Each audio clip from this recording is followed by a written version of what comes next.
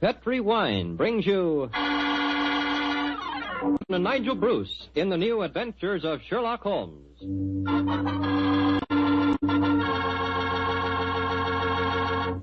The Petri family, the family that took time to bring you good wine. I invite you to listen to Dr. Watson tell about another exciting adventure he shared with his old friend, that master detective, Sherlock Holmes. Of course, I can't be as entertaining as Dr. Watson, but I can tell you something that's really worth knowing. Simply this. The best beginning a good meal ever had is a glass of Petri California sherry. Petri sherry is the perfect before-dinner wine. While you're waiting for dinner to be put on the table, pour yourself a glass of that clear, amber-colored Petri sherry. Now, just sit back and sip it slowly. Take your time so you can thoroughly enjoy every single drop of that wonderful Petri flavor. And what a flavor that sherry has. Comes right from the sun-ripened heart of wonderful California grapes. Now, you may be a real wine expert and know all about sherry wine, but believe me, until you've tried Petri sherry, you're really missing something, and no kidding. Serve Petri sherry alone, or serve it with canopies or appetizers. And by all means, serve it proudly. You can, because the letters P-E-T-R-I spell the proudest history of American wines. Petri.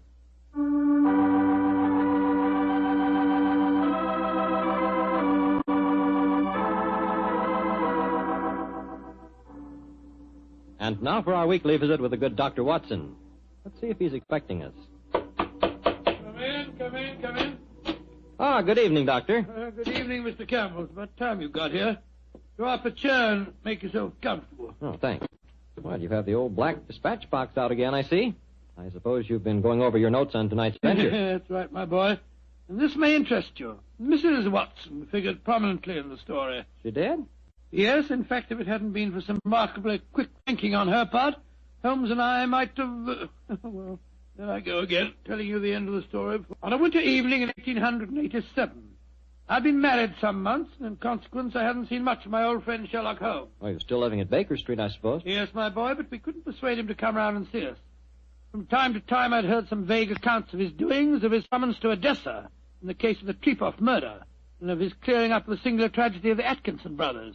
But to get back to tonight's story, my wife and I had just finished an excellent dinner. I remember had settled ourselves down for an evening of pleasant domesticity. She was stitching away on a piece of extra petit pois, and I was at my desk balancing figures in the family account book. After a few moments, my wife looked up to me and said, John, dear, don't look so troubled. "Oh, was I looking troubled?" Well, you've been scowling at that account book for 10 minutes now. What's the matter, dear? Don't the figures add up correctly? Oh, yes, they add up correctly. In fact, they tell a very pretty story. After buying my practice and setting up all my outstanding accounts, I find that we have nearly £150 left of the diary that Mr. Sholto settled upon you. 160, isn't it, dear? I was doing the same sum this morning. Oh, well, but it is 160. In any case, Mary, dear, the point I was going to make is that we don't need the money just now. My practice is picking up splendidly, and I was thinking that we might invest it in something really sound, of course.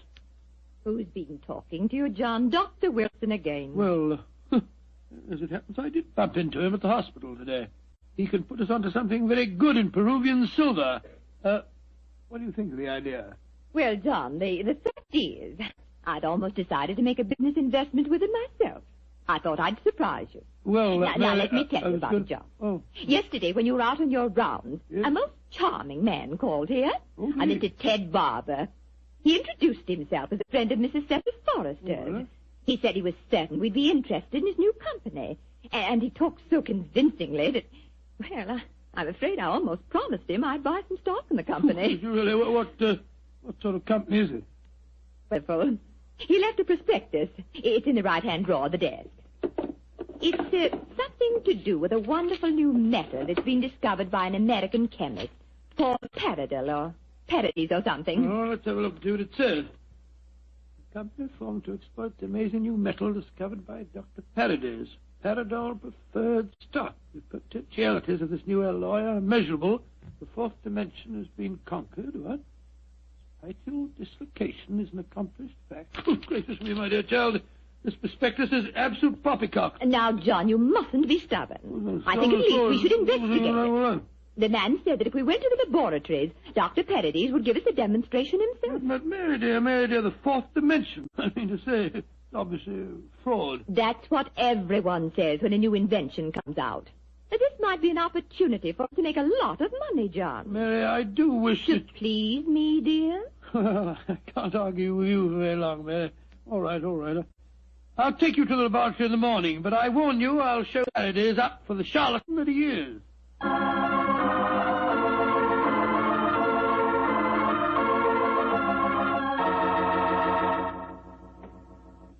Dr. Paradis will be with you both in a moment. Thank you, my man. She's just concluding an experiment. She? Dr. Paradis is a woman that... Oh, it's the last straw. The whole thing sounded like an obvious fraud, and now we get here and find there are woman doctors at the back of it all. Just because she's a woman, it doesn't mean to say that... How do you do? I'm Dr. Paradis. Oh, how do you do, madam? I'm Dr. Watson, and this is my wife, Mrs. Watson. Oh, yes. Come into the laboratory, won't you? Oh, thank you so much, Dr. Paradis. Well, I'm afraid we're just wasting your time. We're not really interested in this at all, you know. John, don't mutter. Well, Mr. Barbert, you are very interested in my invention. Oh, yes, I am. That's why I persuaded my husband to come down with me and see a demonstration. I'll be most happy to show you everything I can. Here's a practical example of the application of my work. This chamber you see in front of you is made completely of my new alloy. Well, what's the thing do? It's just a great metal box with a lot of dials and switches and things. Why is it so big? Do people get inside it? They can. What? Though if they do, they're liable to find themselves many miles from here. Come inside, won't you? Oh, what a lot of nonsense. Before I give you the demonstration, I want you both to see that there is no exit from inside this chamber. No trapdoors or anything.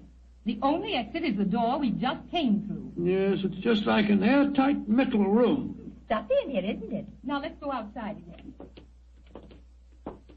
I'll show you how the machine operates. Albert! Yes, Dr. Paradis. I'm going to demonstrate the Paradol chamber to Dr. and Mrs. Watson. Oh, very well. The usual time? Yes, please, Albert. Now, my assistant goes inside the chamber. I close this metal door on him, so. What are you going to do with him? Within a matter of seconds, he will be 7 miles from here. Really, madam, you Please, can't Dr. expect Watson, us to believe. You're a scientific man. At least give me the opportunity of demonstrating my work. I'm sorry. Now, I adjust these dials, turn on the electrical generator, and...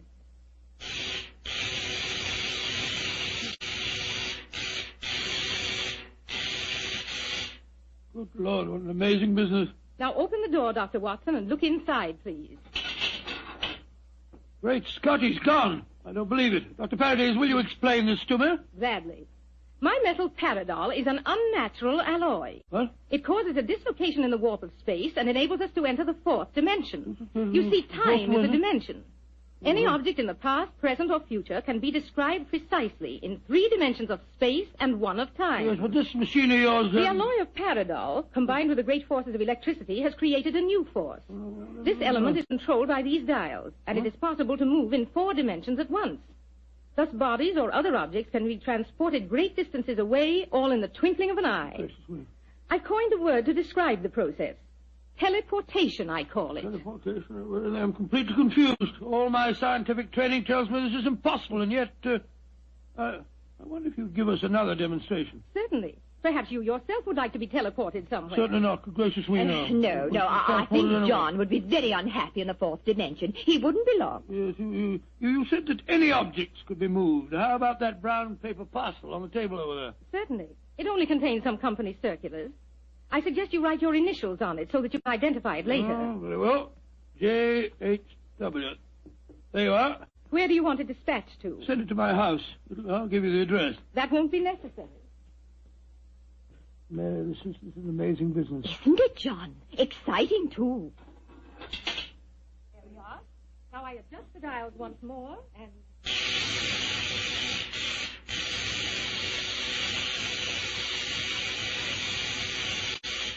The parcel is already at your house. Oh, it's impossible. Come along, Mary. Let's get a cab and race back there as fast as we can. Well, Yes, goodbye, dear. Doctor. Goodbye, Doctor. Bye.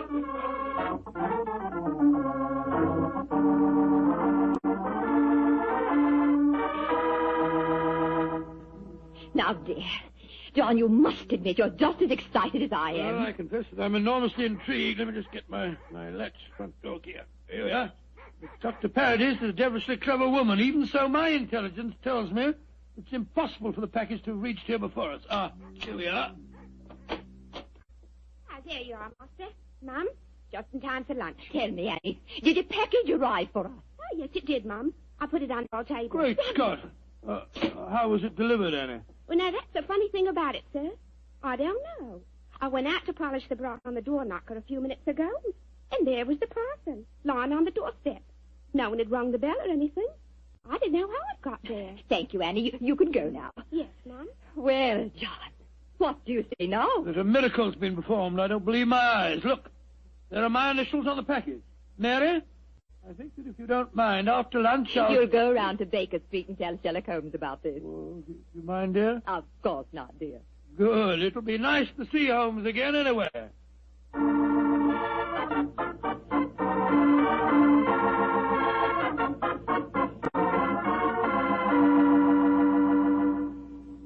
Dr. Watson, how nice to see you again. Hello, Mrs. Hudson. How are you, my dear? Oh, I'm just fine. Oh, you're looking grand, sir. Marriage agrees with you, if you don't mind my saying so. Oh, thank you, Mrs. Hudson. Is Mr. Holmes in? Aye, sir. And I'm very glad you're seeing him. He's no been acting like himself lately. Oh, really? Locking his door, and only unlocking it for me when I give him a password. And he's hardly touched his food for the last 3 days. To tell you the truth, Dr. Watson, I'm awful worried about him. Really? Well, I'll go up to him. He'll be glad to see you, I'm sure.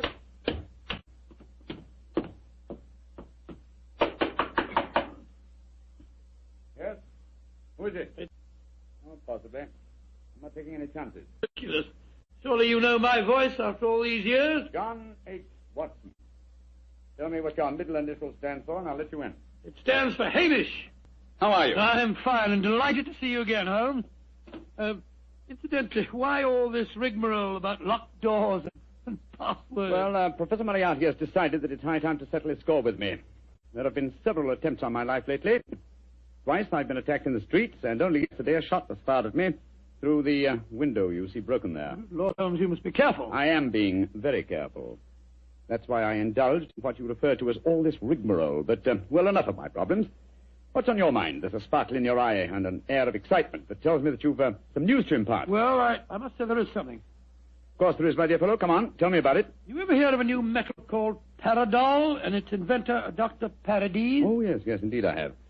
I received a prospectus concerning it the other day. Well, what do you think of the idea? Oh, obviously it's rubbish designed to fool a gullible public into buying shares. Don't tell me that you were taking advice. Oh, no, of course not, Holmes. Naturally, as a scientific man, I knew it was rubbish.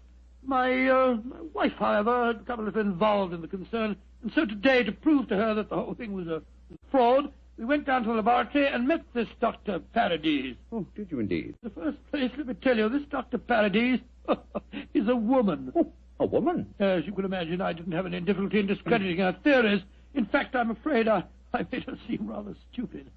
However, we did stay there long enough for her to give us a demonstration.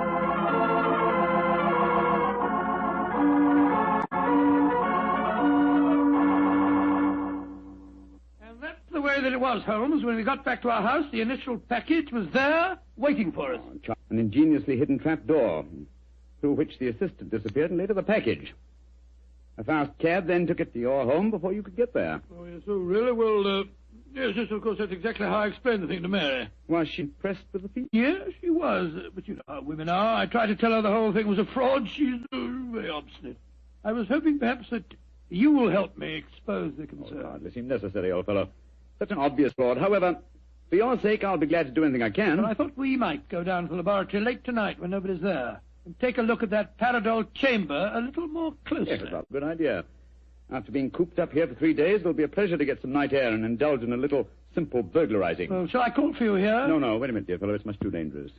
I'll be in a hansom cab outside your house about 11:30 tonight. How's that? Splendid. Quite like old times, isn't it, Holmes? Yes, 'tis, old chap, though I think that this time, for Mrs. Watson's sake, I must try and keep you out of trouble.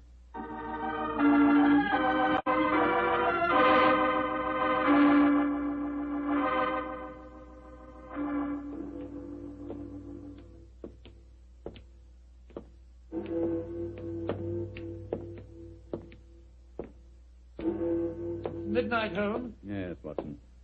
And only concerned old bachelors like myself should be wandering the streets of London. Oh, rubbish, Holmes. You talk as if Mary was a tyrant. Now, don't get angry with me, old chap. I was only being facetious. Is this, Dr. Parody's laboratory? Yes. I'd like to be seen. I don't imagine it'll be very hard to break in, though. Strike a match, will you? I took the precaution of bringing this lantern. There you are. Thanks, old fellow. Is the door locked? Yes, but I think a skeleton key will do the trick. Hold this lantern for a second, will you? Yeah.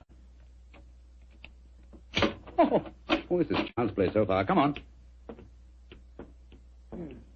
There's the paradol chamber over there. Uh-huh. Give me the lantern again, old chap, will you?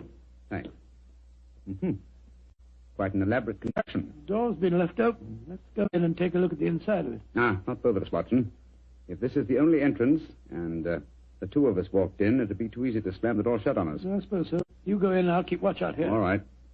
Oh, I trust that in a few minutes I won't find myself lying on your doorstep. Holmes, there are times when your sense of humor is a little strained.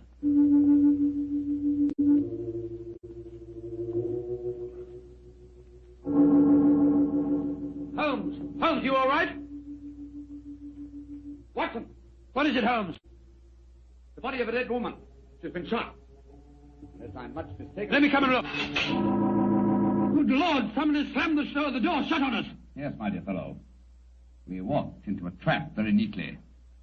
I'm afraid that we're imprisoned in what appears to be an airtight metal chamber, and the only person who can help us to get out of it again is a corpse.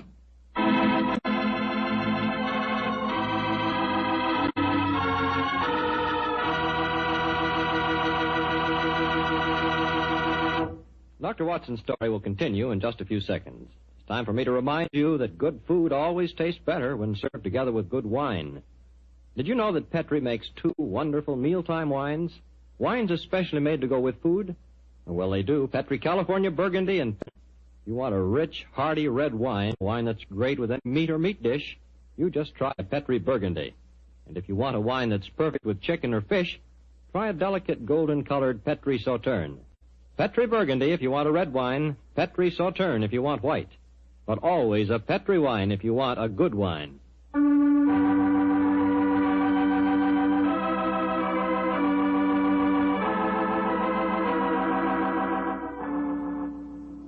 Now back to tonight's new Sherlock Holmes adventure. It is in the early hours of a winter's morning in 1887. The famous pair, while investigating the mysteries of a scientific laboratory in the East End of London, have been trapped in an airtight metal cabinet, their only companion being the dead body of a woman scientist. As we rejoin our story, Sherlock Holmes and his old friend Dr. Watson are listening intently as footsteps approach what appears to be their metal coffin. There's someone outside. They're sliding back the mental panel. Good evening, gentlemen. That voice, it's Dr. Parody's assistant.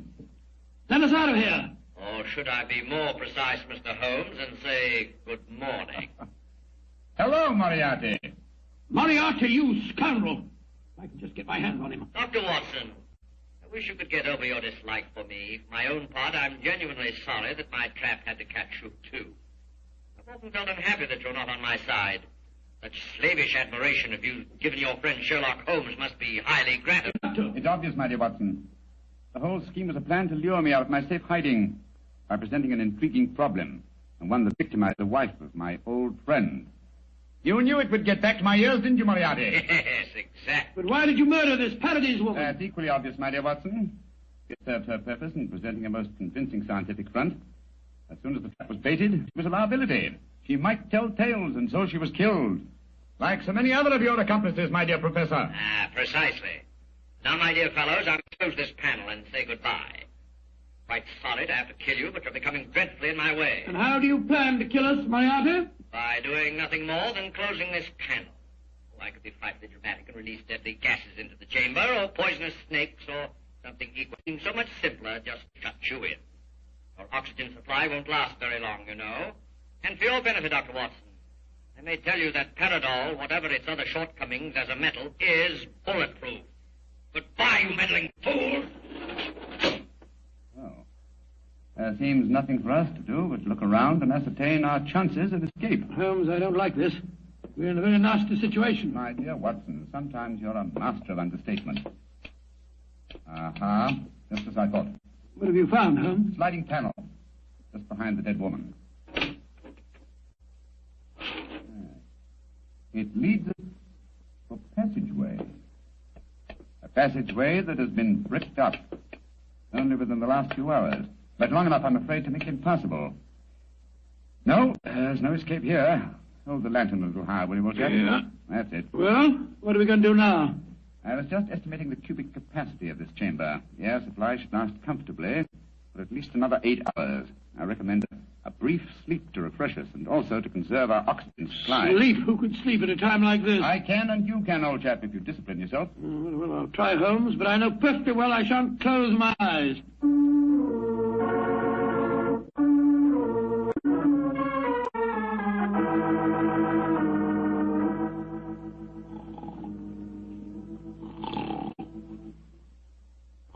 Wake up, Watson, wake up. Yes, Mary dear. It's you.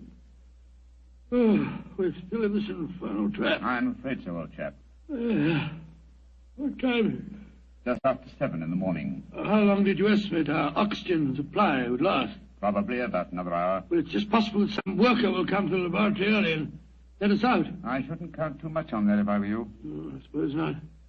I say, Holmes, I'm famished. Yes, I thought you would be, my dear chap, so I saved you this half of a bar of chocolate. I ate my own share just before you awakened. Oh, thanks, my dear fellow. Did you sleep too, Holmes? No, I didn't, Watson. I employed my time in conducting a minute examination of this chamber. I was trying to find some possible way of getting out. And you failed, eh? I'm afraid so. Holmes, this looks like the end, doesn't it? Well, if it is my time to die, I'm glad that we're together again. Although I blame myself entirely for letting you into the trap. Come now, my dear fellow. Don't take it as badly as that. But you admitted you're defeated and that there's no possible way out of this destiny. I meant that there's no way out from the inside. So my plan worked. Good gracious me, what on earth? The star, there you are. Mary! Mary, you dear little thing, you must have been frightened to death. Hello, Donald. Poor dear, you must have spent a miserable night. Well.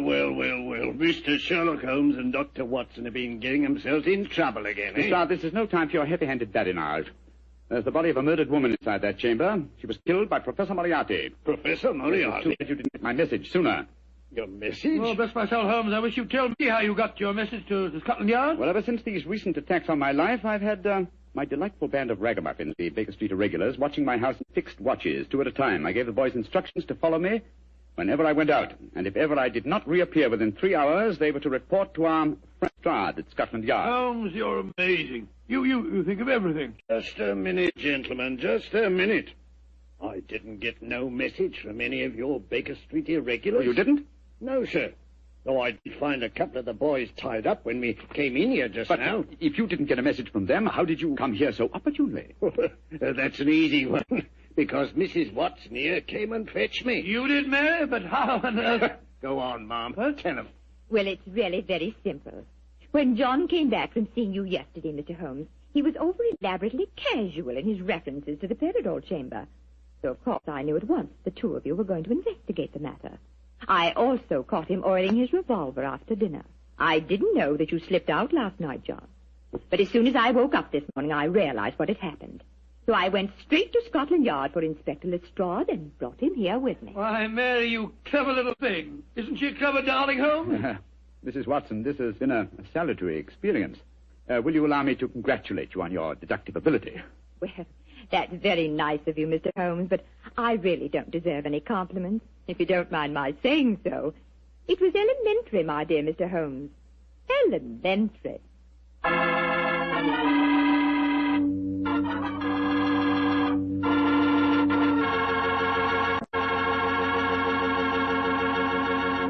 This is Bob Campbell saying good night for the Petri family. This program comes to you from our Hollywood studio.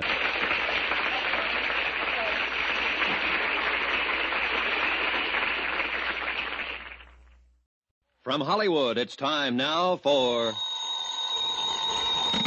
Johnny Dollar. Don Hancock, Johnny. Surety Mutual. Hi, Don. What's on your mind? Cui bono. Qui who? It's Latin, kiddo. Cui bono. Who benefits? All right, I'll bite. Who does? A little doll named Luann Parker down in Green Pass, Virginia. $100,000 worth, Johnny. Double indemnity. Wow, what did she do? Answer the question? She sure did, with a 38. 2 bullseyes right in her foster papa's heart. Well, then if it's an open and shut case, you don't need... Oh, it's that all right. She's the gal what done it. She admits it. But the coroner is about to call it an unavoidable accident. Seems little old Magnolia Blossom thought Papa was a prowler. And what do you think? Just what I said. Cui bono. So? I think you'd better put yourself on the payroll.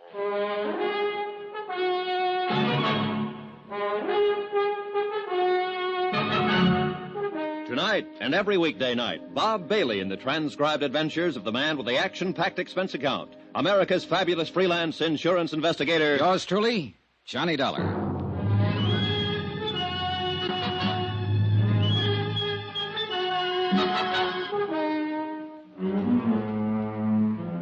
Expense account submitted by Special Investigator Johnny Dollar. To the Home Office, Surety Mutual Insurance Limited, Hartford, Connecticut. The following is an accounting of expenditures during my investigation of the Cui Bono matter. Item 1, $78.45. Transportation and incidentals, Hartford to Green Pass, which was a village of some 12,000 people, hidden among quiet wooded hills, and located, as I discovered on arrival, some 3 miles from the railroad station.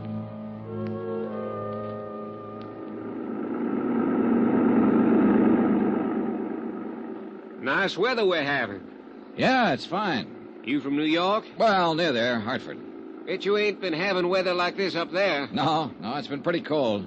You say your name was Dollar? Yeah, Johnny Dollar. I'm Jake Deagley. You here on business?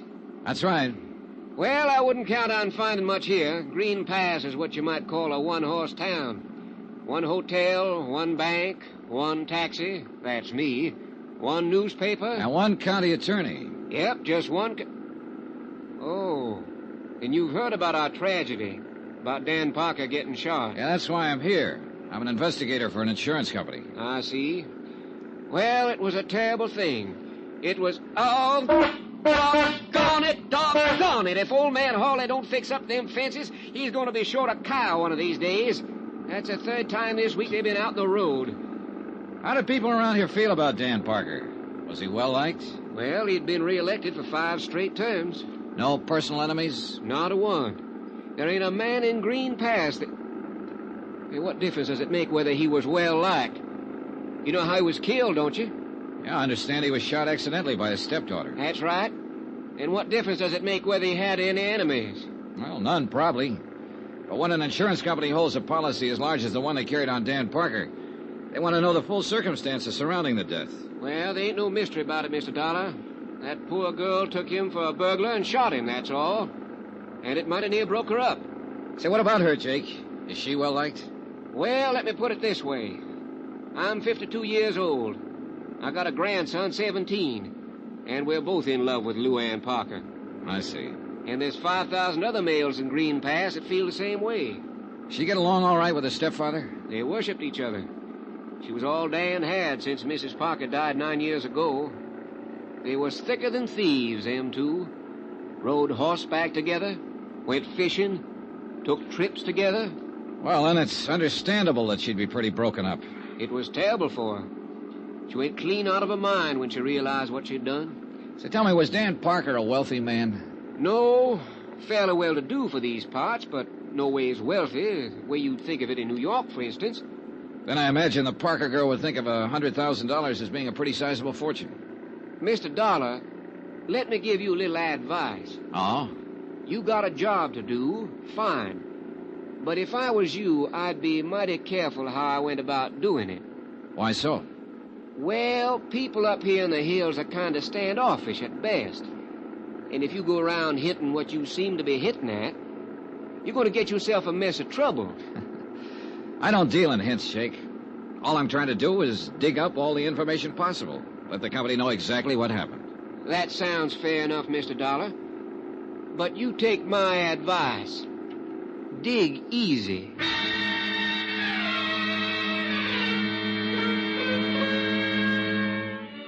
Jake Digley's one-man taxi service dropped me off at the town's one-man hotel. I signed in, left my bags, and did a quick resume of the case which Don Hancock had given me in New York. I tried pumping the hotel proprietor, but when he found out who I was, he frosted up like a mid-julep on a sultry day. But he did tell me I could find the sheriff across the square at the town's one pool room. It turned out to be a one-man place, too. And at the moment, Sheriff Jim Peterson was the one man.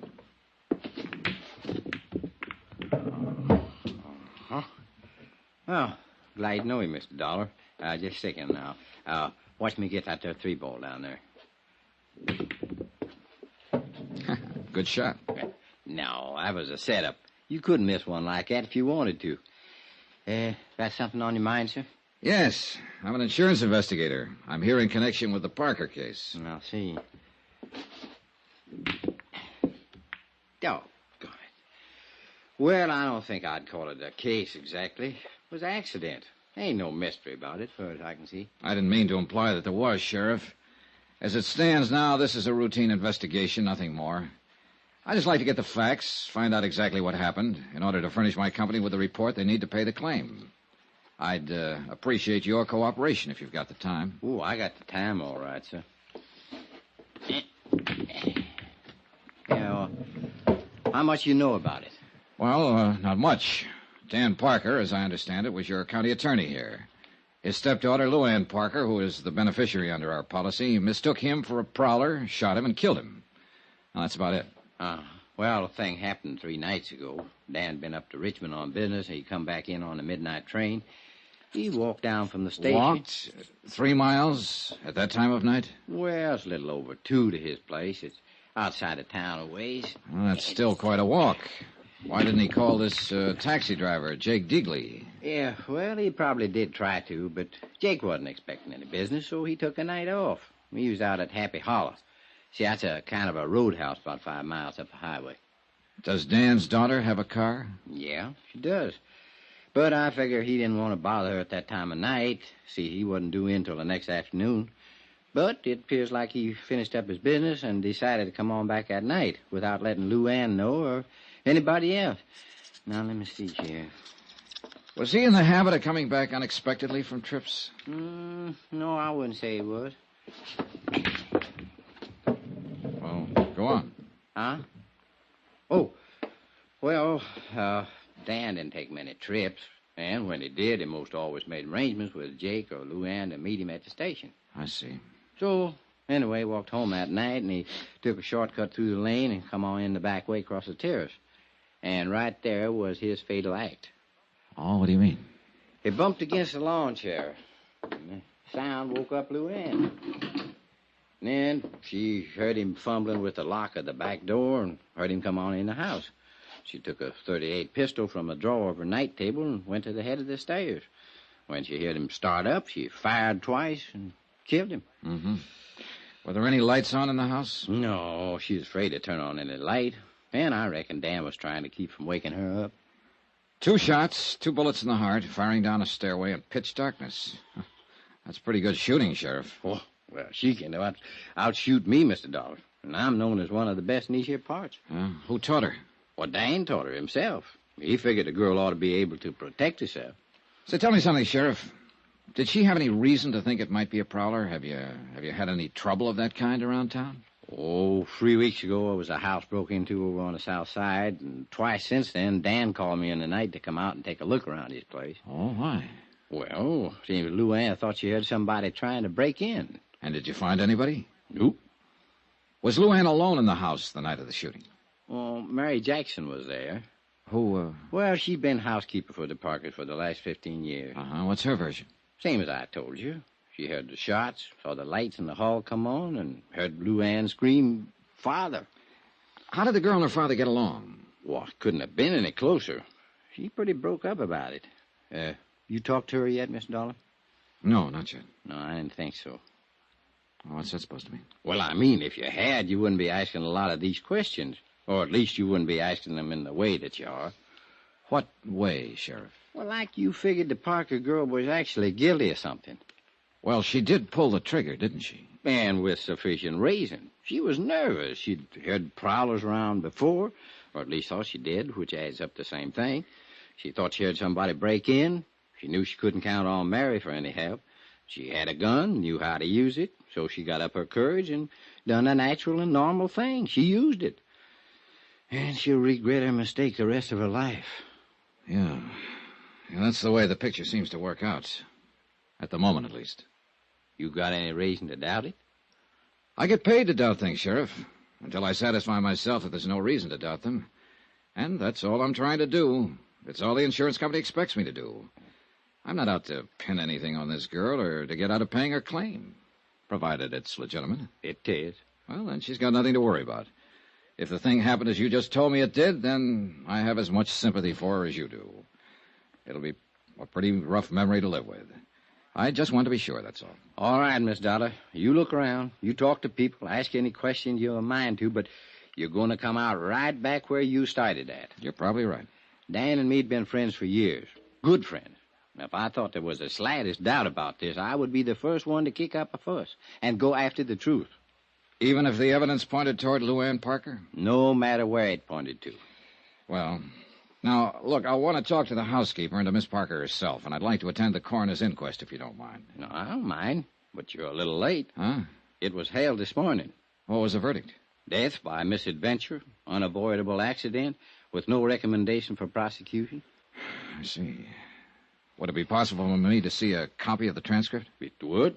I'll ring the coroner and tell him to expect you. But let me give you a little piece of advice, Mr. Dollar. All right. Folks in these here parts love that girl.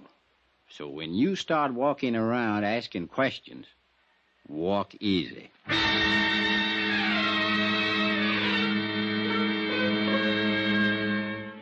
I went over the coroner's report and found nothing.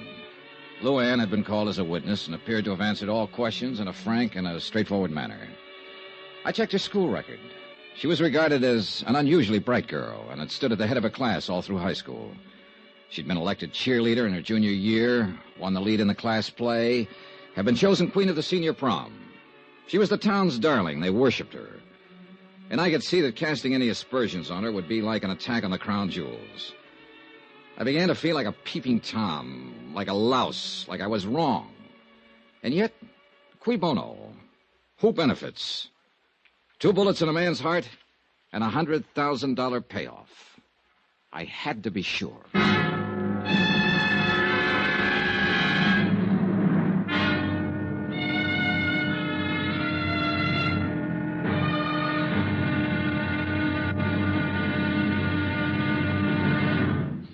Now, here's our star to tell you about tomorrow's intriguing episode of this week's story. Tomorrow, beauty is as beauty does, and an idol is found to be made of flesh and blood. Join us, won't you? Yours truly, Johnny Dollar. Yours truly, Johnny Dollar, starring Bob Bailey, is transcribed in Hollywood. Written by Les Crutchfield, it is produced and directed by Jack Johnstone. Be sure to join us tomorrow night, same time and station, for the next exciting episode of Yours truly, Johnny Dollar. Roy Rowan speaking.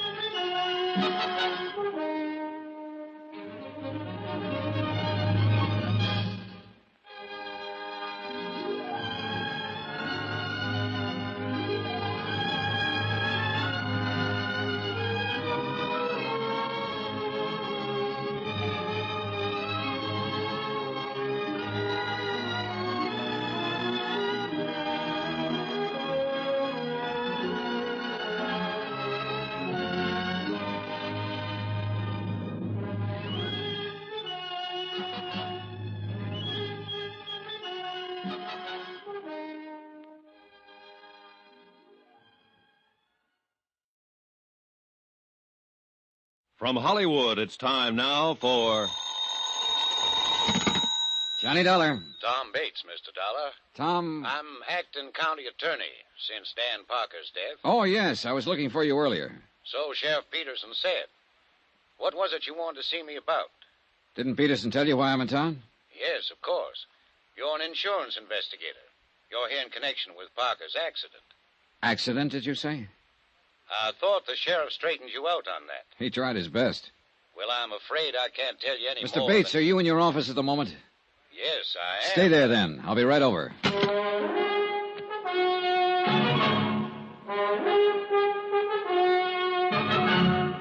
Tonight and every weekday night, Bob Bailey in the transcribed adventures of the man with the action-packed expense account, America's fabulous freelance insurance investigator. Yours truly, Johnny Dollar.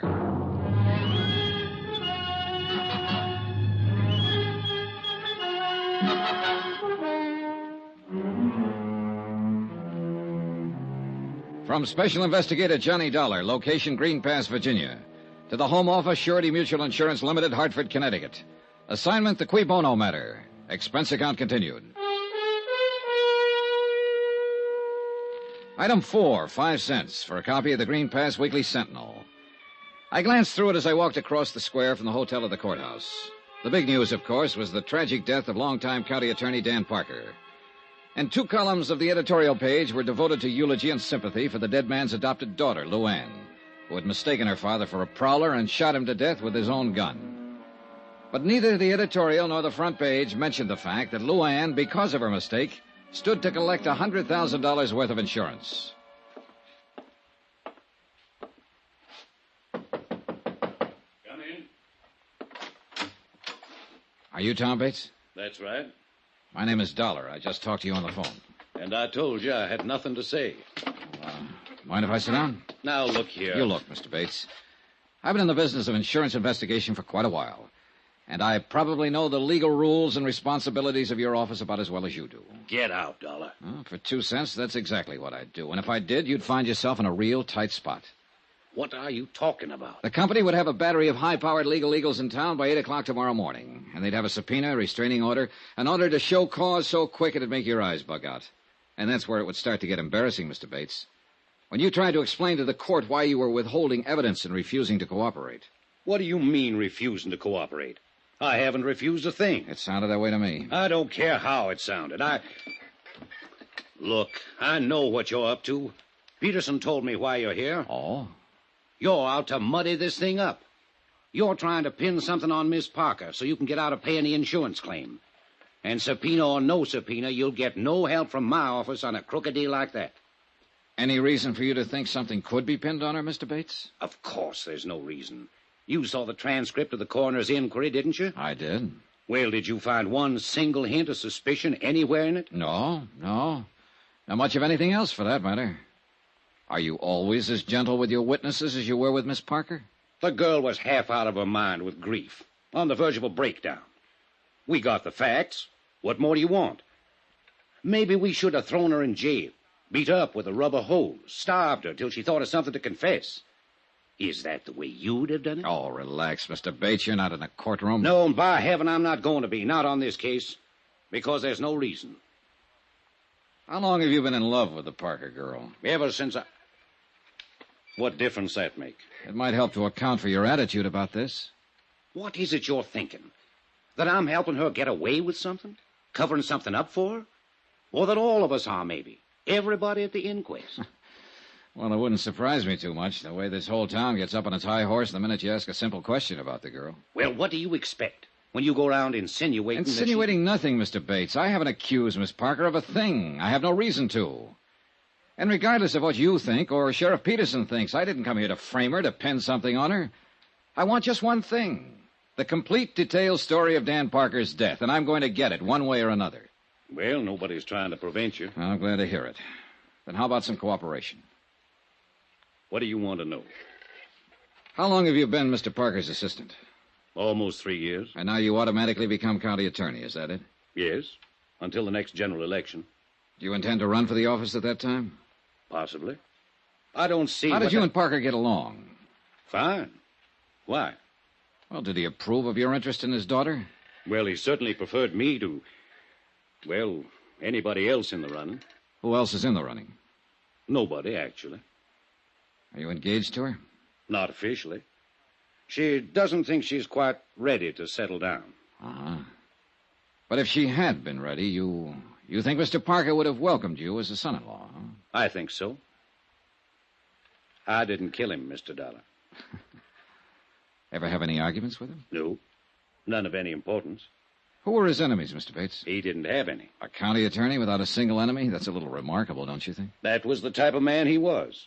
He'd usually let sleeping dogs lie. Easy going. Too much so, maybe. That was half the... Half the reason the two of you argued? Is that what you started to say? There were times when he should have gotten tough, or at least let me do it. Well, you'll have your chance now. And I'm going to take advantage of it. In one case, at least. Oh, what case is that? The Happy Hollow Roadhouse. That place should have been closed 2 years ago. But Mr. Parker wouldn't hear of it. And the sheriff wouldn't touch it without Parker's okay. Who runs it? A dirty little... His name's Sammy Drake. A cheap 30-cent crook. Why should the place be closed, Mr. Bates? Because it's a menace to the community. Drake's got everything going out there, wide open. He ought to be run out of town. And before the month's up, he will be. Was Drake a friend of Mr. Parker's? Hardly. Is Miss Parker acquainted with him? She knows him, of course. In a town this small, everybody knows everybody else. Doesn't mean anything. I see. You see what? What are you driving at, anyway? The complete, detailed story, that's all. Fine. But what bearing does this stuff have on the story? Oh, none, probably. The sheriff tells me Miss Parker is a dead shot with a pistol. Do you know if that's true? Absolutely. She can outshoot me any day of the week, along with most of the other men in the county. That's one of the ironies of the thing. It was her own father who taught her to shoot. Was she given a paraffin test the night of the accident to determine whether she'd fired a gun? Of course not. In the first place, we're not set up for it. And in the second place, there was no doubt but what she had. The housekeeper heard the shots and ran out in the hall and saw her standing there with a gun in her hand. And she admits she fired him. What more do you want? I guess that ought to satisfy any reasonable person. Well, thanks a lot for your cooperation, Mr. Bates. You're welcome. And I'll frankly admit I don't have the slightest idea what line of thought it is you're trying to follow. It's the same one I've been following ever since I left Hartford. Do you know the Latin phrase, cui bono? Sure. Means who benefits. It was an old principle of Roman law. And it's still a good one. Who benefits here? Well, Luann Parker, of course, to the tune of $100,000. But maybe she's not the only one. There are different ways of benefiting, you know. It still comes back to the same thing. She's the one who mistook her father for a prowler that night. She's the one who pulled the trigger and fired the shots that killed him. Apparently so. But it's possible that somebody might have used her, Mr. Bates.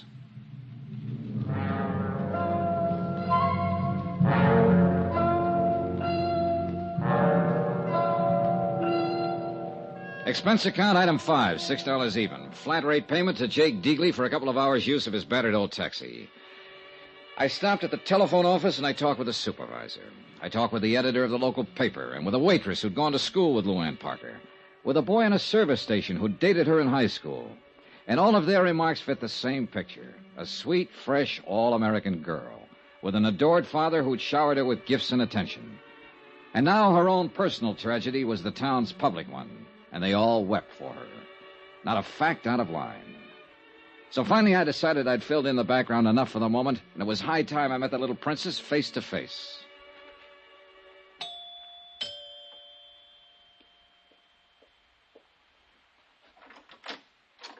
Yes, sir? Good afternoon. I'd like to see Miss Parker, please. Well, I'm sorry, sir, but she ain't here.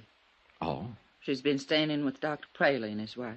Seems like she just couldn't face this place after what happened here. Are you the housekeeper, Mary Jackson? That's right, sir. Well, I'd like to talk to you, too, Mary, if you don't mind.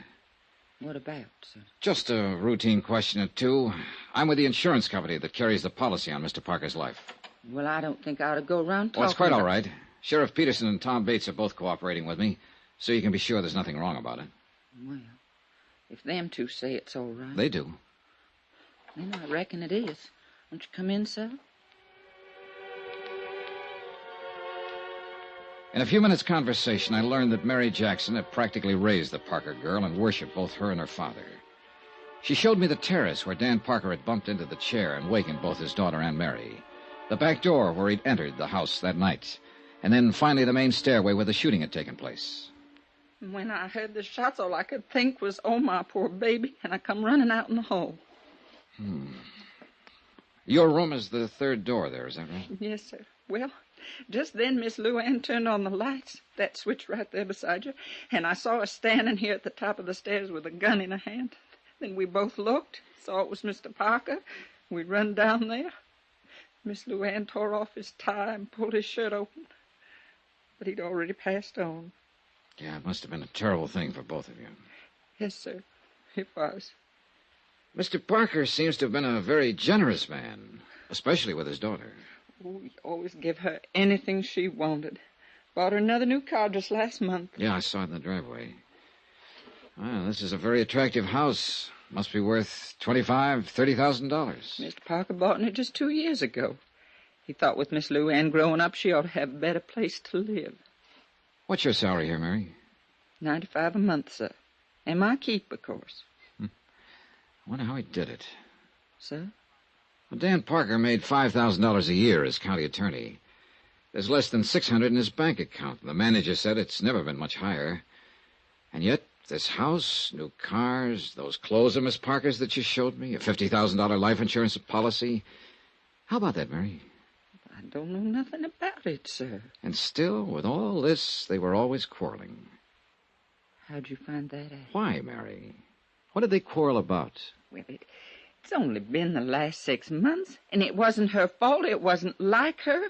It was that Sammy that put those ideas in her head. Sammy Drake, the fellow who owns the Happy Hollow? And she was a restless one with nothing to do, and he took advantage of it. Filled her head full of crazy notions. I know it was him. What crazy notions, Mary? Oh, going off to New York, getting on the stage, or dancing in some nightclub. It's the only thing Mr. Parker ever refused her. But he sure put his foot down on that. He said the only way she'd do it'd be over his dead body. Oh, sir. Thanks, Mary. You've been a lot of help.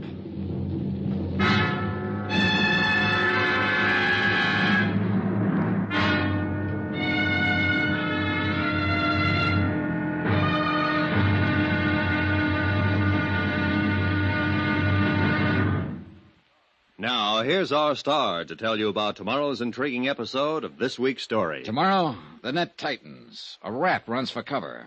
Then the whole thing blows wide open. Join us, won't you? Yours truly, Johnny Dollar.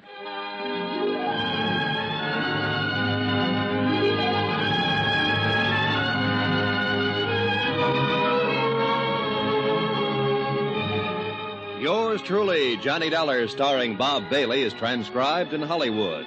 Written by Les Crutchfield, it is produced and directed by Jack Johnstone. Be sure to join us tomorrow night, same time and station, for the next exciting episode of Yours truly, Johnny Dollar. Roy Rowan speaking.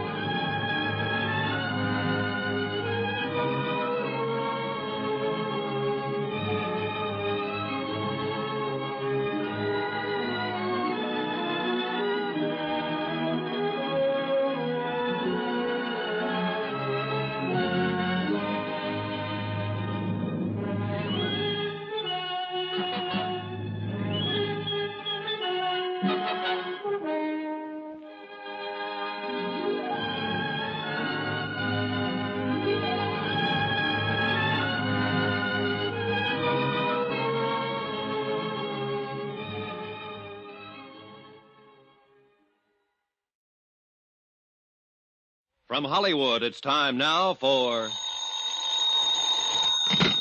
Johnny Dollar. This is Tom Bates. Oh, how are you? Dr. Praley just called me, Mr. Dollar. He says you've been threatening him. Oh, I wouldn't call it a threat, Mr. Bates. I simply told him that if he won't let me question Miss Parker, then I'll have to get a court order to do it anyway. Well, as acting county attorney here, I think I could block that order, Mr. Dollar. Maybe. but I doubt if it would be a very smart move. Now, you look here. She's in no shape to answer questions. She's under doctor's care. It's been 5 days now since the shooting. She's still very upset, nervous. She might say things that could be misconstrued, that she didn't mean. Oh, what things? How would I know? I just thought you might. Since you've already questioned her once, right after she killed her father. Wasn't she upset then? Did she say anything you misconstrued? I'm warning you, Dollar. And I'm warning you. I'm going to talk to that girl one way or another.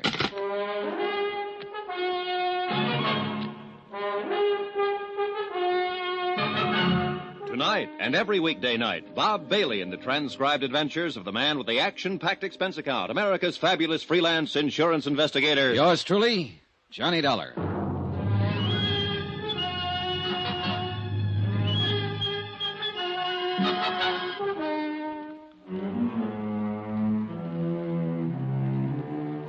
From Special Investigator Johnny Dollar, location Green Pass, Virginia, to the Home Office, Surety Mutual Insurance Limited, Hartford, Connecticut. Assignment, the Cui Bono matter. Cui Bono, Latin for who benefits. Item 8, $1. Transportation out to Sammy Drake's Happy Hollow Roadhouse on the highway north of town. On the way there, I thought over what I'd learned so far, and I realized it wasn't much.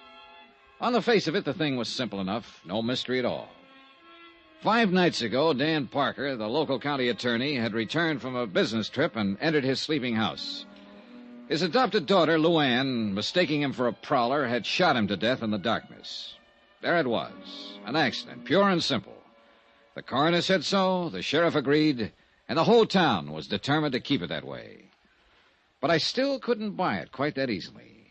Not when there was a $100,000 life insurance policy payable to Luann Parker, the girl who'd pulled the trigger. Maybe I'd find some answers at the roadhouse.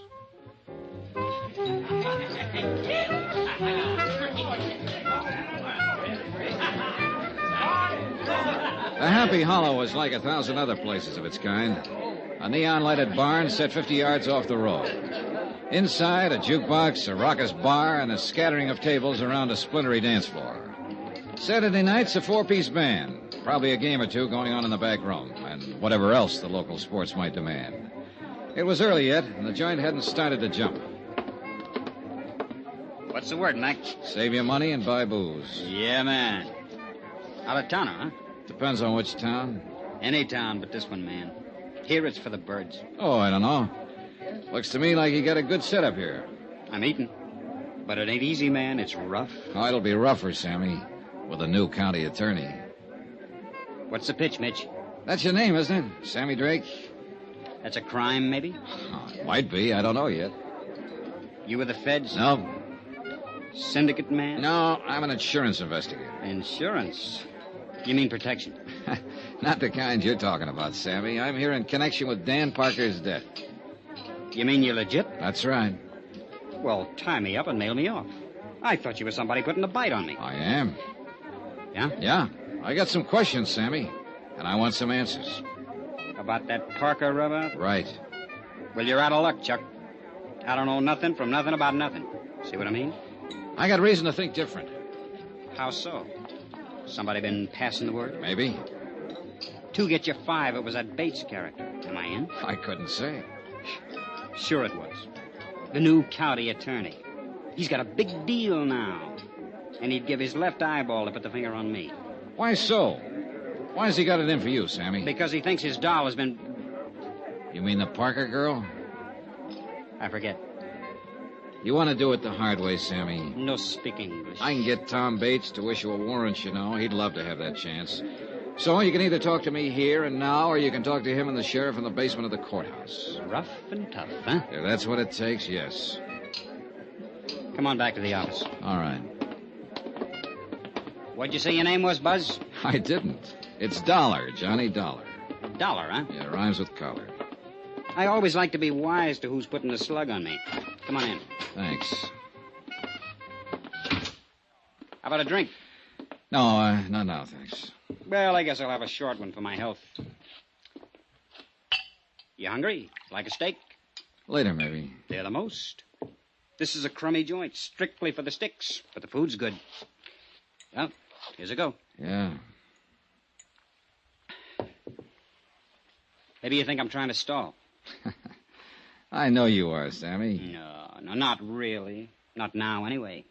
Because when I stop and think about it, I can't see where I got anything to worry about. You see what I mean? You haven't, unless you had something to do with Dan Parker's death. Now, let's relax, Max. The way I get the word, nobody had anything to do with it except that doll. Could be. Could be nothing. Did she blast him or didn't she? Apparently she did. Thought he was a burglar. That's a rich one. And she's halfway right at that. Meaning? Look, Dollar, I'm on a level with you. If you got any idea that I wanted Dan Parker knocked off, you're way out there. You want to know why? I can probably guess. I'll tell you why. He was my fix in this town. 3 years I've had this place open, and I've never been touched. So why would I want to put myself out of business? Oh. How much was the payoff? $1.50 a month. Maybe you figured you could make a better deal with somebody else. Yeah? Who? Not with that stuffed shirt Bates. He's just been itching to get at me. But Parker kept a lid on him. How about the sheriff? Who knows? I'm going to give him a pitch, of course. It's my only chance now to stay in business. But I don't know if he'll play. See what I mean? All right, Sammy. Let's go back to the question I asked you outside there. Why does Bates have it in for you? Because he's got the drooling goose for that Parker kid. And he didn't like it much when she kept hanging around me. How'd you feel about it? You want the truth? I didn't like it much either. Why not? She was too wired up and spoiled. Used to get in her own way. Oh, this town's treated her like a queen or something. She figured she could do as she pleased. Well, that don't go in a joint like this. What do you mean? Well, these lads come in here, get a few shots under their belt. Dame like that starts to mean trouble. I didn't want her hanging around. I had a good thing going here, and I wasn't about to get it lost up. But it was no use. I couldn't keep her out. What did her father think about it? He didn't like the idea, but he couldn't do much about it. She got her own way with him, the same as with everybody else. Except when she wanted to go to New York. Well, nobody can win them all. I understand you put that idea in her head, Sammy. Then you better take a different understanding. Yeah? Yeah. She was bugged up on that idea before I ever met her. That's why she started coming in here. She wanted me to put her hep on how it was in the big, wild city. She wanted to know how to get in. What was the names of all the spots, including the rough ones? How the rackets worked. How would I know how the rackets work? I didn't say a word, Sammy. You know something? In some ways, that kid's as smart as a mink. But underneath, she's a regular hick, just like the rest of them around here. She thinks that stuff is glamour, the big time, hot stuff. And she was busting her braces to get at it. Even this place, this crummy clip joint. To her, it was wicked and exciting. Oh, man, how square can you get? I suppose you tried to talk her out of going to New York. Do I look crazy or something? I was all for it, anywhere. As long as it got her off my neck. Oh, a beautiful girl like Luann Parker on your neck, and you were trying to shake her off? Oh, Sammy, I'm losing you. Oh, look, Dollar, when it comes to dames, I've got as fast an eye as the next guy, but with that chick, oh, man, I unpack my toothbrush and I stay home. Why? Why? She's got this whole town fooled. Everybody but me. A sweet little thing in ruffled rompers, bucking for a halo. Well, I got news for you, brother. She ain't. And you're the only one who really knows her. Is that what you're claiming, Sammy? Sure. It's a big laugh. But that kid's smart. And inside, she's colder than a fish. I'm a fairly tough baby, Dollar, but I'll tell you something straight. I'm scared of that girl. Expense account item 9, $6.90. Steak and incidentals at the Happy Hollow Roadhouse. And Sammy Drake was right. The steak was good. Item 10, $1.75. Transportation out to the Green Pass Railroad Depot, 3 miles east of town.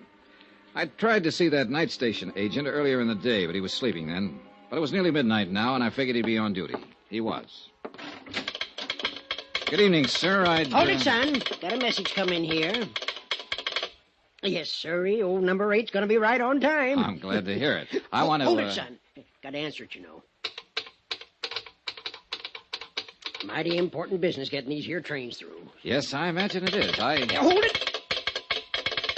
Yes, sir. Right on time. Be here in about 2 minutes now. Well, son, what's on your mind? I wondered if you were on duty the night Dan Parker got back in from Richmond. The night he was killed. Oh, yes, indeedy. You must be that fella Sheriff Jim Peterson was telling me about. That fella from the insurance company. Yes, that's right. Well, then I guess it's all right to talk to you. Leastwise, that's what Jim said. Nice of him. It's a mighty terrible thing. A downright tragedy for that poor motherless girl. Making a mistake like that, shooting her own father. Yeah, rough deal. Did you notice Mr. Parker when he got off the train that night? Why, of course I did. I always notice anybody getting off. It's part of my job, son. Yeah, well, It was right about this same time of night. He come in on number 8, the same one that's due in now. Did you talk with him? Of course I talked with him. I know Dan Parker since we was both pups. he said, "Hi, Willie." I said, "Fine." And he said, "How's the family?" And I said, "Fine." And he said, "Well, you know, we talked. We had to talk more, too, but there's some fellow with him." Oh, well, I didn't know that. I reckon it was just some passenger he struck up the time of day with. Dan was all... There, you hear that, son? She's a-coming across the Briar Creek Bridge right now, right on time, Well, too. look, what happened to this stranger? Did he and Dan Parker leave the station together? Oh, no. No, they just talked while the engine was taking on water. The fella got back on the train before it pulled out. He's just going through. Did you hear what they were talking about? No, can't say that it did, son. Most likely didn't amount to nothing, though. No, I suppose not. By golly, I did hear one thing. Oh, what? Just when the train was starting up, the fella leaned out and yelled, "Thanks a lot, I'll be seeing you." Dan just grinned, waved back, and went on down the platform to the telephone booth. You don't know what he meant by that remark. Oh, nothing, more than likely. Just one of them things you say, you know. But that's life for you, because he won't be seeing him after all. See, she's coming around the bend there, son. I gotta get the mail sack out. You got any more questions, you're gonna have to ask him on a run. The mail's got to get through. Oh, I wouldn't think of stopping it. Hey, look, you said Dan Parker made a call from that telephone booth over there. You know who he talked to? Nobody, son. What do you mean? Why, he come back and said get a busy signal. I guess he'd have to walk home. And that's what he done. That was his mistake. That was one of them anyway. And you got any more questions, I reckon they'll have to wait. I haven't got any more. How's that, son? I said thanks a lot. What for? Well, there you got me. I don't know.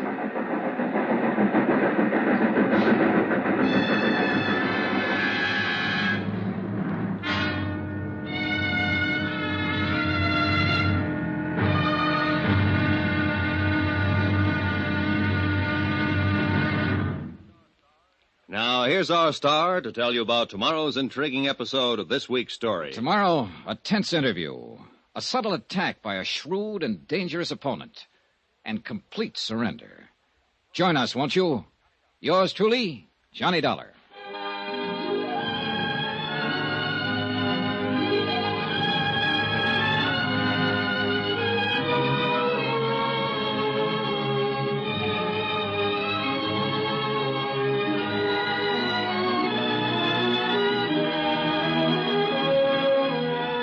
Yours truly, Johnny Dollar, starring Bob Bailey, is transcribed in Hollywood. Written by Les Crutchfield, it is produced and directed by Jack Johnstone.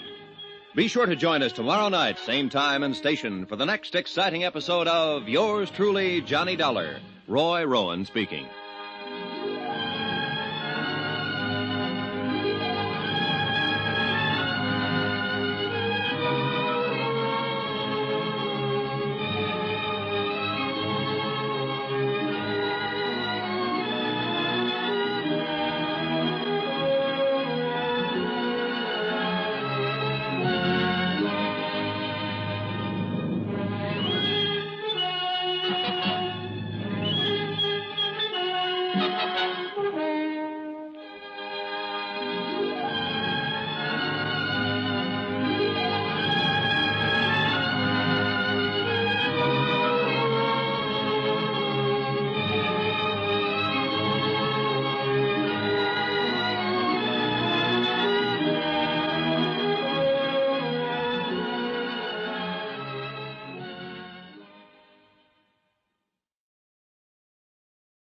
From Hollywood, it's time now for... Johnny Dollar. Tom Bates, Mr. Dollar. Oh, good morning, Mr. Bates. There's nothing like starting the day with a good fight. That is not my intention at all. Good. I was beginning to think you went around in a permanent state of belligerency. Only when I see a so-called insurance investigator out to frame an innocent girl. Anybody I know? Look, Dollar, will you be available at 2 this afternoon to interview Miss Parker? I've been available for 2 days. She's the one who hasn't been. She was in no condition to see anyone. However, Dr. Praley is releasing her in an hour, and she's going on home. All right. Tell her I'll see her at 2. It won't be necessary to tell her. You'll go out there with me, and you'll talk to her in my presence. Like that, huh? You can take it or leave it. Oh, I'll take it, Mr. Bates. And you know something? I think I'll still be able to tag her.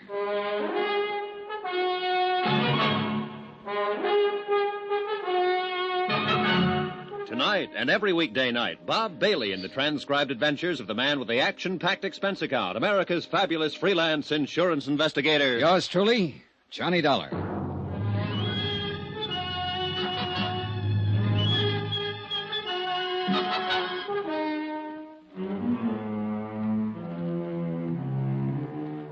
From Special Investigator Johnny Dollar, location Green Pass, Virginia, to the Home Office, Surety Mutual Insurance Limited, Hartford, Connecticut. Assignment, the Cui Bono matter. Expense account continued. Item 12, $1.80 for a late and leisurely breakfast in the hotel coffee shop. Leisurely because I had nothing to do but kill time. I covered every possible lead I could think of, and the result, 0.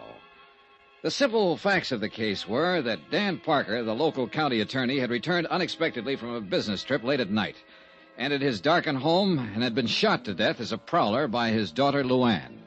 Coroner's verdict, accidental death. Amount of insurance, $100,000. Beneficiary, Luann Parker. Why don't you give up, Dollar? Admit you're wrong. Wrong about what? About thinking you've got a chance of beating Miss Parker out of her insurance money? Oh, so that's what I'm trying to do, huh? That's what your company pays you for, isn't it? To find some angle, some technicality that they can use to break the claim? No, they pay me for the unpleasantness of having to put up with bull-headed acting county attorneys, Mr. Bates. Sure. You'd a lot rather question that girl without me being around. Bates, I'd rather do anything without you being around. Well, the feeling is mutual. I just can't quite figure you. Usually I get complete cooperation from the local prosecutor's office. But you've tried to block every move I've made here. I'm protecting Miss Parker's rights, that's all. Her rights haven't been challenged. I'm not out to get her. If I'm convinced that she's innocent and that her claim is legitimate, I'll report it that way. All the company wants is the facts. Look, I'm not hired as a claim breaker. And of course you know that. You've dealt with insurance cases before. So I wonder what the real reason is for your attitude. Suppose you tell me.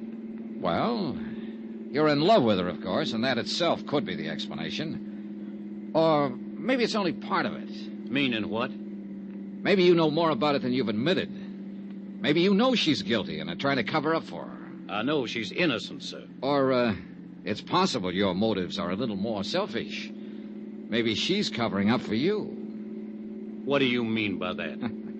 It's that old Latin phrase, cui bono, who benefits? Who gains through Parker's death? His daughter does. Of course, she gets the insurance. But so do you, Bates. In what way?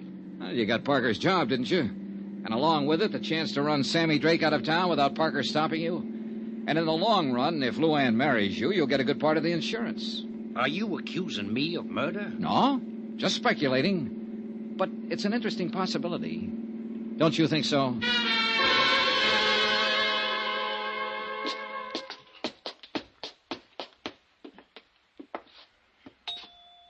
Any particular subjects I should avoid, Mr. Bates? Ask anything you want, as long as I'm here to advise her. Oh, hello, Tom. Luann, this is Mr. Dollar from the insurance company. How do you do, Miss Parker? Mr. Dollar, won't you come in? Thank you. I guess we better go in the study. Mary's cleaning the living room. In here. Just sit down anywhere. How do you feel, Luann? Oh, I'm all right now. For a few days after it happened, I couldn't feel anything but horror, self-loathing. I wanted to kill myself. But the last 2 days, I've done a lot of thinking about what Daddy'd say if he was still here. He was a wonderful man, Mr. Dollar. Yes, the whole town seems to agree on that. I'd give my life gladly to change what happened. But it can't be changed. Daddy used to say, Luann, remorse is only self-pity in disguise. The future is a question mark. All you have is the present, so live it. He believed in those ideas, Mr. Dollar, and I'm going to try to live my life by those beliefs, because I loved him very much. Miss Parker, I have a few things I'd like to ask you in order to complete my report. Do you feel up to answering some questions? Yes, of course, whatever you wish. I insisted, Luann, that I be present during this interview. Why, Tom? His job is to save money for the insurance company. He'll try to trip you up, lead you into saying things you don't mean, things that could be misinterpreted. Tom, that's ridiculous. I've nothing to hide. Of course, hon. But he'll make it seem as if you do. I'd say you're making it seem that way, and for no more reason than just a silly kind of suspicion. Luann. Mr. Dollar, would you rather talk to me alone? I think it would work out a little better that way. Tom, it's been nice to see you. I'm not leaving. Yes, you are leaving. Right now. Honey, you don't... I said now. All right, Dollar. I guess you will. Phone me later, Tom. Sure, Luann. He's nice. He means well, but sometimes he can be an awful idiot. Oh, his actions are fairly normal for a man in love. Or one who thinks he's in love. Well, it usually adds up to the same thing. Cigarette, Miss Parker? Oh, thank you. Well, what is it you'd like to know, Mr. Dollar? First, let me tell you a few things. I've talked to quite a number of people during the last 2 days. They all worship you. In fact, only one person in the whole town said anything against you. And he's a man whose word on anything would be a little questionable. Sammy Drake, I suppose. Yes. Well, I don't know what he said, but I imagine he thought he was being honest. You see, Sammy's never understood me at all, and I guess I have given him a kind of a bad time. How do you mean? By pretending to take him seriously. Most people seem to think of me as a child, Mr. Dollar, but actually in my attitudes and awareness, I'm quite a lot older than my age. Of course. And I saw right through Sammy the first time I met him. He's just a silly little would-be tough, but he likes to think of himself as a smooth, wicked mobster type. So I pretended to go along with it, even put on an act of my own in return. And what do you think happened?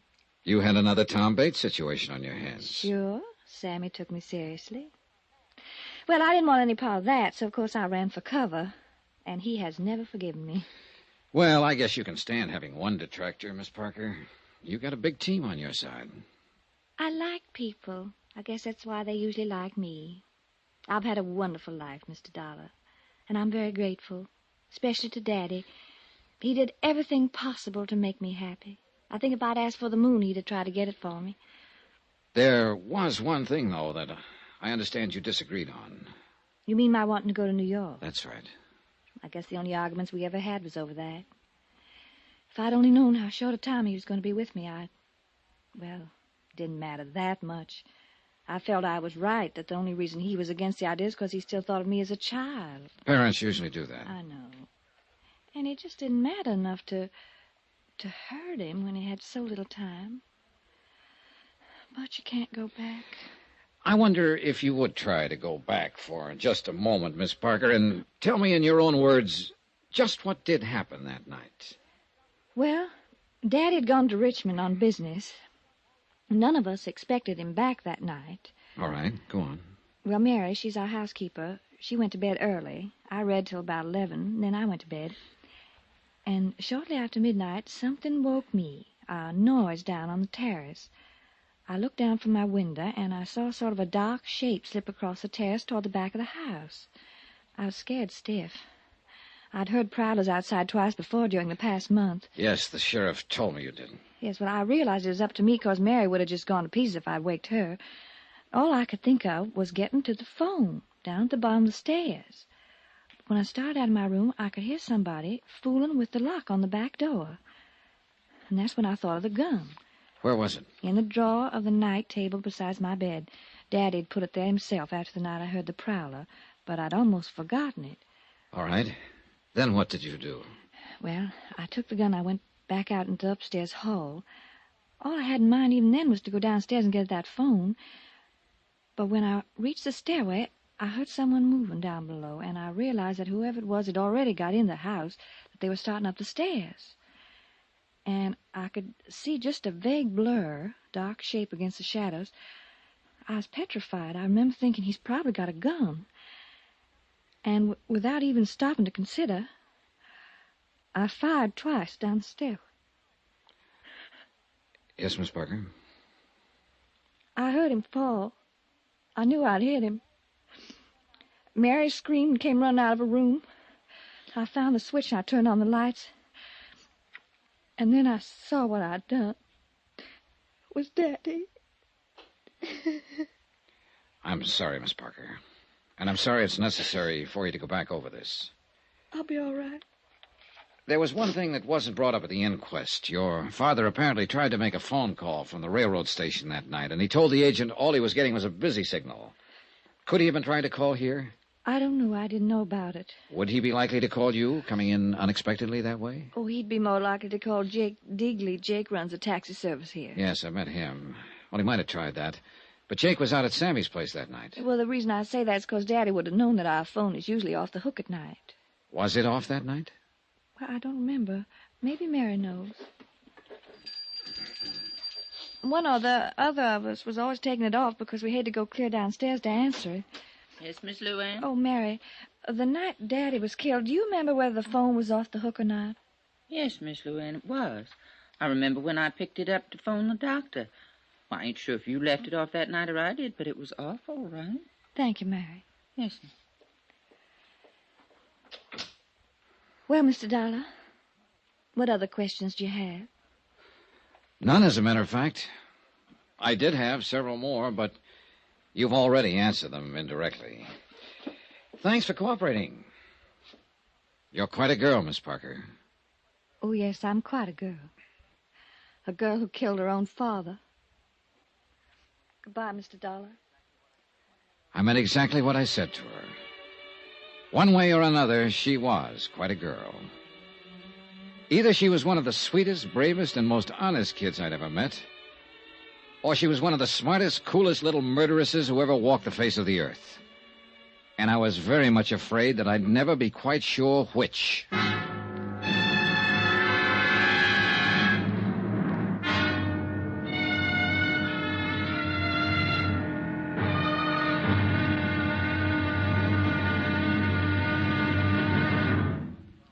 Now, here's our star to tell you about the final intriguing episode of this week's story. Tomorrow, one slip of fate, then the avalanche. And a wind-up that'll raise the hair on the back of your neck. Join us, won't you? Yours truly, Johnny Dollar.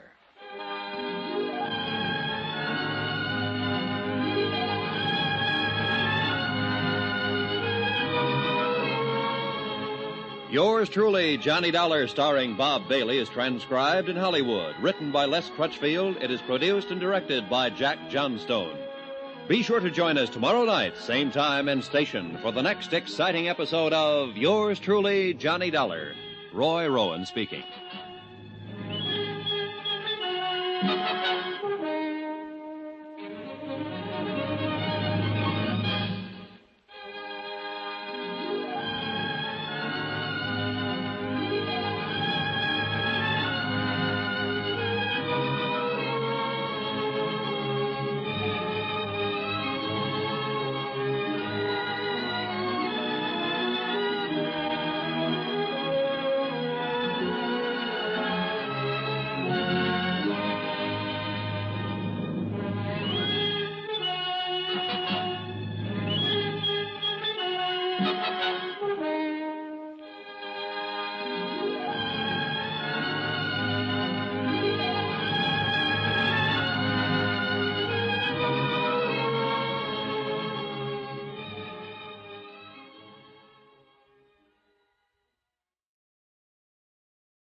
From Hollywood, it's time now for Johnny Dollar. Jim Peterson, Mr. Dollar. Oh, hiya, Sheriff. I understand you talked with Miss Parker this afternoon. That's right, I did. Well, what do you think now? I think I'm going back to Hartford the first thing in the morning. So, you finally decided the girl is innocent. I don't know, Sheriff. And I probably never will know. I'm just finishing up my report now. I'll send you a copy of it. Well, I'll be mighty interested in seeing it. On the basis of my investigation, I'm sure the company will pay her claim without question whenever she's ready to file. I'm beat, hands down, and there's no use denying it. Well, you can't win every time, Mr. Dollar. It's not that, Sheriff. But this is the first time I've ever had to end a report with a question mark.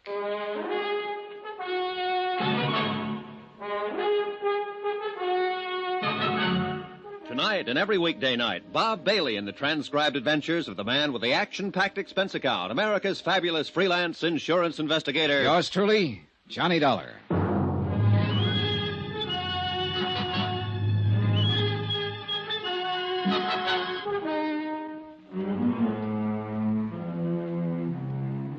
from Special Investigator Johnny Dollar, location Green Pass, Virginia, to the Home Office, Surety Mutual Insurance Limited, Hartford, Connecticut. Assignment, the Cui Bono matter. Expense account, final page. Item 14, 50 cents. Notary fee on a 20-page report. A report that covered everything and told nothing. But it was the best I could do. I had no more leads, no new ideas. The bare facts of the case still stood. Dan Parker had returned unexpectedly from a trip, entered his darkened home late at night, and had been shot to death as a prowler by his daughter Luann. Amount of insurance, $100,000. Beneficiary, Luann. I checked through a half a dozen theories and been forced to throw out every one of them. And the whole case finally came down to just one simple question. When Luann pulled that trigger and fired down the dark stairway, did she or did she not know that she was shooting at her father? I couldn't answer it, and I didn't believe anyone else would ever be able to. Except, of course, Luann herself. Item 15, $1 even. Transportation out to the Happy Hollow Roadhouse, where the steaks were good, the drinks were good, and a beaten-down guy could kill anything. Well, wrap me up and nail me south. Here's that dollar man again. How's it going, Sammy? Business gets any worse, I'll open an artery. You here for kicks tonight, or are you going to put the arm on me again? Let joy reign unsuppressed. That's the word, man. That's the word. Come on over. I'll let you buy me a drink. You're riding on a swindle sheet. Or better yet, I'll let you buy me one. You own the joint. Okay. Set us up, Joe. Make mine a usual fusel. What do you have, sir? Scotch on the rocks. You ever get through to that Parker chick? Yeah, I talked to her this afternoon. Well, what do you think, man? Was I right or was I right? About what? Is she a cool fool or not? I don't know, Sammy. She's a tough one to figure. She's just a tough one, period. Well, here's to the housekeeper's daughter. Yep. Ooh. This stuff is murder. I don't know why the customers stand for it. So what comes next, Tex? I'm going back to Hartford in the morning. And little Cookie gets her payoff. 100 G's. Man, it's really going for broke. If she is on the level, it's not enough to pay for the way she'll probably feel for the rest of her life. Feel? That one? I'm telling you, man, I know that little fluff. She's got a heart about as big and warm as the olive in a martini. You could be right. I know I'm right. She's took you, man. She's took you good. Bang, bang, and the little lady wins a prize. Maybe so. A big, fat 100 G's. And bad old Papa in the cold, cold ground. Man, she was really shooting for new shoes that night. Well, if she was, she's got 'em, Sammy. There's nothing more I can do about it. So that's life. What is it? You win a little, lose a little, and taxes take the rest. Why, Parker's got it made, man. Safe and cozy in his little box. No more worries. Oh, sure. But we can't all be lucky. Sometimes it... Well. Brace yourself, Sammy. It looks like you're raided. What? Oh, it's the sheriff. Right on time. On time? Relax, Max. He's just come to tell the tale and do the deal. Protection? Well, sure. Same setup I had with Parker. And the sheriff says he'll keep Bully Boy Bates in line. How about that, huh? Well, life goes on, I guess. Well, I wasn't expecting to run into you out here, Miss Dollar. I don't imagine. Finish your report? Yep. Right down to the last comma, Sheriff. And the last question mark. Oh, now, I don't reckon there's any question marks. You got to the truth, all right. Just wasn't what you'd expected, that's all. Maybe so. You got a minute, Sammy? Sure thing, pal. Let's go back to the office. Stick around, Dollar. The joint will be jumping. Fine. I can hardly wait. Let's have another one here, bartender. Coming up. Sir, would you do me the honor of having a little drink with me? Well, thanks. I'm having one with you. I've already got it. Well, so you have. Well, another little one never hurts, though. Later, maybe. Thanks anyway. Any time, friend. What line you in? The insurance record. Sure, well, that's all right, I guess. Oh, thank you, bartender. Thank you very much. I'm in ladies' ready-to-wear myself. Must be fascinating. A wholesale. I work out of Baltimore. Cover 3 whole states. Oh, I got a great little line of merchandise. I really don't need anything. Oh, the heck with business. Let's live a little, shall we? Mr. What? Dollar. Johnny Dollar. Oh, yes. Well, here's looking at you, Dollar. You know, I always believe in living while I can. Because you never know. Now, that's a very profound thought. No, sir, you just never do. Because it can happen to anybody. Just like it did to a fellow I met last week. Man right here in this town, too. A fellow named Parker. Parker? That's right. He was a fine chap. I met him on the train coming out from Richmond. And I was on my way to Roanoke. Oh, we were laughing and we were joking and everything. And that very night he got killed. And I read about it in the paper. So you just don't never know. Hey, look, tell me something. Are you the man who got off the train with him, talked with him on the platform while the train was standing in the station? That's right. He wanted me to meet his daughter. And that's all he talked about. It was his daughter. Oh, he was crazy about that kid. Well, did he expect her to be there at the station? Yes, but she wasn't. I guess they got the wires crossed. He tried to phone her, but he didn't have any luck. So I get back on the train. He walks off down the road, and a half hour later, he's dead. I'm telling you, you just never know. On the train, on the way down, what did he say about his daughter? Oh, you know, the way a guy talks about his kid. He worshipped her. Yes, he did. That's all. He was telling how they were always kidding each other, and they were... Oh, say, here, take a look at this tie I'm wearing. Yeah, sure, it's a nice tie. Sure, it's a nice tie. That's what anybody would think, just to look at it. Yeah, it's a nice... Come on. I want to show you something about this tie. Well, can't you show me without going... No, you got to go outside, so come on. Mr. Parker gave me this tie. He was wearing one on the train, and I liked it, so he gave me one. He said he had 3 of them. His daughter gave them to him the week before. He got them from some novelty house. So come on. Well, look, what is it you want to show me about it? Oh, come on. We got to go down there at the corner of the building. Oh, boy, this'll knock you out. No, I'm telling you, it's just real crazy. Yeah, it must be. Parker never would have given it to me, except he had 3 of them. He figured he could never wear them all, so... Well, come on, let's see the trick. All right. Look, it's just a nice necktie, isn't it? That's all. Yeah, that's nothing out of the ordinary. Now, come on around the corner here, out of the light. Oh, boy, this is going to fracture you. Now, look. Well, I'll be... Good Lord. How about that, eh? Is it crazy? That daughter of Parker's really must be something, huh? Yeah, she is. Can you imagine a kid thinking up an idea like that? Can you? Giving her dad a necktie that glows in the dark.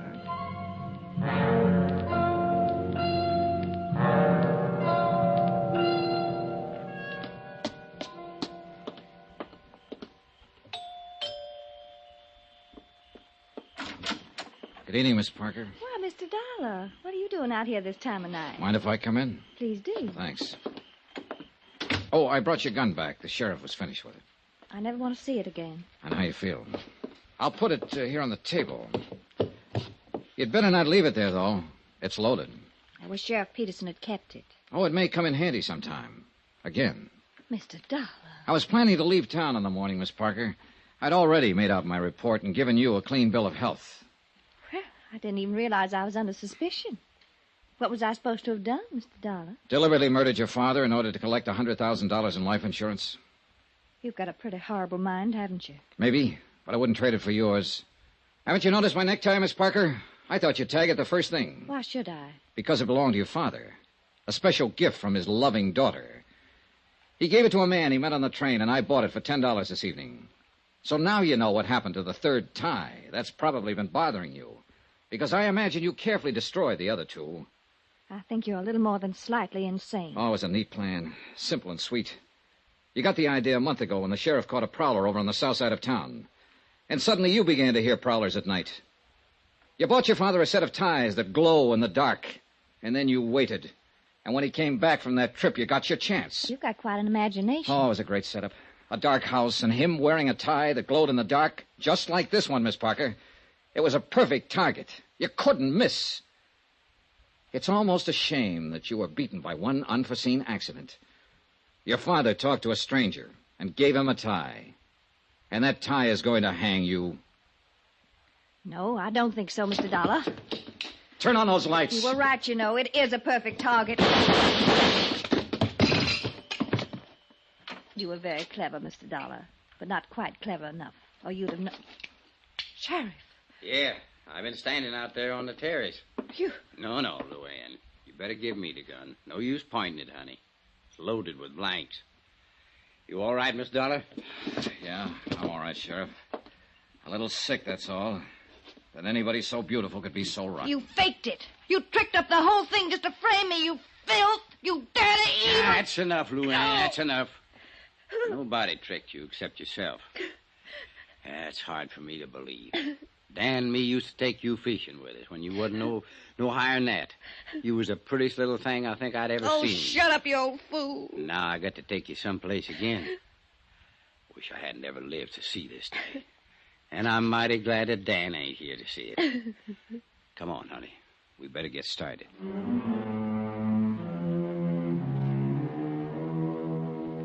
Expense account item 16, $148.30. Hotel and incidentals in Green Pass and transportation back to Hartford. Expense account total, $382.65. End of account, end of report. Remarks. When you gave me this assignment, Don, you asked a question, a phrase in Latin. Cui bono? Who benefits? So here's your answer. Nobody. Yours truly, Johnny Dollar.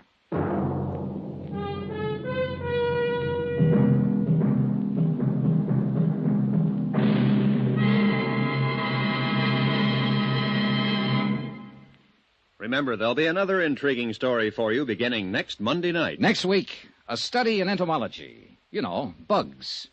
And this one's the deadly variety, a firebug. Join us, won't you? Yours truly, Johnny Dollar.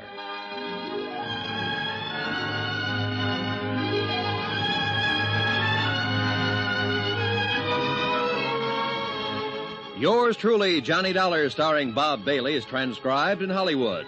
Written by Les Crutchfield, it is produced and directed by Jack Johnstone. Heard in this week's cast were D.J. Thompson, Mary Jane Croft, Forrest Lewis, Byron Kane, Russell Thorson, Sam Edwards, Dal McKennon, and Howard McNear. Musical supervision by Amerigo Marino. Be sure to join us on Monday night, same time and station, for another exciting story of yours truly, Johnny Dollar. This is Roy Rowan speaking.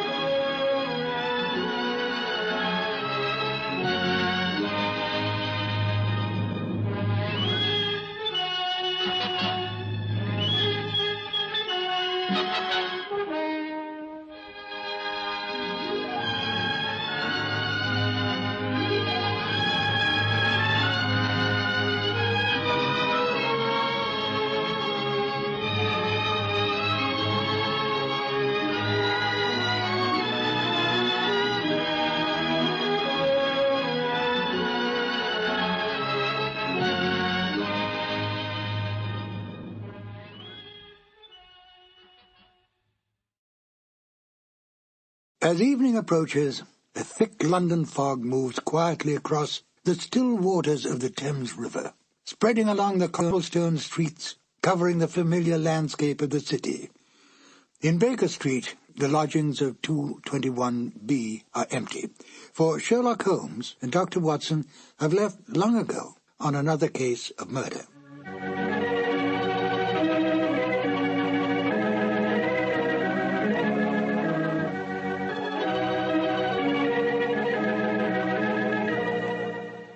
Hello, my name is Ben Wright. Welcome to the new adventures of Sherlock Holmes. The radio play you're about to hear was originally broadcast on the 7th of June, 1945. At that time, the war in Europe was almost over. We were, however, still fighting in the Pacific, and it was essential during the war years that radio do everything in its power to keep up the morale of the people, to make them conscious of the need to give, and give freely, to the war effort that all men could remain free. It was no different for the Sherlock Holmes radio series. Unlike the Sherlock Holmes movies of the time, the radio series was not set during the war, but retained its original time frame of Victorian England. How then to enlist this popular series to bring across a message in wartime? Although Holmes and Watson had long retired, it was possible to involve them in, if not the Second World War, at least the First World War, for they would have been very much alive then. The Victorian era was just about gone when the First Great War broke out. In fact, the war effectively killed it. But thanks to the cleverness of Denis Green and Anthony Boucher, Sherlock Holmes and Dr. Watson could once again come to the aid of their country. The broadcast of In Flanders Fields was made part of a war bond rally in order to raise money to continue the fight against the enemy in the Pacific. I think it's an interesting note that Denis Green and Anthony Boucher met at an earlier and similar war bond rally a few years earlier. It was a stroke of luck, for the two became not only good friends, but wrote some of the best of the new Sherlock Holmes adventures.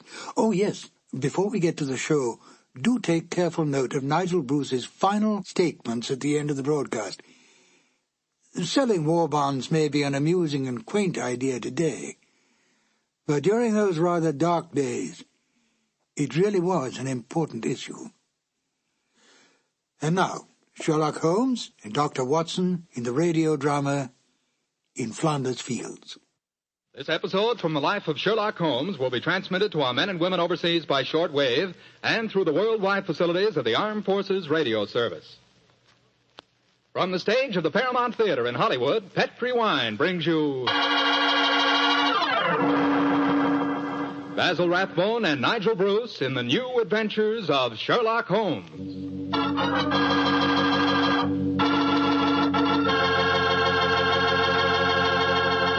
The Petri family, the family that took time to bring you good wine, invite you to listen to Dr. Watson tell us about another exciting adventure he shared with his old friend, that master detective, Sherlock Holmes. You know something? If right now it were possible for me to ask every one of you what you had for dinner this evening, I'll bet a good many of you would say chicken. Chicken is an all-American favorite. But boy, you just haven't tasted chicken till you've tried it together with a glass of well-chilled Petri California Sauterne. Petri Sauterne is a perfect mealtime wine, just made to go with chicken. That Petri Sauterne is a white wine, delicate in color, and what a flavor. A flavor that comes right from the heart of luscious, sun-ripened grapes. You can just taste those wonderful grapes. And I'll tell you something, that Petri Sauterne is pretty much on the terrific side when served with fish or any kind of seafood, too, and that's a fact. But say, whenever you serve that Petri Sauterne, remember you can serve it proudly, because the name Petri is the proudest name in the history of American wines.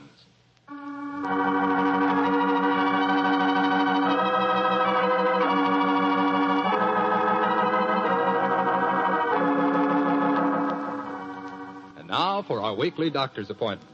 Let's knock on his library door and see if... There's no point in doing that, Mr. Slattery. I'm right behind you. Oh, hello, Dr. Watson. Don't tell me you've been stalking me. No, my boy, I was on the patio and I heard your footsteps, so I thought that I'd come in and fetch you. Let's go back and sit out there, shall we? It's a beautiful evening. That's fine with me, Doctor. Here we are. Now, settle yourself down in a chair and light a cigarette, if you have one. And I'll get on with my story. Well, last week you told us it concerned an adventure that you and Sherlock Holmes had in Flanders during the First World War. That's right, Mr. Slattery, did. I thought that you and the great man had retired at that period. We had, my boy, but it was only natural that as soon as the war broke out, we both offered our services in any capacity that might help our country. Of course. And how did tonight's story begin, Doctor? It was in the winter of that first year. Things weren't going very well for the Allies. The Germans were advancing on Paris, and the picture was looking very black. It was just 24 hours before the famous Battle of the Marne began, the battle that changed the early course of the war, when Holmes told me that we had to go up to the front lines on a secret mission. We'd been in Paris for several weeks, where Holmes had just solved the case of the missing aide-de-camp. I was anxious to get back to England and my work in the war hospitals, but of course this new summons was in the nature of a command. And so, late on a rainy September afternoon, Holmes and I, with the boom of gunfire in our ears, found ourselves in the front seat of a staff car, sloshing and jolting its way towards the battlefield. Oh, I'm driving too fast for you, gentlemen. No, Sergeant, not at all. No, you're doing a splendid job. Oh, my man, look out, considering the state of the road. Thank you, sir. Hello? The gunfire's getting nearer, Holmes. Yes, old fellow. I imagine we haven't much further to go, have we, Sergeant? No, sir, we're nearly there. Did you notice the two civilians in the back seat, Holmes? Yes. Handsome woman and a distinguished-looking man, several years her senior. I wonder who they are. I'll tell you. He's a Shakespearean actor of some note, though he never achieved the fame to which he thinks he's entitled. I shouldn't be at all surprised if he feels that he's been slighted in not receiving a knighthood. But, Holmes, that's amazing. How can you possibly deduce all that from just looking at the man as we got into the car? Elementary, my dear fellow, I didn't deduce it. We saw him twice last year in the London Theatre, if you remember. What? His name is Maitland Morris. As for his biography, he's a friend of my brother, Mycroft's. He told me about him. Well, what do you suppose he's doing up here near the front line? His brother is General Sir Stanley Morris, who's in command of this particular front, and it would seem reasonable to presume that his brother has come up here to give a performance for the front-line troops. I suppose this hut is as far as we can drive, Sergeant. I'm afraid so, sir. We're 4 miles from the front line now. You'll have to clear your papers here. See that ruined farmhouse there, sir? Yes, Sergeant. Is that the General's headquarters? Yes, sir. Come on, Watson. Good Lord, it's pelting with rain. Yeah, let's make a dash for it.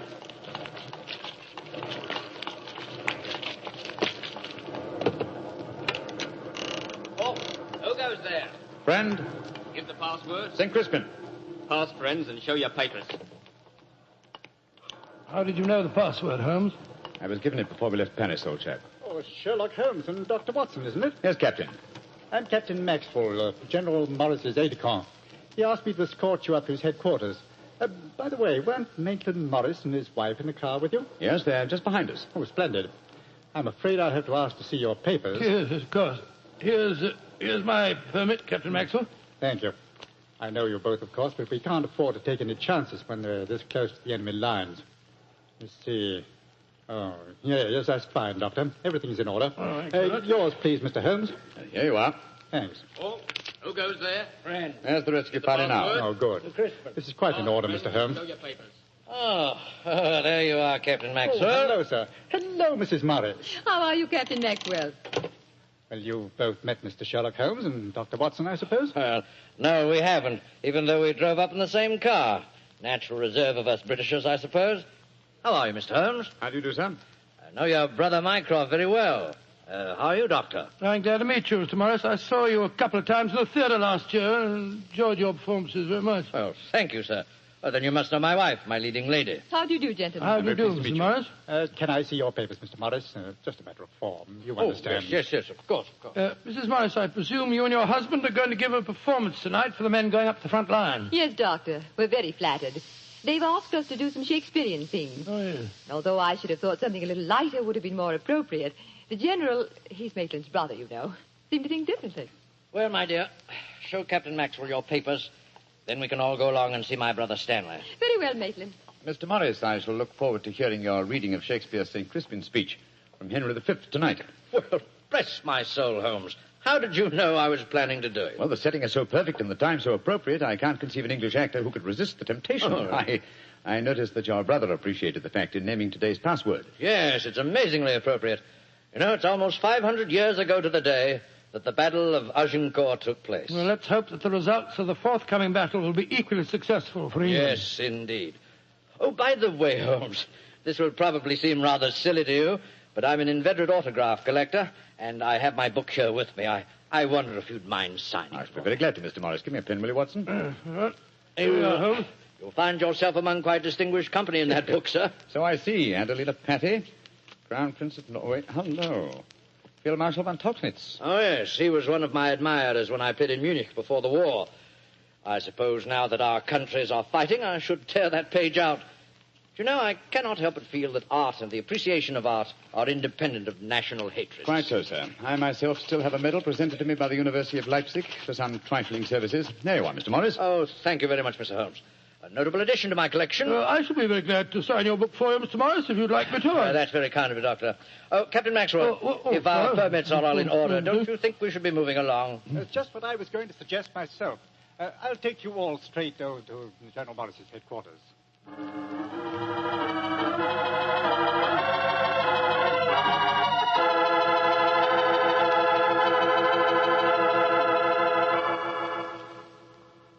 General Morris, may I introduce Mr. Sherlock Holmes and Dr. Watson? How do you do, sir? How are you, General? How do you do? Know a lot about you.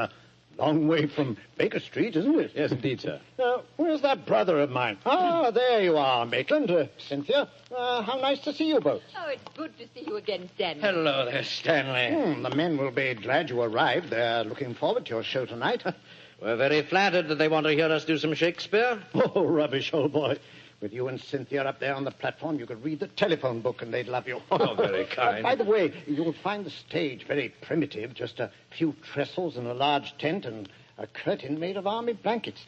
And your dressing room will be even worse. Oh, don't worry about our comfort, Stanley. As long as we cheer the boys up, that's the important thing. Yes, of course.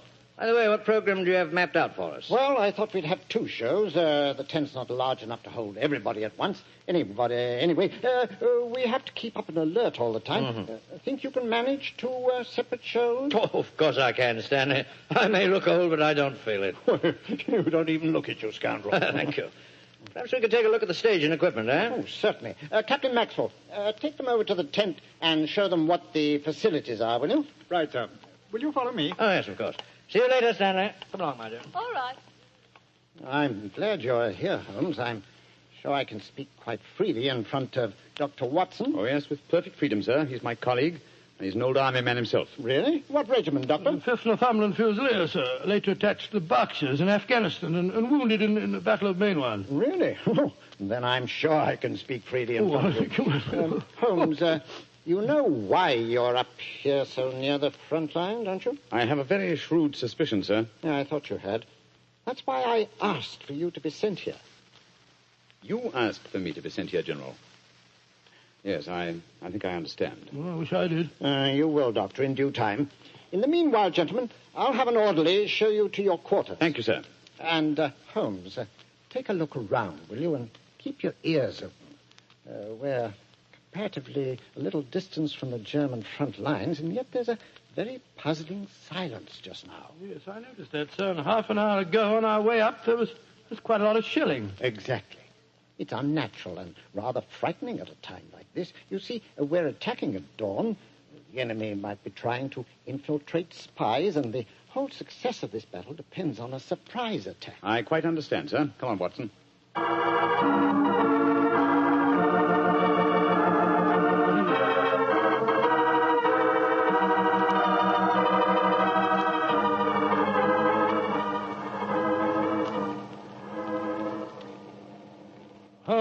Holmes. The first performance starts in a few minutes, you know. They're all there waiting. Why are we tramping about out here in the mud and the rain? I thought a pipe or two in the open air would clear our brains. Yes, a pipe in the open air is one thing, but a pipe in a downpour of rain's another. Was it raining? Oh, didn't even notice it. I was listening to the silence. What do you mean? Thousands upon thousands of Germans. Armed Germans. Full of a blind fanatical hatred and desire to kill, are crouched in trenches only a mile or two from here. Surrounding us are an equal number of English boys, also armed.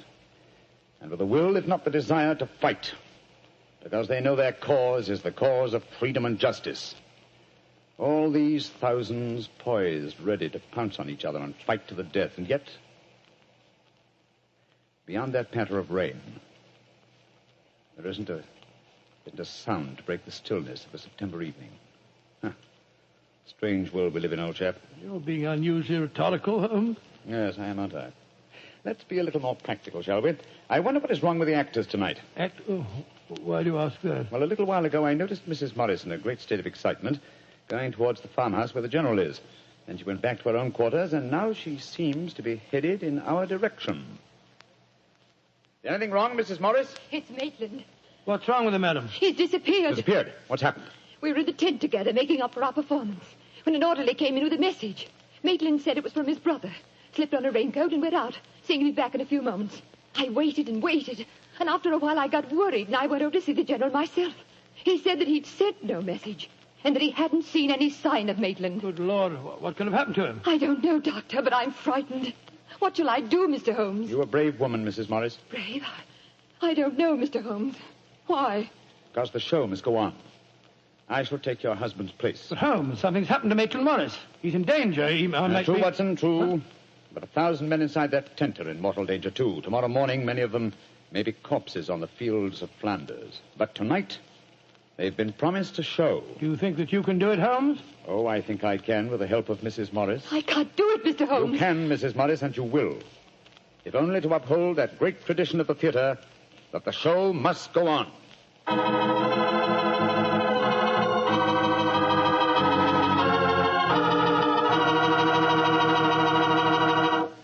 We'll hear the rest of Dr. Watson's story in just a few seconds.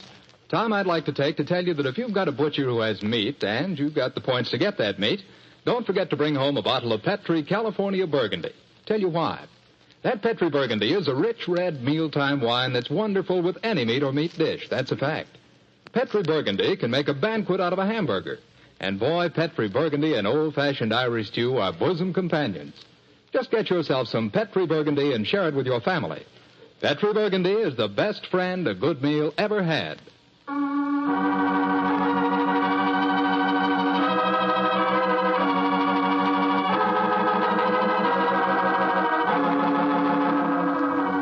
And now, back to tonight's new Sherlock Holmes adventure. It is just before the Battle of the Marne in the First World War, and Sherlock Holmes and Dr. Watson are at headquarters a few miles behind the front-line trenches. A famous Shakespearean actor who was to give a performance for the troops has mysteriously disappeared, and the great detective has taken his place at the last minute. As we rejoin our story, Sherlock Holmes, alone on the improvised stage, is delivering a Shakespearean speech before a spellbound audience. Happy breed of men, this little world, this precious stone set in a silver sea, which serves it in the office of a wall or as a moat defensive to a house against the envy of less happier lands. This blessed plot, this earth, this realm, this England.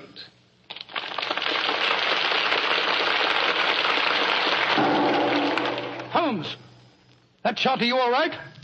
Yes, old chap. Fortunately, I started to leave the stage as the shot was fired. The bullet just missed me. I heard it splinter some wood nearby. But who on earth would want to shoot you? That's what we've got to find out, though I think it more likely that the shot was intended for me. It was not intended for me, but for Maitland Morris, the man for whom I'm substituting. Well, even so, who'd want to shoot him? Oh, don't ask me so many questions, old fellow.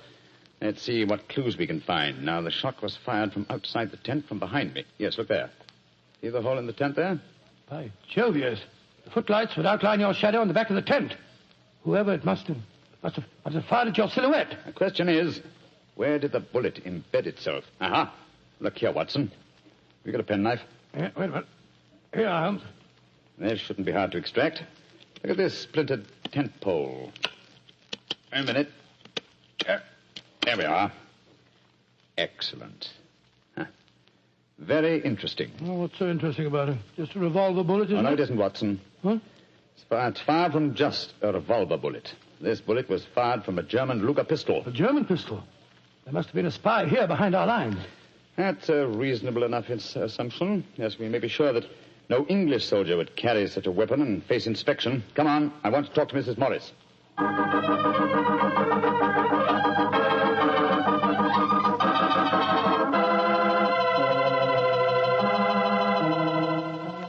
Mrs. Morris, I want you to be very frank with me. But of course, Mr. Holmes. You know why your husband's missing, don't you? No, I don't.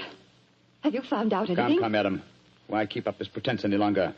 I know that your husband is a spy, or at least a great sympathizer with the German cause. The general's brother a spy? Good Lord. How dare you say that? Because it's true. Foreign Office have been suspicious of his sympathies for some time. His own brother knew it. That's why he asked to have me sent up here to keep an eye on him during his visit. It is true. Why should I keep up the pretense any longer?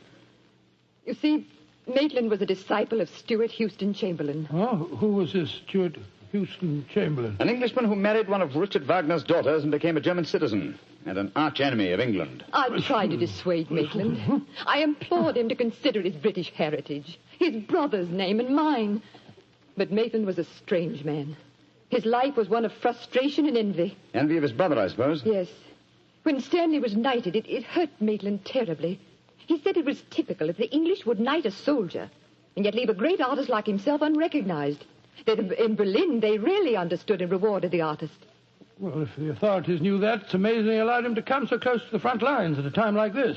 Oh, it was at the general's request. He wanted to plead with my husband to warn him that his secret was known.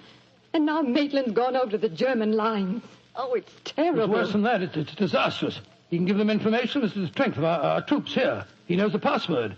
He might even know the hour the attack is timed to start. How did your husband expect to enter the German lines in safety, Mrs. Morris? He speaks fluent German, Mr. Holmes. I fancy the autograph book he was carrying containing the signature of Field Marshal von Tauchnitz, was in reality he's passed through the German lines. You've told the general that his brother was gone, of course. I haven't been able to. He moved up to the front line position immediately after the first performance, though I had warned him what I thought Maitland was planning to do. I think he intended to give his performance first, then cross the lines immediately afterwards. But something must have made him change his mind. Perhaps he suspected I'd warned the general. Anyhow, as you know, when I got back to our quarters, he'd gone. Did he leave any note, madam? Yes, he did. Here it is. Thank you. I have gone, my dear. Try and understand and forgive if you can.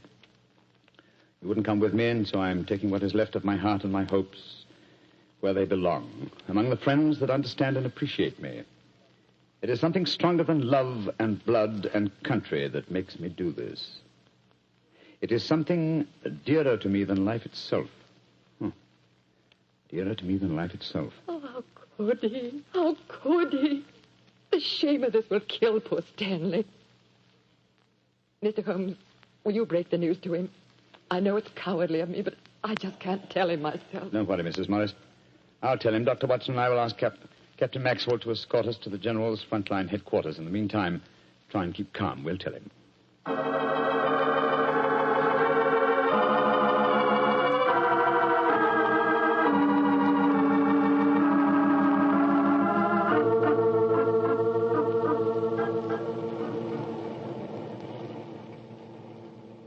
If you will wait in the dugout, Mr. Holmes, I'll tell the General that you're here. Thank you, and be sure to let him know the urgency of the matter. Yes, sir. Holmes, this is a dreadful business. Yes, it is, Watson. Though if my plans work out correctly, I think the success of tomorrow's battle may not be imperiled. What plan? Listen. You know, Holmes, a strange silence from the German lines since we came here might be accounted for by the fact that they knew Maitland was making his getaway. They wouldn't want to risk wounding such a valuable spy. Quite possibly. What I still don't understand is who shot at you with a German pistol and why. You're being very dense, old fellow. Surely it's obvious that... Here comes General Morris now. Poor devil. This is going to be a dreadful shock to him. Hello, Holmes. Dr. Watson? General Morris, I'm afraid that I've bad news for you. Your brother has gone over to the German lines. Maitland did go there. I should have put him under an armed guard as soon as he came here, but I thought I could reason with him, appeal to his sense of honor. Instead of which you tried to shoot him, sir, but fortunately for me, you missed. You see, I took his place at the first performance. But that shot was fired from a German pistol. True. That was when I first knew the general had fired the shot. But I still don't see how you could now. Only a high-ranking officer, not subject to inspection, could carry a non-regulation firearm. You're an old army man, you should know that. In any case, you'll observe that the general carries a Luger at his waist. Great heavens, Holmes, I thought I was firing at Maitland. I had no idea that it was you. You intended to kill your own brother, sir? Yes, and I'm sorry I failed. I'd rather see my brother dead than alive and a traitor to his country. But now he's safely in the German lines. Heaven knows what secrets he may be imparting. One thing we can be certain, our chance of a surprise attack in the morning is gone. Possibly not, sir. Oh, what do you mean? You see, I took the liberty of altering your brother's credentials quite extensively. How, Holmes? I knew of his German sympathies. Mycroft had given me a great deal of information about him, and so I took it on myself to decide that it was unsafe to allow him so near the enemy lines with his own identification on him. Well, what did you do, Holmes? I took the liberty, sir, of stealing his autograph book, the one containing the magical signature of Field Marshal von Tauchnitz. I have it in my pocket now. I think we shall find within its pages a code concealed in the various autographs, giving valuable information to the enemy. Good Lord. I also switched military permits on him. I felt that in the event that he did go over to the German lines, his welcome might be less cordial if they were under the impression that they'd captured Sherlock Holmes. To make that identification doubly sure, I also slipped in his pocket a slight souvenir of my own. By Joe, Holmes, you mean that medal that was presented to you by the University of Leipzig? Exactly, old fellow. I no longer wish to own a decoration given me by a country of barbarians, and it seemed a rather neat and effective way of returning it to them. So the Germans will think they've captured Sherlock Holmes? Yes, sir, and unless I'm much mistaken, he'll receive very short shrift at their hands. Yes, they hate you. There's your answer, sir. I'm sorry. Well, don't be sorry, Holmes. It's better that way.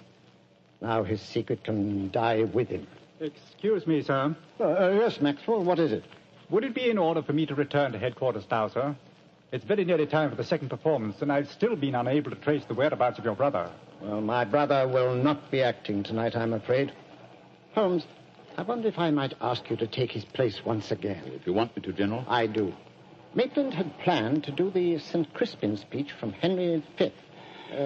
He knew how much I loved him. I realize that, sir.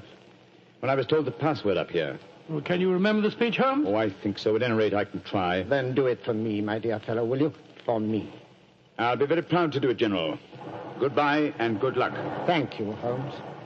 Captain Maxwell, take them back to headquarters, will you? The men will be waiting for the performance.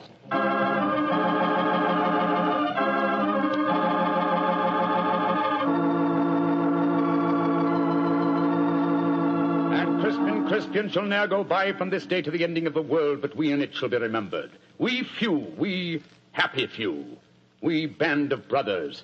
For he today that sheds his blood with me shall be my brother. Be he ne'er so vile, this day shall gentle his condition. And gentlemen in England now abed shall think themselves accursed they were not here, and hold their manhoods cheap, while any speaks that fought with us upon St. Crispian's Day.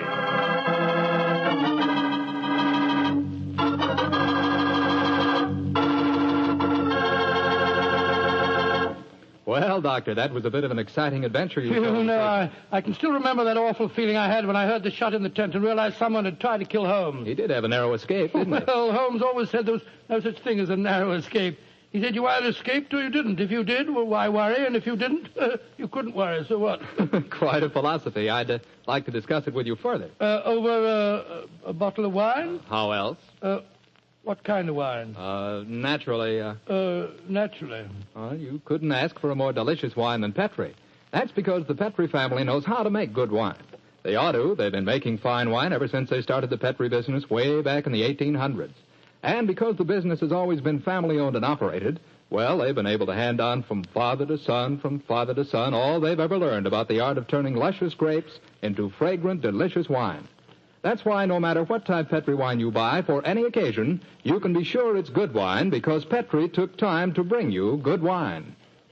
And now, Dr. Watson, how's about giving us a clue to next week's Sherlock Holmes adventure? Next week, Mr. Carter, I'm going to tell you in a most unusual adventure in which Holmes and I are trapped in an airtight metal chamber, our only companion being a murdered scientist. It sounds like a story we don't want to miss, Doctor. See you next week. Yes. Oh, just a second, Mr. Carter. Before we go, I just want to tell our listeners that tonight we're broadcasting from the stage of the Paramount Theater here in Hollywood on behalf of the 7th War Loan Drive.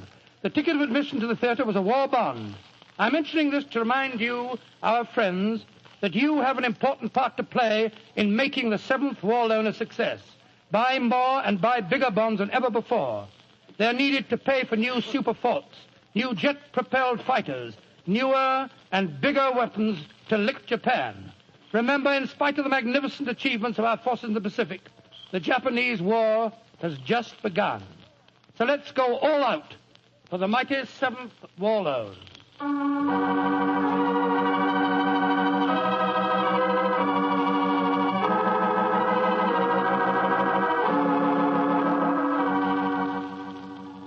Tonight's Sherlock Holmes adventure is written by Dennis Green and Anthony Boucher and is based on an incident in the Sir Arthur Conan Doyle story, The Adventures of the Blanched Soldier. Mr. Rathbone appears through the courtesy of Metro-Goldwyn-Mayer and Mr. Bruce through the courtesy of Universal Pictures, where they are now starring in the Sherlock Holmes series.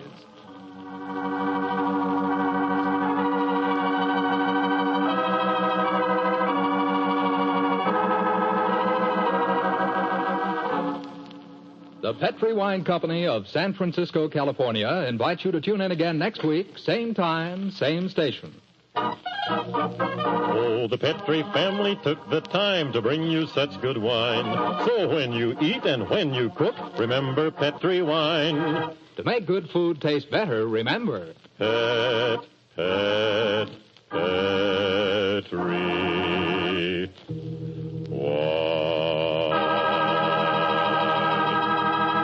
This is Jack Slattery saying good night for the Petri family.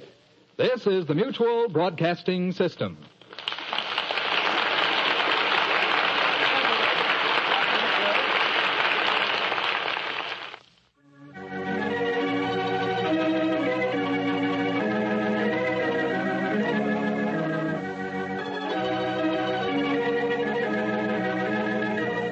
It was only a short time later that calls for the sale of war bonds would come to a complete halt. The reason? The dropping of the A-bomb on Japan. Not only did this bring the Second World War to an abrupt end, but it changed the entire life and rhythm of the world. I often feel that life might be richer if we could have grown into this atomic age at a slower pace. Still, we can go back in our imagination to an easier, slower time, a less violent time. A time of Sherlock Holmes and the good doctor. This is Ben Wright, and I'll join you again shortly with another new adventure of Sherlock Holmes.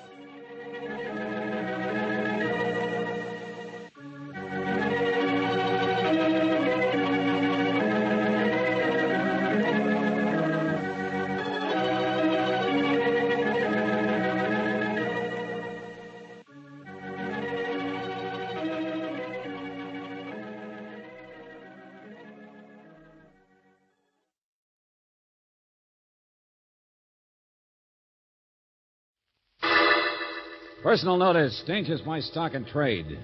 If the job's too tough for you to handle, you got a job for me, George Valentine. Write full details.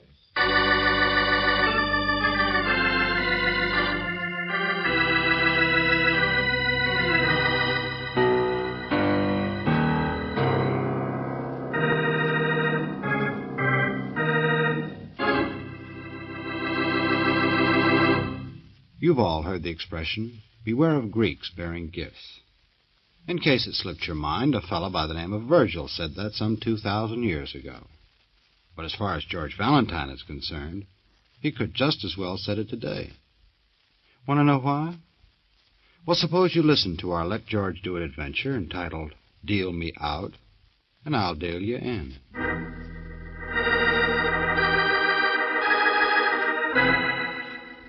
Dear Mr. Valentines, now's your chance to be rich. I am a stranger in town and you should take me.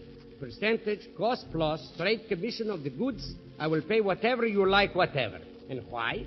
Because 5 private detectives I am hiring. With what? No satisfactions. Mr. Valentines, a young friend of mine is having a most desperate situation. And if you can give satisfactions, then I deal you in. The riches are yours. Knowing you like that sort of thing, I remain as ever yours, Ambrose Acropolis.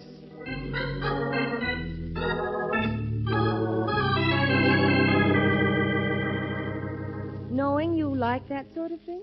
For the young lady, yes. Money will mean something beautiful. For a man, it is different. To him, it is only like bread and butter, or blood, maybe. Okay, philosopher, but you still haven't told me what kind of trouble this friend of yours is in. Now, isn't that foolish? Would I need you if I knew? Yeah, but I you am still... in town to visit. I am a happy man. I like other people to be happy. How should I know? He won't see me. He is afraid. He avoids his friends.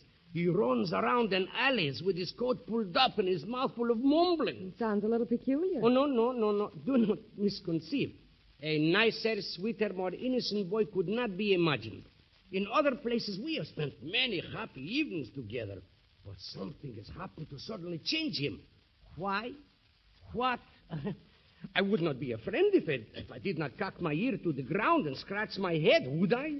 Contortionist, huh? Okay, what's his name? I have his picture here. And the name is like a haircut. Bob. Sprague. Sprague is his last name.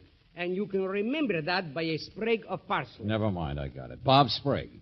Now, where do I find this poor man in trouble? Oh, no, he's not poor. Oh, my, no, indeed. Oh, rich like you are? I'll bet he doesn't wear such pretty spats or striped pants. You like them, eh? So do I. I always wear... You are laughing at me. Oh, no, really. No, not you, lady. You, sport. You think I'm lying, perhaps, eh? You think I would not know a trouble what I saw? Take it easy. I didn't say anything. Ambrose Acropolis will show you what he means. When in doubt, deal a hand of jacks or bet. Hey, let go. What is... Come on. Goodbye, young lady. But, Mr. Acropolis... So me, I will deal you in with Jackson, Higby, and whoever. Let a whole quartet of lawyers convince you.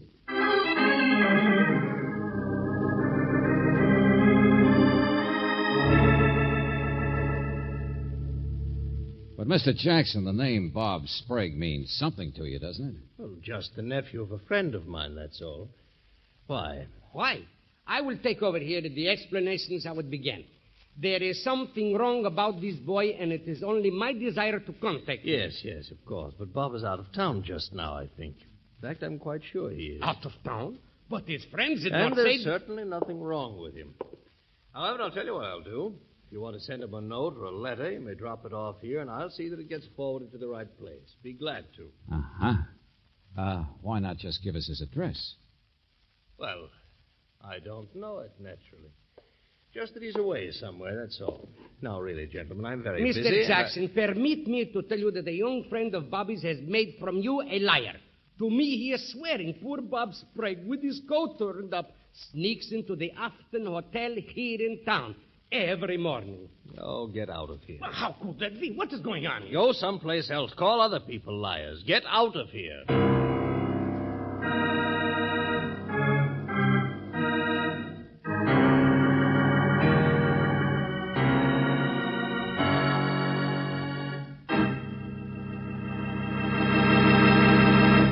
You are listening to Let George Do It.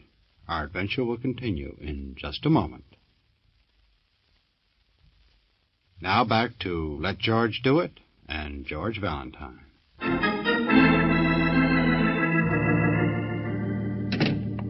Well, Valentine's? Okay, sport, I'm in. What's the name of that hotel again?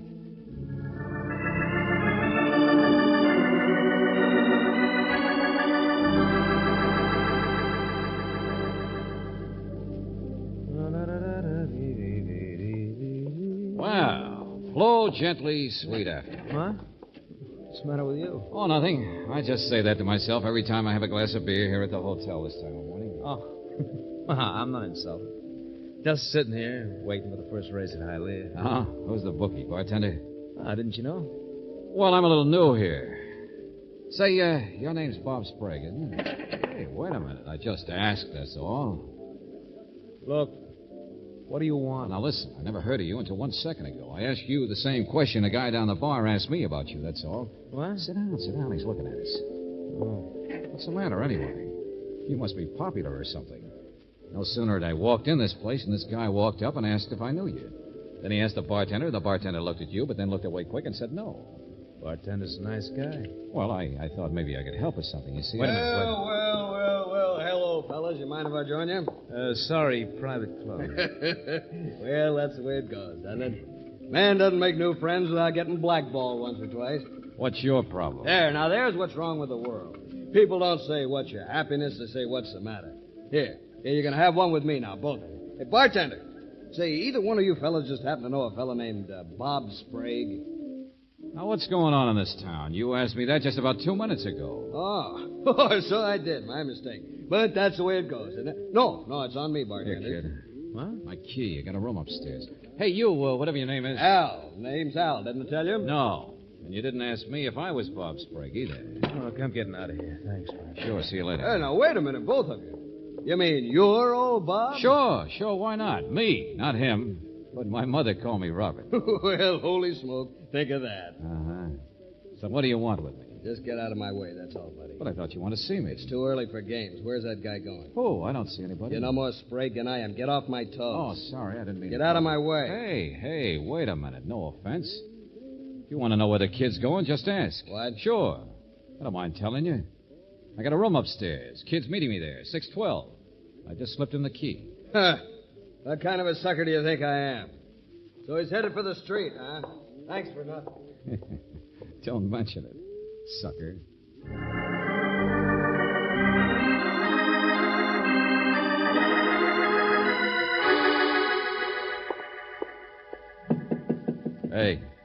Hey, kid. Bob. Oh, hi. Get rid of him? Yeah, pushover. Thanks. Thanks a lot. Who is he? Called himself Al, but he didn't... I don't know. I've never even seen him before. Just another strong man, I suppose. Brother, you're sure popular. Now, look, let's have it. What are you afraid of? What are you hiding from? $40,000. What? Hey, look, I don't get it. Well, come on. You're in trouble. Dodging somebody like mad. Your friends all covering up for you. Ah, sure. Don't know why I shouldn't tell you. You see, it's like this. Well, go on. Somebody outside. Well, hello, everybody. What in the name of... So you have got him at last. George Valentine's, you are a genius. I might have known. There was no baggage in the room or anything. Look, get out of my way. Bob, wait. Bobby, my boy, my old So friend. long, fatso. Kid, wait. What's the idea? You lousy double-crosser. Wait. Stop him, Valentine. No, let him go. But he's in trouble. He will get away. Get him. There we are. That's better. Valentine's, what has come over you? Why did you hold me? Oh, shut up, Acropolis. Find Bob Sprague. He's in danger. He's hiding from someone. Oh, brother, what a sap I am. The guy he's hiding from is you. Please, don't look at me like that. I am an innocent man. Sure. Hiring people right and left to go after the poor guy. But I promised you with God, didn't I? Oh, yeah, sure. Percentage, cost plus, straight commission of the goods. Why didn't I catch on earlier? $40,000. What is it you're trying to do? Shake him down? No, please. I am honest. We are friends, Bobby and me. We spend many happy evenings together at poker. He lost. Ah, so that's it. A nice kid welching on a gambling debt, and you're the gambler. Valentine's, once in a while to be a gambler is a tragic thing. The government says you must pay income tax, but the laws will not let you collect your debts. And when your debtors run away from you... Oh, my heart's bleeding for you. No, wait. This boy is good for it. His uncle is rich. So you wanted me to strong-arm for you, huh? But only for a cut. Okay, so here goes. No. Yeah. I guess that deals me out, doesn't it?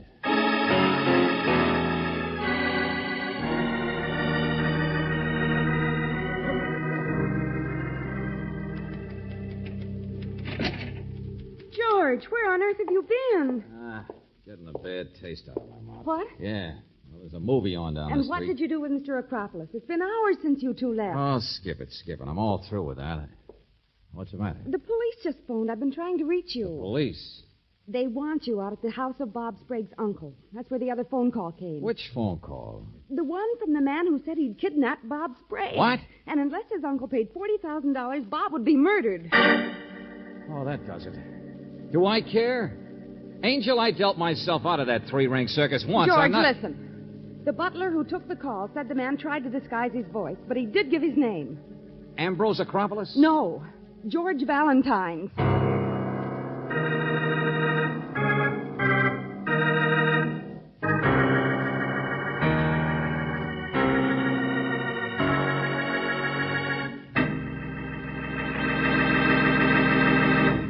You are listening to Let George Do It.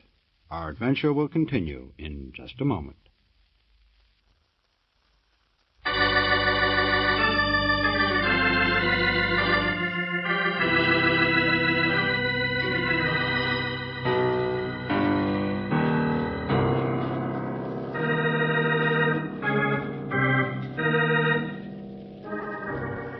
And now, back to George Valentine.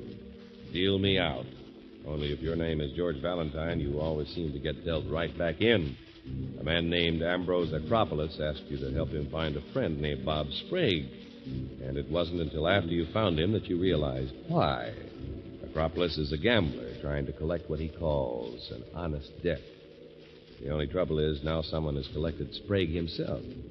Yes, he's been kidnapped. By whom?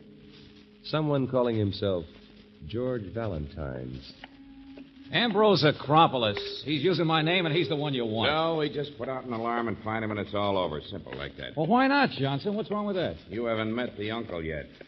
Here, in here. Bob Sprague's uncle, the guy with the dough? He certainly has a fancy house. Well, what's wrong with him? You'll see.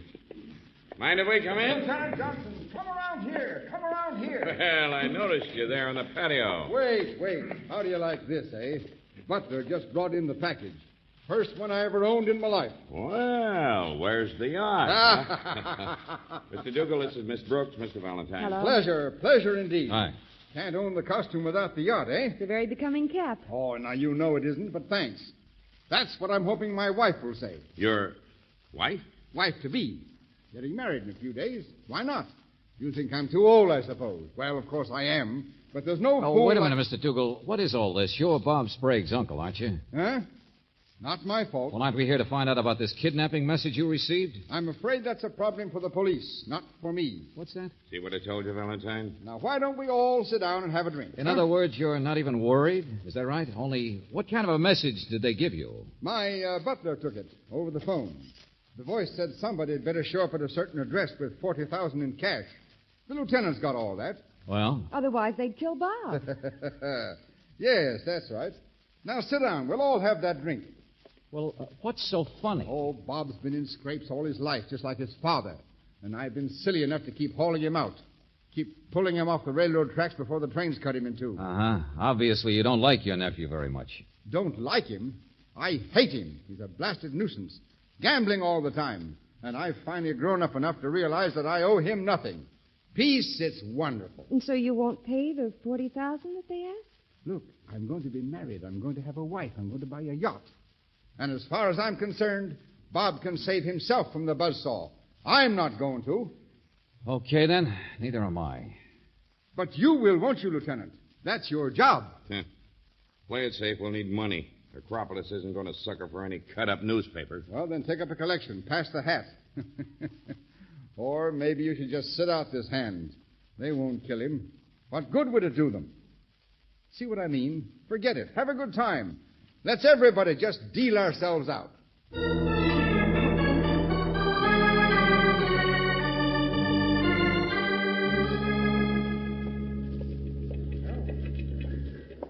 Valentine Dougal's right.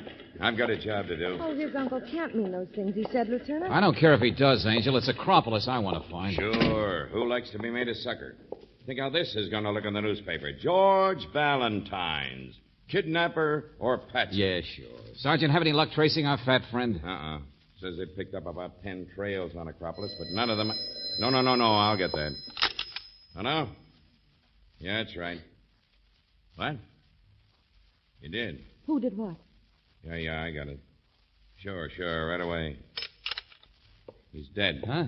Bob Sprague? Oh, no. Wrong guess. Acropolis. Where'd they find him? No. That was the lawyer Jackson just called.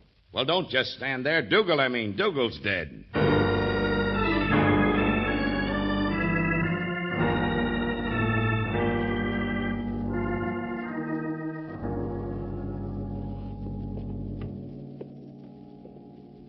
Two shots, huh? Yeah.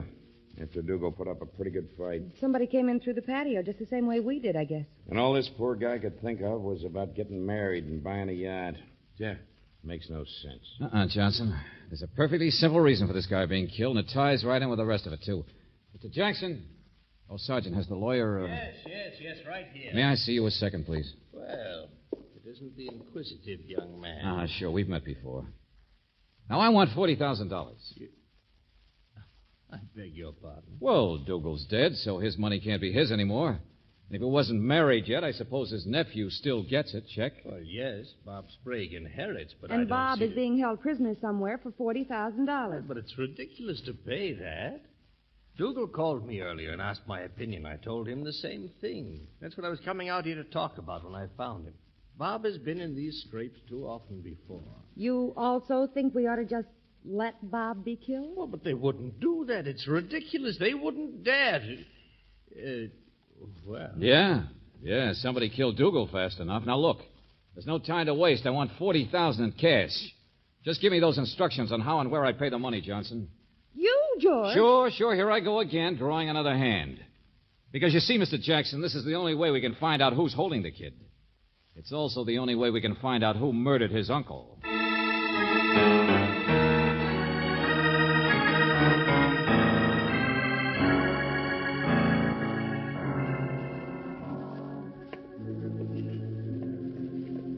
George, that's the address, but the place looks so empty. Just stay out of sight, Angel, and see if I bounce out. If I do, then you'll know it's not.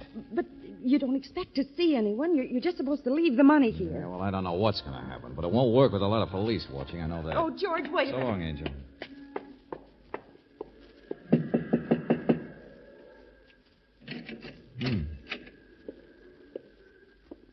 Anybody home? All right, where do you want the money? Well, what do I do? Just drop it on the floor and then... No, you don't. Your aim's bad, Busted. Drop that blackjack. Yeah, that's better. You think I'd walk in here without a gun? Don't shoot again. You heard me, and Bob Sprague will be killed. Hey, where have I heard you before? Let's get a little light in this mausoleum. Well, the laughing boy at the Afton bar. Al, isn't it? Now, don't that beat all? It's a small world, ain't it? Who are you working for? You got the gun, but I got the boy. Let's not waste time. All right. Want to count the cash? Oh, me? No. Who wants to count money? Oh, it's all there, all right. Oh, boy. Why work for a living, huh, pal? 5, 6, 7, 30, 35, 40. Now, there's a head of lettuce. I didn't even know they made them that big. Not so fast, Buster. It goes back in the envelope, and I keep it. Well, now, look. We got to go through that again. I keep it until you show me the kid. Unharmed. Can't be done. Put up an awful fight. He's got an awful black eye. All right. Don't get anxious. But you know what'll happen if you try anything fancy. Sure. You'll get shot. Now, don't be like that. After all, this isn't a regular kidnapping. A debt's a debt, that's all. Come on, my car's outside.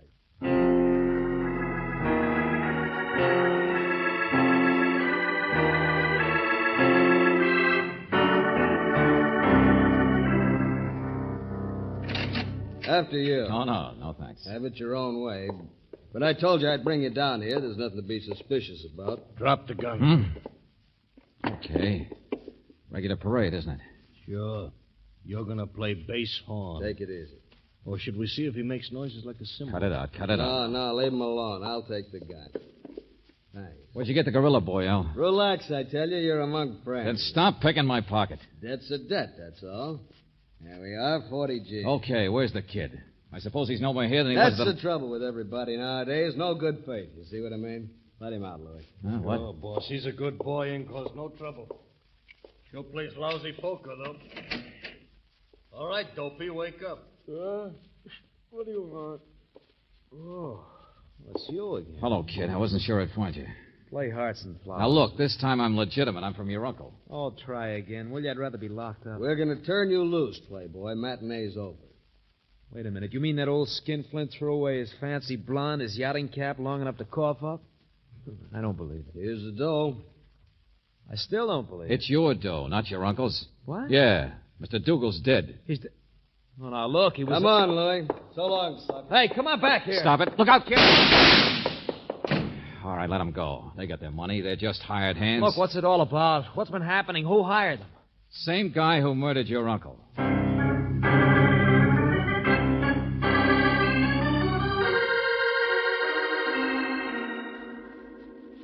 Valentine's, tell Lieutenant Johnson how harmless I am. All right, I'll let go of you, but just be quiet. For Acropolis, I doubt if it's possible. But you are my friend. Valentine's, you are my friend. Did you check his voice on the telephone? Sure, I checked it. What's the matter, Johnson? Not him, huh? Me? Why should I phone to anybody? Why should I be involved with kidnappers? Shut up. So it wasn't him on the phone. What difference does it make? One of his hired hands spoke the piece, that's all. Okay. I left Brooksy out here with Bob. Valentine's, come back here. Don't leave me in this pickle of stew. Valentine's! Why not? It's all over. It's finished. What's that? Well, all except the hard work. But you've already got the lead, Lieutenant. Yeah, what's that? What lead? What are you talking about? Oh, hello, Mr. Jackson. Mr. Valentine Jackson here seems to think that Oh, Acropolis... sure. Everybody's thinking, but skip it, will you? Now, why would Acropolis want my name used? Why would he hire me in the first place if he intended to stage a kidnapping? As I remember, he even tried to get a few other detectives to help him chase down Bob here. I'm a lawyer. I prefer to think logically, if you don't mind. Acropolis is the one the debt was owed to, isn't he? Sure, and that's how the murder ties in. Why, of course. He discovered that Dougal wasn't going to pay up, so he killed Dougal in order to make the boy able to pay. You went through it yourself. It worked. That's what happened. Are y'all through? Okay, listen. Acropolis here is all noise. He blunders around so much he couldn't even collect his own debt. Be careful of the words, please. Sport, you hired me to find Bob Sprague. All right, I did. But all the fuss certainly provided a good opportunity for somebody else to blame this all on you. And that's why my name was used, to link it to you, Acropolis. Now, see here, that doesn't make any sense. But for some reason, I was called Valentine's. Yes, but that's the way he pronounced it. Yeah, and the simplest explanation for that extra S is that certain people today must have actually thought that was my name. Well, on the phone, it could have been Al or Louis or the person who hired them. But it was the latter who only heard my name once, and in Acropolis's lovely voice. I don't get you. Oh, yes, you do, Bob. Up in that hotel room. He walked in and called me George Valentine's, and you must have thought that was my name. Now, see here. What's the matter, Mr. Jackson? Don't you think it makes sense that Bob here should have taken advantage of his own predicament? To get his uncle's money before the old boy was married and cut him off? Look, I was a prisoner at the time of the murder. Oh, no, you weren't. Sure, Al put on a show for everybody in the hotel this morning. Who's Bob Sprague? Didn't know you. Big menace chasing you. You're crazy. And he carried through the act just fine. After all, why not? I suppose his cut is the $40,000 he walked off with. But that's not true. He had me locked in a room. I don't know what he said, They didn't but... make the mistake you did. And I don't just mean that Valentine's business either. Because I don't wear a yachting cap. What? Yeah. And neither did your uncle until today. He told us. Package just came before we saw him. After you'd been, quote, kidnapped, unquote. Okay, Johnson, it's all yours. Just get him to explain how he could mention that yachting cap to me when he'd never even seen it. Except, of course, while he was killing his uncle. Why, you dirty meddler. Sing it sweet, Buster. Sing it sweet. Come on, Brooksy. But, George, Mr. Acropolis No, here, no, what... we're not leaving him. Come on, gambler. Let's see what kind of cards we can deal.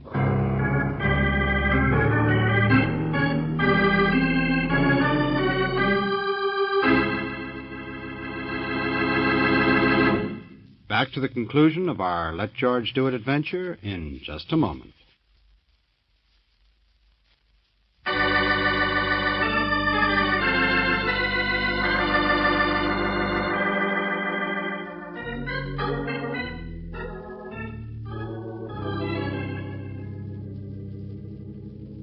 But 40,000. Now I will never get my $40,000. Of course you won't. You can't collect it legally, and I certainly don't know how else you could get it from a man who's being tried for murder. You sound so sorry for me. There is an understatement. How many times must I explain to you my honesty? Oh, cut it out, sport. You're not bright, that's all. Maybe you beat Bob Sprague at cards, but he almost got even by hanging this whole mess on you. Valentine's, we will not speak of it anymore. The pleasure of this meeting has been yours. And for the last time, my name is not Valentine. I'm sorry. Forgive me. Please? Now we are friends. Of course. I will call you Georges. Why, that's stupid. George, let him go. I think it's kind of cute. George is George.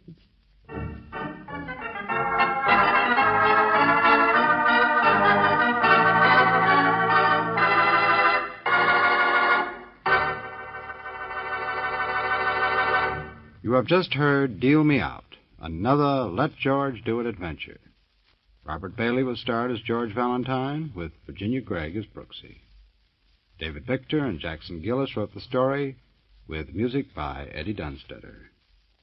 Now this is yours truly inviting you to another visit with Valentine, when you will again hear what happens when you let George do it.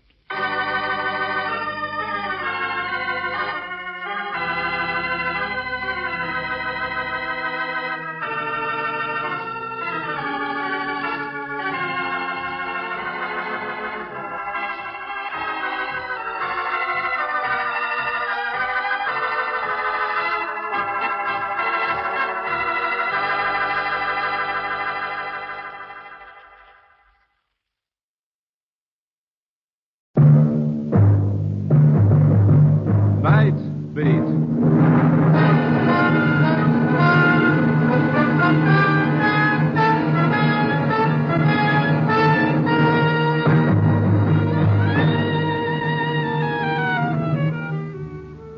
Hi, this is Randy Stone.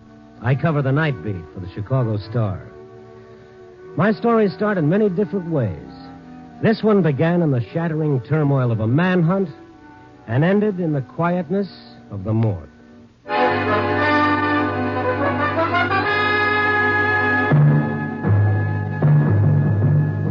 Nightbeat, starring Frank Lovejoy as Randy Stone.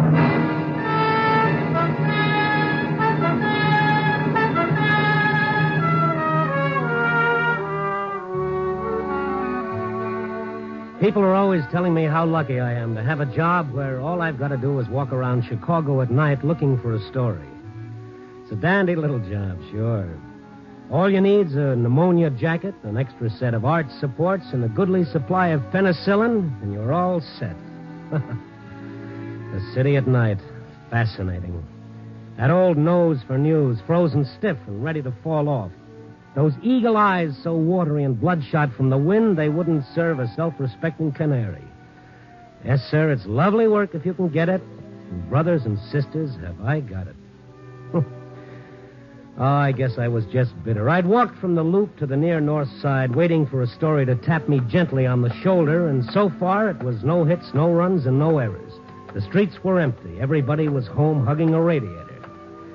And then, far away, I heard that lonely blues in the night sound, a police siren. And then another, and another. And then it seemed like there was a whole chorus of sirens singing about what a cruel, cruel world it all was. And then one siren separated itself from the rest and came closer, a prowl car coming down the street, stopping just a few yards away from me, and a police officer jumping out of it and hurrying to a call box. The officer passed under the street lamp, and I saw the excited look on his face, and I thought, all right, Stone, you lucky dog, let's go to work. This is Malachek. Yeah, okay, we're on our way over there right now. Right. Officer, just a second. What do you want, mister? What's up? Sounds like every squad car in the city's on the loose. Look, I got no time, mister. Read it in the papers tomorrow. Oh, I never touch the stuff. Look, the name is Stone, Chicago Star. Oh, reporter? Well, mildly, that's a general call, isn't it? I got no time to stand here, Gavin. I'll give it to you fast. Gig Sanders busted loose. Sanders? Great. When and how? Read it in your paper, Stone. All right, Crossan, let's move. They got him trapped.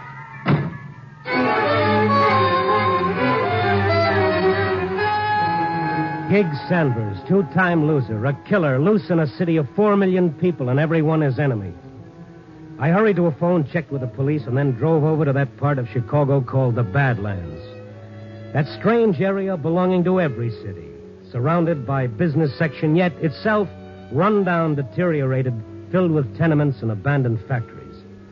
It was there the police had thrown a cordon around a boarded-up building. My pass got me through and up to the front line, and Police Captain Arlen. Hello, Stone. Oh, the hunt's on, huh? I don't know. We'll see in a minute. Sanders in that building? Got a tip he would be. Wait a second. All right, Billings. Turn the searchlights on the building. Keep 2 of them on the roof. Run the others back and forth. Right. Sticking around, Stone? Yeah, I guess so. You sure Sanders is in there? No, but we couldn't afford to pass up the tip. The tip? Where'd it come from? No, it's just a phone call. But Sanders knew this neighborhood like the back of his hand, likely to be here. Captain Ireland, ready with the speaker now. Okay, bring it here. Malachek. There's quite a crowd gathered for the kill. Yeah, making it tough for us. Sanders is armed like an artillery corps, and if he's in there... I see what you mean. How'd he get away? Haven't got the full details yet, but he was being taken to the death house. Killed a cop. He's a nice boy. Here you are, Captain. Okay. All right. Here it goes. Sanders? Sanders! Listen to me. There's no way out of that building that isn't covered. Come out with your hands in the air. We'll give you 20 seconds. Hear that, Sanders? 20 seconds. We'll count them off for you. And what if he doesn't show? Tear gas first, then we'll go in after him. Uh-huh. If he comes out with his hands up, he goes to the death house. If he doesn't... He'll come out. Rats always believe there's a chance to beat the chair. But his life is hope. No sign of him. Malachek, come here. Yes, sir. Take the microphone. When I give the signal, start counting off 20 seconds. Yes, sir. He given him more than 20 seconds. Not him, the crowd. They won't push in so close when the counting starts. Oh, look at them. Look at those faces. Perfectly normal human beings for 23 and a half hours of the day. Give them something like this for 30 minutes and they become a mob. Waiting, watching, hoping for the kill. People, Randy, want to change them? Yeah, sure. We'll retool and put out a nice new 8-cylinder model with a convertible soul. Get ready, Malachek. Yes, sir. Captain, there's my story. Sanders? Oh, no. That's for the front page, boys. That mob, that's my story. Look at that young couple right over there. Look at those two. They're hoping Sanders will come out shooting. Otherwise, they'll want their money back, huh? I suppose so. I'll see you later. Where are you going? I want to stand by that couple and listen to them.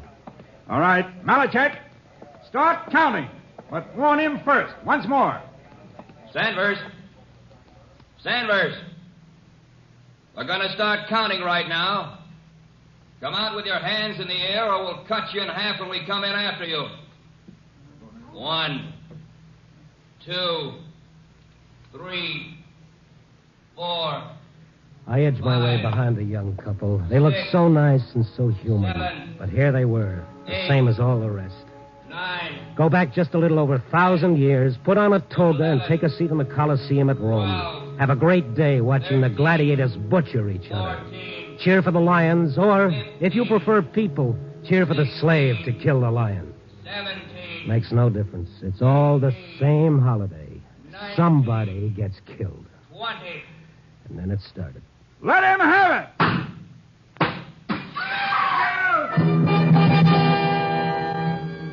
It was all over in a few moments. The tear gas, the police rushing in with their masks on, the crowd straining forward to get a glimpse of Sanders. But there was no Sanders when the police came up. Nobody in there, Captain Ireland. He must have been. No, sir, not a soul. We've covered every inch. I watched the crowd, and strangely enough, there was relief on their faces, and even a little shame that they'd hoped for the kill. But the young couple in front of me. He wasn't there, Ken. He wasn't there. I know. Come on.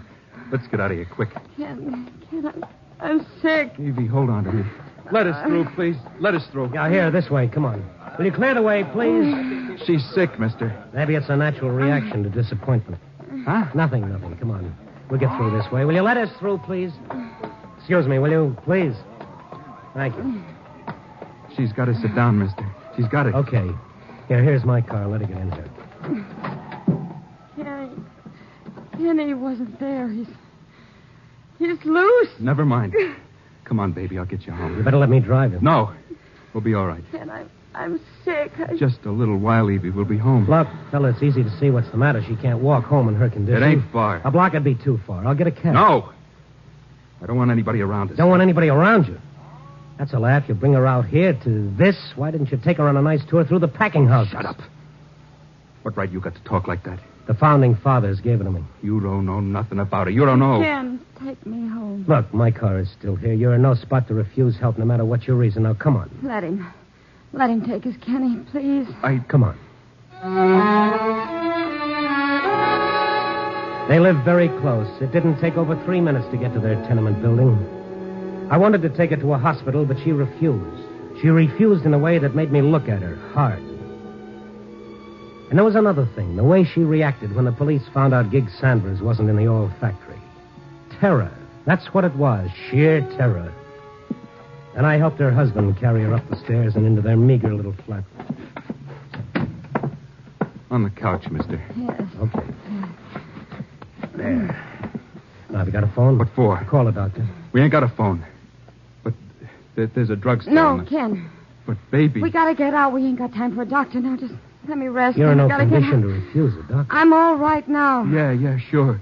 It ain't going to be for 3 weeks. That's what the doctor said. 3 weeks, and you drag her out to that great exhibition? Why didn't you... Shut up. I told you before you didn't know nothing about it. Mind your own business and leave us alone. What are you looking like that for?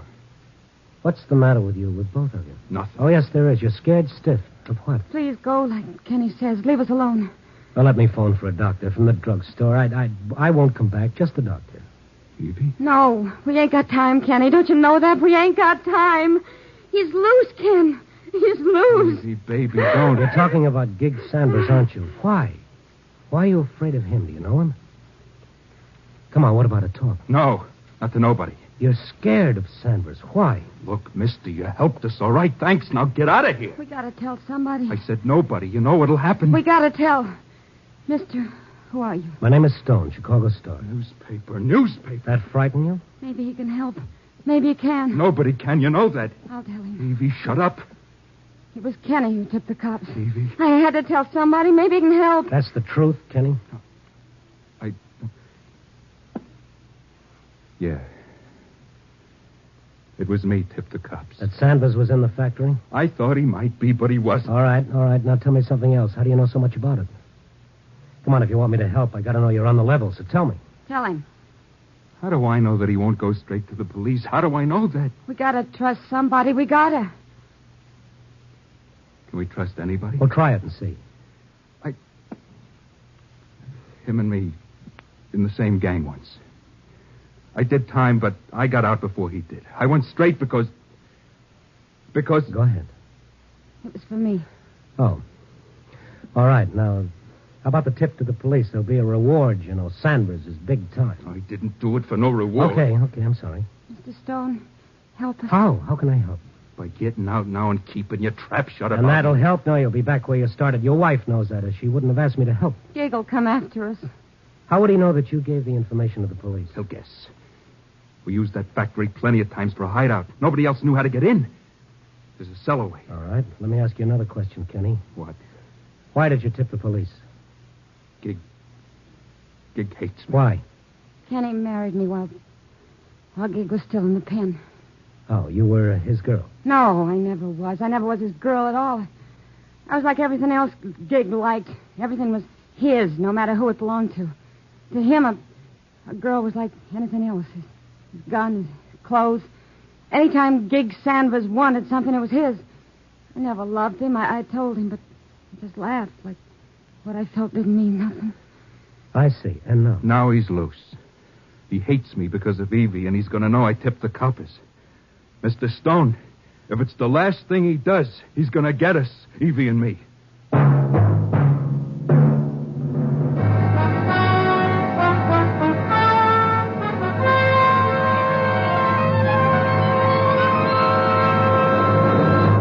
You are listening to Nightbeat, starring Frank Lovejoy as Randy Stone.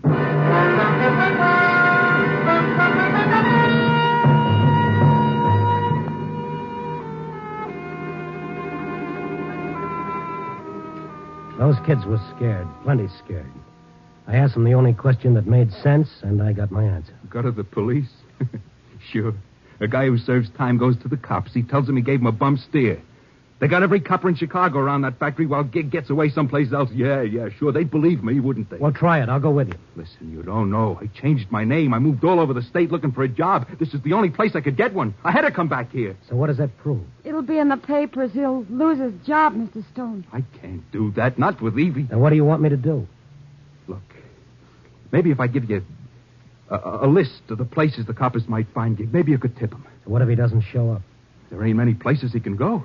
Look, maybe by this time he's out, maybe even out of the state. He's killed an officer. He won't dare to stay here.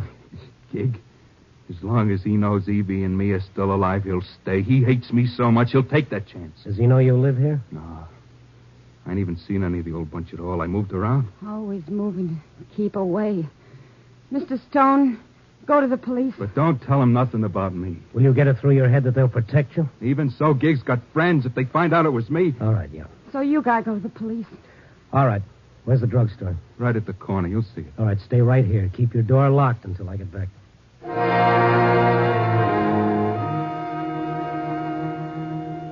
It was a short 2 minutes to the corner drugstore. I put in my call and started back to the flat. The street was quiet, deserted. The dirty tenements a solid block of ugliness against the night. I reached the tenement entrance, and I was just about to start up the steps. Hey, pal. Huh? Don't turn around. Stand nice and quiet. That's it. What is this, a holdup? Sure, a holdup. Now listen to me. Take out a cigarette. What? Take out a cigarette. That's it. Now light it. Act natural. Good boy. Now? Where are you? In your car at the curb, smart boy. What? Don't turn around, I said. Take a look up and down the street. I am. Coppers? No. Okay.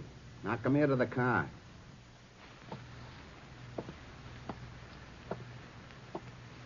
You're gonna do like I tell you, understand? What do you want? Who? You know who I am, Stone. Yeah, I guess I do. Listen, I'm going up to that flat you come from. Don't do it, Sanders. Sure, I'm gonna do it. This gun says I can do it. Leave the two kids alone. Yeah. All alone. You're wasting time, Sanders. Time you could use to better advantage. Sure. Now step back a couple of feet. I'm getting out. Just stand there. Keep smoking a cigarette. Walk ahead of me. Straight in that house. Move. Stop here. Sanders, you're not going to do this and still have time to get away. Real concerned about me, ain't you? Don't worry, I'm a big boy. All right, give him a break. Sure, like they was going to give me. Now, listen. You're going back up to that flat. You're going to knock on the door, and you're going to tell them to let you in. That clear?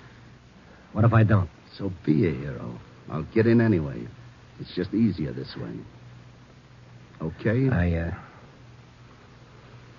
All right. So let's go.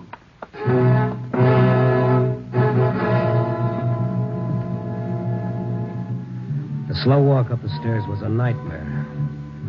I walked down the hall toward the flat. The flat where those two kids waited behind a door that they thought would keep the terror and death away from them. And then? Knock. Who is it?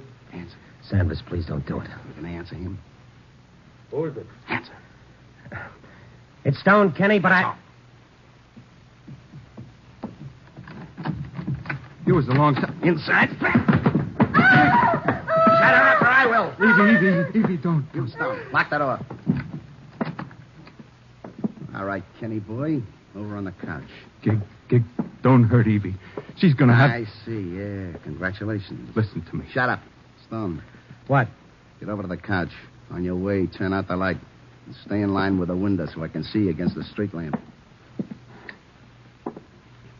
Now sit down. We'll talk. You gonna listen to me, Gig? Sure, I'm a wonderful listener. Only make it good and funny, huh? Even me fell in love, Gig. You ain't gonna blame us for that. Evie and you fell in love. You think I worried about that? You think I cared what she did? Nah. It's what you done tonight. He was afraid, Sanders. Afraid that you'd come after him because of Evie. I thought about it, mister. Yeah, plenty. But I figured let it go. It ain't worth it. But this tonight is something different. Turning stooly. You'll never get out of Chicago, Sanders. Every cop in the city will be looking for you. It's nothing new to me. Now you, Kenny boy. You did tip the coppers, didn't you? Gig, listen. We're nothing. You haven't got a chance, Sanders. No chance? I always got a chance. My luck's good. You know why I wasn't in that factory, Kenny boy? Because my luck held. I had to get some dough first. And you know where I was? In that crowd, just standing there watching. You were in the crowd? Yeah, like watching my own funeral, only the coffin was empty. And I saw you and Evie, Kenny. That's how I knew where the tip come from. All right, you're smart, Sanders. Now be smarter. You got us where you want us. We can't make a move, but if you kill us, you'll kill the time you need to get away. I got ways. Like I come here. I followed you in a cab, then hid in your parked car. Now, ain't that smart? Evie, you ain't said nothing. Gig, you gonna kill us? Yeah, I'm gonna kill you, Evie. Sanders, you said your luck held. It can't hold forever. What you're doing now is giving the police minute after minute to catch up with you, and they will sooner or later. You killed an officer, Sanders. You know what that means? Him or me, it had to be that way. Doesn't have to be this way. This way? What Kenny done was to save Evie's life and the baby's. Right or wrong, that's why he did it. What would you have done to save your own life? I killed a cop to save my life. That answer you? Yes, I guess it does. So it makes sense. That's a radio there by you, ain't it? Yeah. Send it on. We're all going to sit here and wait for the news. We're going to see how I'm making out.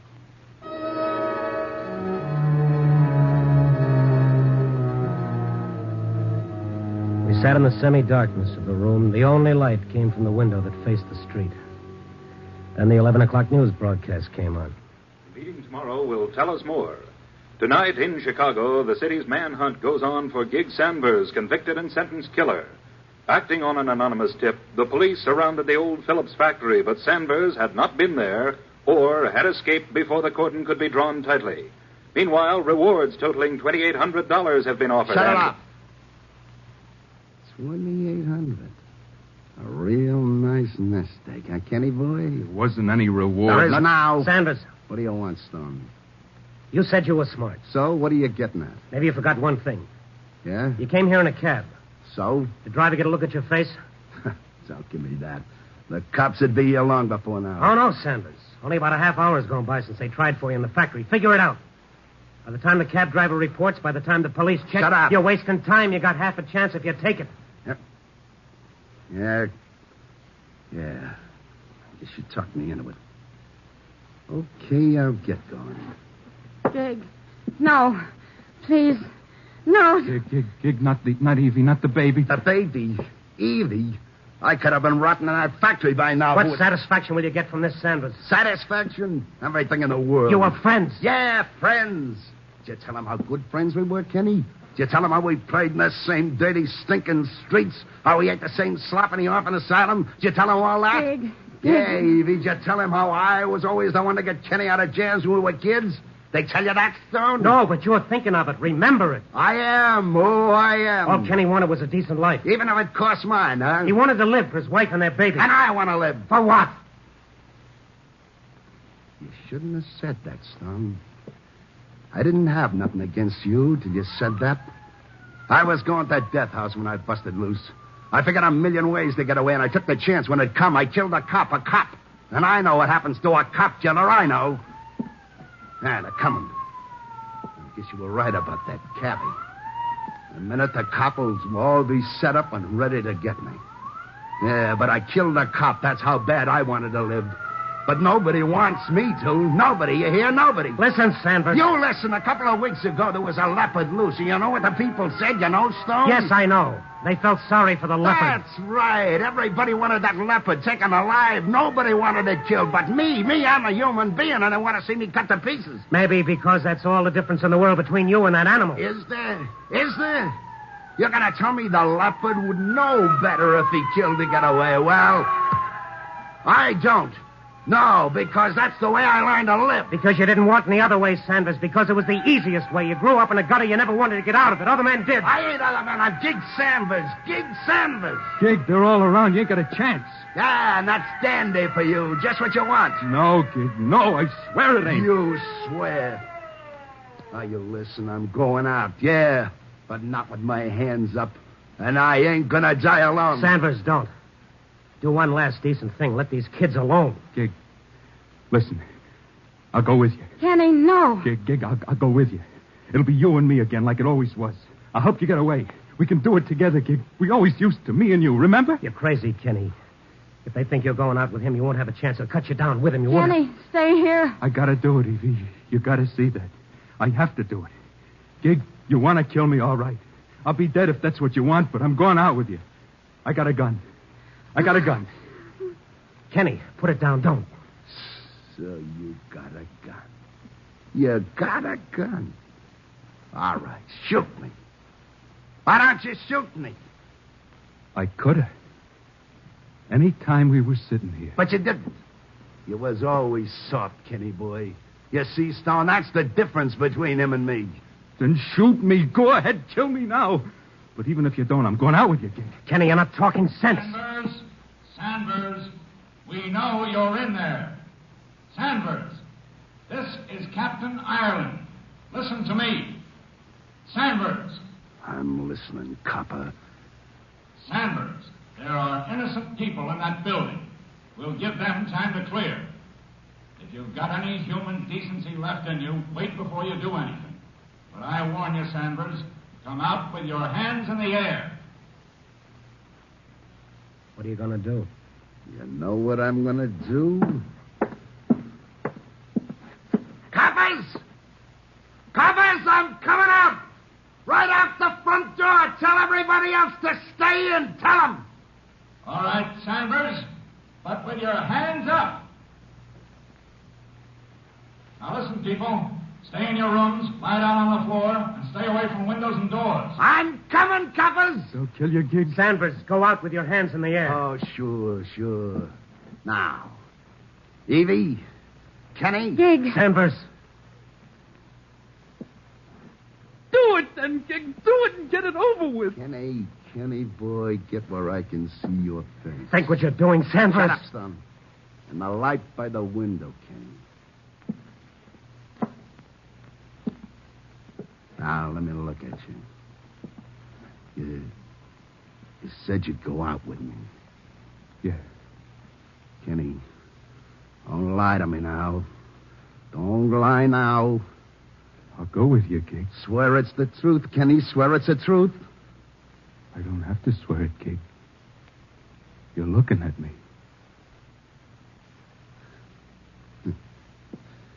Yeah. Okay. I'm going out alone. Now, what about Kenny, Evie? They can rot in this stinking world. They can rot. Not me. I'm going out.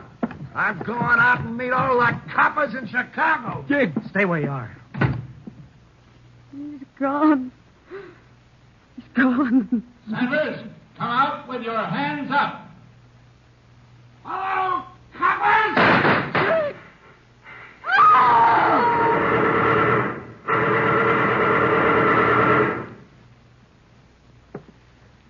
Well, there's $2,800 lying down there, Kenny. Better go down and pick it up. I don't want it. You had all the chance in the world. Why didn't you kill him? I couldn't. Gig Sanders was my brother.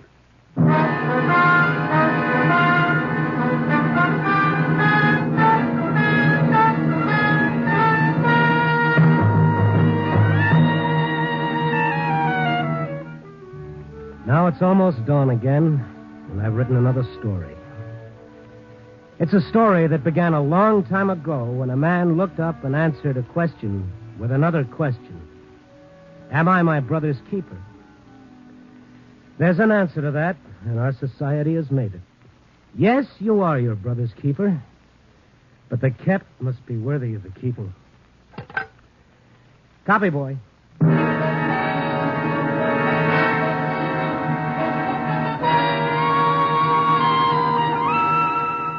Nightbeat, a new dramatic series, stars Frank Lovejoy as Randy Stone. Tonight's story was written by Russell Hughes. Nightbeat is edited by Larry Marcus and directed by Warren Lewis. Music by Frank Worth. Others in tonight's cast were Ted DeCorsia, Georgia Ellis, Shepard Menken, Louis Haight, Herb Ellis, and Alan Slate. Frank Lovejoy will next be seen in Milton Sperling's production Rock Bottom, released by Warner Brothers. Throughout the week, NBC brings you the very best adventure mystery dramas on the air. You'll hear action-packed, fast-moving plots to hold your interest right up to the smashing climax on NBC's thrilling mystery shows. During these stellar programs, you'll hear mystery and intrigue, adventure and high-tension drama. Match your powers of observation against the best in detective fiction in solving crimes and unraveling intrigue. There's fast-moving action to lift you from beside your radio into the romantic land of mystery and adventure. These exciting dramas are as interesting as tomorrow's race results today. And you'll hear them every night over most of these NBC stations. Remember, if it's mystery and adventure dramas you're tuned for the best on NBC.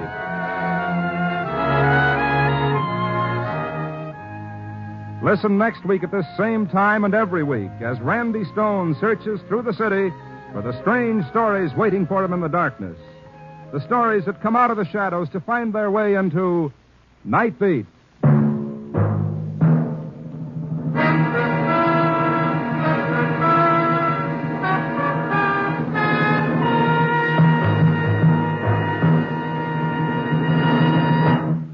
Tomorrow, Fred Allen joins Bob Hope. Now, Jack Benny's on NBC.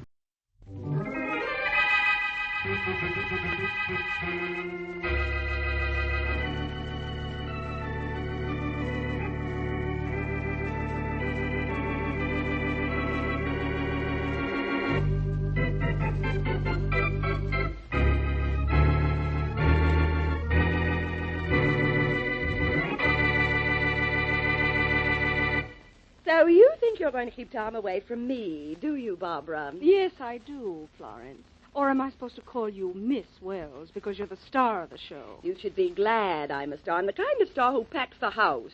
Or you'd be just another chorus girl looking for work. I'll be a star myself someday. What are you going to use for talent? You were a chorus girl once, remember?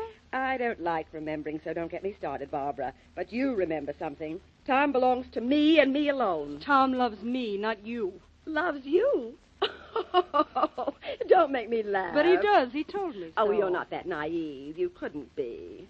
What makes you think he can see anything in you when he compares you with me? Why, next to me, you're practically a schoolgirl. I still say Tom is in love with me, and he's going to marry me. Well, that isn't what he told me on the phone last night.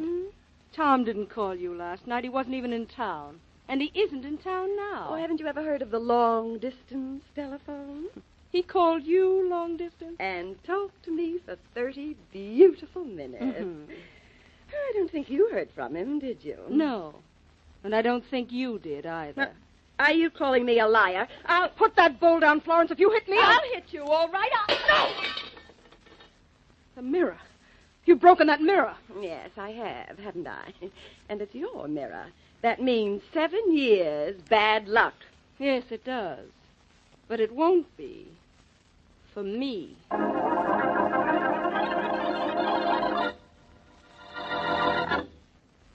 And now meet Dick Calmer as Boston Blackie. Enemy to those who make him an enemy. Friend to those who have no friend.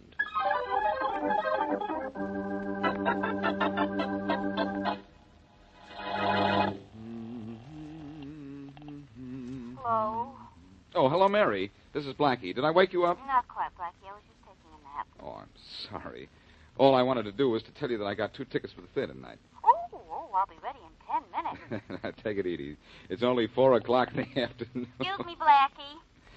Hey, who's this? This is Elsie on the switchboard downstairs. Oh, Elsie. Well, look, you cut me off. I was talking to Yeah, Miss I know. I'm Elsie. holding that call, Blackie, but there's a woman on the phone wants to speak to you. She says it's urgent, and she sounds like she means it. That's why I cut in. Oh, all right. Well, explain to Miss Wesley and have her hold on a minute. I'll take the other call. Yes, sir. Go ahead, miss. Here's your party. Boston Blackie? Oh, this is serious. I'm Florence Wells. What's so serious about that? Hey, are you Florence Wells, the musical comedy star? Yes, and I need your help. You've done all right without help, Miss Wells. I hear your show's a hit. Yes, it is, but Blackie, I didn't call up to talk about my show or myself. I have to see you. I'm in desperate trouble. I'm afraid something's going to happen to me soon, maybe tonight. You've got to see me in my dressing room this evening before I go on. So you sound as if you're on a level, Miss Wells. Yes, I am. Will you be here tonight? Curtain time is 8:30, but I'd like to see you no later than 7:30, please. Please be there, Blackie. It's important. 7:30? All right, I'll be there, Miss Wells. Thank you, Blackie. Goodbye. Goodbye. Yes, Blackie. Did Miss Wesley hold the line? Yes, she did. Here she is. Thanks. Hello, Mary. I'm sorry about the interruption. Oh, that's all right, inasmuch as there's nothing I can do about it now anyway. Mary, we're not going to the theater tonight. We're not going? Why not? Well, our conversation was interrupted by Florence Wells. Florence Wells, the musical comedy star. I don't like her. I've got to meet her in a dressing room at 7:30 tonight. You are? Well, I definitely don't like that.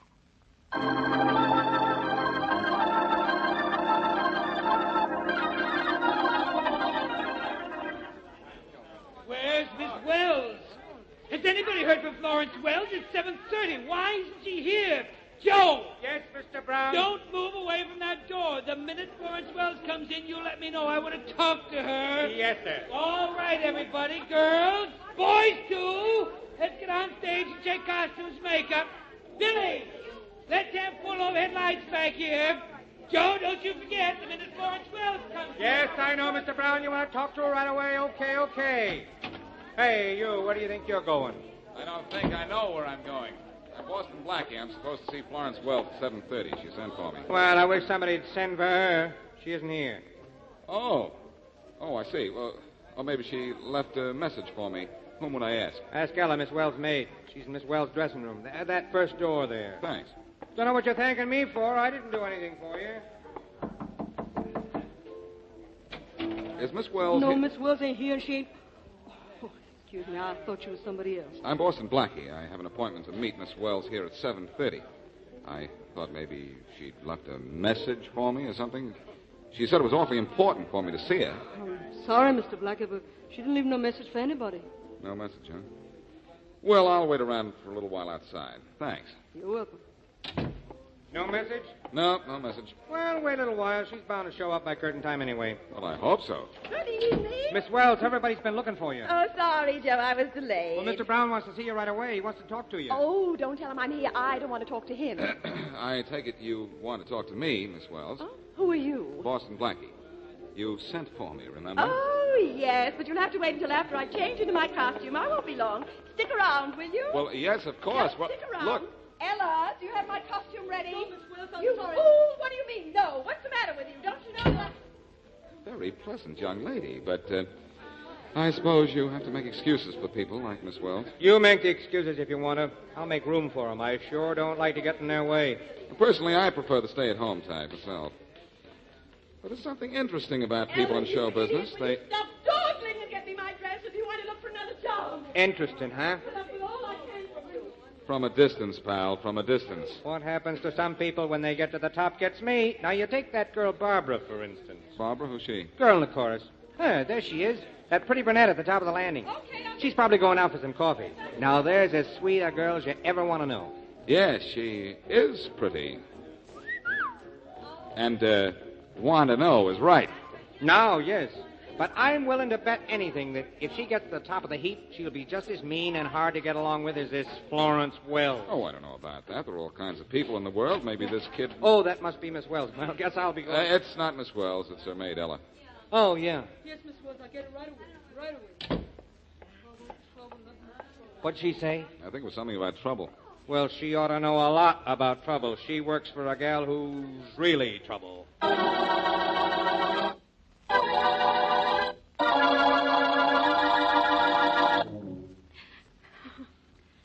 Will you quit your bawling, Barbara? You're making me sorry I ever let you come over here. But, Tom, I'm so frightened. I go on stage in a half hour, but I had to run out and see you. Florence talked to me this afternoon. She was terribly excited. So what's talk? Talk never hurt nobody. Now, look, cheer up. You got to go on stage pretty soon. Tom, listen to me.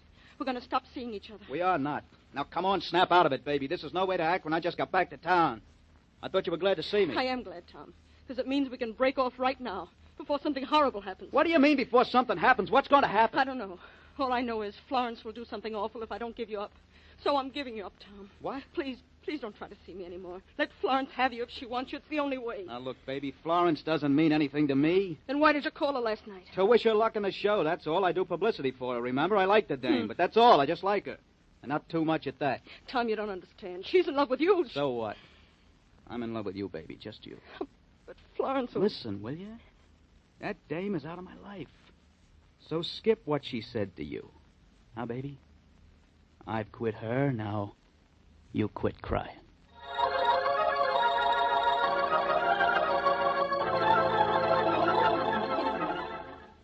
Listen, Joe, I'm getting tired of waiting. How long before curtain time does Miss Wells come out of her dressing room? It'll be any minute now, Blackie. Curtain goes up in 8 minutes. That's fine, but I've been waiting for her for more than 50 minutes. Well, it's like I told you. These big stars don't care about anybody. Well, I'm getting so I don't care much what she wants to talk to me about.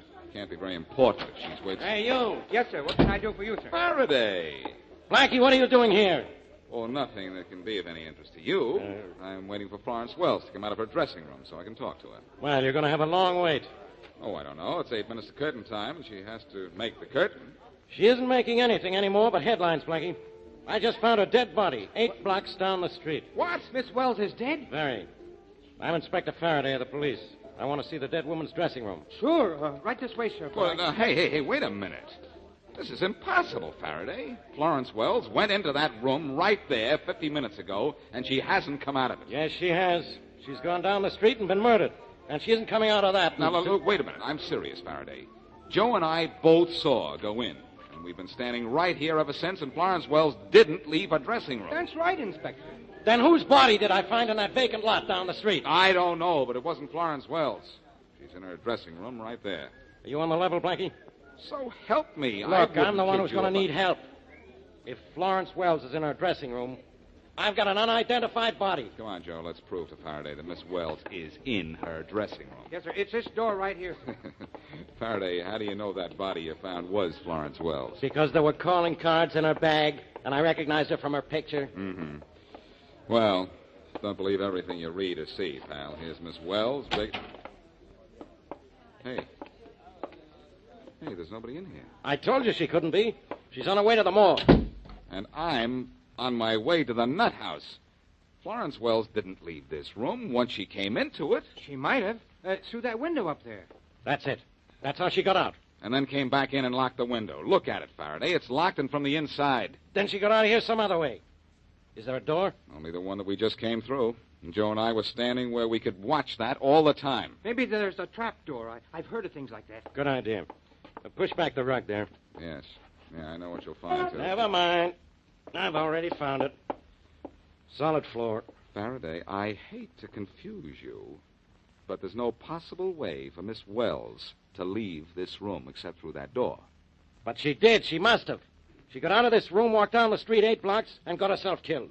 You sure that was Florence Wells? Positive. I knew her from the identification in her purse and by her pictures. That was Florence Wells, all right. If that was Florence Wells, all right, she did get out of this room. But we don't know how she got out, and that's not all right.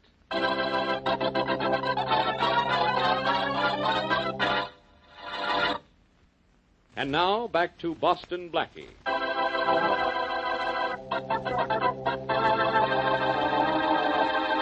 Musical comedy star Florence Wells tells young and frightened Barbara Lane that she had better give up her boyfriend, Tom, or suffer the consequences. Later, Florence phones Blackie and says she has to see him backstage at her theater at 7:30. Blackie is there before the star arrives, but she goes into her dressing room without telling Blackie why she wanted to see him. Florence apparently does not leave her dressing room by door, window, or hidden exit. But 15 minutes later, she is found dead, 8 blocks away from the theater. As we return to our story, it's the next day, and Blackie and his friend Mary Wesley are in the dead star's dressing room. This dressing room is where Miss Wells was last seen alive, I guess, isn't it, Blackie? Yes, Mary, by her maid Ella. And now Ella's disappeared. Good heavens. She hasn't been murdered, too, I hope. I certainly hope not. Maybe she knows who killed Miss Wells and she's gone into hiding. Well, that's one of the reasons I'd like to find her. I certainly can't find anything around here. But I thought you and the police had already checked this room for ways Miss Wells could have gotten out. We checked it from top to bottom and didn't find anything. But I thought checking it again might do some good. No sign of a secret door anywhere, is No there? sliding doors or traps, Mary. This is just a plain, ordinary dressing room. Come on, Mary. Let's go outside. All right. Oh, there's the manager. Maybe he can help me. Oh, Mr. Brown. Mr. Brown! Please, no more questions. I have enough trouble putting on a show with an understudy without answering questions. Well, look, don't you know anything about Miss Wells? Who her friends were, where she spent her time? All I know about Miss Wells is that she was the star of this show, and now I have a show without a star. Excuse me, Mary. Mr. Brown, Miss Wesley. How do you do, Miss Wesley? You'll have to excuse now, wait a me. minute. Mr. Brown, wait a minute. Is there anyone in the show who might tell me something about Miss Wells? Well, yes. There's Barbara. She's the girl in the chorus. They knew each other, I think. But the chorus is on the stage now. We're rehearsing the entire cast with the understudy. Well, can't you get her off the stage? No, I can't do a thing like well, look, that. if you'll let me ask her a few questions, I'll stop asking you questions. Well, all right. Joe? Yeah? Ask Barbara to come in here, will you? Okay. I hope pulling a girl out of the line won't throw the understudy. Oh, no, Miss Wesley. They're trained to expect anything. Oh, here she comes. What's the matter, Mr. Brown? Was I doing something wrong? No, Barbara, no. This is Boston Blackie. He wants to talk to you. Barbara, Lane is your last name, isn't it? Yes, it is. Miss Lane, Miss Wesley? How do you do, Miss Lane? How do you do, Miss Wesley? Miss Lane, what do you know about Florence Wells? Florence Wells? Nothing. No? How long have you known her? Not long. I've been in town only a few months. The show wasn't cast until 2 months ago. In other words, Blackie, she's known Florence Wells only 2 months. I figured that out for myself. You're not a local girl, Miss Lane. Where are you from? A place no one ever heard of, Barling, Kansas. Just a little town. Barling, Kansas, huh? Little town. I wonder if I can get a little information out of it.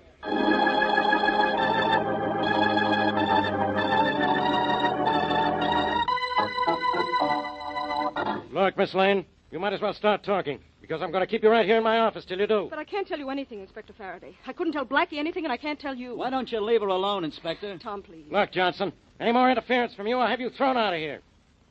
Miss Lane, do you deny that Miss Wells was in your apartment yesterday and had an argument with you? No, I don't deny it.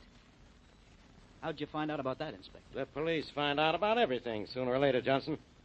Now, someone in Miss Lane's apartment building heard the argument and saw Miss Wells leave.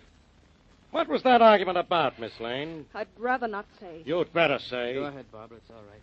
Well, for the first time in this case, someone's being helpful. What were you two arguing about, Miss Lane? About Tom here. She wanted to take him away from me. Oh. She didn't kill Florence Wells, I tell you. You let me decide that, Johnson. I don't know much about this case. Nobody does. Nobody knows who killed her, why she was 8 blocks from the theater just before curtain time. Nobody knows how she got out of her dressing room without being seen. But I know something, Miss Lane. I know you're my murder suspect number 1.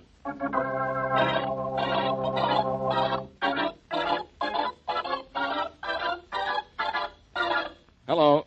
Hello. Yes, hello, I hear you. Who's this calling? This is Boston Blackie calling from New York. Is this the office of the Barling, Kansas Enterprise? Yes, this is the office of the Enterprise. This is the editor speaking. I'm Aiken's the name. Oh, good. Look, Mr. Aiken, can you tell me anything about Barbara Lane? She's a chorus girl in a musical comedy here. Oh, Barbara.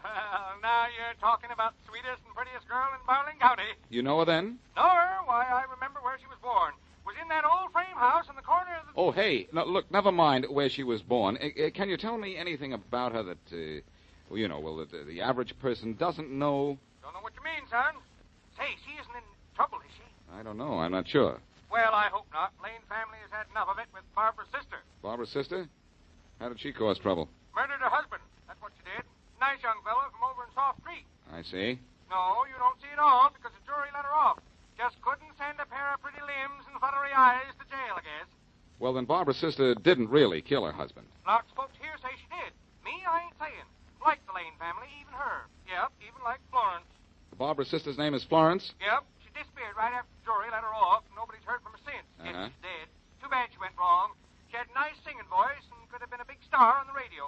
Was she a blonde, tall, blue eyes? Yep, that's Florence. Know her? I think I do. Funny you should be asking about Barbara Lane, and I get to telling you about her sister. Why?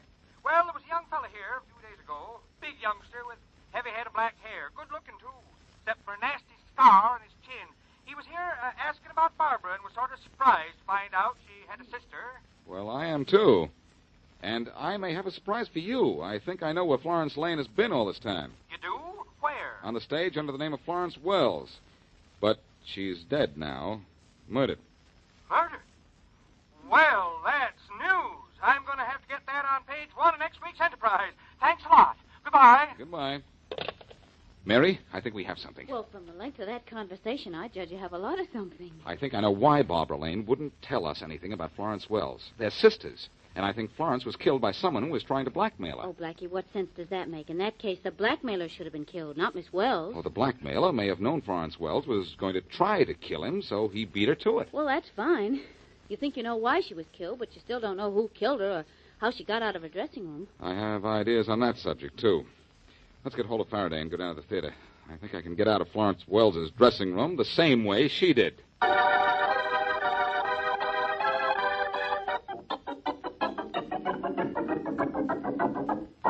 Blackie, is getting me down to this theater another of your crazy schemes to waste a lot of my time?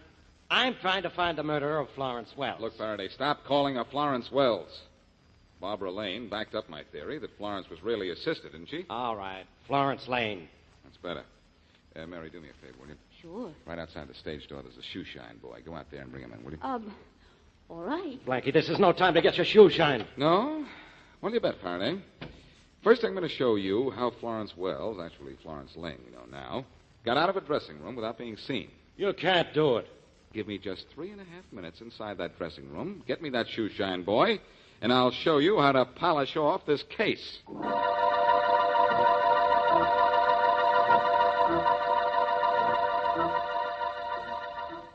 Well, Miss Wesley, Blackie's been in that dressing room 2.5 minutes now. Then he has a whole minute to go, Inspector Faraday. A minute to go. But where? He's not going to get out of that dressing room. No, well, just you wait and See? see. He couldn't do it. This must be Blackie now. Oh, no, that's not Blackie. That's the shoe shine boy. Oh, yeah? Hey, just 30 seconds left. Well, please, let's give him every second he asks for. I'd like to give him 20 years for wasting my time like this. He's not going to get out of that dressing room. It's impossible. The murdered girl got out of it. Yeah, she did. I bet she's sorry. All right, how much more time? 10 seconds. Well, I guess we might as well start for the door. And we're going to open it, too. Right on the dot of 3.5 minutes, which is now. Well, Blackie, I told you, Inspector Faraday, there is nobody in here. There's got to be.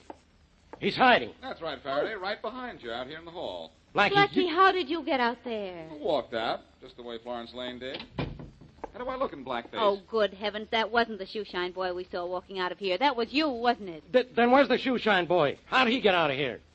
The way Florence Lane's maid Ella got out of here.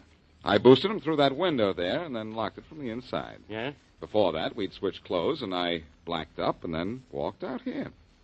Just as Florence Lane walked out as the maid. Simple, isn't it? It is not. Why would that actress go to all that trouble to sneak out of here to get killed? She didn't expect to be killed. Look, Faraday, you've told me about a fellow named Tom Johnson. I want to see what he looks like. Why? Because if he looks the way I think he looks, the looks of this case will be a lot better.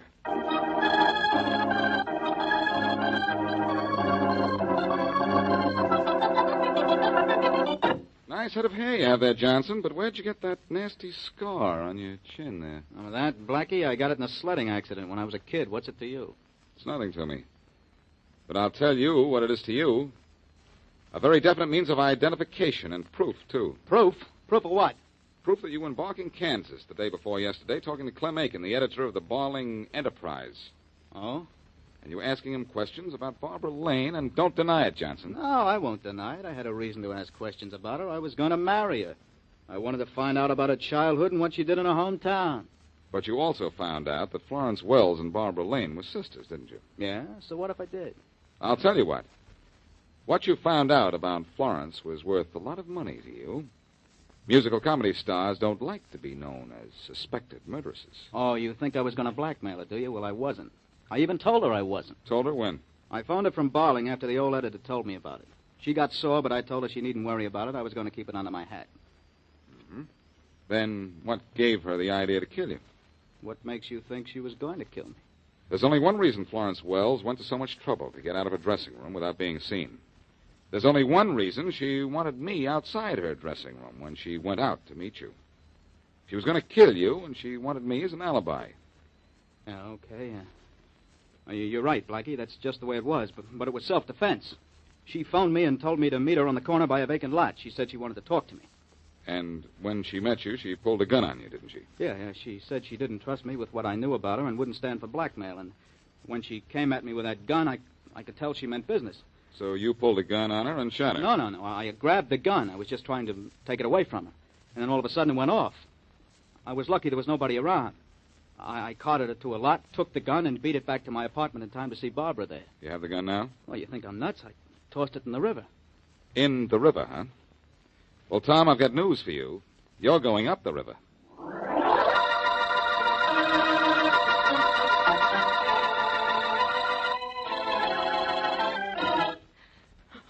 Ella, nobody's going to hurt you. You're not in police headquarters to be arrested. You were Florence Wells' maid. Yes, sir. But I didn't do anything wrong. Just what Miss Wells told me to do. I let her boost me out of the window after I gave her my maid's uniform, and then I disappeared, just like she paid me to. Well, Faraday, that does it. Florence Wells left her dressing room in blackface. But if she was in blackface when she left her dressing room, why wasn't she still in blackface when she was killed? She obviously stopped outside the theater and took the makeup off. That's right, too, Mr. Inspector. Why didn't you come and tell us all this right away, Ella? Because when I hear she's dead, I get scared to talk. Well, thanks, Ella. Thanks for backing me up. Satisfied now, Faraday, how Florence got out and that Tom Johnson killed her? Yeah, I guess so. Well, Tom Johnson was a press agent. He was paid to get Florence Wells' name in the papers. He got it in all right, in the obituary column.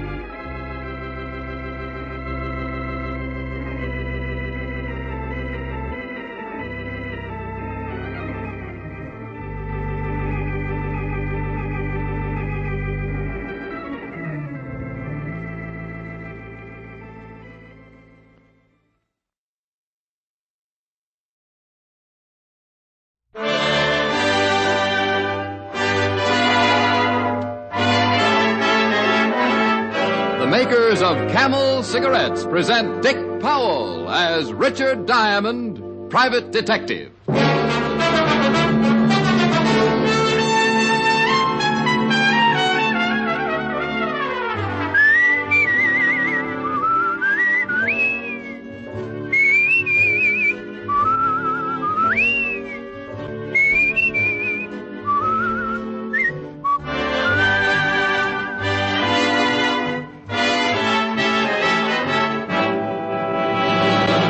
What cigarette do you smoke, Doctor? Again, that question has been asked of doctors in all parts of the country, doctors in every branch of medicine. And again, the brand name most is Camel. Yes, according to this repeated nationwide survey, more doctors smoke Camels than any other cigarette.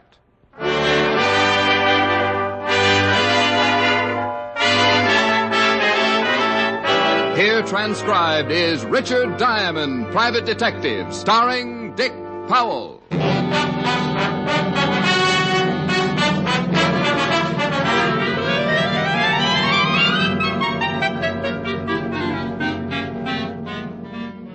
It was a cold afternoon in New York. There was 6 inches of snow on the streets and twice that much on the fire escape outside my window. I looked down at Broadway and watched the miserable pedestrians edging their way over the slippery, ice-covered sidewalks, and thought about burning some of my furniture. It was just the day for anything unpleasant, and when the door to my office opened, I turned around to look at one of the most unpleasant sights I'd ever been faced with. Standing in the door was something that looked human, and I use the term human only because I stuck around long enough to find out for sure. He was about 6 feet and well-dressed, in a dark gray overcoat. But his face raised goosebumps from my argyles to my haircut. It was as dark gray as his overcoat, his whole face, his eyes, his lips, and when he spoke, even his tongue. Mr. Diamond? Yeah? I want you to find the man, and I want you to find him in the next 5 hours. He didn't sit down. He just stood there facing me like a bad dream. I pushed the chair back and got up, as though I had to be standing to protect myself from what was coming. The man I want you to find is named Carnes. He's a science teacher at State College. Is he missing? Would I want him located if he wasn't? Would I have asked you if I'd known the answer to that? How much is your fee, Mr. Diamond? When I know what I'm getting into, $100 a day in expenses. Yes, 500. Find Louis Carnes in 5 hours and you get another 500. Does it matter if you know what you're getting into? I never go waiting if there's quicksand around. Not even for $1,000? I never like to count money when I'm suffocating. You only have to find Louis Carnes. I guarantee you'll live through it. And after I find him? You can spend your 1,000 and forget about it. Why do you want him found? I owe him a debt. I want to pay him. And why do I have to find him in the next 5 hours? Because that's how long I've got to live.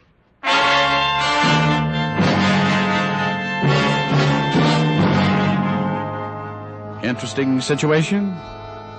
You bet. And that 1,000 made it about as interesting a situation as I'd ever gotten into. I couldn't take my eyes off of him, standing there as gray as an early morning ghost. I wanted to ask him about his color, but in a business like mine, if a client comes in riding a purple llama, you greet him like everybody rides purple llamas and keep your mouth shut. He handed me the $500 and a card with his business address on it. Roger Vegas, 64 West 110th, studio of modern photography. He backed up 2 steps, smiled a slow, dead smile, turned and walked out of the office like he was going to look at his own grave. I sat back down and thought about it for a while, and the little voice in the back of my head kept whispering, "Don't do it, Diamond. Don't do it, Diamond. Don't do it, Diamond. "Oh, shut up. You'll be sorry. What about the $1,000? It'll buy you a nice funeral." Peasant.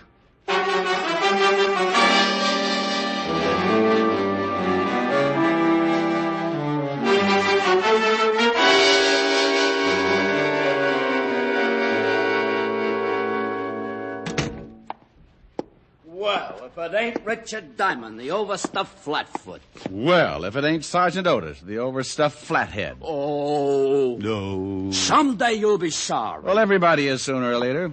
Think of what your poor mother must have gone through. That ain't funny. I'll bet your father didn't think so either. Oh. Oh, Rick. Still picking on him? Oh, he'll be picked on until somebody plucks off that other head. What's up? Walter wants some information. If I can. History on a fellow named Roger Vegas. Here's his card. Also, a Mr. Louis Carnes, science professor at State College. Well, I'll try. What's it all about? Roger Vegas wants me to find this Louis Carnes. Wants to pay back a debt. What's unusual about that? I don't know. Oh, but you should see Roger Vegas. He'd scare you right into a dozen more ulcers. I doubt it. No room for any more. Well, the ones you've got would hide. You should see this guy, Walt. His face, his hands a dark gray. What about the rest of them? Now, wouldn't you know it if I got to ask him to take his clothes off? Very funny. What do you mean he's gray? Well, that's just what he is. Even his eyes. Not just the pupil, but the whole eye. The whole eye? Yeah.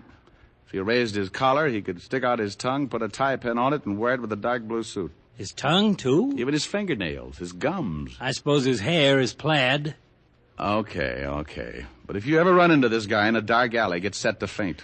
Well, I'll see what I can find out about him. I've got to have the information pretty fast. I've only got 4.5 hours to find Louis Carnes. How come? Because Roger Vegas has only got that long to live. Rick. That's what he told me. A guy with a gray face comes into your office, wants you to find another guy, and tells you got to find him in the next 4.5 hours because he's going to die. Who's going to die? The guy with the gray face. You didn't say that.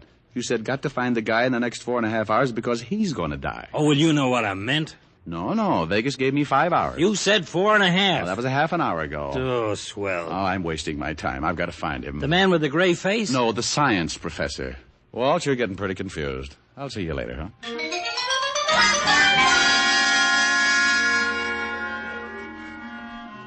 I left the 5th Precinct, grabbed a cab, and 20 minutes later I was walking across the campus of State College. Being Saturday, the big school was quiet and impressive as it stretched out over the dozen acres of snow-covered grounds. I located the administration building and found one lonely student working in the main office.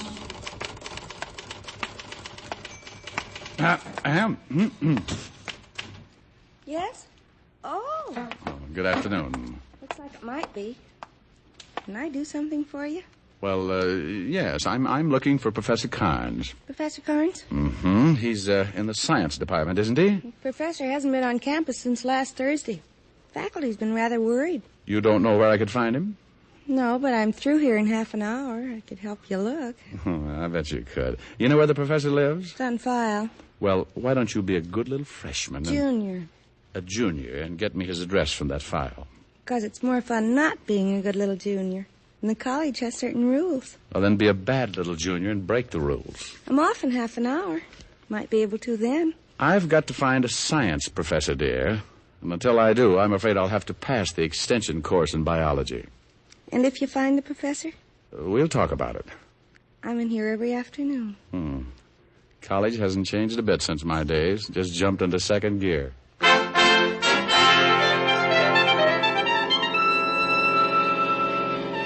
The cute little junior walked her sweater and saddle shoes over to a long file and came back with Professor Carnes' home address. I thanked her, promised she could wear my gold badge if she passed lunch hour, and took my cab back to town. At the professor's house, I met his sister, an elderly lady named Drusilla, who reminded me of my math teacher at PS 14. I haven't seen my brother since Friday morning, Mr. Diamond. And you have no idea where I can find him? No. Where do you want to find him? Well, I'm a private detective, Miss Carnes. I was hired by a man named Vegas. Oh, you know him? I most certainly do. Did he hire you to find my brother? That's right. He's not a good man, Mr. Diamond. I believe he's the reason my brother disappeared. Maybe you better tell me about it. My brother married a girl many years younger than himself, and unfortunately it was not a good marriage. Did this Vegas person mention my brother's wife? No, he just told me he wanted to find the professor in order to pay him a debt. A debt? That's what he said. Watch out for that man, Mr. Diamond. He broke up my brother's marriage. Well, maybe I'd better talk to your brother's wife. That would be impossible. My brother's wife killed herself. Oh, well, that's too bad. My brother and I believe she killed herself because of that man Vegas. My brother found out they were seeing each other. When he begged her to stop, she said that it was impossible and refused to give a reason. A week later, she killed herself. Have you ever seen Mr. Vegas? No, I have not. Why? Well, I was just wondering why any woman would go for a man like him. Unless she liked ghosts.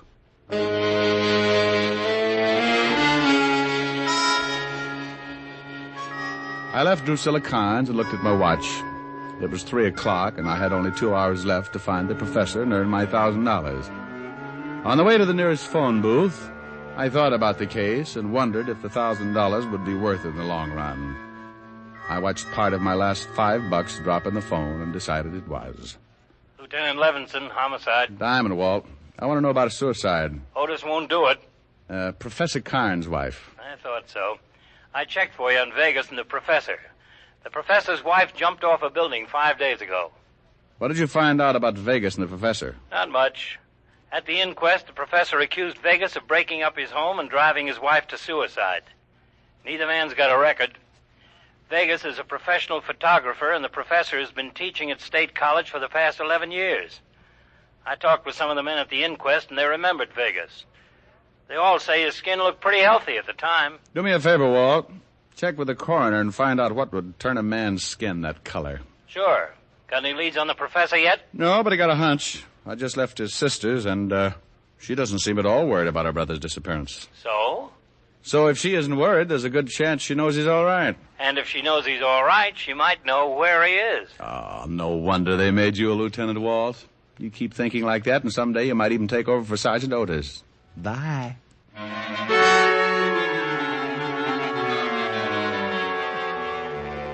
I left the phone booth and walked back toward Drusilla Carnes' house. I staked myself out across the street in a corner gas station and warmed my blue little ears inside while I waited for the good Drusilla to contact her brother. I was just guessing, but it worked. 10 minutes later, Drusilla, dressed in a heavy fur coat that looked like it should be out on the river building a dam, walked out of her house and hailed a cab. I hailed one, too, and followed. 15 minutes later, I was back on the campus of State College. I watched her get out, walk around back of one of the buildings, knock on a door. She waited until someone opened it, and then she disappeared inside. I tried the door, but it was locked again. So I toured the building. The front door was locked, too. I set to work trying to pick the lock. I broke a Boy Scout knife, half a dozen fingernails, and several bobby pins that for some strange reason had found their way into my coat pocket. So I did the next best thing. I went back to the door that Drusilla had entered earlier and waited. 5 frozen minutes later, the door opened and I stood there facing Drusilla while her look melted every icicle within 10 feet. Standing directly behind her was a small man, his breath showing clearly against the cold air, coming in short gasps. Drusilla. It's all right, Louis. What do you want, Mr. Diamond? Nothing now, Miss Carnes. I've found it. Is that the man, Drusilla? Yes. He's a detective. Vegas hired him. It's all right, Drusilla. If Vegas wants to find me, I'm tired of hiding. Tell Vegas that I'll be waiting here, young man. Louis, you know what he'll do. It's all right. Vegas knows he's only got a few hours left. Has that strange color of his skin got something to do with it? Yes. Have you seen him since the inquest, Professor? No. Well, that's funny. How did you know about his skin and that he only has a few hours left to live?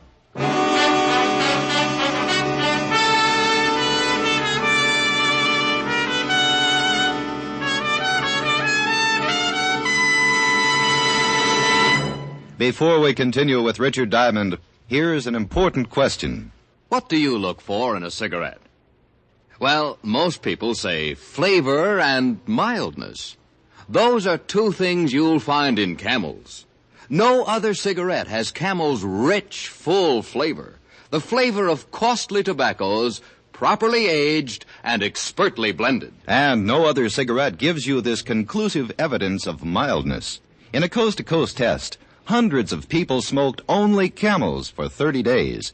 Each week, noted throat specialists examined the throats of these smokers and reported not one single case of throat irritation due to smoking Camels. Yes, that's proof of mildness, based on day-in, day-out smoking, not just a sniff or a puff. Make your own 30-day Camel mildness test, the sensible test, the thorough test.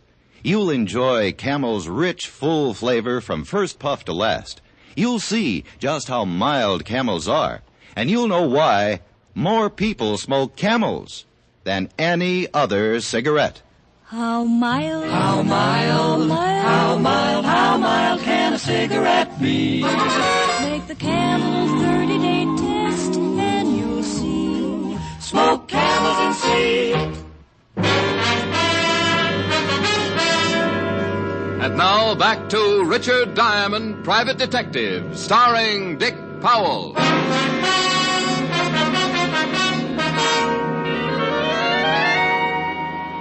Well, I'd found the professor, and the $1,000 was close to being mine. All I had to do was notify Vegas and collect. Even the professor guaranteed to help by staying and waiting for Vegas. But something was wrong. Standing there in the snow, looking at the timid professor, something began to smell to high heaven. I turned and walked away. Even if the professor was going to run, what was I supposed to do? Carry him piggyback until I located my dying client? The 1,000 was important, but there was a lot more that had to be solved in a hurry. I went back to town and over to the photography shop run by Roger Vegas. Is there something? What's the matter? Huh? Oh, nothing. Nothing. Can I do something for you? I'm looking for Roger Vegas. Oh, he ain't in. Ain't I seen you someplace? You might have. I move around. Where can I find Vegas? He ain't here. I know he ain't. Where can I find him? Home, I guess. Home. That would be somewhere in New York, huh? I ain't supposed to give out the address. Who wants him? I do, and I ain't supposed to give out the name. You're pretty sharp. Sharp guy, huh? Tell him to call Richard Diamond. Richard Diamond. My family thought it up. Okay. You know me now? No, I was mistaken. Well, I'm surprised. I sent you to Sing Sing 10 years ago.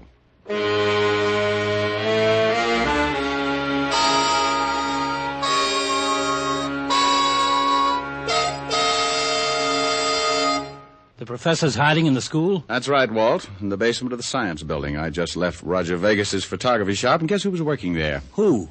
George Youngwell. Youngwell? The guy you sent up on that blackmail rap. 10 years ago. Well, I knew he was out, but I haven't heard anything about him in a couple of years. Well, he's working for Vegas. Must be keeping his nose clean. Oh, I've seen cleaner noses on pigs. Somebody want me? No, what is it, you melon head? Well, gee, don't yell at me like that. I got something more than Roger Vegas. Well, do you want to hand it to me, or would you just like to stand there and throw it? Oh. Gee, I wish you'd stay away from Diamond. Every time you see him, you get meaner and meaner. Come on, what do you got? Here. Ain't nothing much. Robbery detail come up with it. Huh. That photography shop was broken into this morning, Rick. What was? Burglary got some prints on the windows. Belongs to some guy named Carnes. Carnes? Yeah. Says here, checked prints with State License Bureau. Prints belong to one Louis Carnes, professor of science at State College. I'll see you later. Rick. Yeah? I nearly forgot. I checked with the coroner. Told him about the color of Vegas's skin. He said that it could only be caused by a strong dose of silver salts. Silver salts? Poisoning known as pyrinia. Pyrinnia. Silver salts. Uh-huh. They use that in a photography shop. Coroner said a man would have to drink about 30 grains for a fatal dosage. That's quite a bit. He tell you how long he'd live? Yeah, anywhere from 6 to 8 hours, according to the dosage. First the victim turns gray, then green. About what time was that photography shop broken into, Wolfe? Oh, sometime before 9 this morning, before they opened up. Thanks. Where you going? Going to talk to George Youngwell and then find out if my gray client has turned green yet.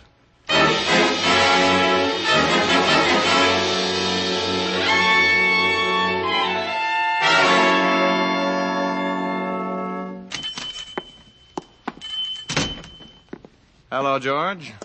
I told him, Diamond. I told him you wanted to see him. He said he was going over to your office. Well, thanks. Look, what are you looking at me like that for? I'm going straight now. Swell. I got a good job, see? Legit. I don't want no trouble. I don't blame you. Okay. Mr. Vegas has gone over to your place. Why don't you go meet him, huh? Plenty of time. Look, he's in a hurry. He's got a big trouble, and he's got to take care of it in a hurry. Yeah, I know. He's got about an hour. Well, go on. He paid you, didn't he? What do you do around here, George? Now, listen, you. I know my rights. I'm clean. I don't know what you're trying to prove, but I don't buy none of it. Now, get out of here, or I'll call a straight cop. You know why Vegas is going to die in an hour, George? Yeah. No, I don't. If I did, I don't have to tell you nothing. Nothing, see? Maybe you know why he wants to find the professor. No. Maybe you knew the professor's wife. No. Maybe you know why she got killed. No. Get out of here, Diamond. Get out. I'm clean. I'm legit now. Yeah, like a tub of mud. What do you mean? I want you to tell me about Vegas. What about him? He owns the shop, that's all. He makes pictures. What else does he do? Nothing that I know of. What else he does, I don't know about. What are you doing? Get away from me. I want to know all about it, George. I think I know most of it. I want to know the rest. No, I don't know. No, get away. I'm not a cop anymore, remember? I don't have to play the rules. You can't scare me. You won't get rough. You ain't a cop. It's right to lock you up if you get rough. Get away. I want to know why the professor's wife got killed. I don't know. I swear I don't know. She jumped. She jumped off the building. I thought you said you didn't know. Get away. No, please. I could figure everything but the wife. If she jumped, she had to have a reason. When I saw you, George, I got the idea. Please. Blackmail, maybe, George. I'm legit. I told you. I'm working Blackmail here. with pictures, maybe? No. The dirtiest racket in the business. Diamond, no. You're going to tell me, George, I wish you were dead. I'm not telling you anything. Blackmail's the dirtiest racket I can think of. No, please. If Vegas finds the professor, he'll kill him. I've got an hour to stop a murder. Okay. We were blackmailing the wife. Phony pictures? Yeah. How many others? A lot of them. Lots. Okay, George. Let's get down to the station. I hate to get in a rut, but I'm going to see that you get another 10 years.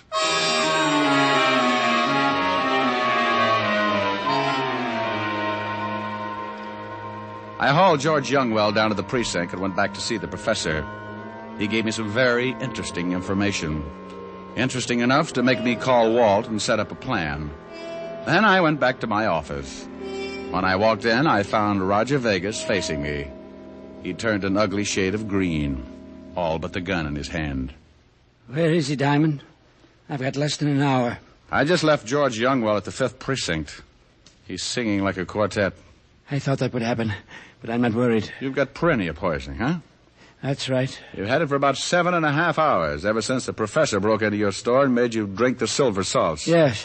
He was getting even for his wife. I've got about 40 minutes to live. Where is he? Well, if you're short on time, maybe you'd better start looking. No, I don't think so. You're going to show me. No, I don't think so. I can't argue. I guess you won't live through it after all. Oh, no. Wait a minute. Let's not lose our heads. He's at the college. Don't lie to me. He's in the science building, in the basement. You're coming along. It'll take 30 minutes to get there. If you're lying, I've got 5 minutes left to kill you. I think that's plenty of time.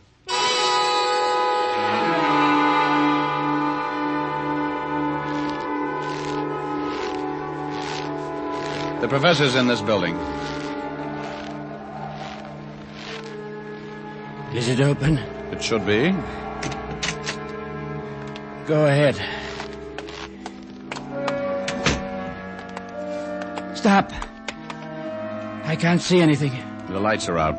If you're lying to me, Diamond, if he's not here... He's here. Call him. Okay. Oh, Professor. Professor Carnes. Yes? Oh. He's in the back room. Tell him to come in. Will you come in here, Professor? Who is it? It's Diamond. The detective? Get him in here. Yes, Professor. All right. Yes, what is it, Mr. Diamond? Hello, Professor. Vegas. Yes. Surprise. No.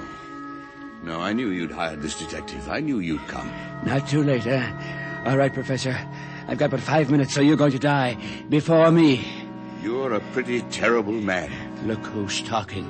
Break into my store, pull a gun on me, make me drink that stuff. You're a killer and you're going to pay for it? I'm not a killer, yet. I haven't got the time to talk about it. You won't get away with it. You think you pulled it off just great, don't you? Well, I'm not only going to kill you, but I'm going to tell you something. I want to see how you take it. I got a little additional revenge, Professor. Your wife didn't jump. I pushed her. I don't believe it. She was going to stop paying me. Going to tell you about the pictures I was blackmailing her with. Well, I couldn't have that. So I pushed her off the roof. That's all I wanted to know, Vegas. What do you mean? Walt. Very nice, Lieutenant Levinson. Here's his gun. Thank you, Mr. Diamond. Get up, Vegas. You cheated me. But you've got to take him. He made me drink this stuff. Oh, relax. You're going to be all right. You're crazy. I'm going to die, but he'll be the murderer. It's a little satisfaction anyway. You'll hang, Professor. Tell him, Professor. You lose all the way around, Vegas. What do you mean? It takes 30 grains of silver salt to be fatal. I only gave you 15. No. In another few hours, you return to your natural color. No. Oh, no. Oh, no. Don't be so unhappy, Vegas. You tried so hard to die, I think the state will do everything they can to see that you make it.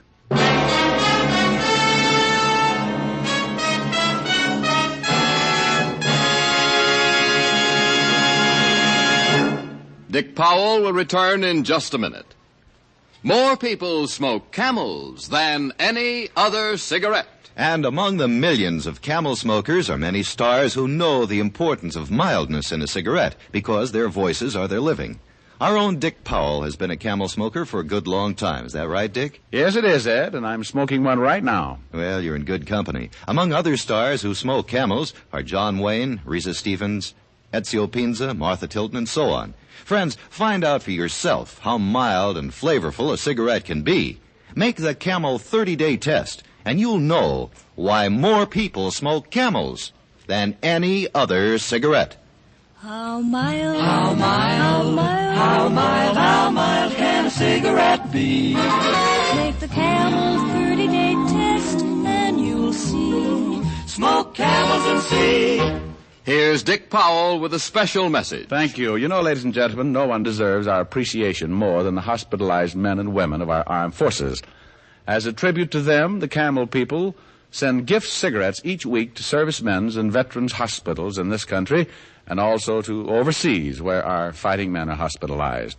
This week, Camels go to veterans' hospitals, American Lake, Washington, and Fort Bayard, New Mexico, U.S. Army Station Hospital, Camp Stoneman, California, U.S. Naval Hospital Ship, Repose. Now, until next week, enjoy Camels. I always do.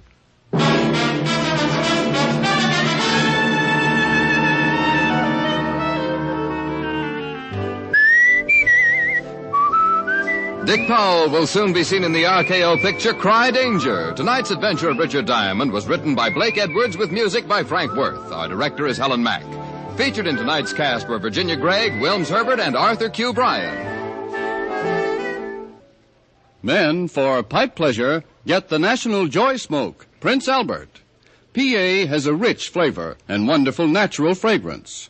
It's crimp cut for cool, smooth smoking and specially treated to ensure against tongue bite.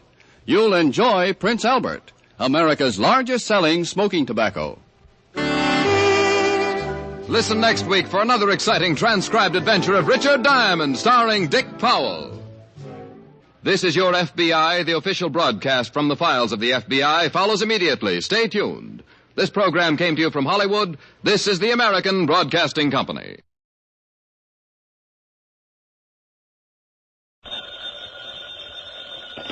Hello? Yes, this is the Falcon speaking. Oh, Grace.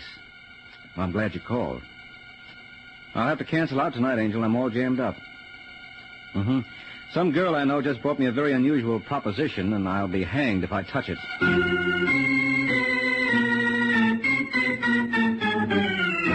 The Adventures of the Falcon, starring Les Damon. You met the Falcon first in his best-selling novels. Then you saw him in his thrilling motion picture series. Now, join him on the air when the Falcon solves the case of the talented twins.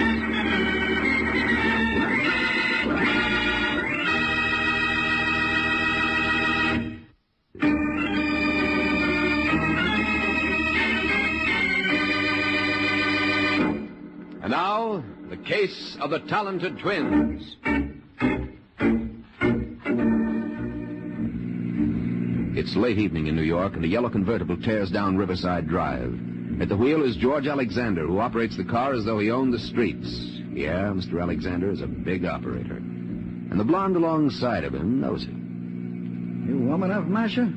Oh, I'm fine, Mr. Alexander. My friends call me George. Now, why don't... Oh, you passed it. Huh? You should have turned right on 76th. What for? Well, that's where I live. Oh, I'm not taking you home, Masha. Now, really, Mr. Alexander... George. The only reason I consented to go with you was because Mr. Kemp introduced us. You like singing at Mr. Kemp's club? Yes, of course. What's that got to do with it? It's got everything to do with sweetheart. I own the joint. Oh. Sure. Whose idea do you think it is for Kemp to give you a job in the first place? I didn't know. Well, anytime you don't know something, Masha, you just ask George. He's got all the answers. Well, if you don't mind, Mr. George, I'd like to go home. Really, I've got a splitting headache. That's okay. I have my boy fix you up something at my place. Now, why don't you sit a little closer? I'm perfectly comfortable over here. Nah, it's too far away. Please, Mr. Alexander, you better look where you're going. Come on, Masha, be sociable. What, do you want to sit there all by... Look out! Huh? You're going to hit that man!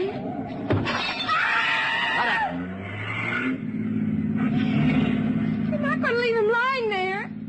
Why not? He may be dead. We can't do him any good. Let me out.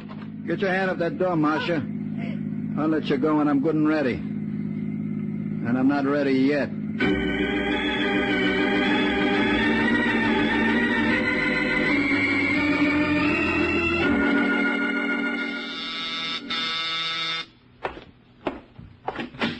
Yes? I'm looking for a Michael Waring. Well, you've come to the right place. Are you the one they call the Falcon? When they can't think of anything worse. Come on in, Miss... Davis. Ruth Davis. Sit down. Thanks. Now, what can I do for you? I'm not quite sure. Did you happen to notice an item in this morning's paper about a man being killed in a hit-and-run accident last night? Yes? That man was my father. Oh, I'm sorry. I want you to find the driver of that car. Why? Well, isn't it obvious? That man murdered my dad. He murdered him just as surely as if he used a gun. I don't care what it costs. You should, Angel. I'd be lying if I didn't tell you that anything you invest in a case like this would be money thrown down the sewer. As I recall, the police don't have a single lead. Oh, yes, they do. There was a man named Arthur Crane who witnessed the accident. He might know more than he's told them. What makes you think so? Call it a woman's intuition? You know that's greatly overrated. Maybe, but there's no harm in trying. Mm-hmm. What did you say this witness's name was again? Arthur Crane. Arthur Crane. All right, Angel. I'll do what I can.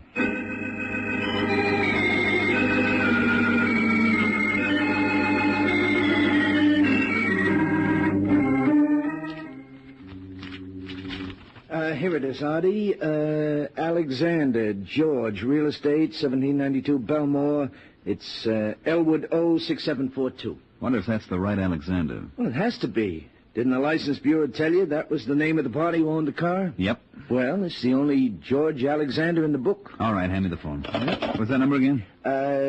Elwood O6742. See who that is, will you? You expecting anyone? Nope. Too early for Jack to drop around. Just a second. Yeah. You Arthur Crane? No. Well, is he in? Who is it, Pete? It's some guy who wants to see you. How do you do, Mr. Crane? How do you do? My name is Mike Waring. I'm a private detective. Private detective? Yeah, at the moment I'm working for Ruth Davis. Who? Ruth Davis.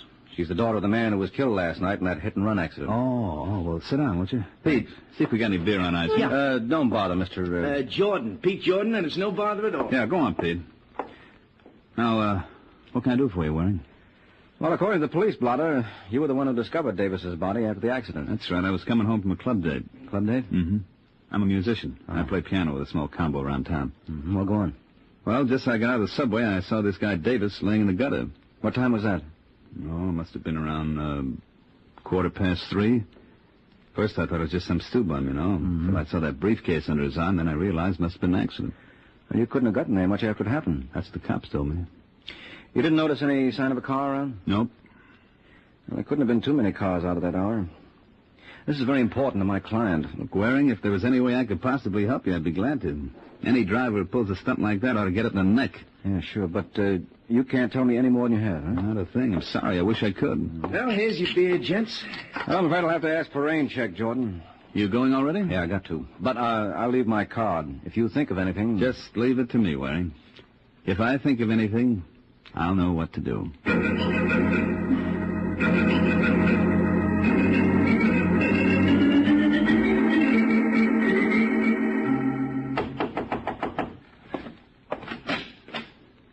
Yeah? Is Mr. George Alexander around? Who wants to know? My name is Artie Crane, but I don't think it'll mean much to him. Just say I'd like to talk to him about a yellow Buick convertible. You what? Tell him I admire his taste in cars. You're nuts. Mr. Alexander doesn't own any convertible. That's not what the license bureau told me. Maybe you better come in, Buster. Yeah, maybe I better. Sit down. I'll get Alexander. Hey, that's a nifty-looking piano he's got there. Mind if I try it? Just so you don't break it.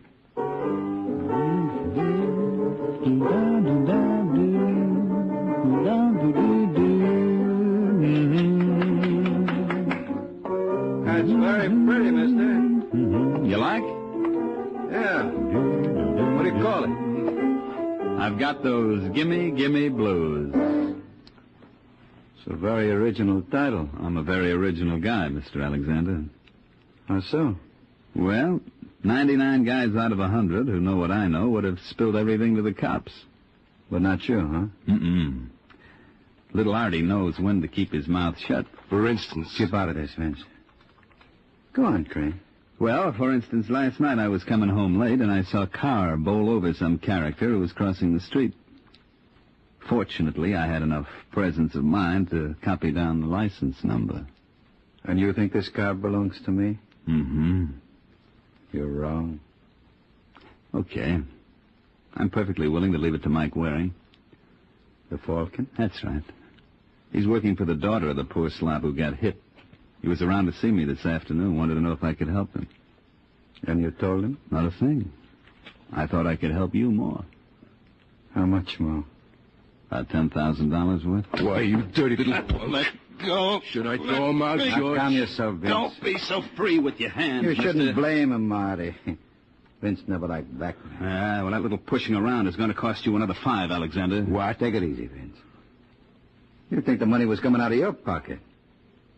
So now you want $15,000, eh, Artie? Otherwise, I go straight to Waring's and from there to the cops. Well, I wouldn't want you to make such a trip on my account. Then you better get it up. Okay, Artie. You leave it to me. I'll take care of you. And when I get through, I bet you don't complain.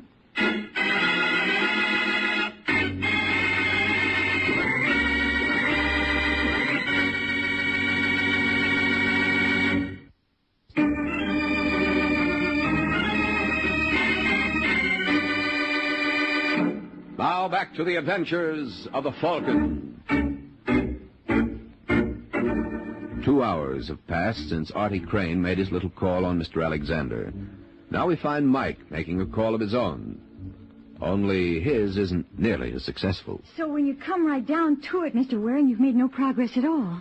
Well, I could give you a big song and dance, Ruth. No thanks. I'm in no mood for entertainment. You see, the truth of the matter is I'm stymied.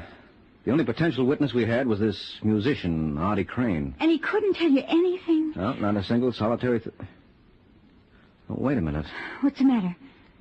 That briefcase your father was carrying... That won't help you. They found it clear across the street where it was knocked by the car. Well, if it was knocked there by the... Say that again. Why? This Artie Crane character told me he realized that it wasn't some drunk sleeping it off when he noticed the briefcase under your father's arm. What's wrong with that? Hey, you just said it, Angel. The car sent that briefcase flying. If Crane saw it under your father's arm, it could only have been while your father was alive. Then Crane was lying. That he was. Well, you think... I think I ought to have another little talk with that boy. Oh. Let's see if we can get him up here. He won't suspect anything? Not if it's put to him the right way. What are you telling him? Now, don't you worry, Ruth. I'll ad-lib something. Hello? Hello, I'd like to speak to Artie Crane, please. Who wants him? Mike Waring. Well, Artie isn't here. This Pete Jordan? No, Pete isn't here either. Well, where is everybody? Unless there's been a change in plans, you might try the morgue. Hello, you still there, mister? Yeah, I'm just waiting for the top right. Hey, wait a minute. Is this Sergeant Corbett? Sure is, Mike. All right, Corbett. Give it to me gently. Who did what to whom? Well, whom is your friend Artie Crane.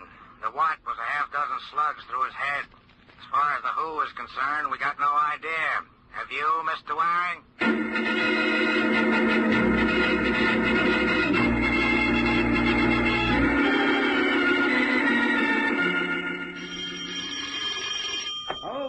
Okay, I'm coming. Hello, Pete. Oh, hi, Mr. Waring. Well, I drop around and redeem that rain check. Rain check?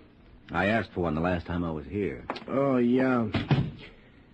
Well, I guess you heard about Artie. Mm-hmm. That his piano? Yeah. To think he'll never touch it again. Just how good was he on it? Oh, you can have the Duke and Count Basie. I'd have taken Artie any time. You a musician, too? Yeah, but I wasn't in his class. I used to sing a little. Oh. Well, how about an audition? What do you mean? Well, you never can tell, Pete. I may want to sponsor you. So let's hear how well you do in the voice department. Who killed Artie? Oh, look, you can't talk to me like that. Come on, Pigeon, sing. I did. Ouch. I wouldn't try that. If your big brother was around. Let me go. Not before we have a solo. Now, who killed Artie? How should I know? You should if anyone would. Who had it in for him? No one. Everybody liked him. Uh-huh. So one of his admirers pumped 6 slugs into his face so even his own mother wouldn't recognize him. Incidentally, how did you? There wasn't a thing on the body. Well, I found him here. Might have been a visitor from Mars. Yeah, but he had a flag tattooed on his shoulder. A patriot, no less. Who was the hit-and-run driver who killed Davis? I don't know what you mean. Yes, you do, Pete. Artie must have told you everything. He saw the car that killed Davis. No, he didn't. You know, you won't look so good singing without those dazzling white teeth. Well? It's a fellow named Alexander. Does this fellow have a first name? George. George? You mean Arthur tried to shake down George Alexander? You know him? Well enough to realize that Artie made a serious mistake trying it. Let's hope we all profit by his example.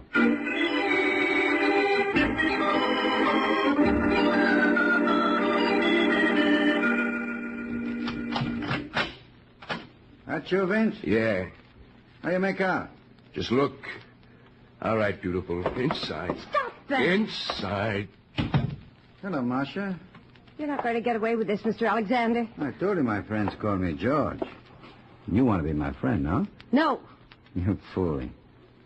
Sit down, baby. You can't keep me here. You can't keep me here. You can't do this. You can't do that. Why don't you give that tongue a rest? All right, that's enough, Vince. Marcia and me, we understand each other. Well, don't we, sweethearts? What do you want? I just want to make sure you didn't tell anybody about our little ride there. Get it, Vince? What about Marcia? What's the matter? Can a gentleman invite a lady up to his apartment? After all, we got you for a chaperone. All right. Hold your horses, will you? Hello, is George here? Oh, I see he is. Wait a minute, Buster. Not so fast. It's okay, Vince. This is the Falcon. He's an old friend of mine. Well, I wouldn't go so far as to say that. I beg your pardon. Am I interrupting something? No. Marcia, meet Mike Waring. How do you do? Well, generally I do all right, but I see George does even better. Cute kid, eh? Yes, indeedy. Well, if you gentlemen are through discussing me, I'll say good night. Hold it, sister. He's got her hypnotized. Vince just thought maybe I want to tell her something. It's okay, Marcia. I'll give you a call later. All right, George. You wish you were in my shoes, eh, Mike? Hardly, George. I wouldn't care to face a murder rap. I'm afraid I don't understand you, Waring. Well, it stems from the manslaughter charge. Manslaughter? Mm-hmm. For killing Ralph Davis with your car last night. You know, Mr. D.A. could tell this story very effectively. It's got a wonderful moral, how one crime leads to another. Now, the opening scene would show you driving along. Get out. Well, you might let me finish, George. It's got great dramatic possibilities. You heard him. Get out. Who's this little Sirocco? If you're not out of here by the time I count 3... You mean you're not interested in how my little script ends? No. And you keep up like this, Mike, and you won't be around for the end.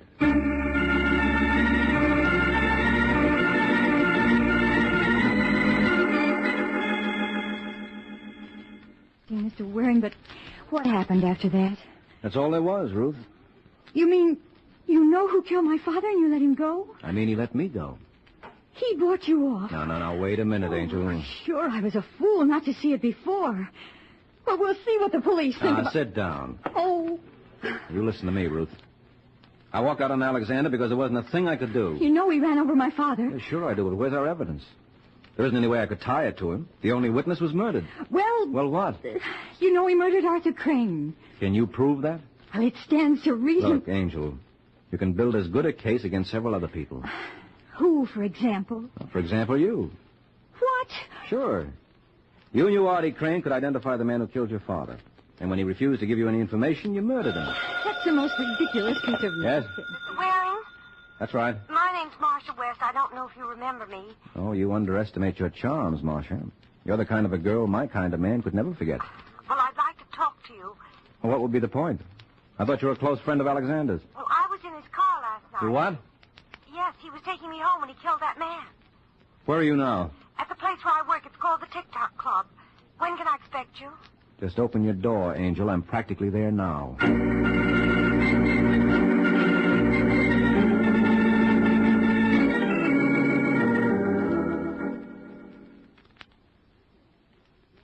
Come on, you creep. Snap into it. We haven't got all night. The show goes on in a few... Yeah, what do you want, mister? Where's Marcia West's dressing room? The first one on your left. This one here? Yeah, that's right. I don't keep her too long. She's on in 10 minutes. Come on, girls. Don't stand there. Marcia? Marcia? She ain't here, Waring. What? No, just stay like you are, Falcon. Lock the door, Vince. All right. Where is she, George? Where is Sue? Marcia. She called me from here not more than 15 minutes ago. You say it, Vince? Was it that old hag with the mop? You boys ought to try television. That's a great act you've got there. I'm glad you like it. What am I should tell you on the phone? Who? Don't be smart.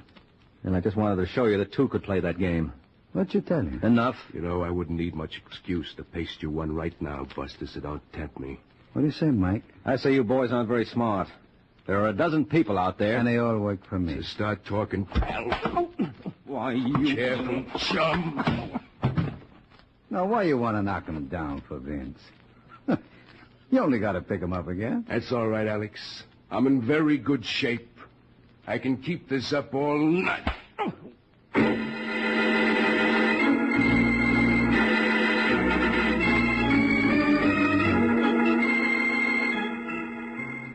Well, Sleeping Beauty, I didn't even have to kiss you to wake you up. Huh? Yeah, this isn't the Princess Palace. It's Bellevue Hospital. No kidding. Okay, Mike, who slugged you?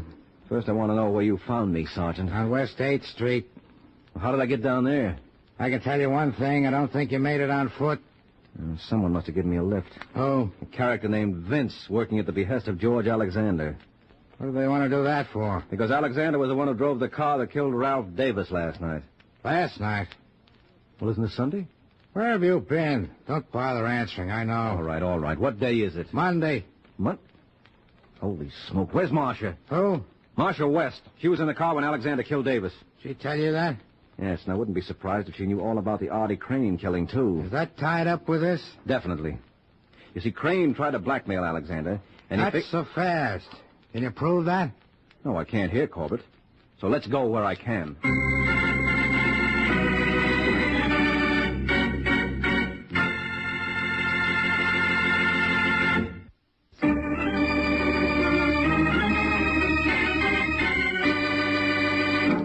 Now back to the adventures of the Falcon.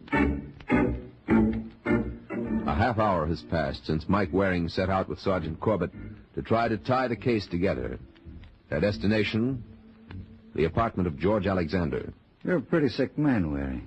You don't know what you're saying. That's no use, George. We've got all the evidence we need. Right, Sergeant? Right. So why don't I hear from the district attorney? You will, shortly. You're still bluffing, Mike. Admit it. All right, then how do I know you paid off to Artie Crane? You know? Yes, and I can prove it. How about that, Mr. Alexander? Well, you see, it's like this, Sergeant. It was no shakedown. I gave Artie the money. Oh, because you were impressed by his musical talents and wanted to see him further his career? Why, Mike, you take the words right out of my mouth. Oh, no. Something wrong? You don't think the DA will buy that? Why not? If it's okay for me to help young ladies interested in musical careers, why not young men? Sounds logical. Oh, come on, Corbett, be smart. You don't believe that? I didn't say I did. I just said it sounded logical. That's all I ask. Where's Vince? Why? I want to talk to him. You're going to have a long wait. Vince leave town Friday night. Friday? Yeah. Uh-huh. I suppose that was his double who bounced me around backstage at the TikTok Club on Saturday. I don't know what you're talking about. Yeah, sure. Next you'll say you never heard of a girl named Marcia West. Of course I have. Oh, sweetheart. You call me, George? Marcia. Is this the girl you mean? All right, never mind the act, George. Listen, Marcia. This is Sergeant Corbett. I want you to tell him everything. Everything? Yes, beginning with your call to me on Saturday night. My call to you? Don't you remember? I don't see how I could be expected to, Mr. Waring, seeing this is the first time we've met. What? But it's been a real pleasure. Let's do it again sometime.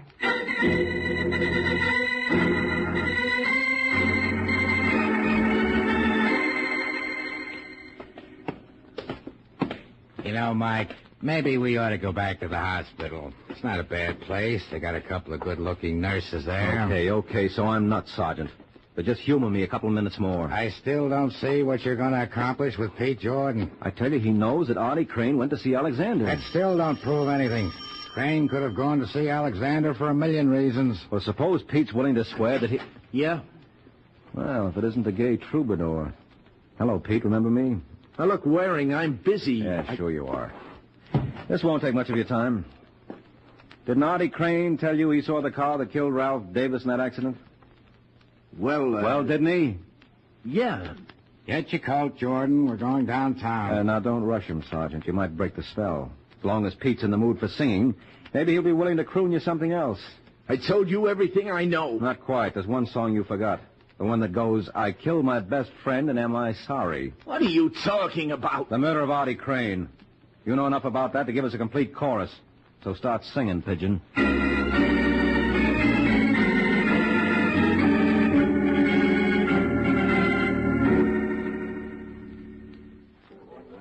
So, girls, that's the whole story. Alexander goes up for manslaughter and Pete Jordan for murder. Any questions? I have one, Mike. Oh, so have I. I think Marcia was first, Ruth. All right, go on, Marcia. Well, first, I think I owe you an explanation. Yes, I wouldn't be surprised. Well, Alexander made me say I didn't know you. He and Vince caught me phoning you that night. Yes, I figured as much. I was afraid of what he might do, not only to me, but to you. Well. I thought she had a question to ask. Oh, well, all I wanted to know is what made you suspect Pete Jordan. Very simple thing, Angel. As you recall, when the police found Artie, there was nothing on him. So? So the question arises, Ruth, what happened to the hush money Alexander paid him? I don't get it. Well, I pulled one bluff on Alexander that worked. The only reason he admitted giving money to Artie was that he thought I could prove he did. And you couldn't? No, because there was no money found on the body. Oh. And it stood to reason that Alexander and Vince didn't remove it. Otherwise, they would have known I was bluffing. So I figured maybe this was just a plain, everyday murder for money. And once you realized that, it was just a matter of picking out the only party who had the opportunity. That's right, and that gave me Pete Jordan. But I'll tell you one thing this business taught me. What? Never take a case where two beautiful women are involved. Makes for complications. How so? Well, it's too much of a good thing. You know the old saying, two's company, three's a crowd. He's got a point there, Ruth. He certainly has. No, don't fight. I'm sure we can settle this peaceably. I'm sure we can. That's the spirit.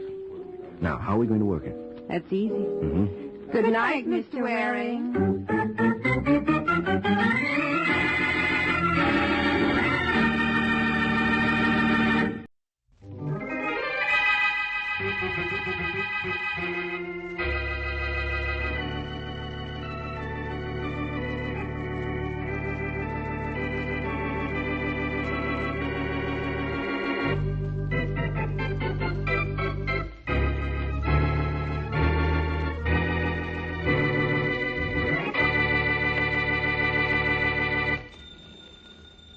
a second, Joe. There's my phone. All right.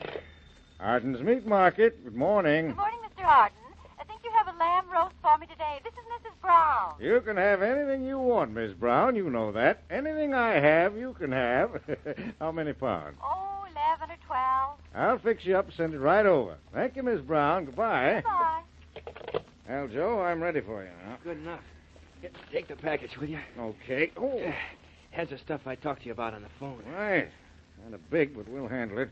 Now, how's everything out at the farm? Oh, it's fine. Mom and Dad said to say hello. Tell them hello for me, too. Okay, thanks. Well, I'll see you tomorrow. Goodbye, Joe. Goodbye, Mr. Arden. Oh. That's going to be something to carry into the back room. Hey, Bill, open the door. What's the matter, Arden? Can't you... Oh, here, let me help you. Oh, no, it's all right. I'll just dump it on the table here. Okay. Joe is just here, huh? Yeah. Come on, let's open this thing up. You better close the door first, though. That's all closed. Boy, that's some big package the kid lugged in this time. Well, let's see what's in it. Those gold candlesticks alone ought to sell for plenty. It cost me plenty, but they're going to cost somebody else more. Oh, look at this here. A bracelet. Wow. Hey, get a load of those diamonds. Yeah. We'll get a load of dough for that bracelet when we sell it to some sucker. Yeah. What else did Joe bring us this time? Yeah, look at what's in this case. Hey, pearls. Match pearls. The best-looking necklace I've seen in years. That's not bad. What we get for it won't be bad either. Joe delivered the goods again, didn't he, huh? Yeah. Smart boy, that Joe. Smart boy. We must remember to take care of him.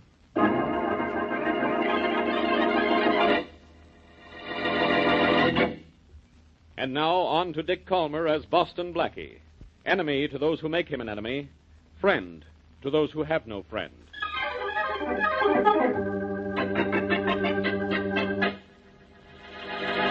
You can yell all you like about it, Sylvia, but I'm not going to see you for a while, and that's that. Oh, that's that, is it, Joe? Well, it's not that simple. You promised me I wouldn't have to run the filling station much longer. Do you think I like this kind of life? Things will be all right for you and me one of these days.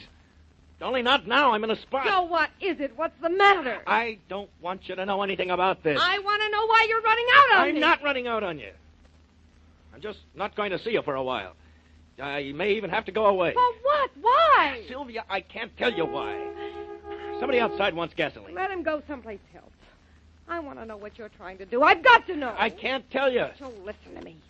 I've worked like a slave for 3 years in this place. I've saved my money. I've done everything I could so that we could get married and have a little security in back of us. I'm not going to let you walk out on me like this. Why doesn't that guy out there go away? Sylvia, I'm not walking out on you. I'm just taking a vacation. Call it that. You can call it that if you want to. I say you're trying to get rid of me. I'm not. We just can't get married now. In fact, it's not even right for us to see each other for a while. Sylvia, go on out and see what he wants. Have you walk out the back way? Okay, I'll go out, Joe. But if you do walk out on me, you'll be awful sorry you did.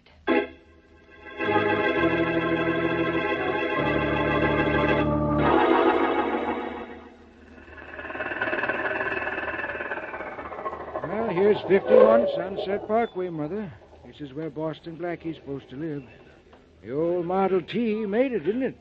John, are you sure we should go to Blackie? We gotta see him. Well, look, we're in luck, Mother. There he is, standing over there talking to that girl. Recognize him from his pictures. Well, maybe we shouldn't have come, John. Now, Mother, I must talk to him. You know that. That Blackie's a real nice-looking fella. Yeah, he certainly is. Well, I'm going to call him. Oh, Blackie? Boston Blackie. Are you calling me? Yes, please, could I see you a minute? Yes, I guess so. Excuse me, will you, Mary? Of course, sure. You want to see me about something? Yes, name's Barton, Blackie, John Barton. And this is my wife, Martha. How do you do, Mr. Barton? Blackie, I need your help. Doing what, Mr. Barton? Buying a new car? Yours looks as if it was 20 years old. Well, darn there is. but it runs. Haven't seen a Model T outside a museum in 10 years. John, maybe we'd better not bother Blackie with this. We got her, Mother.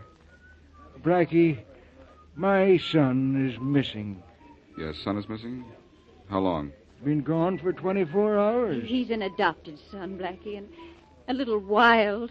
But he's a good boy. He's never done this to us before. Well, it's probably not serious. But even if it is, I'm not the one to see. You ought to go to the police. Oh, we're going to the police, all right, Blackie, but we wanted to come to you first. You see, we run a small motel, tourist cabins, out on Highway 19, about 10 miles outside of town. I see. Joe, that's our boy, has certain duties around the place every evening, and he's never failed to show up for work until now. But what does your son look like? He's tall, slender, straight black hair, rather nice looking. He's pale, though. He suffers from asthma, something awful. He has to carry a bottle of pills around with him all the time. I don't know how that would help. Well, look, do you know of any reason why he might have, run away? Oh, he seemed perfectly contented at the tourist cabins. Might have been because of Sylvia, though. Who's Sylvia? His girl. She runs a filling station down the road from us. They had a terrible fight yesterday. Then yesterday afternoon, she got a phone call from some man who told her Joe was at the bus terminal buying a ticket. Well, that should make it obvious to you that he's run away. No, we don't think so. Joe couldn't ride on buses. He said it bothered his asthma. Blackie, you've got to do something for us. Well, I'll try. I'll do something for you, providing nobody's done anything to your son.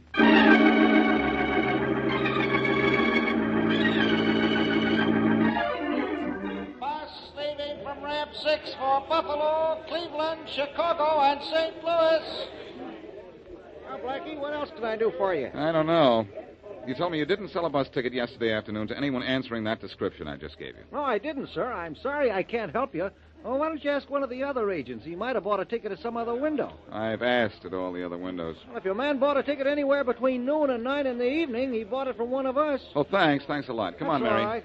Come on, where, and what did we accomplish here? We learned a great deal. Either someone was fooling Joe's girl, Sylvia, when he phoned and said Joe was here buying a ticket, or Sylvia was fooling old man Barton. I know what that means. We're going out to see her. Uh-huh. We know the answer to who is Sylvia. Now let's see if we can find out what is she.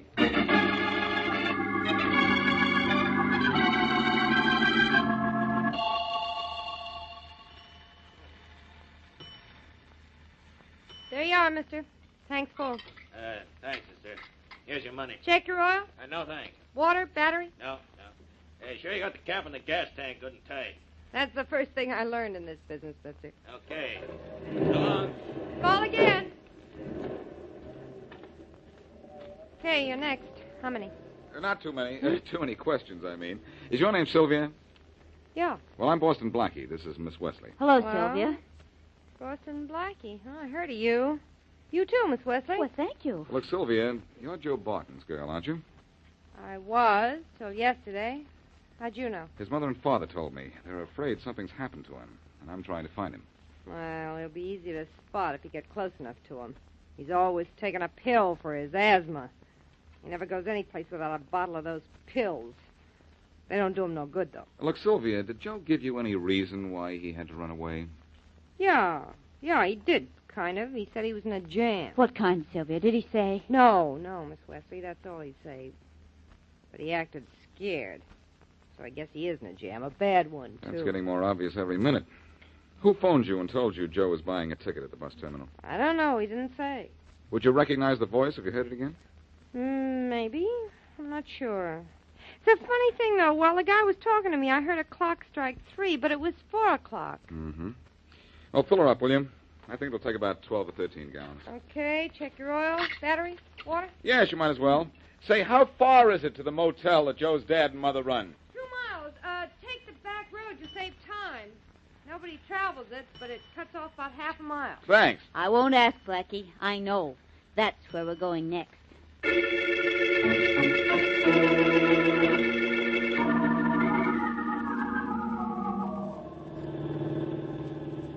We've gone a mile, Mary. We're just halfway there. It's a beautiful day for a drive in the country, isn't it? Yeah, perfect. We weren't looking for that.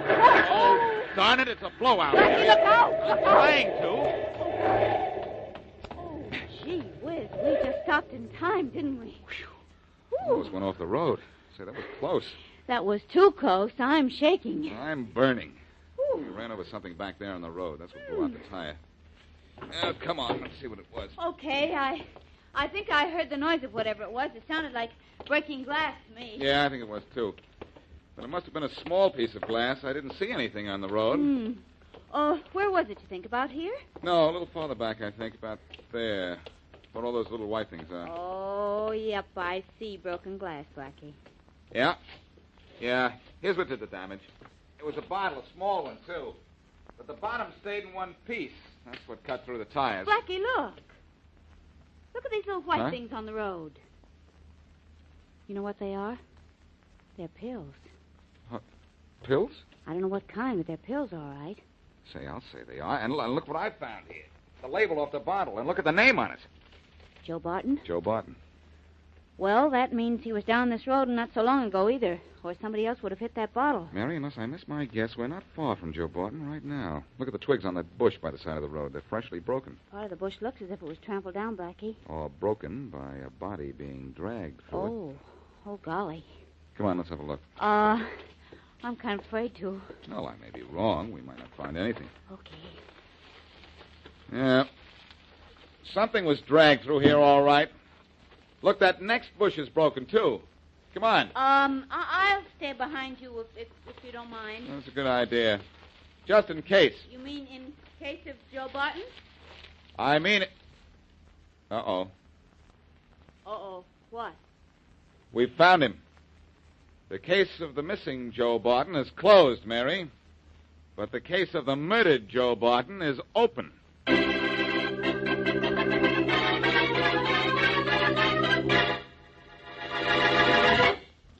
And now, back to Boston Blackie.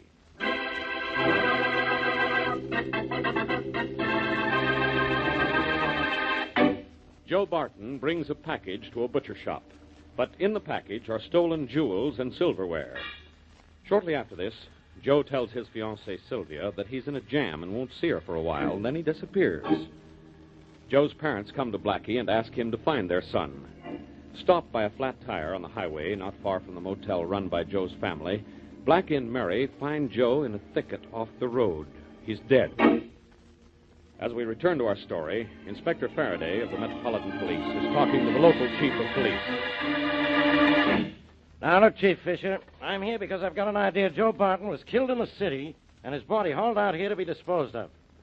Any idea who killed him? Nope, can't say as I do, Inspector Faraday. All right, have him under arrest and practically convicted by now. Yeah.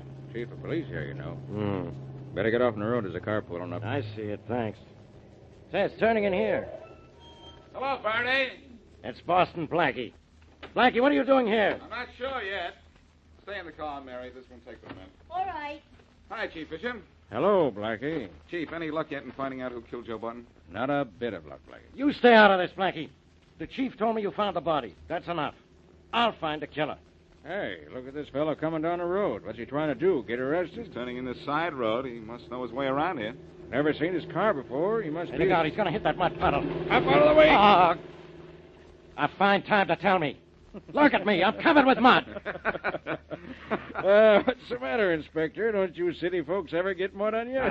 Say, did you see who was driving that car? It was Harold Walsh, a big-time operator in stolen jewelry. Huh? Are you sure? Yes, I got a good look at him, didn't you? Chief, what's down that back road? Anything particular? Only Arden's butcher shop. Wonder if Walsh would drive that fast just to get a steak. He might be just driving through town and taking this road as a shortcut. Yes, he might. But I've got a hunch he's going to that butcher shop. And that this is tied up in some way with Joe's murder. You know what they say about one man's meat being another man's poison.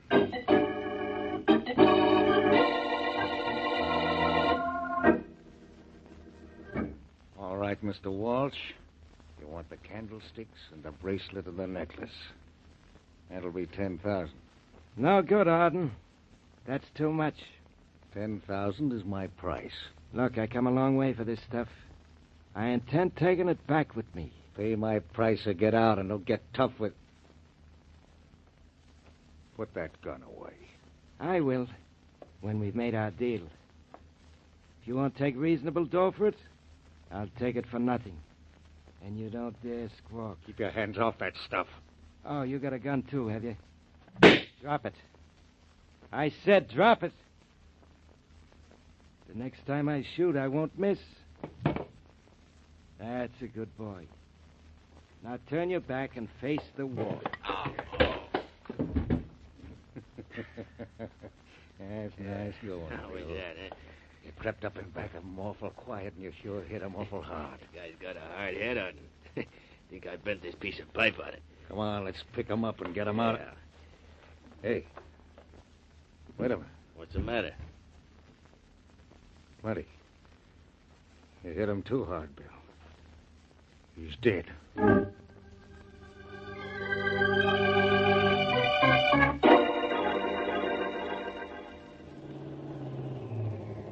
This is the Arden Butcher Shop, all right, Blackie. There's the sign says so. I see it, Mary, but look at the sign in the window there. It says the shop will be closed till 5. Oh, dear, and it's just a little after 4:30 now. Well, what'll we do, wait? No, that's nothing but a waste of time. Let's go back down the highway and see Mr. and Mrs. Barton. Well, what for? We've got nothing to tell them about their son's murder. Maybe not. But maybe they've got something to tell us.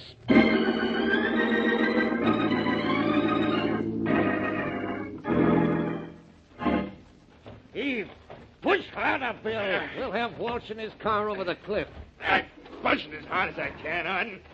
Hey, you sure you got the car out of gear? It's out of gear, and Walsh is behind the wheel just as if he was driving. This'll look like an accident, sure. Yeah, there she goes, over the cliff. Look at her go. Yeah, that's some drop, huh? That's some drop. That's that.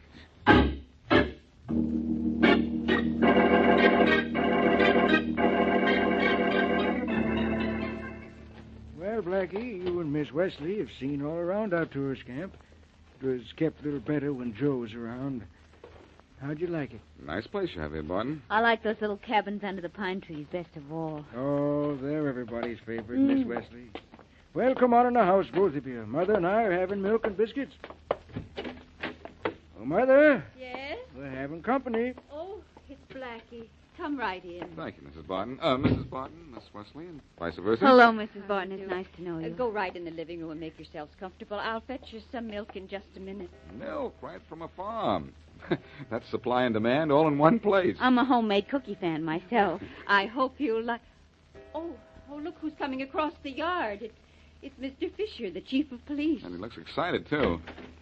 Hello, Looking for someone, Chief Fisher? Yes, Blackie. I saw your car out front. I got something to tell you. What?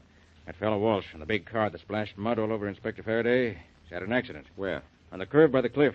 Went clean over and dropped all the way down. Happened 15 minutes ago, about 4:45.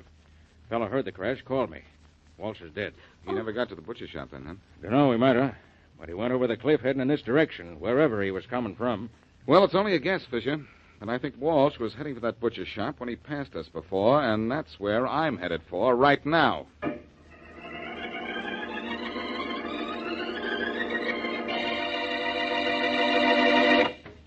Hey, Bill, where are you? Right here, Arden. What's up? We're closing up this butcher shop. Think we'd better get rid of that stuff in the back. I'm nervous about Walsh. Why be nervous about him? Looked like an accident, all right. Maybe so, but let's lock up and blow the joint. Boston Blackie's in town, so's Inspector Faraday, both working on Joe's murder.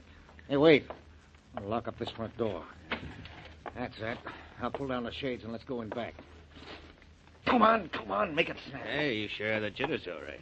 Well, I won't have as soon as we get that stuff out of the back room. Yeah, what are we going to do with it? I don't know. Come on in back and let's figure out what to do. Okay. Close the door. Sure. Yeah, maybe we should let Walsh have that stuff at his price. Now, we wouldn't do so much worrying about it right now. Maybe. Hello, boys. Huh? Who are you? Boston Blackie. You know me, don't you, Arden? Yeah. How'd you get in here? The outside door was locked. With a lock an amateur could pick, and I'm no amateur. What do you want? I want to know why your store was closed just before 5 this afternoon. Why? Because a man named Walsh went over the cliff in his car just before 5 this afternoon, and he was dead before he went off the road. And I think you, Arden, and your friend here killed Walsh and pushed him and his car off that cliff. What's more, I can prove it. Bill, Blackie isn't bluffing. You'd better... Oh, you play with knives, do you, Bill? Yeah. I'll play with this for a while. Oh. All right, Arden. Do you want some of the same treatment I just gave Bill? Don't try to give it to me, Blackie. I'll give you a little medicine from this gun. Oh, you play with guns, do you, Arden? Sure, except when he drops them on the floor, Blackie, like now. Chief Fisher, where'd you come from? Coming back here. Came in with Blackie and kind of waited around a bit. Nice work, Chief. Drop that gun, Arden. Don't make me do nothing I'd like nothing better than to do. Yeah. That's being a nice boy. I'll take care of these two now, Blackie. I heard enough to prove to me they're the killers we want. Good. Make Mr. and Mrs. Barton feel good, Blackie. Run up and tell them that we've caught their son's killer.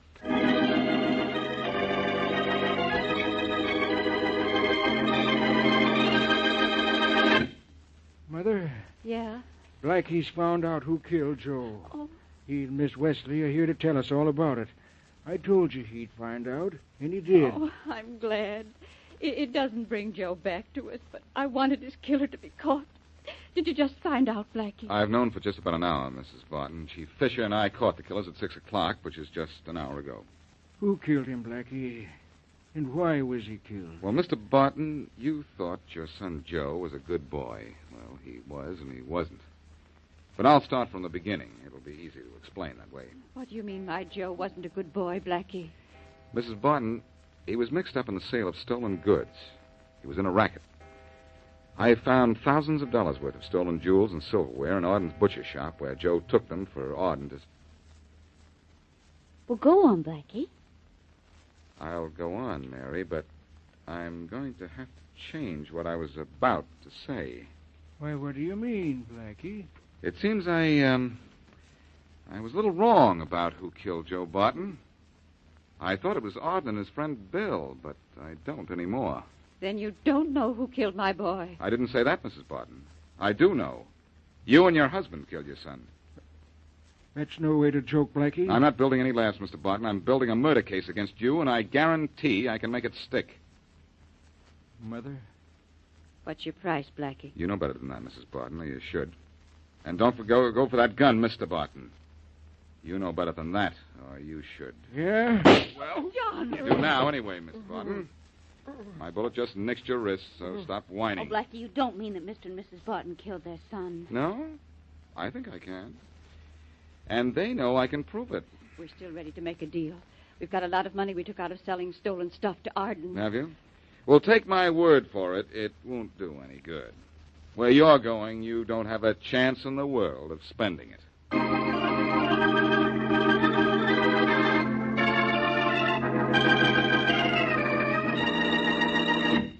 Blackie, it's question time.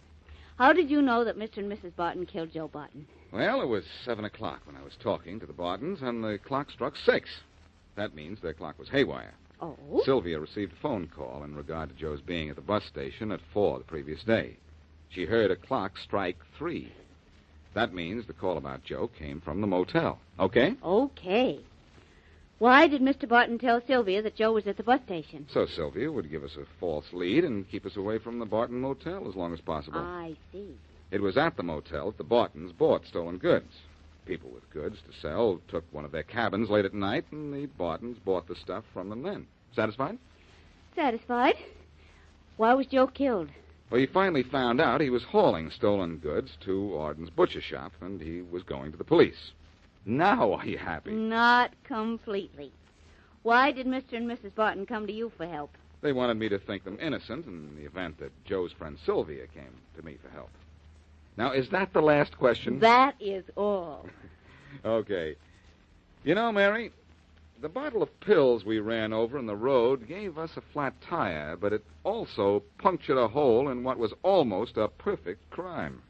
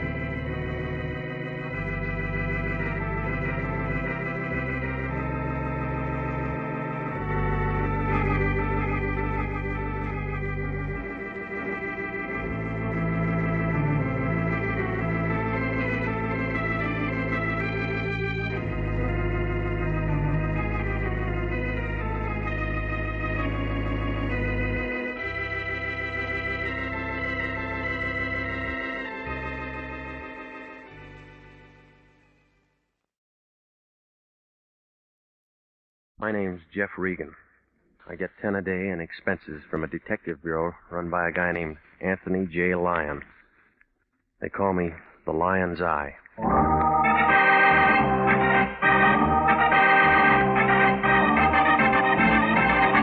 With Jack Webb as Jeff Regan, investigators stand by for hard-boiled action and mystery and thrilling adventure in tonight's story of The Lady with No Name.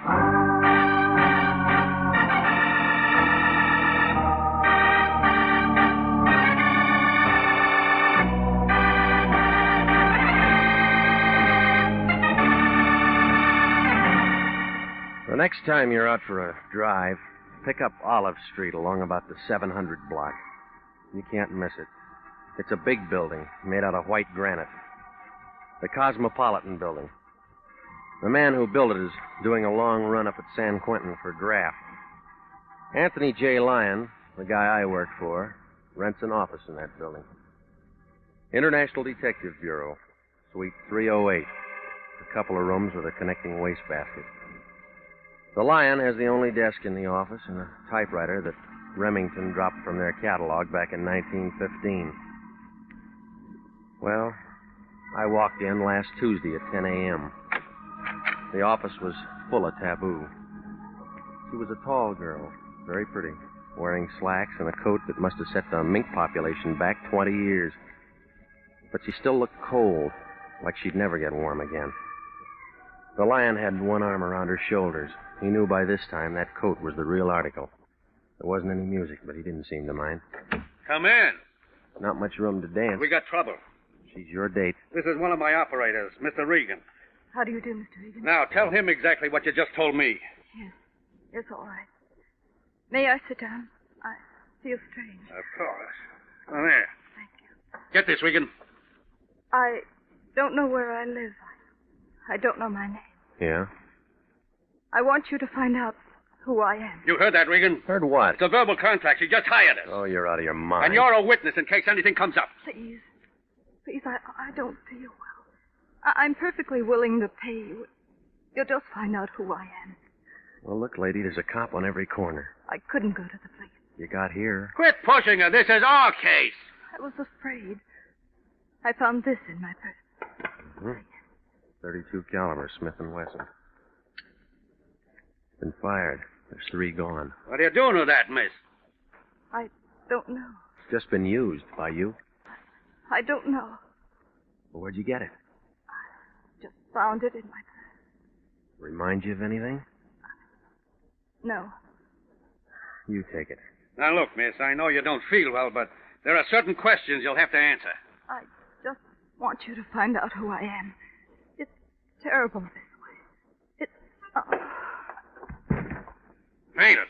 Yeah, you always had a way with women. Help me bring her around so she can sign that contract. She hasn't got a name, remember? We'll give her a name. Jane Doe's good enough. I guess so. What do you mean? She's dead.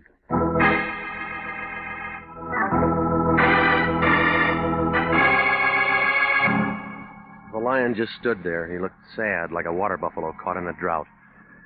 Well, when she rolled onto the floor, her purse went with her. It cracked open, and the stuff inside spilled out on the rug. There wasn't anything to tell us who she was. No comb, no makeup. Nothing but a house key and a receipt for a cab ride dated that day. There wasn't even a label in that mink coat. Nothing to go on. I might as well have tried to walk to Catalina. I told the Lion to phone the coroner's office, and I hopped over to the cab company. They told me that the receipt came from meter 212, driven by a man named Servey. He worked the call box at Hollywood and Western. He was a little guy. I figured he got the job because they ran out of big uniforms. They double-crossed him on that cap. If it wasn't for his ears, he'd have been wearing a snood. Sorry, Bud. I got a fare. Where is he? Under the floorboards? I got a fare. Yeah, you said that. Where? In there, eating. Your flag's up. I'll pull it down. Happy? You Johnny Servey? Whose nose are you? They told me I'd find Servey in this hack. Who told you that? Cab company. They don't know any more than you do. Now, look, punk, never mind the jokes. Just give me the straight lines. Nix, will you? Cut out this company uniform. Well, they're going to get it back if you don't open up. Get it out. All right. Louise pulled out 3 weeks ago. She took all the furniture with her. You can collect from her. I'm not the finance company. No? Here. Oh, private people, huh? Well, who's getting conned? Did you carry a brunette in a mink coat sometime this morning? Maybe. Where'd you drop her? Downtown, 6th and Grand. Where'd she live? Ask her. I'm cruising in from the fair. Where'd you pick her up? In Burbank, Hollywood Way, and Kensington. The fair's in Pomona. You took the long way. I like to drive. It's company gas. Yeah. She was nice, real nice. You know what I mean? Real class. Okay. Oh, wait a minute, will you? Yeah? We didn't go anywhere, but time's up. That's 5 even. Fast meter. Hey, you want me to tell you about the guy? What guy? Tall, dark-haired, brown sport coat, movie type. Go on. He was chasing her when she caught my cab. He looked like a match. Was it? Ask him. Is that all? She got in, we drove away. Right here. Thanks. No tip? Like you said, we didn't go anywhere.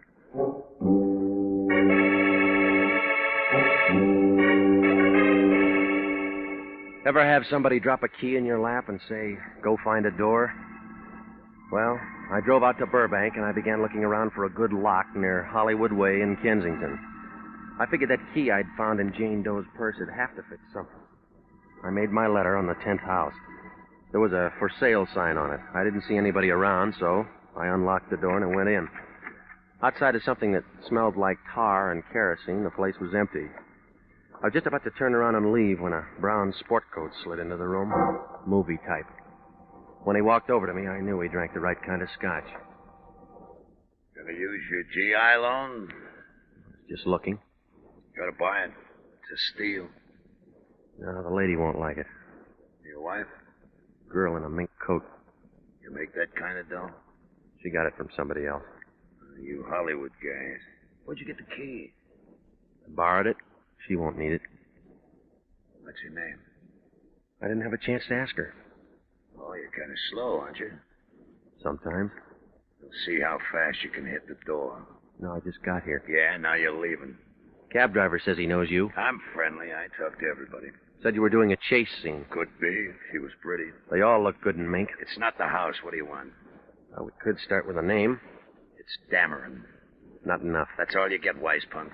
Now beat it. You'll give more at homicide. I don't see any bad. Now look, we can play games some other time. A cab driver put the finger on you as the last man to see that girl in mink. You talk like she's dead. You called it. Too bad. There's a lot of fur coats in L.A. and a lot of guys chasing them. You got nothing. That's what they always say downtown, but you'll talk. I don't figure on leaving, but you're going on your way right now. Better open a window, Dameron. You're sweating. Keep talking, sunshine, and we'll make one in that far wall. You got help in the back room? Quit scratching around. It doesn't mean anything to you. It didn't before she pulled a fade in my office, but it does now. Out by a new carpet. I don't know who let you out, but it's bedtime. You've been talking about a dead girl who doesn't even know her name. Now go back and finish your dream. You got all the questions. Now let's fill in the answers. I'm fresh out of box tops. There's a door used. No, not yet. I'm going to get what I came for. Little man, that's it. Promise. You're out of condition, Dameron. You're in a great position to throw that line. Oh, you got talent, mister, but it's still raw. Come here. Now, come on, get up. I'm not through. That's where you're wrong. It's a big Luger. Makes the same size hole. All right, punk, you got a name? A lot of them for you. Oh! School isn't out yet. Just answer. It's Regan. Okay, Regan, let this sink in. Forget you ever saw any dame in a mink coat. Forget you ever saw me. That won't be hard. Look, Junior, you just lost the round. Now remember what I told you. Have a memory lapse. Is that clear? You made your point. Now blow. You always use a Luger? For close work. Well, then that 32 doesn't fit. What 32? The one that the girl was carrying. You got it? No, I gave it a homicide. Good, good. It saves me a trip downtown. You're not worried? No, I'm very happy. Huh? Today's my birthday. That's the reason you're walking out of here.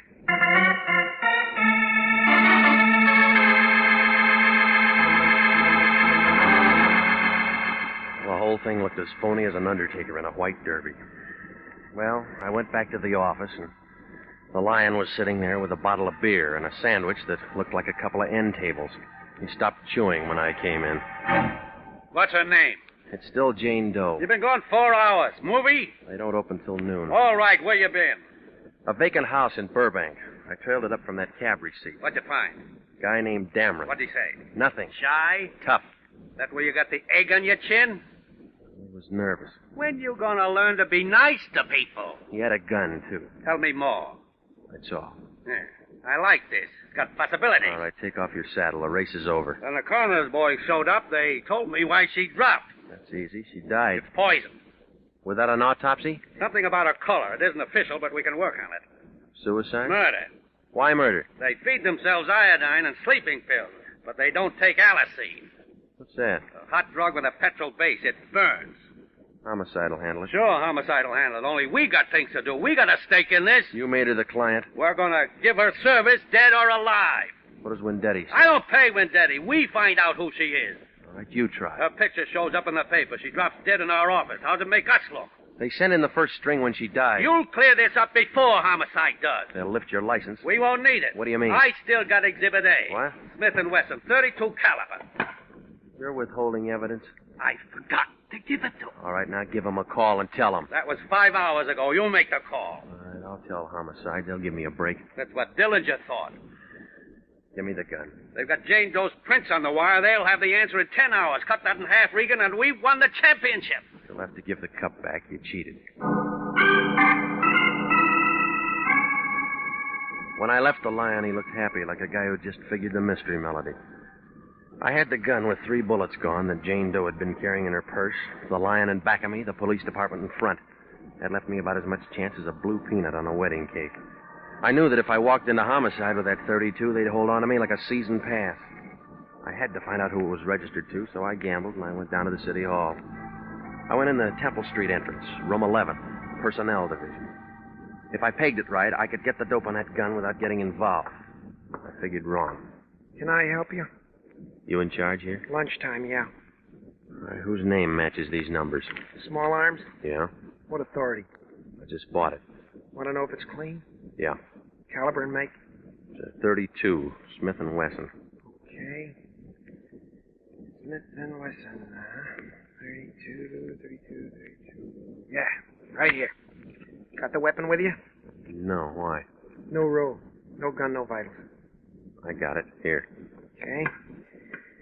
Purchased August 1929, factory reblue job 1931, owned by American Trust and Loan, permitted to Dale W. Curtis. Thanks. I'll have to ask you to wait. Why? No rule. Got to run them all through ballistics. Anything special? Maybe. Found a guy floating around Silver Lake this morning, full of 32s. Who? Working on it.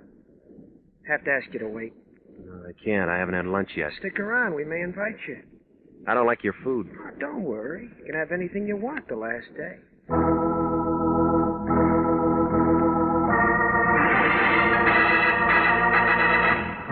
You are listening to the story of the lady with no name, tonight's adventure with Jeff Regan, investigator.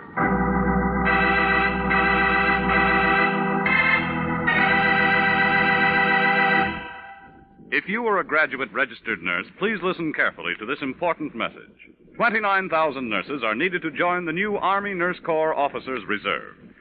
If you're a registered graduate nurse between the ages of 21 and 45, drop a card for complete information to the Adjutant General, Washington, D.C. And now, back to the story of the lady with no name and Jeff Regan, investigator.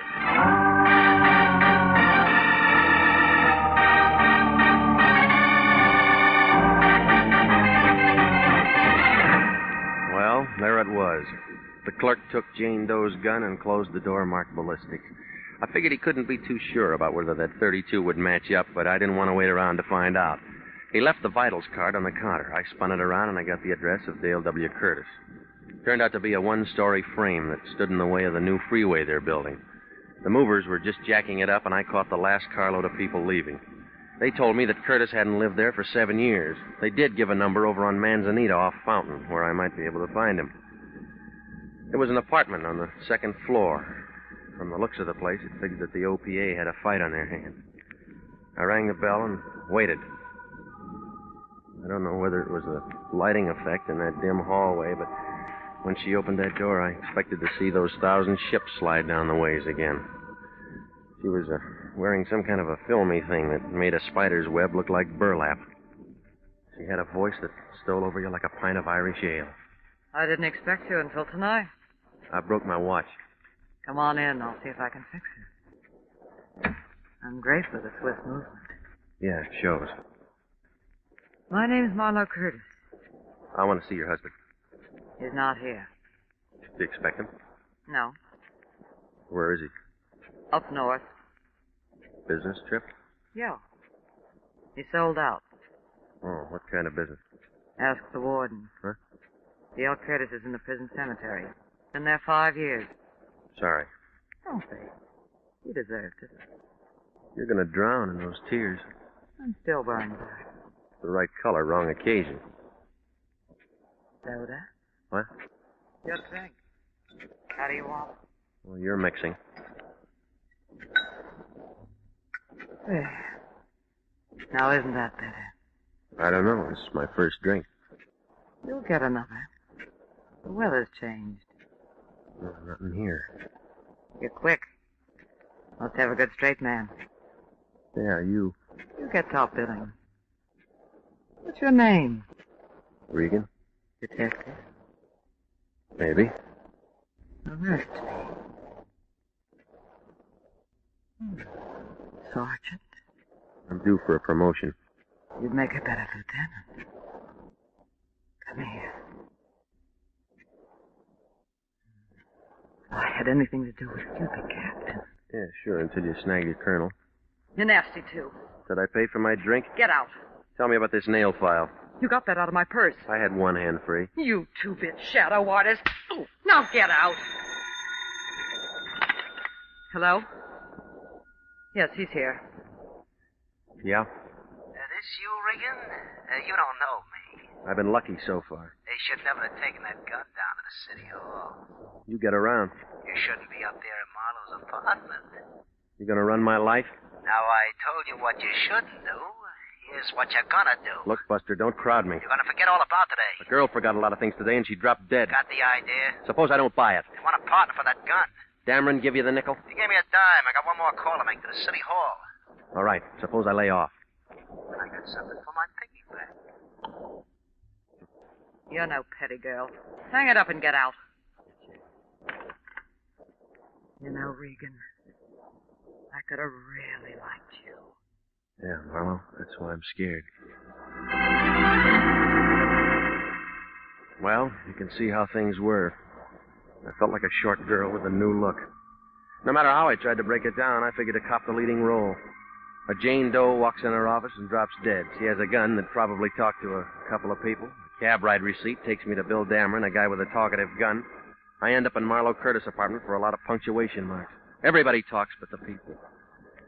Well, I knew I'd have to begin to move before homicide tagged me, so I hopped down to the Times and I checked the morgue file. I pulled the clips on Dale W. Curtis. Marlowe didn't lie. He was dead.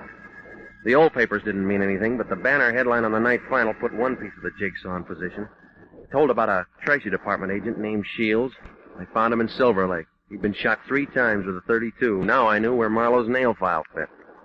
I started to leave when I caught the last paragraph. It said, "Unidentified man turns in the murder weapon. Police are seeking his whereabouts."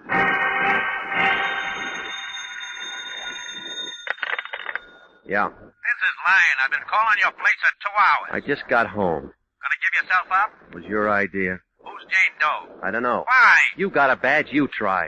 Look, Regan, you're hot. Every prowl car in town's looking for you. Yeah. Better start filling this in or they're gonna get you. Now listen, big shot, you're in this too. Not from where I sit. I gave you the gun.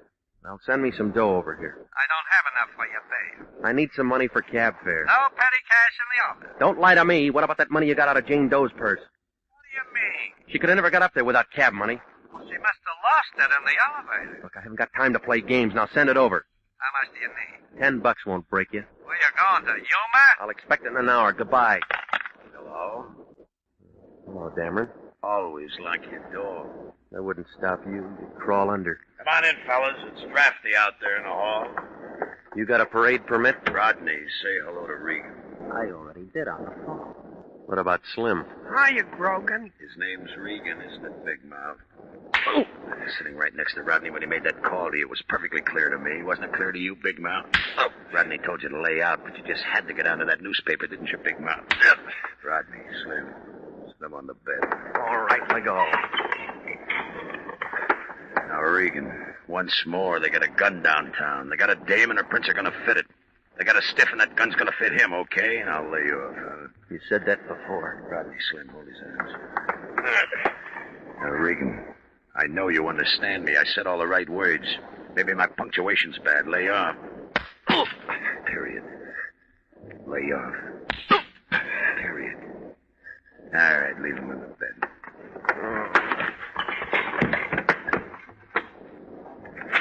He's on the floor. That's fine. Now he won't have to change his bedding.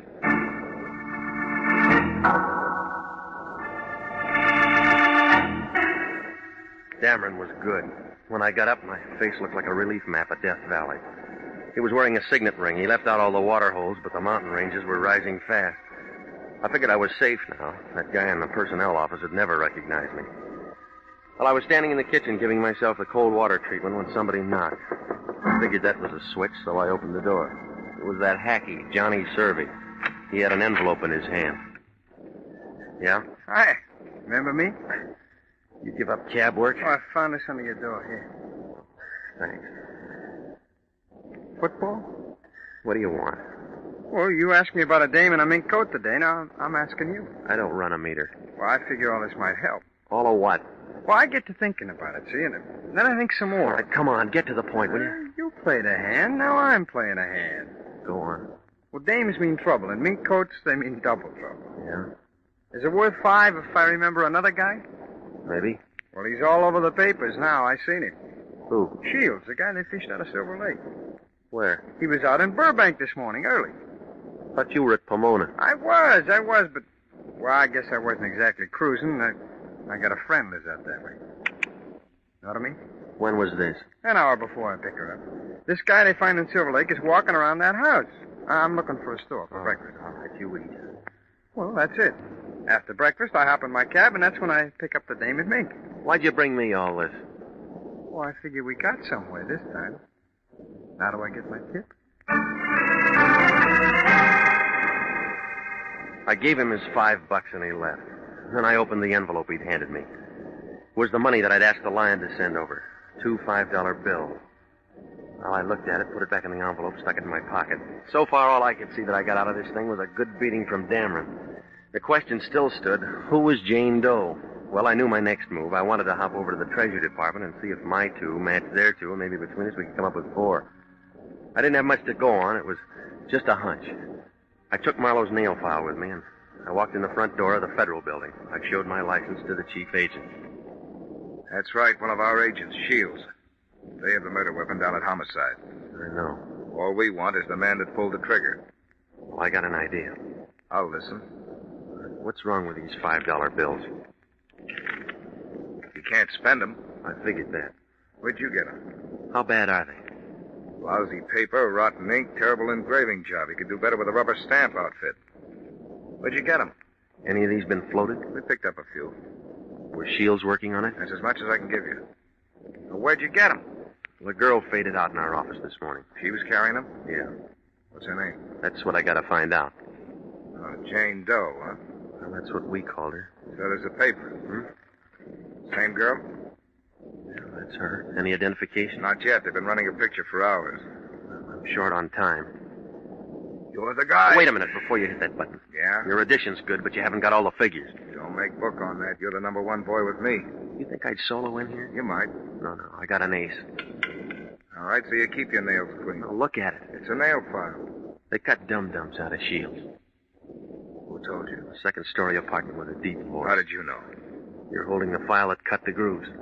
You use it? I can give you the guy who did. Dum-dum makes a big hole. Ask Shields. Through the tip of a .32 slug, it'll spread from here to Kansas when it hits. You can do it with a nail file. Maybe.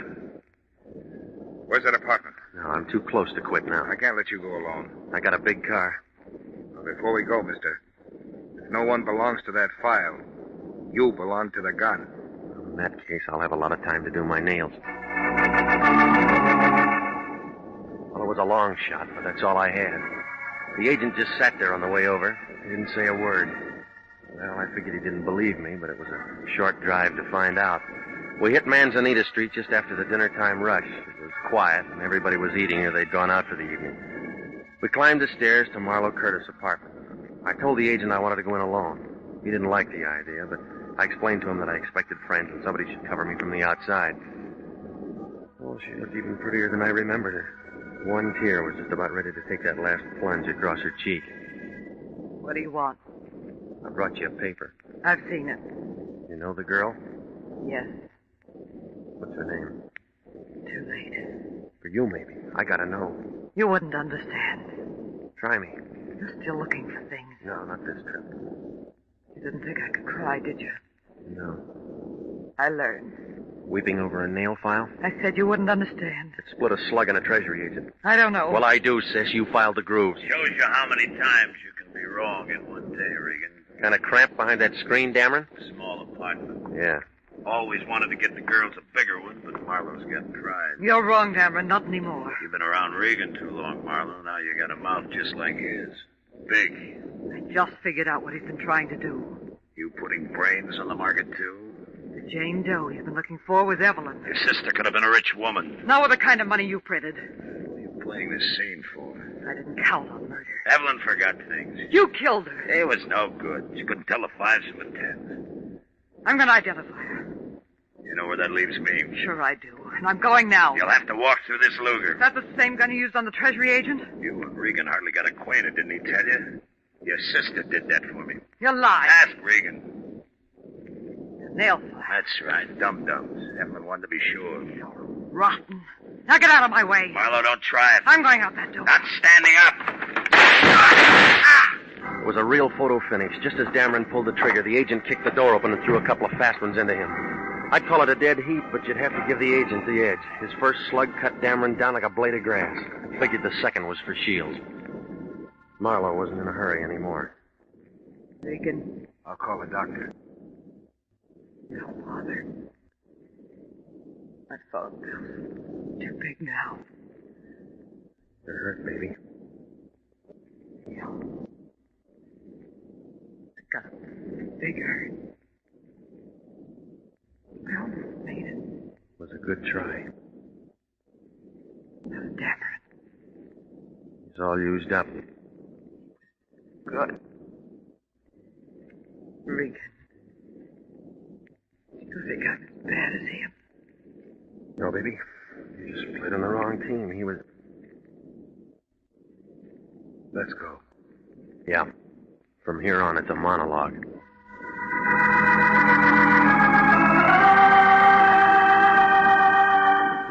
Well, it was hard to figure. It was like trying to throw a saddle on a porpoise.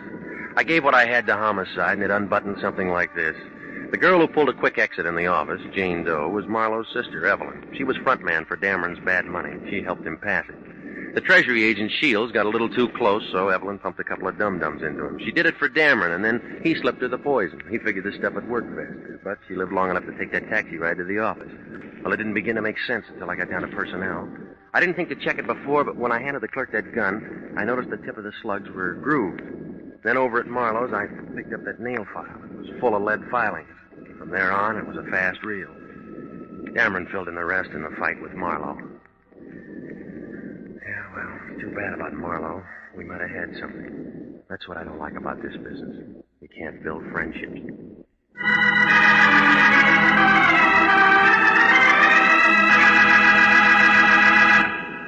Jack Webb is featured as Jeff Regan, with Herb Butterfield as Anthony J. Lyon.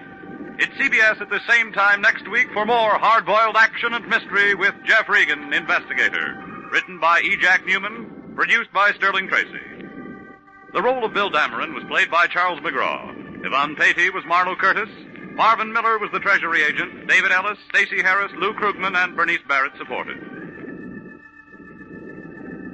Original music for this program is by Dick Arant. Bob Stevenson speaking. Jeff Regan, Investigator, is heard every Saturday over CBS, the Columbia Broadcasting System.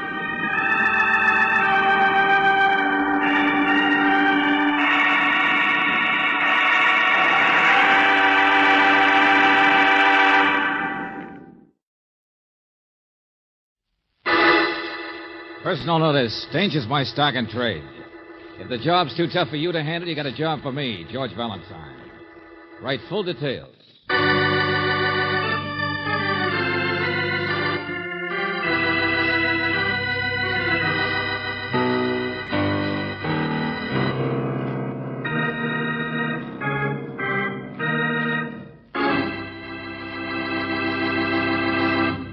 Greetings as always, mystery lover.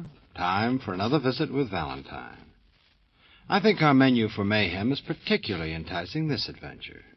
It's called the Blue Plate Special, and it was created especially for those of you who are trying to lose a few pounds. You see, it doesn't contain a single protein or calorie, or even a vitamin for that matter. Just a couple of fat heads, which you should be able to digest very easily.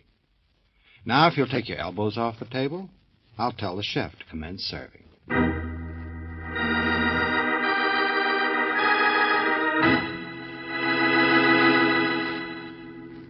How much did you say? What's that, Josh? I said, how much did you say? Oh, well, $1.75 is what I said, but you know me. Yes, Sam, I know you. Been in the family a long time, I suppose. Must have meant a good deal to your dear old mother, rest her soul. How much, I ask you? Of course, with you boys, it's a little different, but I want you to understand nothing would make me prouder than to do business with the Higbee family. Never mind that old maid business of yours. But I mean, well, what did I say? $2.50? Wasn't that what I said? Oh, sure, Josh. I'd be glad to pay you $3. $3 you pay me for that plate. Oh, Josh, no. Well, for $3, I'd break it over your head. Do you hear me? Let me go, Josh. Please look out. You little chip artist trying to take me for a dodo. Well, I'll break every plate in the house before you get it. And I'll break you, too.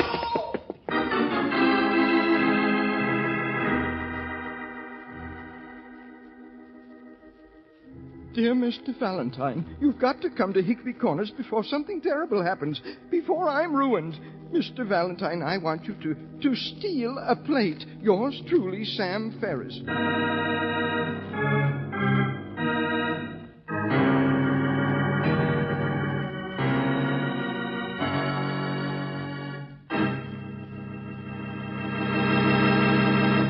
You are listening to Let George Do It. Our adventure will continue in just a moment. Now back to Let George Do It and George Valentine.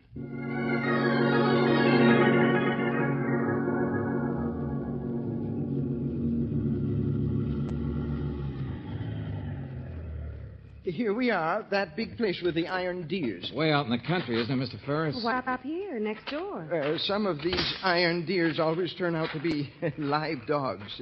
What? Oh, but don't you worry none. They won't bother us if we walk on the gravel and make a lot of noise. That's what I always do. Now, wait a minute, not so fast. From what you've said and from the looks of their house, these Higbee brothers practically own this part of the country, right?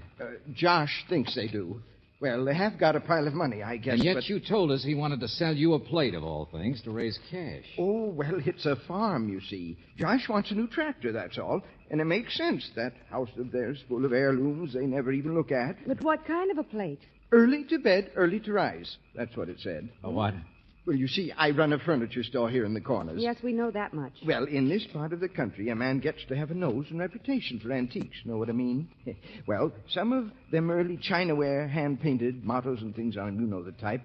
My gosh, they can get me $200 apiece sometimes in the city. Only this one you looked at wasn't any good, huh? This one I looked at was a fake. Cheap imitation you could buy for $1. But out of the kindness of my heart, I offered more than that. You mean out of the fact you're scared to death of Josh Higbee, right? Well, Mr. Valentine, I've been in business around here for 27 years. I got a standing, know what I mean? Well, so's Josh Higbee, but he's mean and vindictive, too. And once he starts after you, you might as well move out of here. He thinks that plate's worth $100 or more. I know it's not. But he's already telling people I'm a liar and not to be trusted, and they should take their antique business to somebody honest. And I suppose you want me to steal that plate so you can prove to people that it is a fake, right? You, won't do it, huh? What do you think? Well, of course, I didn't exactly mean steal like an ordinary thief. I know, but it seems to me that this whole thing is nothing but a tempest in a teapot anyway, so why don't George, wait. Somebody's coming. Oh, well, now, careful what you say. People can get killed in tempests, you know, and when Josh gets all riled up... Well, for the land's sake, Sam, what are you doing out here? Oh, it's you. You think it'd be anyone else? Saw you standing out here in my front lawn, finally thought I'd better either chase you away or ask you in. Just baking some cakes, and they're not all on order. So why don't you and your friends come in for a piece, huh? No. This is Miss Brooks, Mr. Valentine, Widow Parsons. Hello, Mrs. Parsons. Yes, cottage in the trees there, that's hers. But if you'll excuse us, Widow... I know. You think you're going next door, don't you?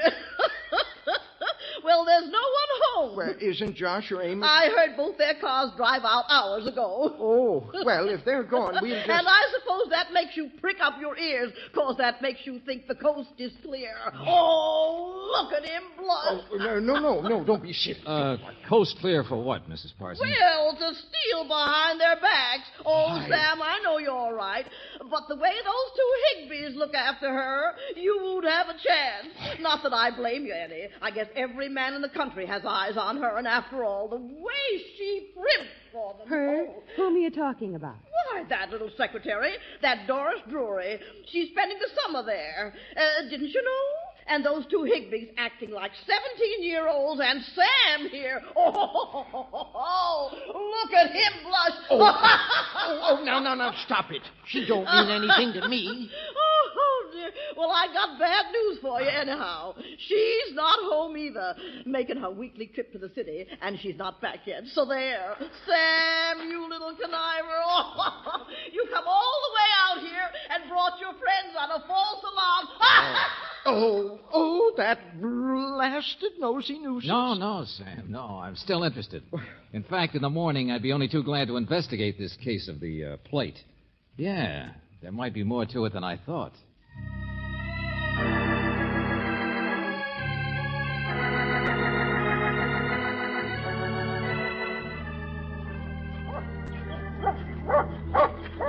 Well, the dog makes a lot of noise, doesn't he? Yeah. Uh-oh. Hello there. Good morning. What?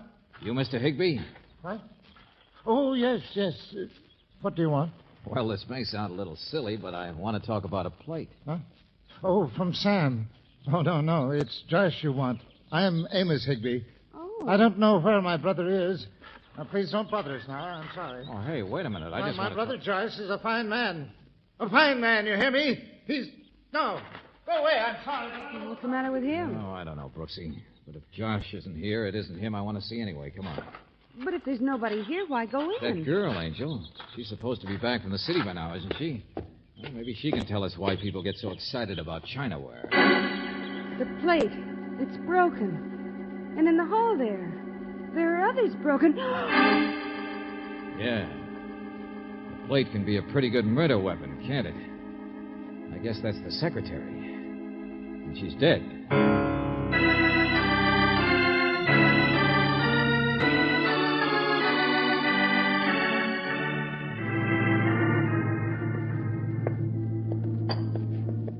Now, take it easy, all of you. Nobody's upset but you, Sheriff. All right, hang it, I am upset. Why shouldn't I be? You, Pete. Yeah?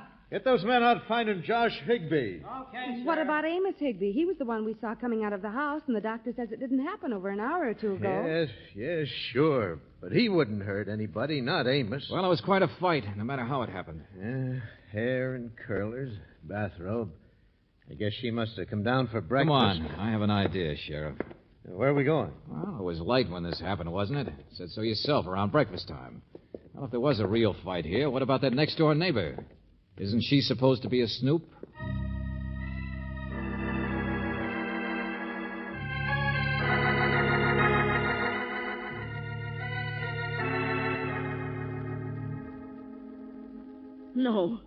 No, I didn't hear anything. But, Mrs. Parsons, are you sure? Honestly, it's too far to hear anything.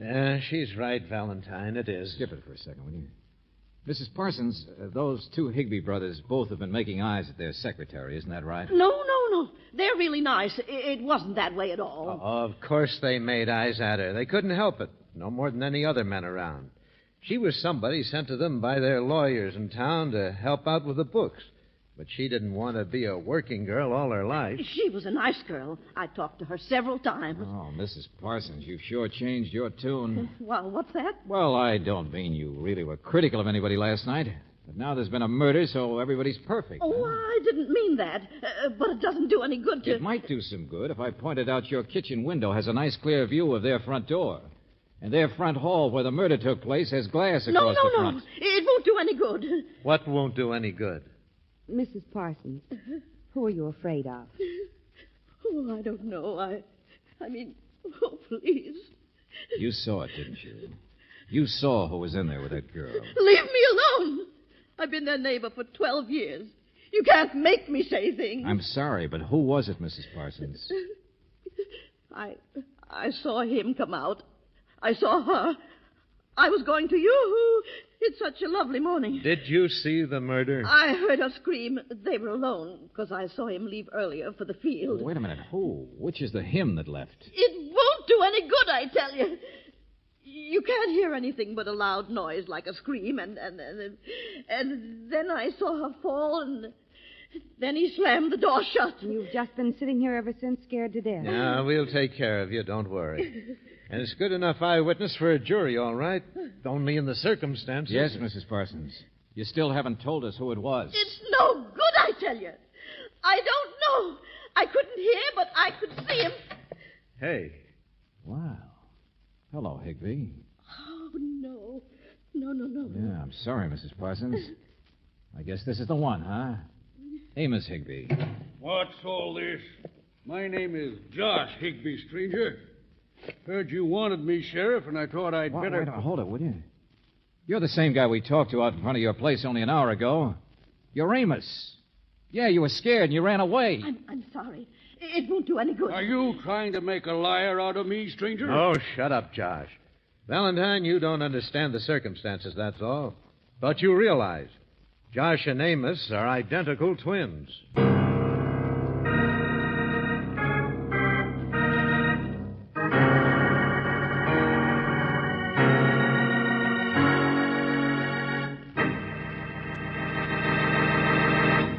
You are listening to Let George Do It. Our adventure will continue in just a moment.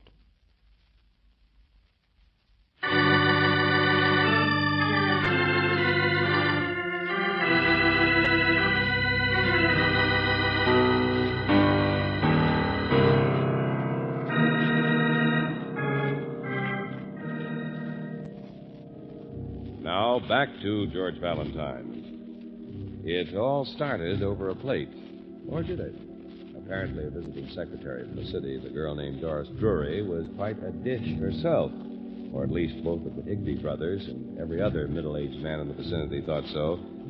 But now Doris is dead, struck down by one of those same heavy plates.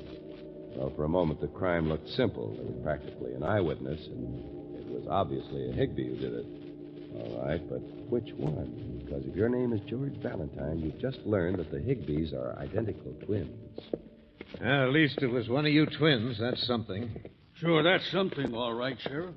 Well, now, is that all you're going to say, Josh? Don't know yet. Haven't talked to my lawyer. All right. But in the meantime, I got to lock you up. You know that. Well, don't apologize for it. Mrs. Parsons says it was one of you. You heard her say that, didn't you? There on the farm, you're both dressed about the same. I heard. Oh, laughing blabbermouth. She can't help it. Should have sicked the dogs on her the first time she borrowed a cup of sugar. Oh, get in there. Don't see Amos anywhere. We'll get him, don't worry. Now, listen, Josh. I'll get your lawyer, but he's going to advise you the same as I am, that you should tell everything you remember about what happened. So. Be glad to. Well? Well, pretty sore at this furniture guy, this Sam, about one of your family's heirlooms. A plate, I think he said. Sam's a liar. I'm no authority, but those plates, everything in the house is as good as... What's that got to do with it? Well, you see, Josh... Hold it, Sheriff. Let me, will you? Oh, nothing, Josh. But that girl Doris was certainly pretty. What? In love with Amos, I understand. What are you trying to do? Leave her out of it. Well, that's a little hard to do in the present situation. This is our town, not yours, mister. Because you'd been putting on the dog for her, too, isn't that right? Get him out of here before... In fact, you murdered her, didn't you? Why, you meddling... Josh! Well, you're quite a temper. Did you kill her, Josh? You still haven't told us anything. What time did you get up this morning, Josh? Usually out in the fields early, both of you. But which one was first? Oh, come on, Sheriff. Let him wait for his lawyer.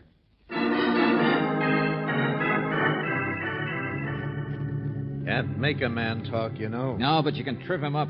We better work fast before you get a permanent puzzle thrown in your lap. Hey, where are you going? To start at the beginning, where I came in, on a plate.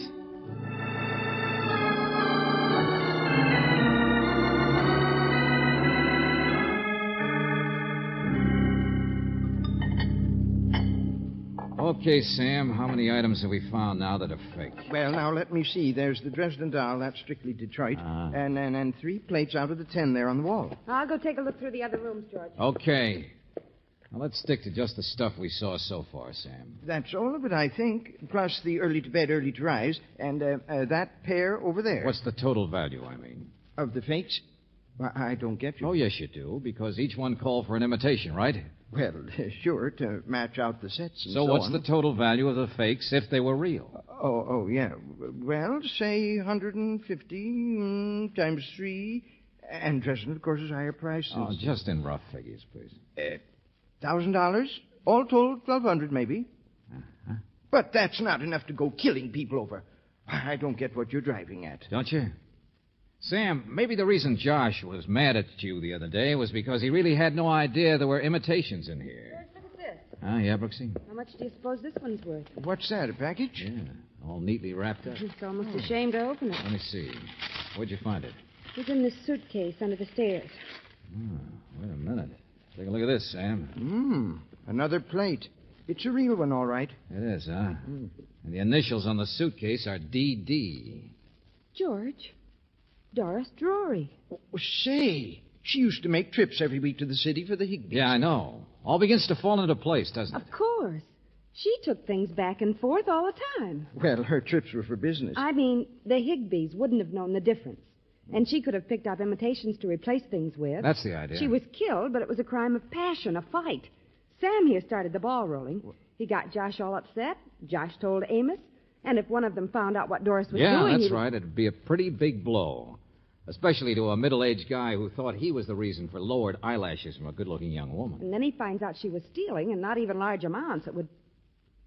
George, are the police all through here? What do you mean? Well, they were out of the house even before we came back, but just now I felt a draft behind me. Must be from the back hall. I'm getting out of here. Somebody's back there. I don't want any part of this. Listen. Come on. Be careful, Valentine. Why? There's only one person that can be. All right, Amos, come on. Get out of my way. Oh, no, you don't, Buster. Look out! Amos the gentle one, huh? Well, maybe this'll work. No, I don't know. Don't know what? Come on, what's your story going to be? No, I won't tell you anything. But you were hiding here, and earlier you ran away. Your brother's already accused you of the murder, you know. What? What did you say? Sure, he said you... No. I don't want to hear it. I won't tell you anything.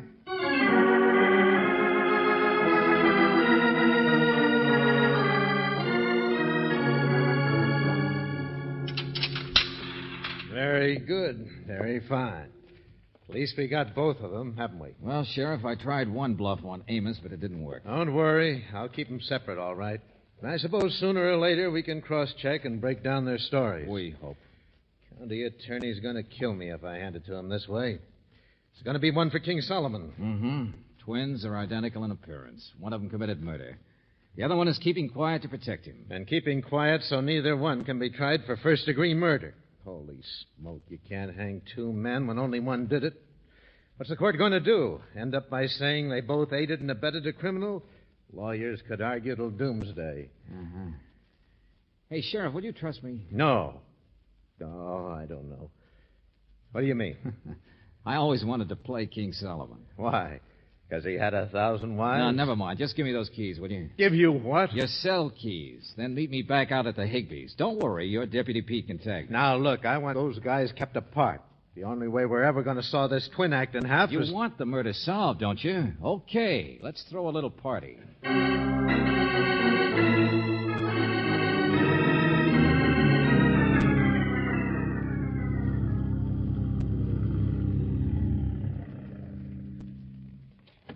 Sit here, Josh. I'll be right back.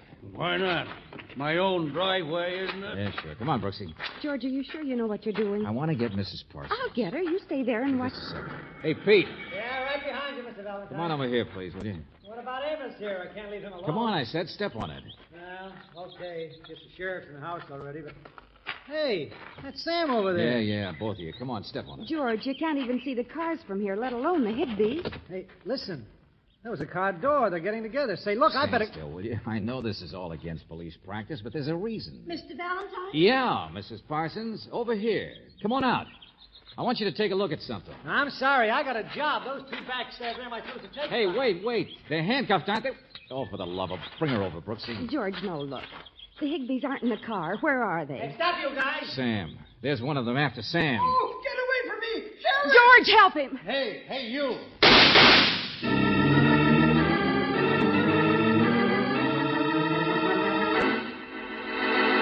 Did you see how Josh came at me, Mr. Valentine? You put Mrs. Parsons up to it, you sniveling little wart. Both of you, will you? What is all this? Mrs. Parsons, can you tell these two men apart? Oh, I'm so sorry, Amos.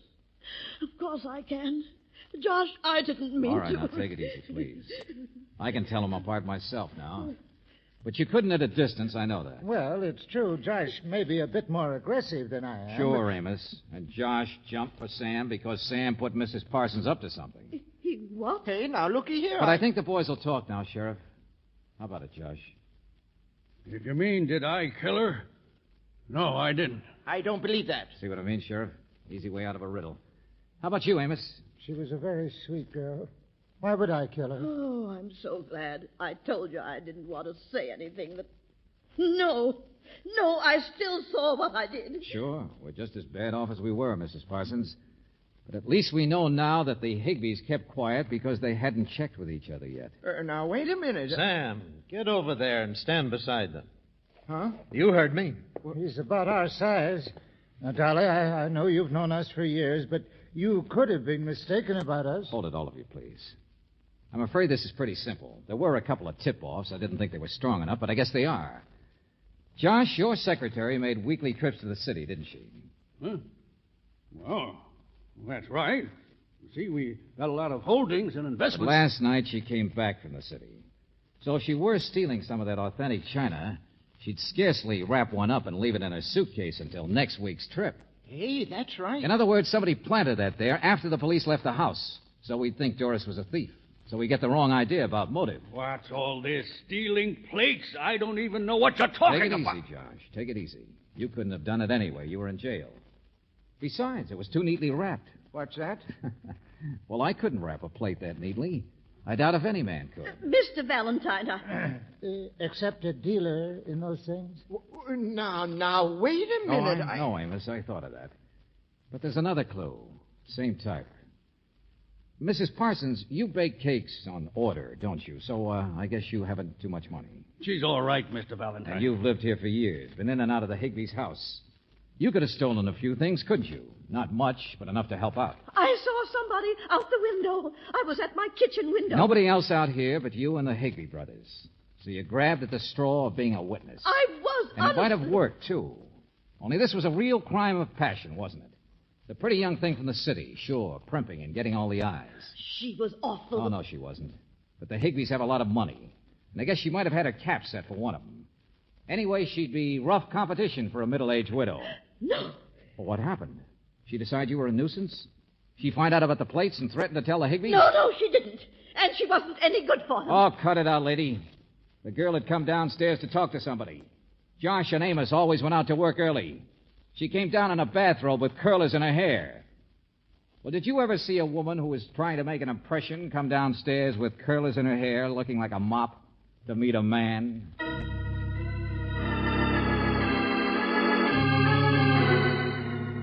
Oh, George, that poor Mrs. Parsons. Well, she committed murder, didn't she, Angel?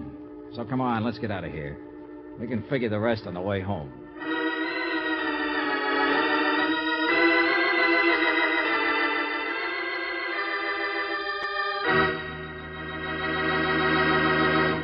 Back to the conclusion of our Let George Do It adventure in just a moment.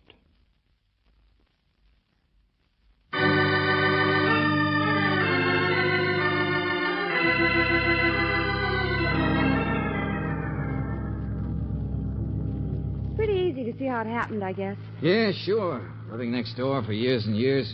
Probably considered the Higbee brothers her private property. Hoped to marry one of them. Then along came Alana Turner. The only thing I don't understand is why Mrs. Parsons would steal from them. Considered their property hers, too, I guess. Jumping on a gun on what she hoped for the future, maybe. Wasn't much through the years, but she probably... She must have been panic-stricken when the girl found out about it. You know, George, sometimes you're very brilliant. All those feminine-type clues, wrapping packages, curlers and hair. That surprise you?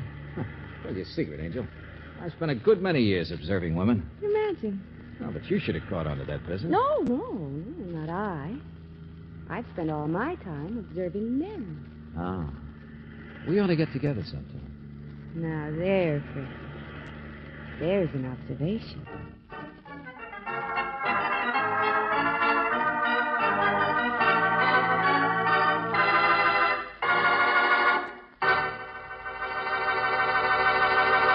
You have just heard Blue Plate Special, another Let George Do It adventure.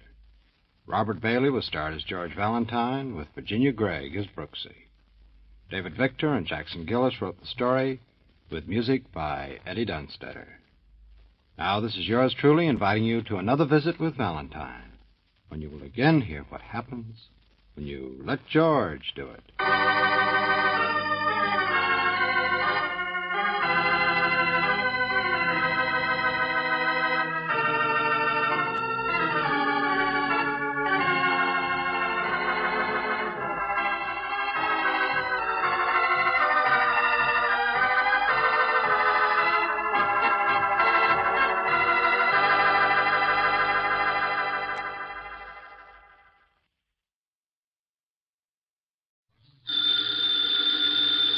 Ladies and gentlemen, the ringing of that phone bell means mystery, adventure. Nero Wolfe's office, Archie Goodwin speaking. What? You're expecting Mr. Wolfe at your place in 3 hours? Your place is where? Yes. Well, I'm expecting Hetty Lamar in 15 minutes. Yeah, but, mister, we're both out of luck. Archie, what are you babbling about? There's a character on the phone who's laboring under the naive delusion that you're about to make a trip upstate. His name? Finley, he said. In that case, he's quite correct. Yeah, he's quite the... yes, Mr. Finley. Mr. Wolfe will be there. Yeah, goodbye. I shall need some beer, Archie. The bottle opener's in the right-hand drawer. Thank you. What one of us needs is a psychiatrist. You're voluntarily leaving your happy home, exposing yourself to the elements, entrusting your only life to a savage automobile? I am. Oh. Somebody's offered you the United States Treasury, huh? Mr. Finley happens to grow orchids. Among them, he has developed a plant possessing spurred labilli. I have an opportunity to purchase a couple of the plants, therefore... I don't believe it. But, Archie, according to the reports I have received, he has produced a strain of black cypripedium. Oh, well, in that case. But, Mr. Wolfe, while it's true that black may be the color of your true love's hair, it is also true that black is the color of funerals.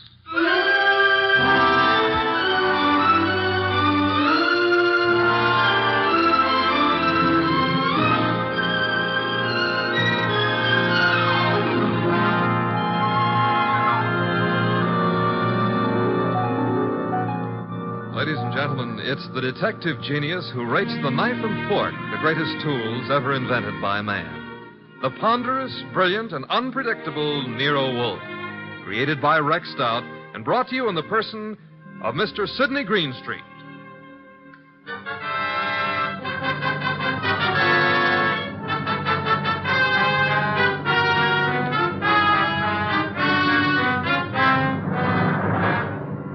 The beginning of the case of the Phantom Fingers actually had nothing to do with black orchids.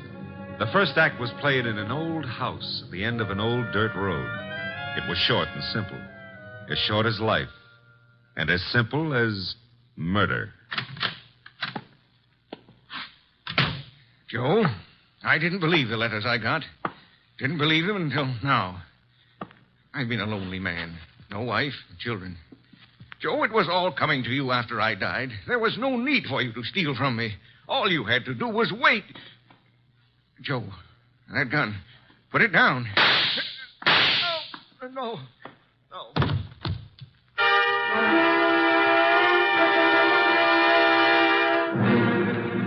Archie. Yes, Mr. Wolfe. How much longer? Oh, an hour, maybe. Why? I'm a fool. Yeah, well, payday's tomorrow. I refuse to agree with you. Besides, the trip's been fine so far, huh? So there's snow on the road, but, Phooey. Well, it's nice snow. Pretty soon it'll be spring, and in the spring... If you mention old Tidmas once more, I shall strangle you. No, it's against the law. But you know, if that snow melts much faster, the trees won't look so pretty. Trees, are they really necessary? Uh-huh. People cut them down and make paper out of them. And they take the paper and make dollar bills. Mr. Wolfe, we're surrounded by future fees. I prefer the finished product. What on earth is that? Sounds like a river. Indeed. Except there aren't any rivers around here. Hey, Yeah? up ahead. What? Huh? It's a river. Only it isn't a river. It's wet. Yeah, it's wet and it's got waves on it. Had to start raining, too. Nature. Phooey. The road behind us is covered with water. We'll just have to keep going onward and upward. Would you like to recite Excelsior to me? Why, sure. Shades of night were falling fast when through an alpine village passed... An idiot of your caliber, no doubt. Oh. That infernal engine has died. No, the road dips up ahead. And where it dips, there's a junior Mississippi growing up. Splendid. Not so splendid. We can't go back and we can't go forward. Why not? They didn't build this model to swim. No foresight. What do we do now? Well, we could abandon the car and, Walk, are you mad? Are you seriously suggesting I indulge in a foot race with the flood? Yeah, well, not seriously, but, Oh, you've decided to give the car a swimming lesson? No. There's what looks like a cow path leading off the highway. To your right. Maybe it's a road. We progress. We now follow the footstep of the cow. Ah, it is a road. An old dirt road. Not only that, it goes up. Is that good? Theoretically. We might get above the water that way. And if the theory fails? Mr. Wolfe, how are you on the Australian crawl? Hey, there's been another car on this road before us. You can see the tire tracks in the mud. Interesting. An indication that there are other maniacs about. I myself would not have chosen this particular spot to picnic in. Well, it's not that. There's somebody lying on the road. People have peculiar habits. Ignore him and drive on. Hold on a moment.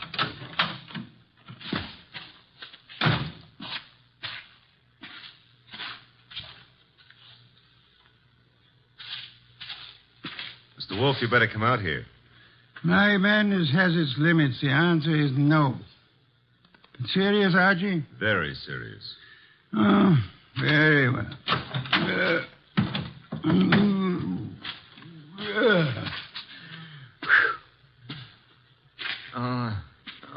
Good heavens. Yeah, still alive, but... The man's been shot. He's mumbling. Joe. Yelling for Joe. Be still. Don't forgive stealing. Don't... So much for that. Pick him up, Archie. Put him in the car. Might be bad for him to be moved. No. There is nothing that can be bad for him. He's dead.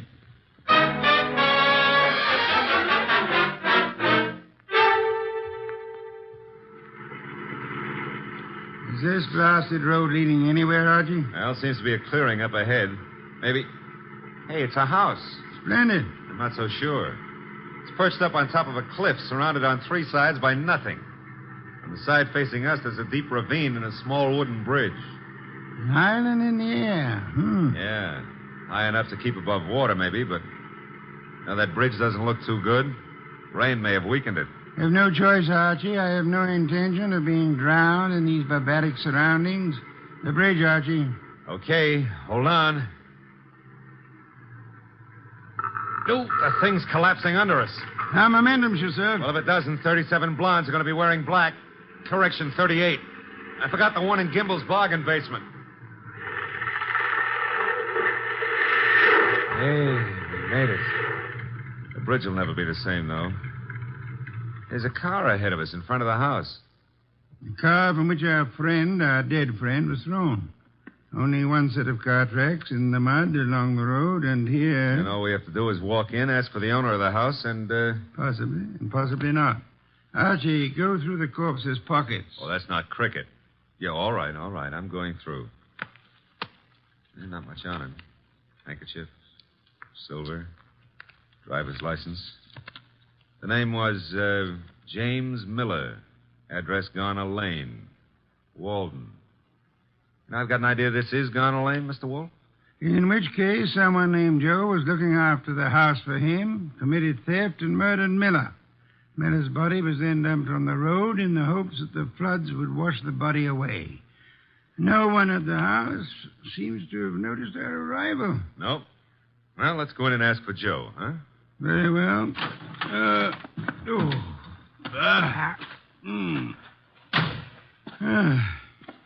Odd. With the bridge down, there's absolutely no way of getting on or off this place. Except for a mountain goat. I don't know any mountain goats. I used to know a plain goat once, though. Indeed. He ran at the 5th at Jamaica. Stop maundering. I never maunder.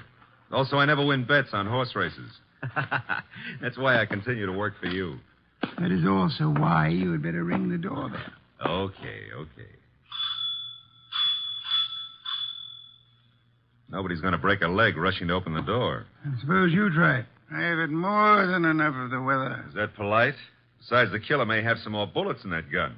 Are you afraid? Sure. Fooey, the door, Archie. But old Dr. Tidmouse would say... Well, never mind. Hey, somebody was careless leaving the door open like that.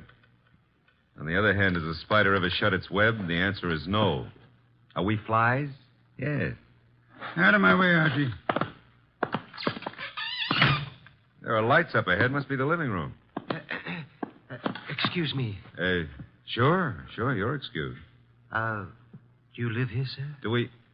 No, don't you? Of course not. This is very strange. I came out to see the people who live here, or the person. I found the door open and no one about. I've been sitting in this corner now for a long time. Well, it's a pity no one offered you a plum pie. Then you could have stuck in your thumb. You saw no one enter, sir? No one at all. I didn't want to go any further.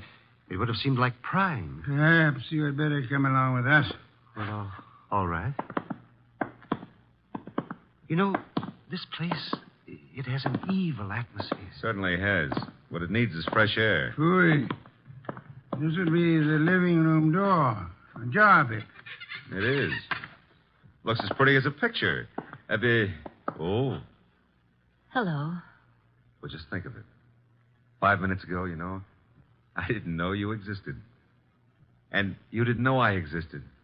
And now... Archie, your existence would have a sudden end unless you keep quiet. Excuse us for intruding, Miss... Intruding? Oh, but I really should ask you to excuse me. You do not live here? I wish I did, but... You see, I've been out walking. I live maybe a mile from here, and then when the flood began, I thought I'd come in here and stay for a while. And you found? An empty house. That's not what I found. As old Dr. Tidmouse has often said... Go through the rest of the house, Archie. Go through the rest... Yeah, well, never mind. I'll, Shh. That sound? Somebody's walking. Coming downstairs. I'll go and see. Hey, you! Come on into the living room. Meet your guests in one or several pieces, as you prefer. You what? Oh. Hiya, folks. Ah, a host at last. That's very funny. I think I'll laugh. May I ask why? Because this here ain't my dump. I was just casing the joint. I was just taking a stroll. Through the house? I'm eccentric. Oh, clever. However, I think you'd better stay. Why? Because you may turn out to be the owner of this house after all. I rather think introductions are in order. Well, I'm Peg Shirley. My name is Wagner. Joseph Wagner? Lewis. How about you, Stroller? Cregan. Sam Cregan. Peg, Louis, Sam. Mr. Cregan, while you were strolling upstairs, did you notice anyone else about? No. There was no one outside when Archie and I entered. The bridge is down, effectively cutting us off from further visitors. We may assume, therefore, that we are the only people in or about this house. Yeah, it's cozy, ain't it? Which further means that one of you three is a murderer. What did you say? The murderer is the person who owns or lives in this house. All three of you denied being that person. Conclusion, one of you is a liar.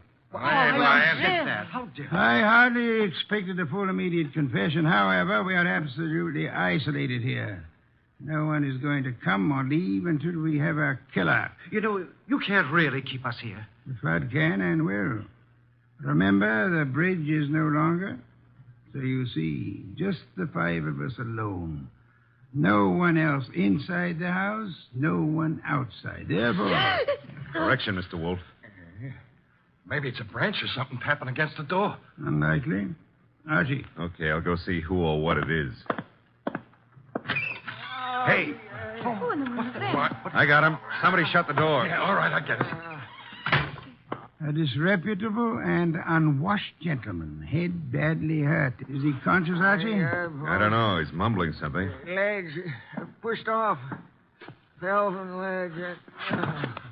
He's passed out. I guess he was trying to say that somebody pushed him out on a ledge. On the side of the cliff, maybe. He must have regained consciousness and crawled to the house. Where'll I put him, Mr. Wolfe? Bedroom, I suppose. Well, he'll need first aid. We can't get a doctor. Cregan, where are the bedrooms? Yeah, one right up at the head of the stairs. And don't ask me how I happen to know.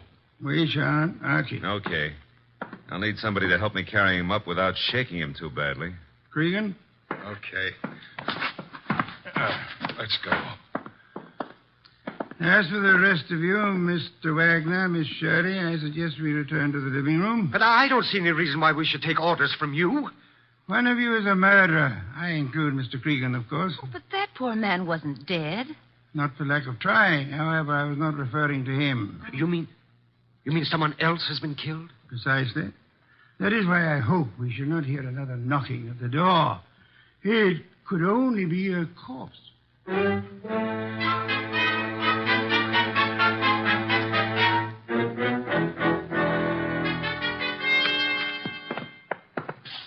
Archie. And Cregan. Yeah. The injured man? Still out. Probably got a concussion.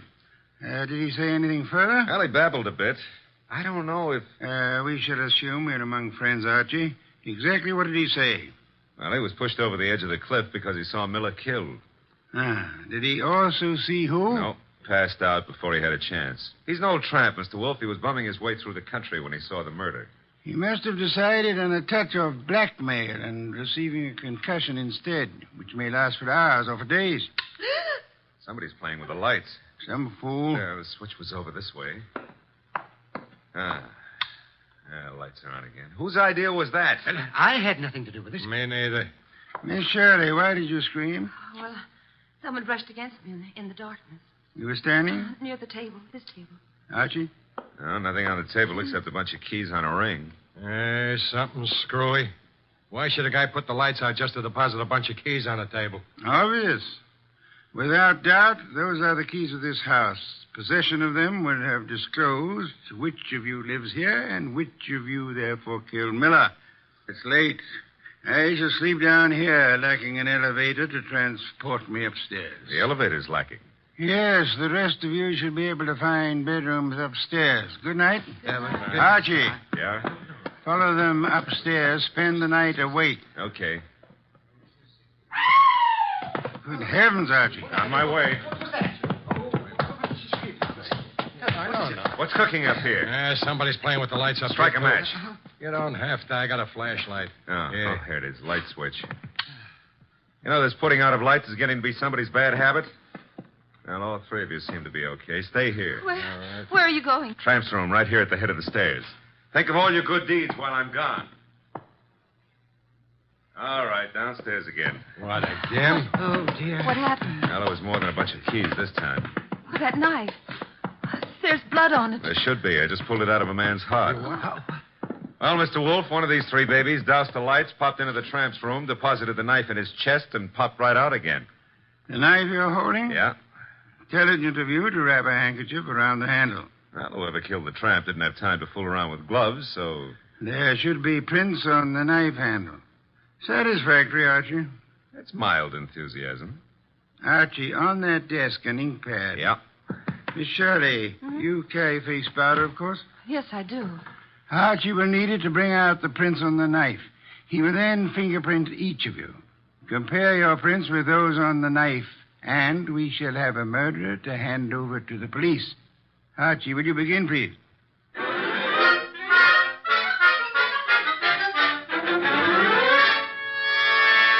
Here they are, Mr. Wolfe. 3 cards labeled with Miss Shirley's name, Cregan's, and Wagner's. Their respective prints are on each card. Good. I have the knife here. Several quite distinct prints on it. It should be child's play to, Archie. Yeah? Take your own prints and mine. What? Do as I say quickly. Yes, sir. All right, give me your thumb. Thank you. That's it. Now mine. Thank me. That's it. There's something wrong. Something wrong and deadly loose in this house tonight. Well, there's a card with your prints and mine. Thank you. Now you got 5 cards altogether. So I have. Archie. What now? Take the ink pad and a fresh card with you. Where am I going with them? Upstairs? But, Mr. Wolfe, there's nobody upstairs except the corpse. Precisely. It is his prints I want.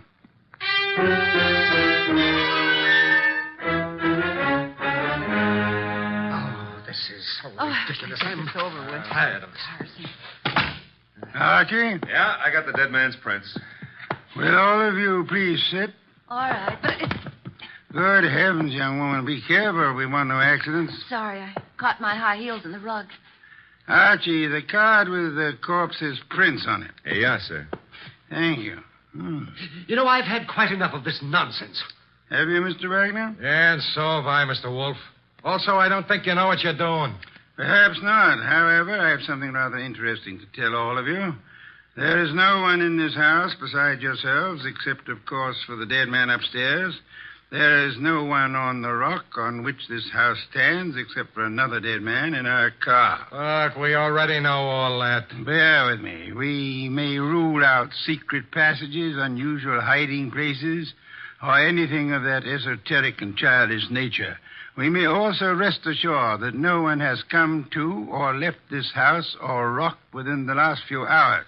Well, that means we're kind of hermetically sealed here, huh? Meaning also that whoever was here when the tramp was killed is still here. Still here in this room. Correct, Archie. Now then, I have checked the dead tramp's prints against those on the knife. Theoretically, suicide was possible. However, the prints do not match. That guy was in no condition to kill himself anyway.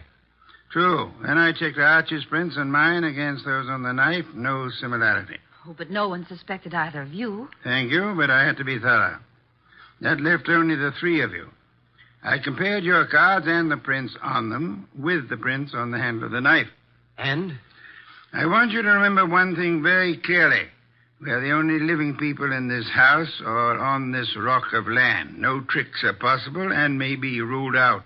All right, so what? This. The prints on the handle of the knife that pierced the heart of the man upstairs do not match his prints or the prints of anyone in this room. No, mine wouldn't match. Would you mind saying that again? He doesn't have to.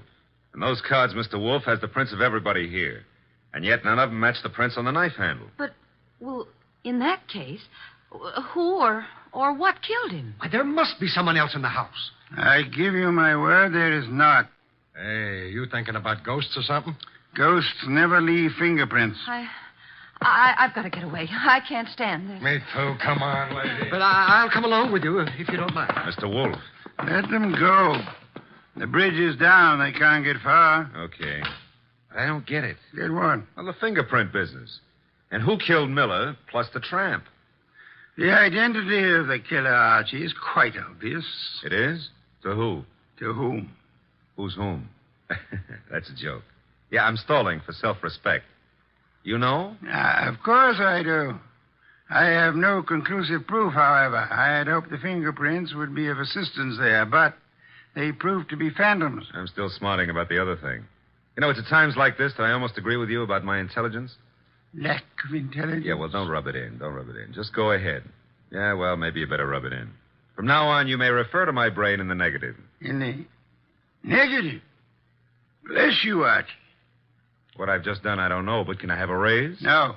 I'll take it back. You can't. Get the others in at once. Mr. Wolfe, you now have the appearance of Mr. Wolfe being surrounded by several dozen bottles of beer. What have I done? You've explained the fingerprints, Archie. Hurry.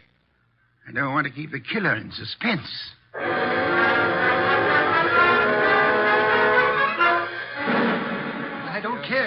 I'm very nervous. I don't like this. Archie. They're all here. Yes, but they're all making a noise. Stop them. Miss Shirley, Mr. Cregan, Mr. Wagner, will you please shut... Mr. Wolfe, they have. Thank you, Archie. Now then, I have known for some little time which of you killed the tramp and Miller. I lack proof, however. And you have it now? I will admit for a while I was flummoxed by the negative evidence of the fingerprints. They seem to indicate that the tramp was murdered by a phantom. However, the word negative itself has solved the minor problem. Minor to who? To whom? Never mind. Shh. Archie, what is the salient feature of a film negative? Well, I suppose it's the fact that the darks are light and the lights are dark. Huh? Precisely. A reversal, then, of the actual appearances. Now, are there any similarities between filmed images and fingerprints? Oh, in a way. You could call the whorls and hollows that determine the individual characteristics of a fingerprint the lights and darks, huh? You could. I shall. Miss Shirley, would you help in an experiment? Well, of course. Thank you. Archie, I want you to take Miss Shirley's fingerprints once again. Okay. Pad and card. Here you are, Miss Shirley. All right. Archie, quick. Huh? Grab her arm. I got it. Usually I don't have to be coached, but... Let go of me. What are you trying to do? Miss Shirley, you already had pressed your fingers on the ink pad once. Why were you about to do it a second time? Well, I just wanted to make a better impression. Phooey. Archie, wipe some of the ink off her fingers. Oh, but then it won't be any good. It'll be very good, Archie. I've done it.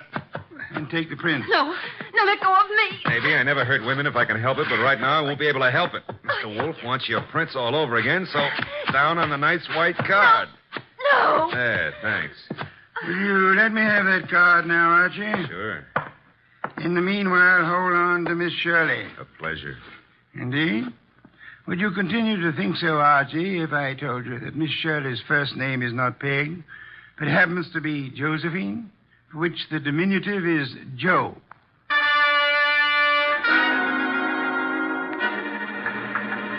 Glad they're fixing the bridge. I was beginning to think we'd be here forever. Boy, we have been. You know, if those black orchids have been holding their breath waiting for you, they're going to be red in the face. Hey, new breed, red orchids, huh? Archie, must you talk? Well, it's fun. Also, you've been holding out on me about the case. I surrender. Okay. You know, when we compared the new prints of Josephine with those on the knife, you could have knocked me over with a sash weight. They were identical. Naturally. She stabbed the tramp. Yeah, but what was the fingerprint gag? She merely loaded her fingers so heavily with ink that she falsified the markings. She filled up the hollows and walls with ink. The result was that ridges became hollows and vice versa, in the same fashion that a photographic negative falsifies lights and darks. You got that when I mentioned the word negative. It works, huh? Try it sometime. Yeah, the very next bank I robbed. But you said you knew who killed Miller and the tramp even before you exposed the fingerprint gimmick. How? We knew Miller's murderer lived in this house, had been stealing from him and so on. Uh-huh. Stealing what? Cash, of course. He, as the girl admitted, was an eccentric, kept his money on the property. Cregan had probably heard of it, hence his casing of the house. Yeah? Our problem, therefore, was to discover who lived in this house. All three suspects denied it. Josephine Shirley told us, as you may remember, that she'd gone for a walk and then been driven by the flood to this house where we found her. Well, that's what she said it could have been. No, because as you may also remember, she tripped at one point over the living room rug and mentioned why. Sure, she said she was wearing high heels. Uh-oh, because out in the country there are no pavements, so girls don't go for a walk in high-heel shoes. Therefore, she hadn't gone for a walk. Therefore, she was lying. Therefore, she killed Miller, and... I should have noticed those heels myself. You should have, Archie. Your trouble, I suspect, was that you didn't notice the feet for the legs.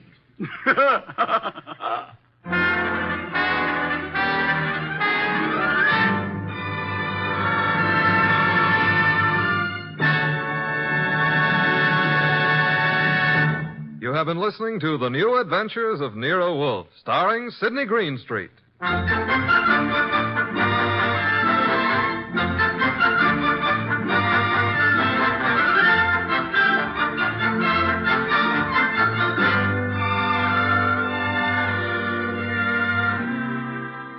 Tonight's transcribed story was based on the characters created by Rex Stout. This is an Edwin Fadiman program produced and directed by J. Donald Wilson. In the cast were Gerald Moore as Archie Goodwin and Gigi Pearson, Howard McNear, Tim Graham, and Eddie Fields.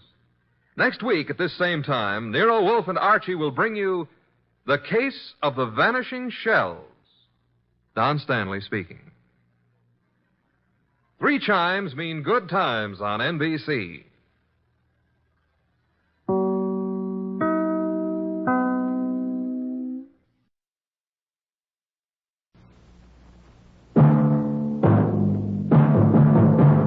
Nightbeat.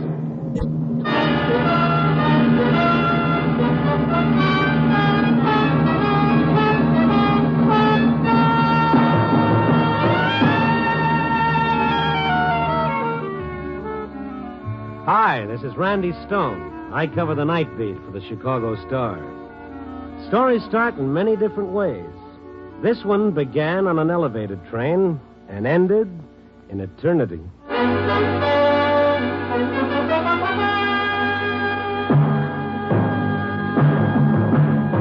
Nightbeat, starring Frank Lovejoy as Randy Stone.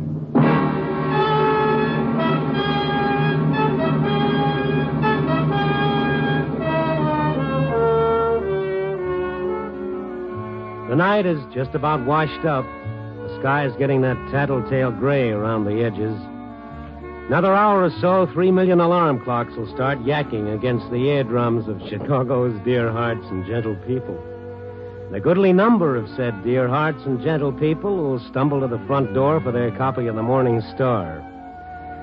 I'm wondering what they'll say when they read the opening sentence of the Nightbeat story for today. The line that goes, "This is a love story with the happiest ending I've ever heard." I guess they'll figure spring has got me in its perfume clutches, and more than likely I'll wind up around a bologna sandwich, and that'll be that. Only if they just keep reading, maybe they'll be in for a strange kind of surprise. It started a little after 10 o'clock last night. I just boarded an elevated train and was on my way to the Loop. The train was pretty crowded, but I saw an empty seat up front, and I hurried for it. I started sitting down without looking. Anton, where have you been? I beg your pardon? Oh, I've waited so long, Anton. The girl sitting next to me. I noticed her for the first time. About 20, maybe. And so beautiful, so delicately beautiful, it was like your eyes had hit the jackpot, and somehow the grinding elevator train suddenly sounded like a gypsy violin. Oh, Anton, you shouldn't have gone away. Look, I hate to tell you this, but I think you've got me mixed up. Oh, it's so good to hear you, to be near you, Anton. So good. Yeah, it's good to be near you, too, kid. But... Won't ever go away again, will you? I'd like to stay here forever. Promise me, Anton. Promise me you'll never go away. Beautiful as she was, it started giving me the creeps. If I'd been Anton, I'd have enjoyed it immensely, but being as how I was 2 other guys, I didn't see it. And also there was something about her eyes, a disturbing brightness. I didn't know what to do about it, and before I could decide... Lake Street transfer. I reached my transfer station. I started getting up. Anton, no, don't go. Oh, lady, look, it's my station. Don't leave me again, Anton. Please, no. Now, take it easy. Let go of me. What's wrong with you? This is my station. Anton, I can't let you leave me again. I won't. Well, you'll just have to, kiddo. Now let go. My sleeves on.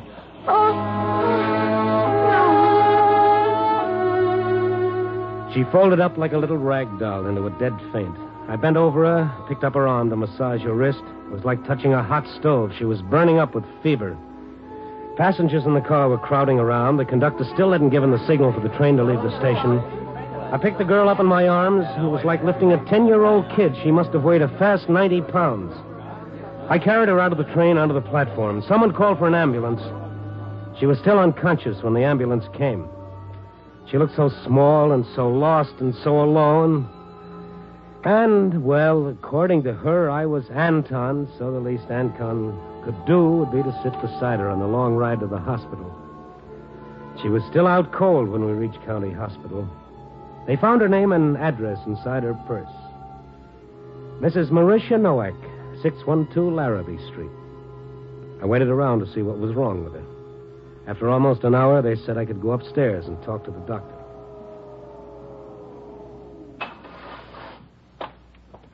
Oh, Mr. Stone? Oh, yes. Doctor, I wanted to see you about that girl I brought in, Marisha Noack. Yes. A relative of yours? Oh, no. I just met her tonight. Oh, I'm afraid we've got to contact some relative right away.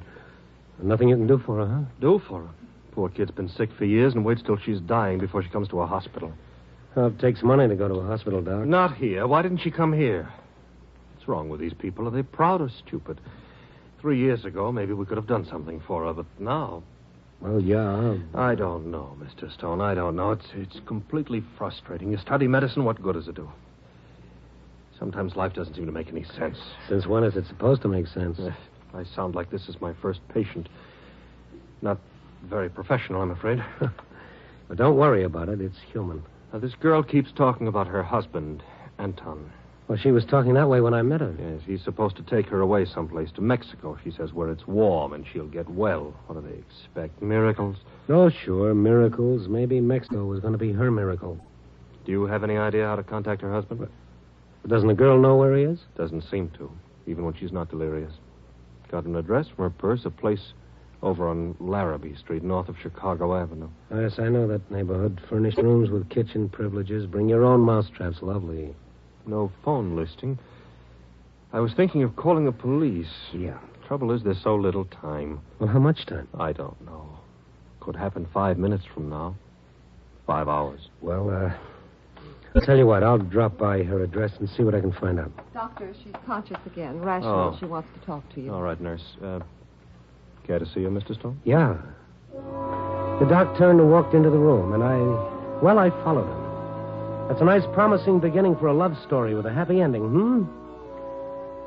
Only when we got inside Marisha Noack's room, the joke was on me. There was no hearts and flowers. She was even more beautiful than before. Her black hair spread out on the white pillow, her delicate face, and the lovely eyes following us as we came into the room. No fear in those eyes. None at all. Just a sort of questioning. Doctor, have you found him yet? Not yet, Marisha. We're still trying. This is Mr. Stone. He's trying to help us locate your husband. Oh, I hope you find him. Poor Anton. He'll feel so bad if you don't find him in time. Well, of course he will. That's why the doctor'd like you to tell me anything you can that might help us find him. But I told the doctor. He went to find work, my Anton, so he could take me away where I could get well and could be a wife to him. Does it bother you to talk? Does it tire you? No, I like talking about him. And there's so little time. Doctor said you were planning on going to Mexico. To Las Flores, the little town of the flowers in Veracruz. My ring is from Mexico. See? Silver and turquoise. It's nice.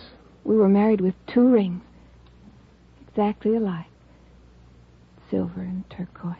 You think Anton could have gone there, to Mexico? No, he'd never have gone there without me.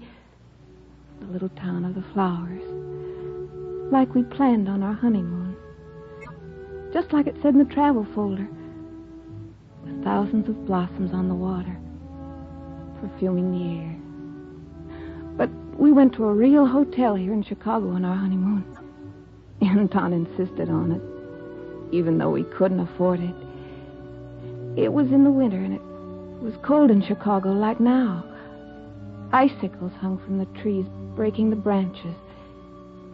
But in the room it was warm. And we had each other.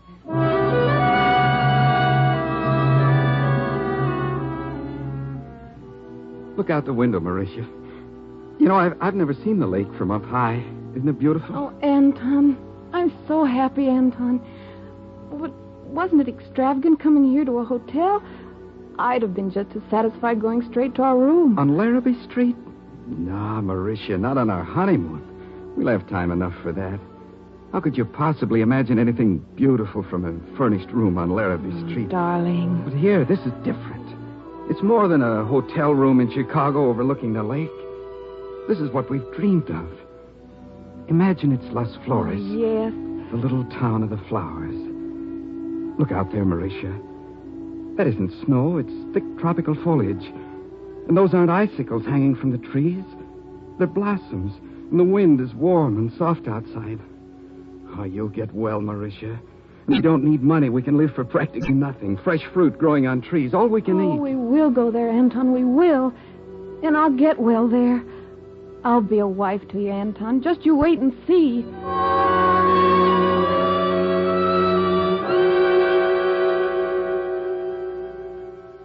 But we didn't go to Mexico. And then Anton went away. And you haven't heard from him since? No. But I don't blame him. Why should a man stay with a wife who's sick? Oh, no. You said yourself he went away to earn money for your trip. Yes. Yes, that's it. But now if I could only see him once more, just once, to tell him not to feel badly, to be happy for what we had. If I could only tell him not to feel sorry. Because it was the same as if we really had been to us, Flores. Well, you better rest now. I'll try to find him. It's tough when they know they're going to die. It's not that they're scared, but suddenly there's something they feel they've got to do, and time is running out. That's how it was with Mauritia Noack. She had to find her Anton to tell him it was okay about a little town in Mexico that neither one of them had ever seen or ever would see. How do you find a guy like that, and what was I doing looking for him? Oh, well. I took a cab back to the Loop. I picked up my car and drove over to the Larrabee Street address. It was a rooming house, all right, and the poorest-looking one on the block. I rang the bell and I waited. A middle-aged woman came to the door. What is it? Are you the manager? If you're looking for a room, I got no vacancy. Oh, no, I don't want a room. You have someone living here by the name of Noack? Yes, but she ain't home. She ain't been here all day. I know that. She's in the hospital. The hospital? Oh, the poor thing. I was worried about her. She's never been out late like this. Is her husband here, Anton Noack? Oh, I know. He ain't been here for a long time. Working someplace out of the city, I think. Well, do you have any idea where? I've got to find him. Mrs. Noack is... Well, they don't expect her to live. He's got to be notified. Oh, no. Oh, that poor little girl. For such a long time she's been sick. Come on in, please. Maybe there's something in here written down. Or maybe Mr. Noack's brother would know. Brother? Where does he live? Well, now, I don't know exactly. He's the one that's been sending Mrs. Noack money to live on while her husband's been away. That was a beginning. We found an envelope from the brother in the girl's room. Paul Noack. He lived on Clark Street in the Lincoln Park neighborhood. I drove over. There was a man coming down the steps as I got out of my car. I stopped him when he got to the sidewalk. I beg your pardon? Yes? I saw you coming out of that building. You wouldn't be Paul Noack, would you? Why do you ask? Well, I'm from the Chicago Star. I'm trying to locate Anton Noack. Well, I can't help you. I don't know anything about him. Excuse me, I'm late to work. Mr. Noack. Huh. You are his brother, aren't you? Yes, but... Well, what's the matter with you? I don't know anything about him. He's gone away someplace to work. Look, fellow, I got to find her. Mauritia's very sick. Mauritia? She's in the hospital. Oh, I didn't know. I got to find your brother right away. I told you I don't know where he is. My brother and I... Well, we don't see each other. I haven't seen him since he left. But he's written to you. He must have. You've been sending money to his wife. All right. It's none of your business, but I'll tell you. I had one letter from him. He asked me to do what I could for Mauritia until he could send for her. Where was the letter from? Say where he was working? Someplace in Montreal. He didn't give any address. Some fur company, like Chicago Montreal Furs. Well, it doesn't sound like you're telling me the truth, Mr. Noack, but I can't see why you'd want a thing like that on your conscience. I'm telling you the truth. Well, okay, but don't take it so hard. Oh, Mauritia. That poor kid. I'll see you the first thing tomorrow. Well, you better make it tonight. I can't. I just can't. We're right in the middle of our tax work. Oh, yes. Mm-hmm. Yeah, well, I see your point. Only thing is that tomorrow she'll be dead. It's not true. Doctors are notorious for saying things like that. I don't believe it for a minute. Would you believe it if you weren't in the middle of your tax work, Mr. Noack? Now, you have no right to talk to me like that. No right at all. I'll see you tomorrow, I tell you. I'll see you tomorrow. You get out of my way. Get out of my way and stay out of my life. Stay out of my life or you'll regret it, Mr. Stone. Now, what was that for?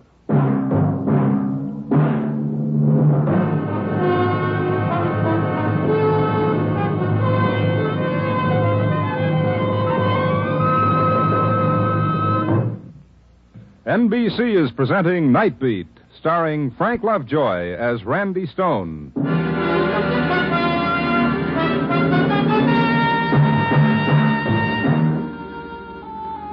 A love story with a happy ending. Yes, that's what the man said. Only right at the moment, if there was any happiness in the world, it was staying out of my sight. Almost midnight, and Marisha Noack up at the hospital, hanging on to life by her fingernails until I could find her husband, Anton. Nothing to go on but the name Anton's brother had thrown at me, the Chicago-Montreal Fur Company. I looked it up in the phone book. It was there, all right. I started dialing the number. I didn't imagine anybody be around this time of the night, but it was the only lead I had at the moment. There weren't too many moments left. All I could think about was what the doctor had said. Maybe she's got 5 hours. 5 hours. No, nobody's going to answer. Hello? Hello.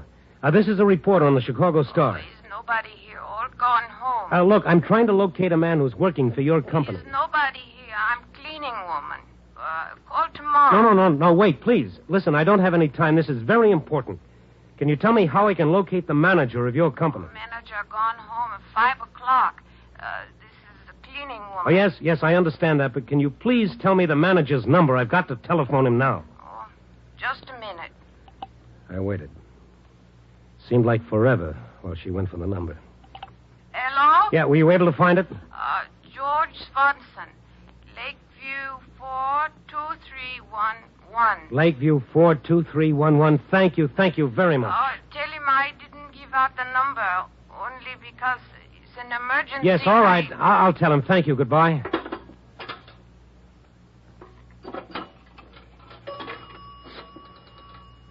LA 42311.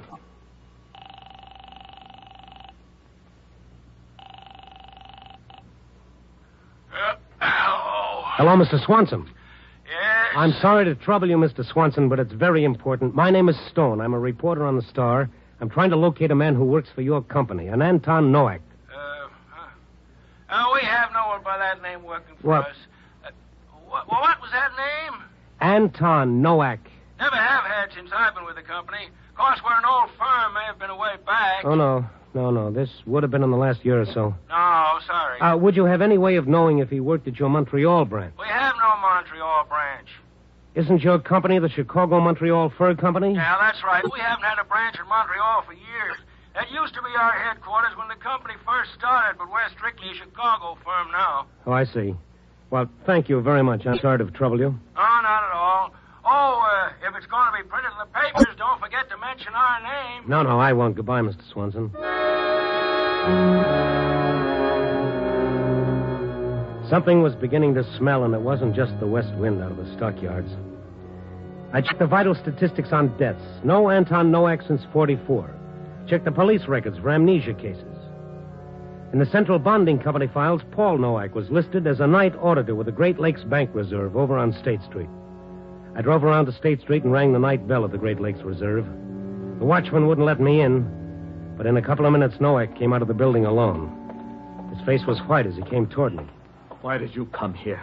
Well, your brother doesn't work for the Chicago-Montreal Fur Company. I thought you'd want to know. No, I don't want to know. I don't want to know anything about him. Your own brother? You had no right to come here. No right. Do you hear? This is my work. Well, sure, but I didn't think you'd mind. After all, you've got nothing to hide. Of course I have nothing to hide. They know me here. I'm respected. I have a position of trust. You had no right to come here and make trouble for me. It's taken me years to get where I am. All right, now, just take it easy. Nobody's interested in making trouble for you. But I am interested in finding Anton Noack, and whether you like it or not, that's what I intend to do. Well, then find him. Find him, only stay away from me. Stay away from my work. I can't help you. I told you that. Now stay away from me. I didn't have time to twist his arm. As a last resort, I headed across town to police headquarters, Bureau of Missing Persons, of my old friend, Sergeant Adams. No, Randy, no. He's never been listed as a missing person. Somebody would have had to report him, his wife or a brother, for us to have a record on him. Yes, Adams, I know that, but the guy is missing. You say you checked the death records. That's right. How about hospital records? Well, there's nothing to go on and not enough time, Adams. I tell you, I got to find the fellow tonight, tomorrow, the latest. Yeah. Date of disappearance, May 10th, 1948. Did you check the arrest records for that date? Nothing under Noack. How about John Doe's? John Doe's? No, I never thought of that. Yeah, well, come on. It won't take much time. Never can tell. Just might be something. Usually you find something on these John Does after you had them a while. FBI prints, pictures, or else they just break down, tell us who they are. Of course, if they're just John Doe drunks, just a matter of sobering them up. Right in here, Randy. Hi, Mac. Hello, Adams. Arrest records 48 May 10th. Okay. You better make it May 11th, too. You the guy that phoned earlier? Yes, I phoned. Nothing under those names you asked about. Yeah, Mac. Yeah, we want to have a look at the John Does. Here you are. Yeah. May 10th. A's, B's, C's, D. Day. Dalton, Denver, Dill, Doe. Doe. John Doe. Drunk. John Doe. Drunk. John Doe. Drunk. Must have been kind of drunk out that night. Here's one. John Doe, armed robbery. Let me see the file on this one, Mac. 192701. Right. You think there'd be any information in the file? You never can tell, Randy. Personal property slip sometimes has information you can use. Here you are. 192701. John Doe, age 23, hair dark, eyes brown, height 5'10", 3/4, no identifying scars. Well, that age is right. It could be Noack. What'd he do? Hold up. Captured by the victim. Must have been new at the game. Let's look at what else you got, huh? Yeah, we'll have a look at the personal property list. Stuff he had on him when he was booked. Brown suit, white shirt, blue striped tie, no hat, white handkerchief. What is this under jewelry? One only hand ring, Indian. Silver and turquoise. What else? Cash, 8 cents. Identification? No. That's about all. Oh, here's a note. I guess he was trying to get away. One only, travel folder on Mexico. I'd found him. Anton Noack was John Doe, arrested for robbery May 10th, 1948, convicted and sentenced to Joliet for 2 to 5 years, still under the name of John Doe. It was beginning to fit together, sure. He didn't want her to know. That's why he hadn't written. That was the reason for the lie about the job in Montreal. He was afraid it would hurt her. And the prison record, that's why his brother wouldn't tell where he was. Afraid that somehow Anton's crime would reflect on his own bank job. I jumped into my car and headed out Ogden Avenue towards Joliet, over 30 miles away. It was the middle of the night. I had no idea what I could do when I got there. All I knew was I had to get there fast. Maybe he'd been released. Maybe I could talk the warden into letting him out with me under guard. Maybe I could put a call through to the hospital. He could at least talk to her on the phone. I didn't know. When I got to Joliet, the place was lit up like Soldiers Field. The guard took me inside to the warden. He was dressed. He seemed to have been expecting me. Now, you're a little late, Stone. Doesn't anybody go to bed around here? Yeah, the rest of the boys have been and gone. Rest of what boys? The other papers. You mean they got here ahead of me? Oh, why, of course. The break happened a couple of hours ago. A break? I thought there was something funny about all those lights and everybody being up at this time of the night. Isn't that why you're here? No, I came up to see a fellow. What happened? One of the men suddenly decided he wanted out. Grabbed a gun away from a guard and started blasting away. Had to shoot him to stop him. Not an organized break? No, he was alone. Can't understand it.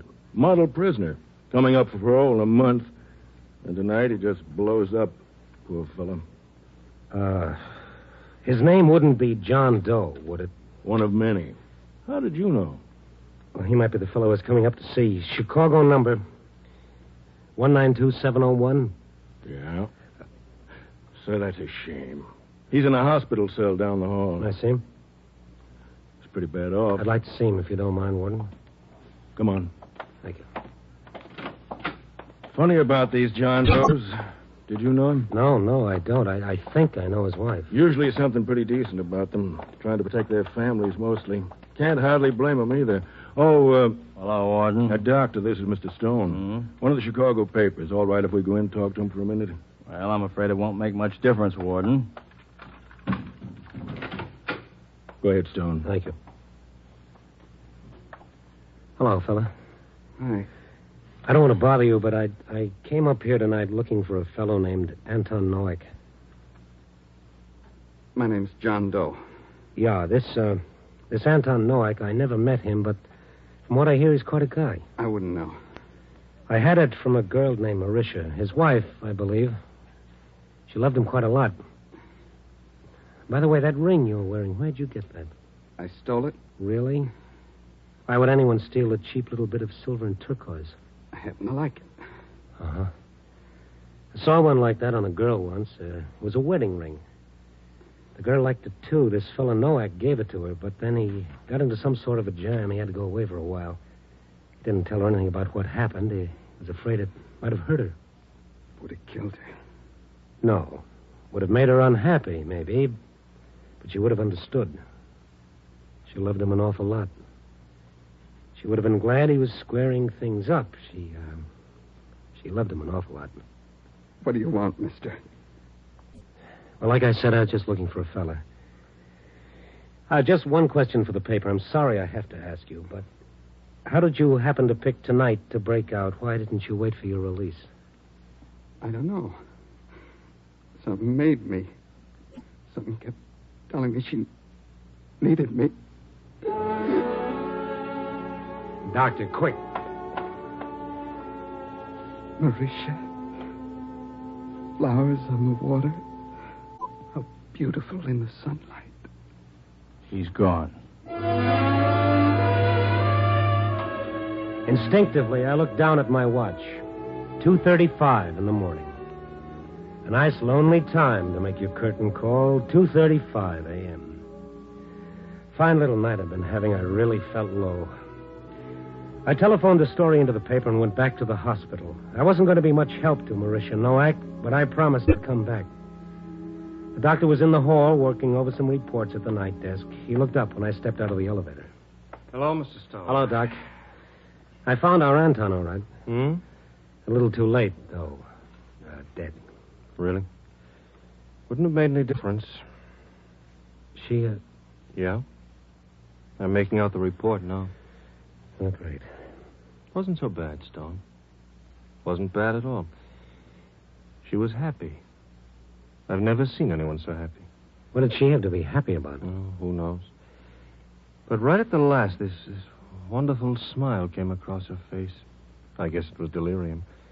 And she kept saying something like, flowers on the water.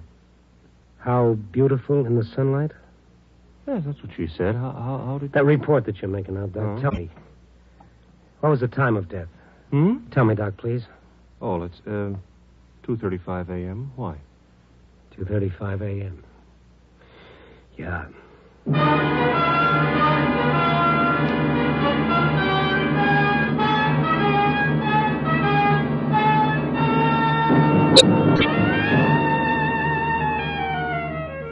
So here I sit, watching the dawn creeping up on Chicago, tapping out 30 to my story for tonight. A love story, no less. A very pessimistic fellow once wrote, when two people really love each other, there can never be a happy ending. Well, it could be. But then again, maybe that pessimistic fellow used one word too many. Maybe when two people really love each other, there can never be an ending. Oh, who knows? You pays your money, you takes your choice. Copy, boy.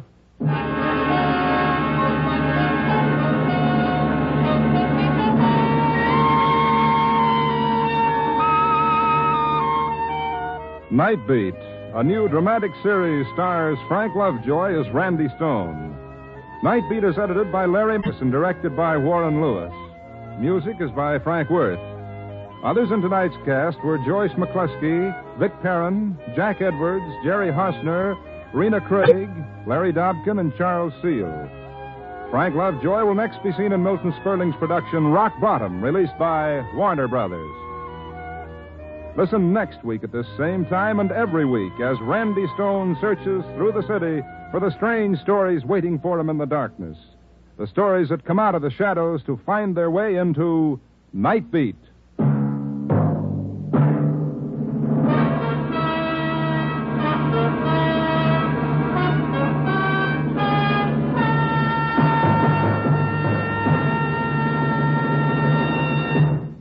There's more great action-packed entertainment for you throughout the week on NBC. Other mystery adventure programs include such popular shows as Dragnet, High Adventure, and Christopher London.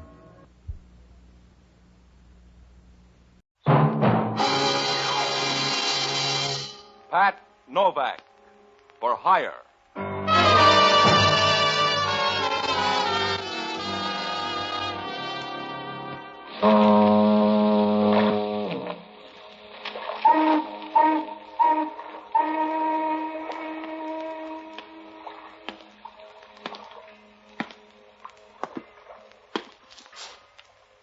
Sure. I'm Pat Novak. For hire.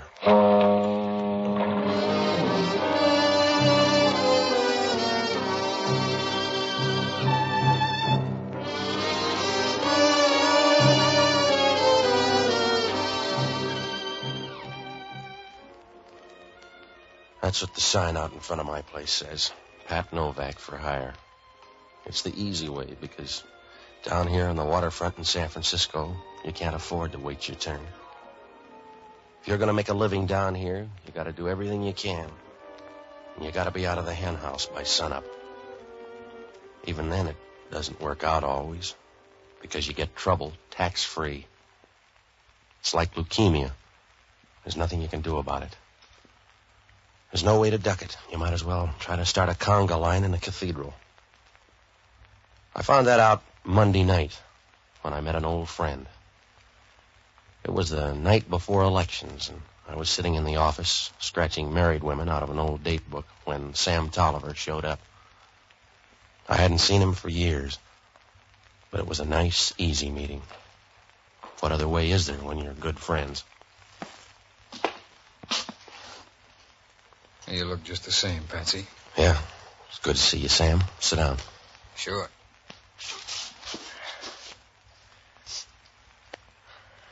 Doing well, I guess, huh? Oh, you get different stories. Where have you been? Oh, all the hard luck stops. Syracuse for a while and Joliet. That's where I come from now. Yeah? That's where they got a big prison. Uh-huh. When you came too far, Sam, you should have stopped in Oakland. Huh? That's right. If you're out here to play small robber, you better think it over. It's a tough town. Don't ride me, Patsy. I'm not, Sam. But once you start losing them, it's hard to win again.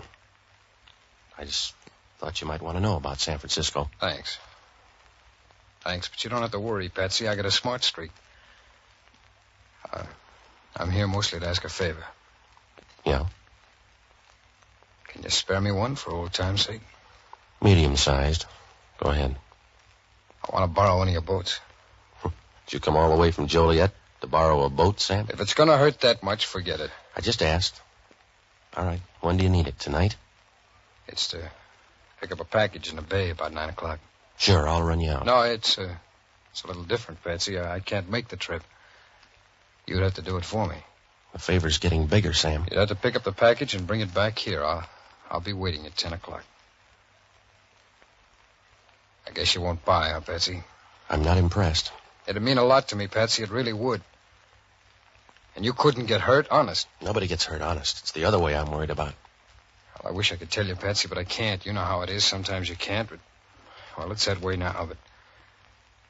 You'd be doing me a real favor and you wouldn't get hurt. That's what Henry used to tell his wives. All right, Sam. But you put out a bad story. Well, Patsy, you have to go by the China Star. She's out in the stream. Just tell them you came for that package. They won't ask. Just tell them you want the package. Yeah? Talk to the captain. I'll be waiting here at your place about 10 o'clock. And, Patsy, it's important. Don't let anybody else have it. All right. I'll see you here at 10. Thanks, Patsy. It's a big favor. We're old friends. Yeah. We're old friends. Nothing wrong with them, huh? No, there's nothing wrong with old friends, Sam, except sometimes they wear out on you.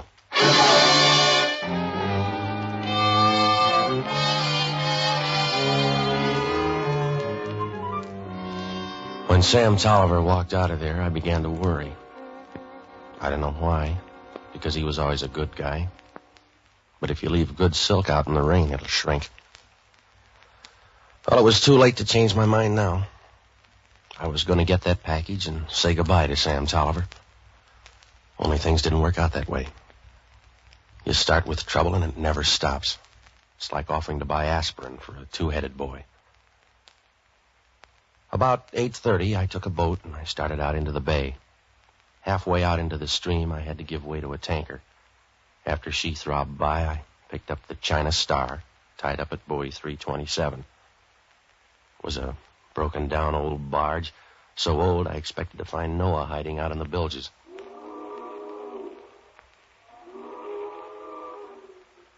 Well, I went aboard, and they took me into the captain's cabin. It was going to be tougher than Sam thought. The old man had some questions, and he was about as smooth as a bag of fingernails.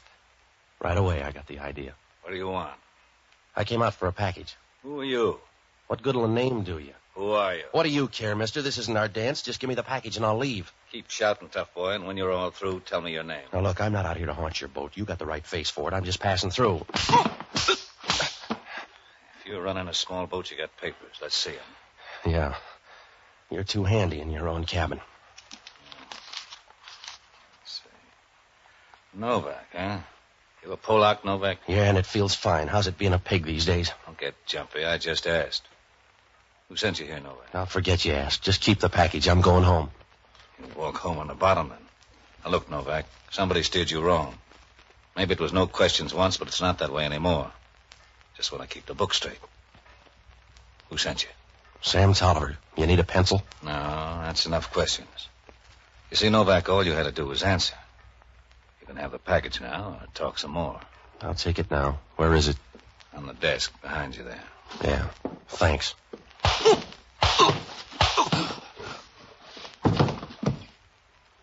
You're welcome, Novak.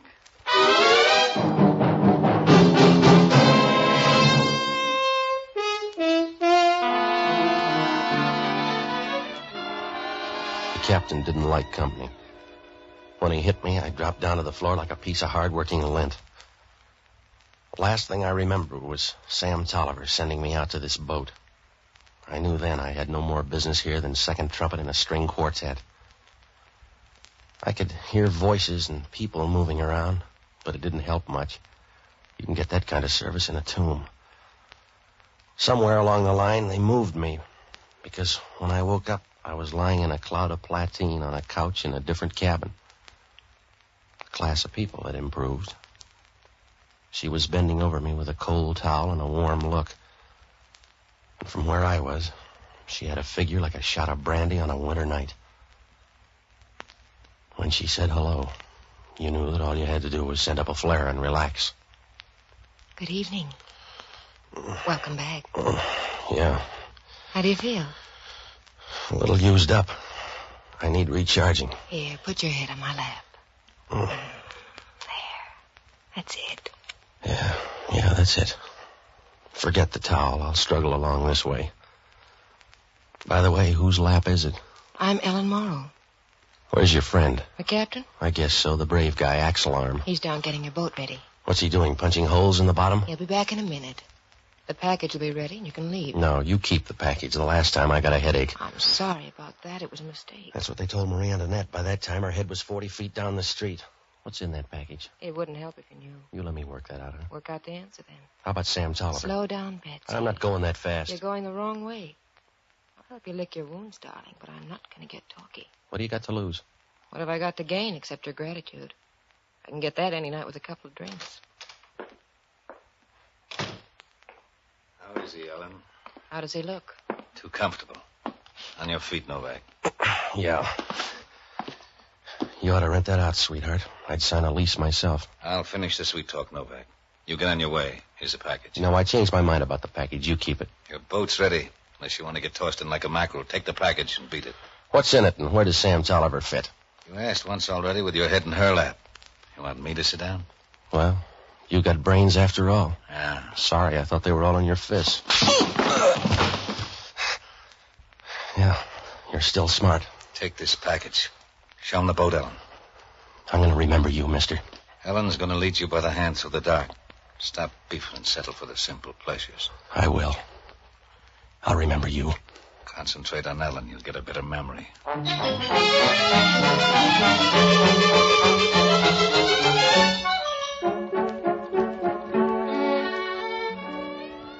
I went out on deck with the girl, and as I got to the starboard side, I noticed her hair for the first time. The way you're liable to suddenly notice a flower after a hard rain. Her hair was red, and as the orange lights of the bridge reflected against it, it seemed like a prairie fire, away down in the valley, flaring up quick and then burning low again. The rest of her would have made a good prairie fire, too. It was the only good thing I could think of on the way across the bay. The water was as quiet as a drowsy caterpillar, and I had a chance to think. Why had they changed their mind about giving me that package, and how wet were Sam Tolliver's feet? Well, it must have been about 11:30 when I pulled into the pier and started on the run for my office. The lights were on, and I burst right in because I had a lot to ask Sam. But it wasn't Sam. What's your hurry, mister? I came here to meet a friend. That's the guy laying in the corner. You don't have to hurry. No, this isn't my friend. He doesn't look like one. I'm Sergeant Grimes from Homicide. If you're Novak, you're in trouble. Why? A guy lying under your desk, dripping like a broken inkwell, and you trot out a question like that? Well, it's a bum caper somewhere. I was supposed to wait for a guy named Sam Tolliver. It might as well have been a streetcar. I'm not going to press you, Novak. I don't care. I'm just going to take you downtown. Well, this boy quit too late. I've been in the bay the last 2 hours. You can check. I went out there to pick up a package. The one you got in your arm? Yeah, it's for a guy named Sam Tolliver. Let's see. Okay.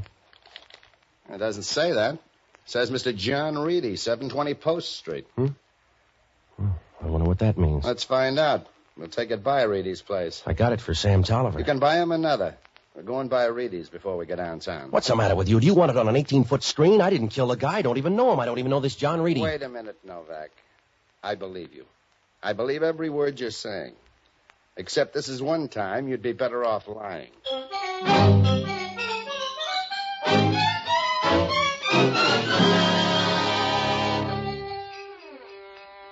When we left my office, I felt as if somebody had walked through my stomach on stilts. Oh, there were loose ends bobbing up everywhere, and you couldn't get to any of them. It was like chasing a spider with a bowling ball. With all this new stuff, I forgot about the ship. Who's going to worry about blood poisoning if he's busy having hemorrhages? I began to wonder more about Sam. Where was he? And how was I going to palm off that dead stand-in? Grimes didn't seem worried. We got into his Nash and headed for 720 Post Street.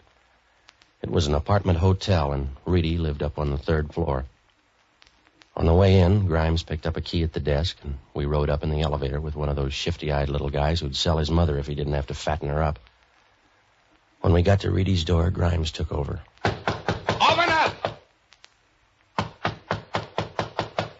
Maybe he can't hear you, Grimes. Nobody home. Let's go in. Why? We don't know him well enough to sneak in. I rate a hunch, Novak. Okay.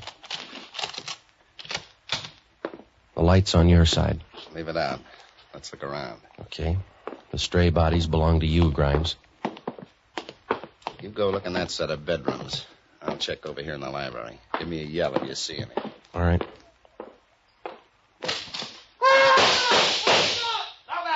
Novak! Two of them. I got one by the desk. The other started down the fire escape. I'm going down in front. Take this gun and stand by the fire escape. He may get trapped and start up, so keep your eyes open. I walked into the library. The window was open, and the curtains were blowing over the dead man's face. It was a good thing, because you can't split the difference with a service 45. I took him by the heels and dragged him away from the window. His eyes were rolled back as if he expected somebody to tap him on the shoulder and tell him it was all a mistake. His face was contorted and frightened, maybe a little embarrassed, like a deer caught in a traffic jam. Well, I stayed at the window about 10 minutes and watched the fire escape. There was no action there, and Grimes wasn't back, so I started for the door. I had company right away. Hello, Novak. You move? Oh, Hellman. It's a big gun you got. Well, ask Junior here on the floor. He thinks it's even bigger. I'll check myself. Sure, and it's going to be easy because it's right in the family. Yeah? Yeah. Belongs to one of your boys down in Homicide. Go ahead. A sergeant by the name of Grimes steamed in here and knocked down Junior, and then he beat it down to get the other guy. I don't believe it. Well, talk to him. That's why I don't believe it. There's nobody on the force named Grimes. On this one, you're all alone, Novak. There's got to be a Grimes. The guy had on a uniform. I don't care if he had on a play suit, Novak. The guy's a phony. He's not from Homicide. He's a killer. That's what I meant, Hellman.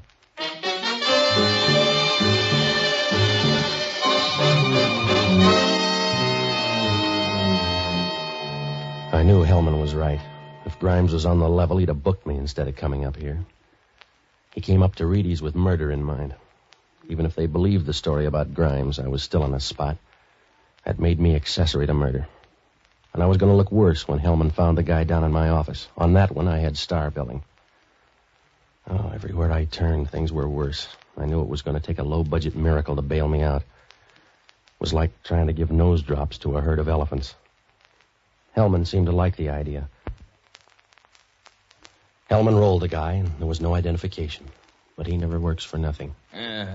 Few bucks in the guy. I'll put it in the safe. The only safe you got has suspenders on it. I don't like that, Novak. Oh, you'd do anything for a buck, Hellman. If you got the right bid, you'd sell the tomb of the unknown soldier.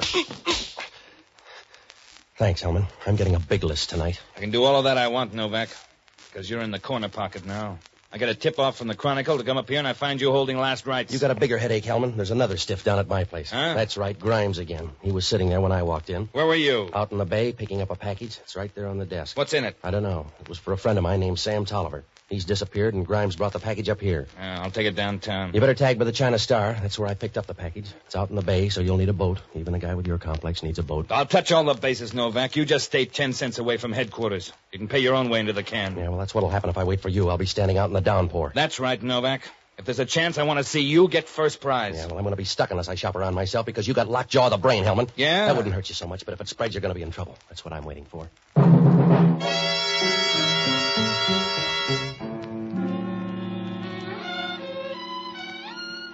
Well, if something didn't happen soon, I was going to be about as embarrassed as a hostess with leaky plumbing.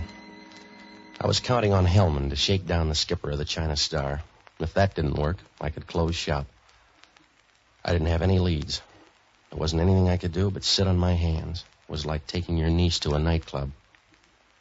I had to stumble around until something showed. So I looked up the only honest guy I know, an ex-doctor and a boozer by the name of Jocko Madigan.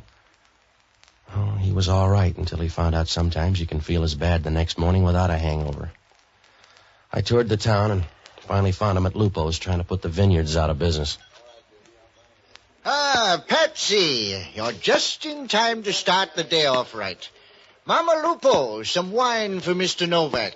You can only have a quart. We're running low. Look, it's almost midnight, Jocko. I got to talk to you. We're not going to turn into pumpkins. You need some wine. No, I don't. Patsy, when you die, the artwork is going to be simple. On your grave, they'll chisel a picture of a pair of slacks, a hamburger, and a double malt. All right, Jocko. The final symbols of a decayed civilization, because that's as close as you ever got to civilization, a remote connection at best. Like a bookie, they love horses, but they die on a stock farm. It's the same with you and civilization.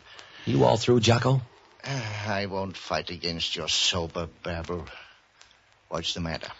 There's a dead guy down in my office. A friend of ours? No.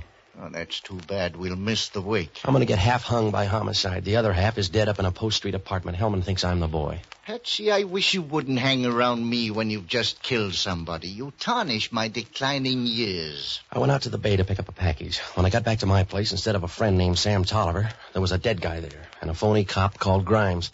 How do you make the distinction? He grabbed the package and we took it up to Post Street. After a quick hassle in the dark, I'm standing over a dead guy in John Reedy's apartment. John Reedy? Yeah. Do you know him? Most people do. He's running for office tomorrow. Is he the dead man? No, I don't think so. What about Reedy? He's running for a board job. Yeah? Would anybody have a reason to work a plant on him? Maybe. What's he like? Oh, a sort of liberal by marriage. A reactionary with a rich wife. Supposed to be a good man. Well, how about the opposition? Oh, a lot of them are running. One is Simpson. He couldn't beat an asthmatic turtle across a tennis court. Well, we're getting somewhere at least. If Reedy's good, the gambling dough would frame him to lose. Yes, if politicians can ever lose. A murder in his apartment would look too phony, though. Yeah, but maybe that package wouldn't. Jocko, you got to help me. I want you to check on the registration of the China Star and then nose around to find out what you can about tomorrow's election, will you? If we lived in a monarchy, this wouldn't happen. That fast double play has got something to do with this election. Now, hurry up, Jocko, and when you're through, tag by my place. I'll call you there. Have you a bottle in the house? There's a tap in the kitchen. That'll have to do. No, thanks. Outside of a child in pain, the most pathetic sound in the world is running water. Good night, lover.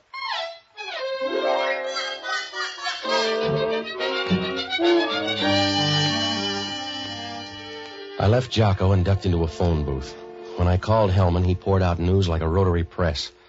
They broke open that package down at headquarters. It was full of dope. Plain garden variety, the kind a man uses to forget either his wife or secretary. I was sure then the package was a plant on Reedy. Hellman didn't see it that way. He said the two dead men were Gunsels, last addressed before San Francisco State Prison at Joliet. I needled him about that phony cop Grimes. Hellman said they just got a tip-off by telephone. Grimes was an ex-sergeant in homicide whose real name was Vic Rothery. I asked him who phoned in the tip-off, and Hellman said he didn't know the guy. His name was Sam Tolliver. I got out of the Chronicle morgue and looked up everything I could on John Reedy. All politicians' children sit on the floor. There was a picture of Reedy there with his family grouped around him on the floor. I pulled the clips on Vic Rothery. It was Grimes, all right. Well, that gave me something to work on, so I went on the prowl for Ellen Morrow. I found her running a dice game in a little after-hours joint on Eddy Street. You want chips, Novak? You don't want to play against yourself? Yeah, give me some. All right. See how good you are. Okay. 8's your point. Yeah.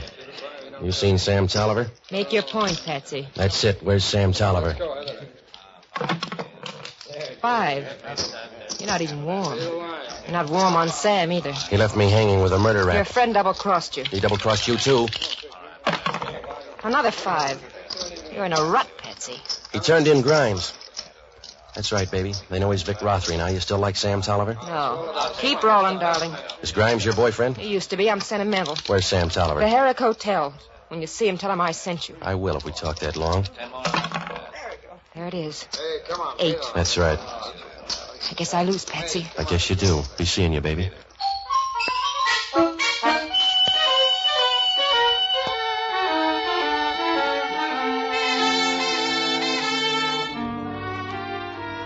She changed when I left.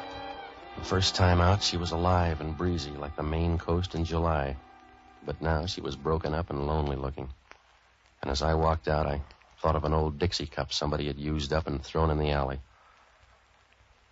Well, I got down to the Herrick Hotel, but Sam Tolliver wasn't there. Maybe it was better that way. I left a note for him, a short note that even a Mongolian idiot couldn't trip up on. If Sam was going to show his hand, he had to do it soon. When I got back to my apartment, Jocko was already there.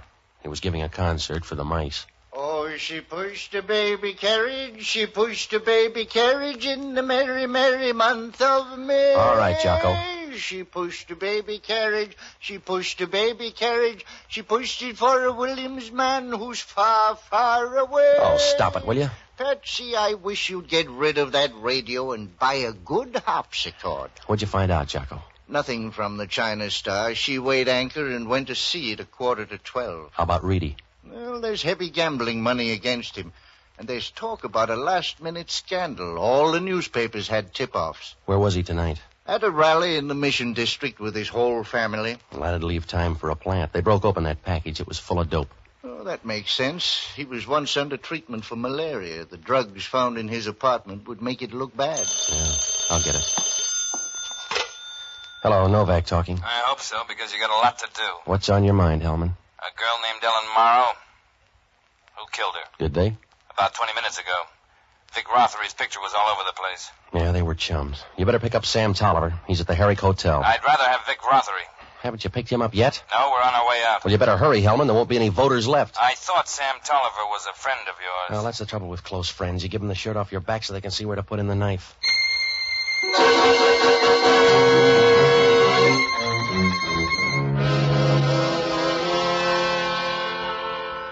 After Hellman's call, I knew we were coming up for the last hand. I met him, and we rode down to Vic Rothery's hotel. It was early morning, just about the time Dawn is too sleepy to get out of bed. In the pale light, Geary Street looked like a shabby old lady with a snootful, and Rothery's hotel was worse. Hellman flashed a badge on the night clerk, who reached over and handed us a key. It was a funny thing to notice then, but the guy's hands were short, and his fingers were peeled and stained yellow as if they'd been dipped in weak acid. Well, we rode up to Rothery's room. As we got out of the elevator and turned the corner, somebody ducked into Rothery's room. That was enough for Hellman. He started down the hall. Open up in there. You got another customer, Hellman. Open up. Come on in. You're going to wake everybody up. Hello, Sam. Come on in. Don't mind the gun. It's loaded. You're a handy cop, Hellman. That's it. I'll close the door. All right, over near the window. Yeah. Go on. Sure. You got an answer for Rothery here? You too, copper, over near the window. I ask you, you got an answer for Rothery here? You're looking at it, mister. You know, Patsy, I'm sorry you came. I could bounce a few off of this guy with no pain at all, but it's going to hurt on you. Don't kid me, Sam. I don't know why you came, Patsy. You could have left me alone. I didn't mean to put you in for this. Things went wrong and you were in, that's all, but I didn't mean to do it, Patsy. Give the man your gun. You were a good guy to me, Novak. I'm sorry you drew the deuce. I'm really sorry because, well, you were a good guy to me. Well, I'm not anymore, Sam. You got 5 feet to make up your mind. I got it made up, Patsy. Now stay back. Let me try it out on him first. You've had practice. Stay back, Patsy. I'm in a hole and I'll burn my way out. You know that. Patsy, I'm in a hole. I gotta get out. Don't kid me, Sam. I was your last friend. All you got now is the road. Stay back, Patsy, please. Patsy, stay back. Give me that gun, Sam.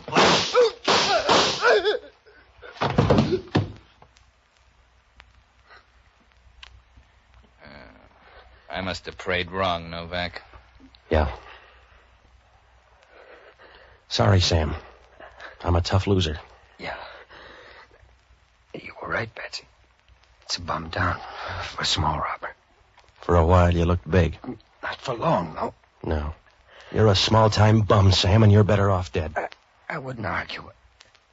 I'm sorry, though. I doubt it. I guess that's right. I didn't try very hard. How's your friend, Novak? Let's go. The friendship's over.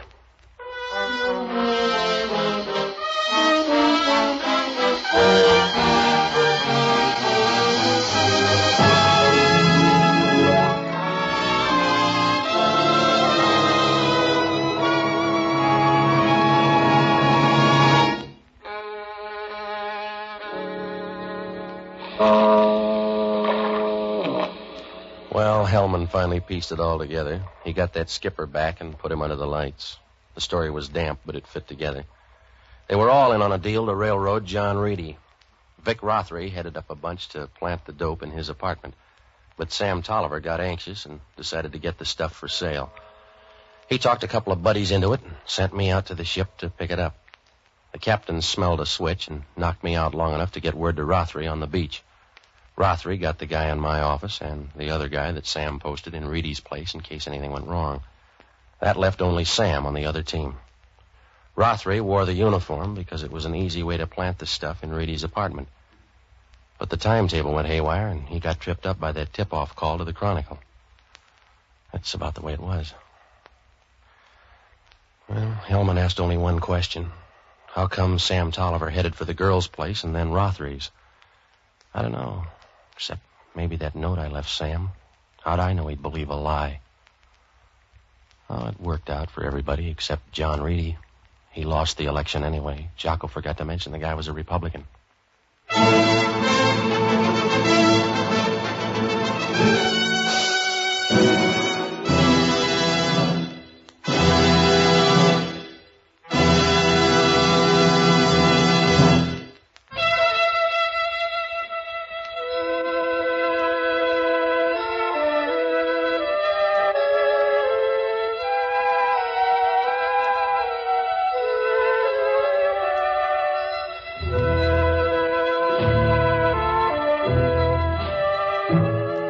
Pat Novak for Hire was previously released by ABC, the American Broadcasting Company, for listeners in the United States, and rebroadcast for our men and women overseas. This is the United States Armed Forces Radio Service, the voice of information and education.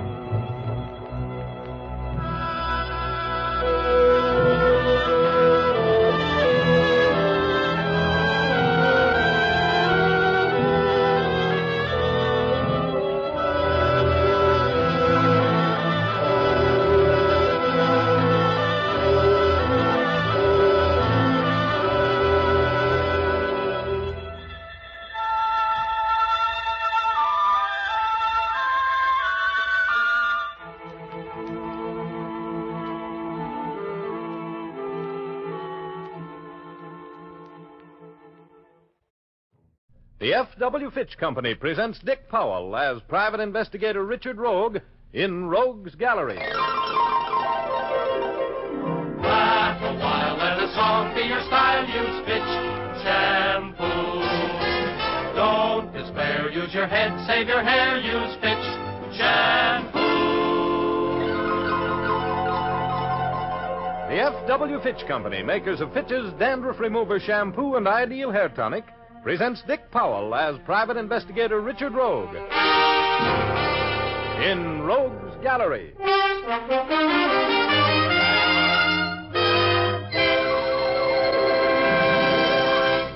Rogue speaking. This Saturday night, I'm going to spellbind you about.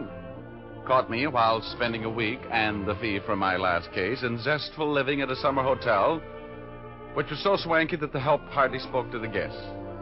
For $25 a day, I had one of the 50 bungalows on the hotel grounds. For $30, I could have had one with a window. Well, anyway, there was a girl up there. Isn't there always? She was named Janice Cole, a sort of a social secretary to the hotel. She was about 28. Her eyes were so big and blue they made you think of mountain lakes, and her hair was as black as a jealous rage. She had a figure that made you think you'd seen her before in a swimsuit. Oh, she was real quality. Much to my high blood pressure, she was engaged to a society playboy with $1 for every suntan in Florida, and his name was Clint Hayes. There was dancing going on in the ballroom of the hotel, and Janice was dancing with Clint.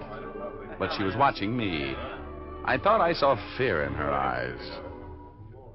They finished their dance right in front of me.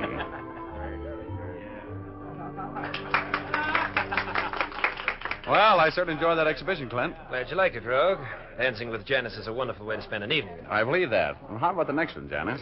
Oh, I can't, Richard. I don't feel very well. Oh, really, darling? Yes, I think I'll go to my cabin, Clint. I have a terrible headache. Well, I'm sorry to hear that, dear. Is there anything I can get for you? I've got some aspirin. Oh, no. I think I'll just lie down for a while. I'll be back as soon as I feel a little more like enjoying the party.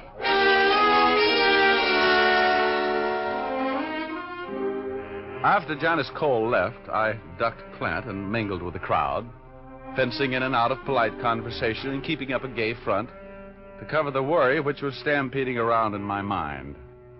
I couldn't forget the lost look in the eyes of Janice Cole, a look that was so full of fear and hopelessness that it haunted me. I decided, after sweating out 30 minutes of wondering why she was so frightened, to drop by her bungalow and have a fatherly chat with her. I casually worked my way along a chain of conversations to the open door and faded unobtrusively out into the night. There was a light in Janice's bungalow. I walked rapidly toward it. The door was ajar. When I knocked on it, it swung open. And I saw Janice lying there, a red pool expanding on the Navajo rug under her head. I took a few steps into the room. Oh! I was on the inside of a giant bell, clinging to the clapper with the strength of desperation. It swung through eternity like a giant pendulum. And at the end of every arc, the universe was shattered by the sound of the tolling. I couldn't stand the noise. I let go on the tremendous upsweep and was catapulted through space at a terrifying, breathless speed. The ringing of the bell grew fainter and fainter. And then, there was quiet. I drifted peacefully for a while and landed as gently as a snowflake on a sparrow's wing. And I rested on cloud 8 in the blackness of complete oblivion. Hey, Chiefy! Chiefy! You better come out of it! Oh, go away, Igor. No, I'm sorry, Rogie, but you've got to get back on the ball or you're going to find yourself behind it. Come on now. Come on. Igor, go away. I'm not well. I've been hurt. There are things going on that you ought to know about, Rogie. I don't care. I'm on my vacation. You're in trouble, Rogie. Bad trouble. Remember that dead girl? Yeah, I remember. Well, what are you going to do about it? Let him get away with it? Oh, I don't want to talk about it. Let me alone. Well, I guess you'll be Lost your nerve, huh? What do you mean, midget? No fight left in you. It's too bad. I've got plenty of fight left in me. What's going on down there? Well, you better go down and see, Rogie. Come on. I'll help you over the side. Okay. Come on, give me a push, Igor. Oh, you're a fine alter ego, and I'm proud of you. I try to take care of you, Chiefy. Over you go, Rogie. Over you go.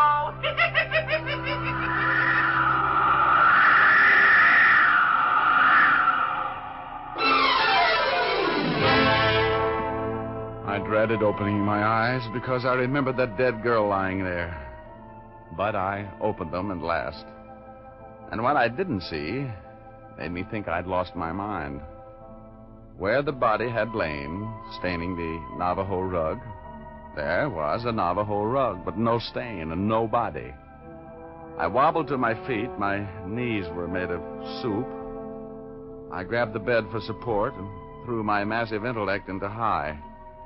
There were strange things happening here, and they were happening to me. I decided to stay mum and get back to the dance to see what I could discover from the behavior of the inmates. I took out my pocket comb, dressed my hair around the bump on my head so I wouldn't look like I had two, wiped the bed and the doorknob clean of my fingerprints, and looking much better than I felt, rejoined the party. Clint was talking with Nancy Bowman, another luscious lady on the hotel social staff. Hello, Rogue. We've been looking for you. Oh, hi, Clint. Hello, Nancy. Hello, Richard. Where have you been? We're getting a little fresh air. How about this dance, Nancy? Can't. I promised Clint. Oh, go ahead. I'll be noble. Janice should be coming back soon anyhow. Well, all right then. You're on, Mr. Rogue. Oh, for you, my dear, both of them. See you later, Clint. Bye.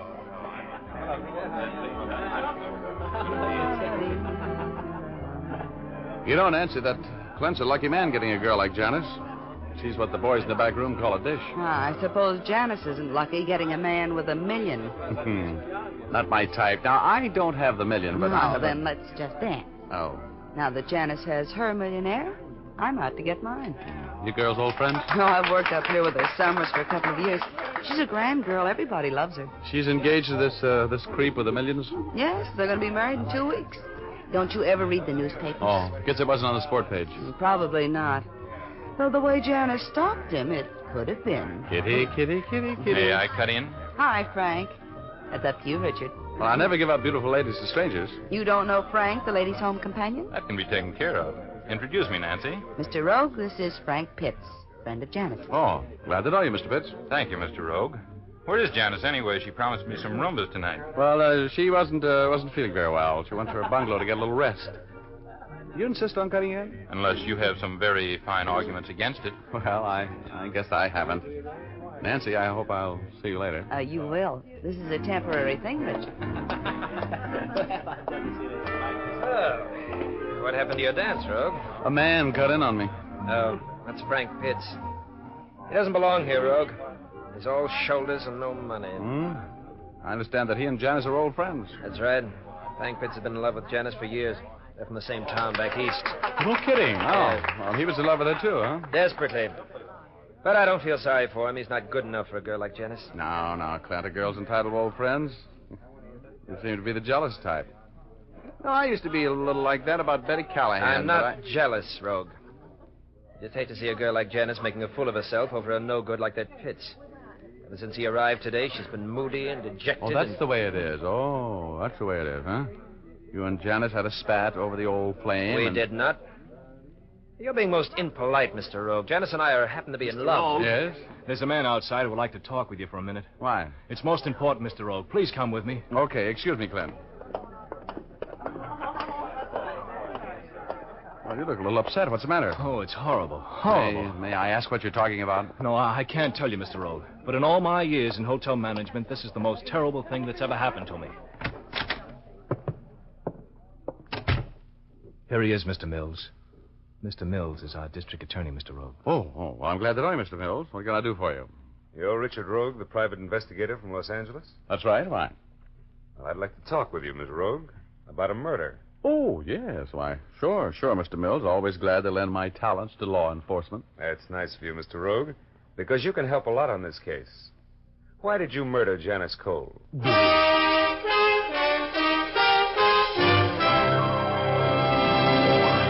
We'll return to our story in just a moment. First, dandruff on the shoulders and coat collar of a well-groomed person is as out of place as snow in July. That's why so many persons who want to have a smart, well-groomed appearance use Fitch's Dandruff Remover Shampoo regularly. For Fitch Shampoo has a special solvent action that dissolves unsightly dandruff. When you apply Fitch's to your hair and scalp before adding water, this solvent action goes to work. So it's important to remember not to wet your hair before the shampoo is applied. After massaging your scalp briskly for a few minutes, then apply water. An abundance of cleansing lather will form to carry away the dissolved dandruff. Then the lather rinses out easily and completely, leaves the hair immaculately clean without a trace of dandruff. Yes, Fitch's Dandruff Remover Shampoo is a real aid to good grooming. Use it regularly. You can buy an economical bottle of Fitch's Dandruff Remover Shampoo at your drug or toilet goods counter, or have a professional application at your beauty or barber shop. Now, back to Dick Powell as Private Investigator Richard Rogue in Rogue's Gallery.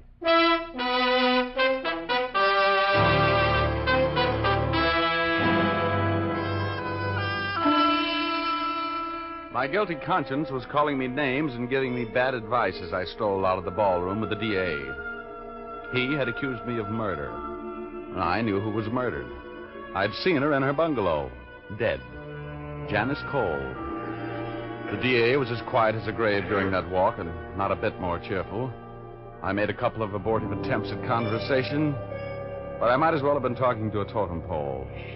I couldn't understand why he was heading for my bungalow until he opened the door, and I saw Janice lying there on that blood-stained Navajo rug, just as I had seen her a half hour before in her own bungalow. I tried to say something, but the words couldn't get by the lump in my throat. I just stood there, my mouth hanging open, and my stomach frozen in a hangman's knot. I could feel the DA's eyes boring into the back of my head. Well, Rogue, why'd you do it? Well, I didn't kill her. How do you explain the fact that she was killed here in your cabin? She wasn't. Now, look, Rogue, you better organize yourself, huh? You're supposed to be a smart investigator. Give me a gun. I haven't got it on me. It's in that drawer there. Yeah, we found that one. This girl was shot to death with a .25 automatic. Any prints on it? We're going to take yours for comparison. Am I under suspicion for this murder? At the moment, that's all you're under. I fondly hope you'll be under arrest for it the next half hour. Oh. You know, Mills, in a homicide, you usually have to have a motive. Hey, what's that? Why are you waving those newspaper clippings in my face? What are they? The motive. You were blackmailing Miss Cole, Rogue. We found these clippings in your briefcase. What do you mean I was blackmailing her? I didn't even know her. Now, look, Rogue, you're smarter than that. Here's a whole envelope full of clippings covering Miss Cole's trial for the murder of her first husband back in Passaic, New Jersey. Her name was Jane Sherman then, and she was released for lack of evidence. Remember the trial? Of course I do. Poisoning. But what's that? So you found out that this Jane Sherman, now known as Janice Cole, was all set to marry $1 million. And you've been blackmailing her. I don't know anything about it, I tell you. I don't know how those clippings got into my briefcase. It must have been planted there when I was knocked out in Janice's bungalow. It's a switch, Rogue. You were knocked out in her bungalow, eh? When? Look, Mills, I know this whole thing's going to sound fantastic, but I want to tell you the whole story. I came up here on my vacation. I never saw Janice Cole or whatever her name was before tonight. Disbelief walked across the DA's face as I unspun the web of circumstances which tied me into this murder. As I listened to my own story, I knew I wouldn't believe it myself if I hadn't been there. I showed him the bump on my noggin.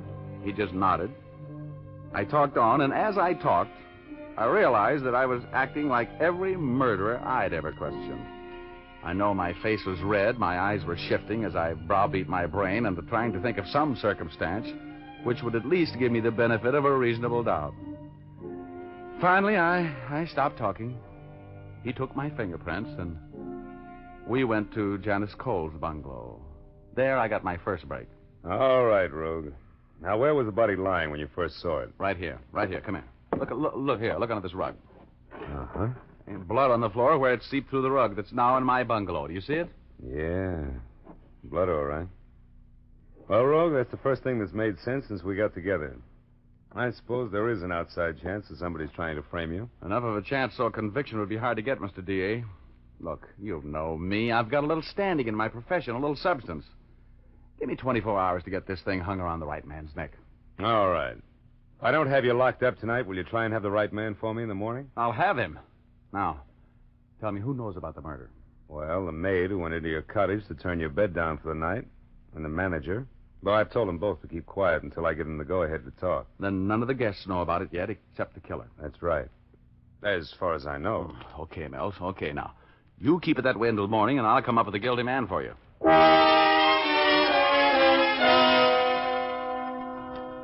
Big talk. I had been framed with loving care, like a sweetheart's picture. The DA shoved off to take care of the grisly details of moving the body from its temporary resting place on my bungalow floor, and I started shaking Janice Cole's bungalow down. There were particles of curved glass on the floor near where the body had been lying. I picked them up carefully and fitted the larger pieces together. They could only have been the crystal of a small, square wristwatch. It might be the clue to the killer. I went back to the main hotel building. The Saturday night party was still going strong. I rejoined the merry throng and looked for Frank. He seemed to me to be the logical suspect. He was from Janice Cole's hometown. He would have known about her trial for murder. I found him talking with Nancy in a corner, and he had on a large, round wristwatch. Nancy's watch was a dainty diamond and ruby affair, small and oblong. Hello, Rogue. Nancy's been beating the bushes looking for you. I have not. I just was mildly curious about where you disappeared to. I wanted to get rid of Frank and finish that dance with you. Wow. This is as good a time as any. May I have the next one? You may have all the rest of them if you like. Oh, what's the matter, Richard? You have a pensive look. Well, I was just trying to figure something out. Oh? I was supposed to have a dance with you at 9 o'clock. Where were you? I was here. I got here just at 9. Didn't I, Frank? Don't try to prove anything by me, baby. I don't know. At 9 o'clock, I was having a drink with Clint Hayes in my bungalow. Well, there goes your alibi, Nancy. You weren't here. Alibi? Why would I need an alibi? I was here, you weren't. I looked all over for you. Oh, now, let's not argue about it. Let's have the next one, huh? I'll be right back. Okay. No tricks now. Hi, Clint. What? Oh, how come you're sitting this one out? Oh, hello, Rogue. Well, I'm sorry I startled you. I was just in a deep fog. Nancy come back yet? No. Nancy, I just changed her name there, if you don't mind. Yeah. I'm kind of worried about her. Well, she's subject to headaches like this, poor kid. Maybe you'd better run over and have a talk with her, huh? Oh, I hate to bother her when she's feeling bad. Look, Clint, just to settle a little argument, were you and Frank Pitts having a drink in his bungalow at 9 o'clock? Oh, yes, matter of fact, we were. How'd you know that? He just told me. Just a silly little argument. I wish Janice would hurry back in time for the last dance, at least.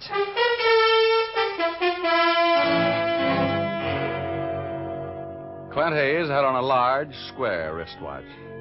And he and Frank had unbreakable alibis. Nancy had none. They were my 3 prime suspects, and it looked to me like Nancy was about to be elected. I was sitting there looking for Nancy and carrying on a pointless discussion on headaches, their cause and cure, with Clint, when Nancy came running over. Come on, Clint. You too, Richard. We're all going down to the pool for a moonlight dip. No, I don't think I want to, Nancy. Oh, come on. Just because Janice is feeling rocky tonight is no reason for you to be grumpy. Come on, Richard. Get your swim trunks and give the girls a treat. Huh? All right. I'm in. Come on, Clint. A little dip or two you got. No, I don't think come on, Clint. Oh, might as well, Clint. Sounds like a good idea, doesn't it? Well, Nancy, you got it all organized? Yes, Richard and Clint are crazy about the idea, aren't you? Oh, okay. I'll join you for a while. Nice man, Clint. Hurry up now. See you at the pool.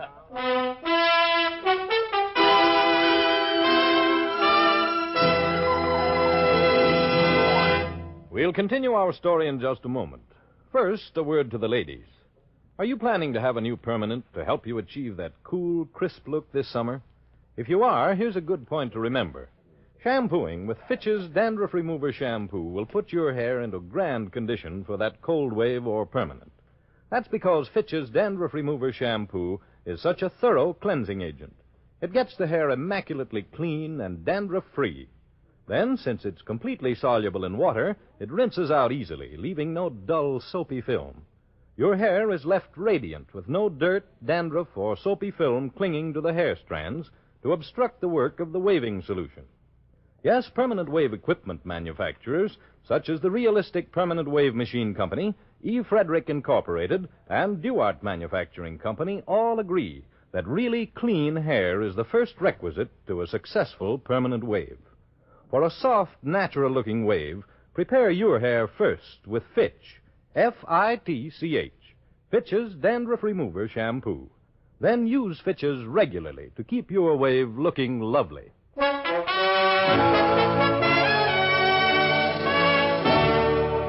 back to Dick Powell as Private Investigator Richard Rogue in Rogue's Gallery.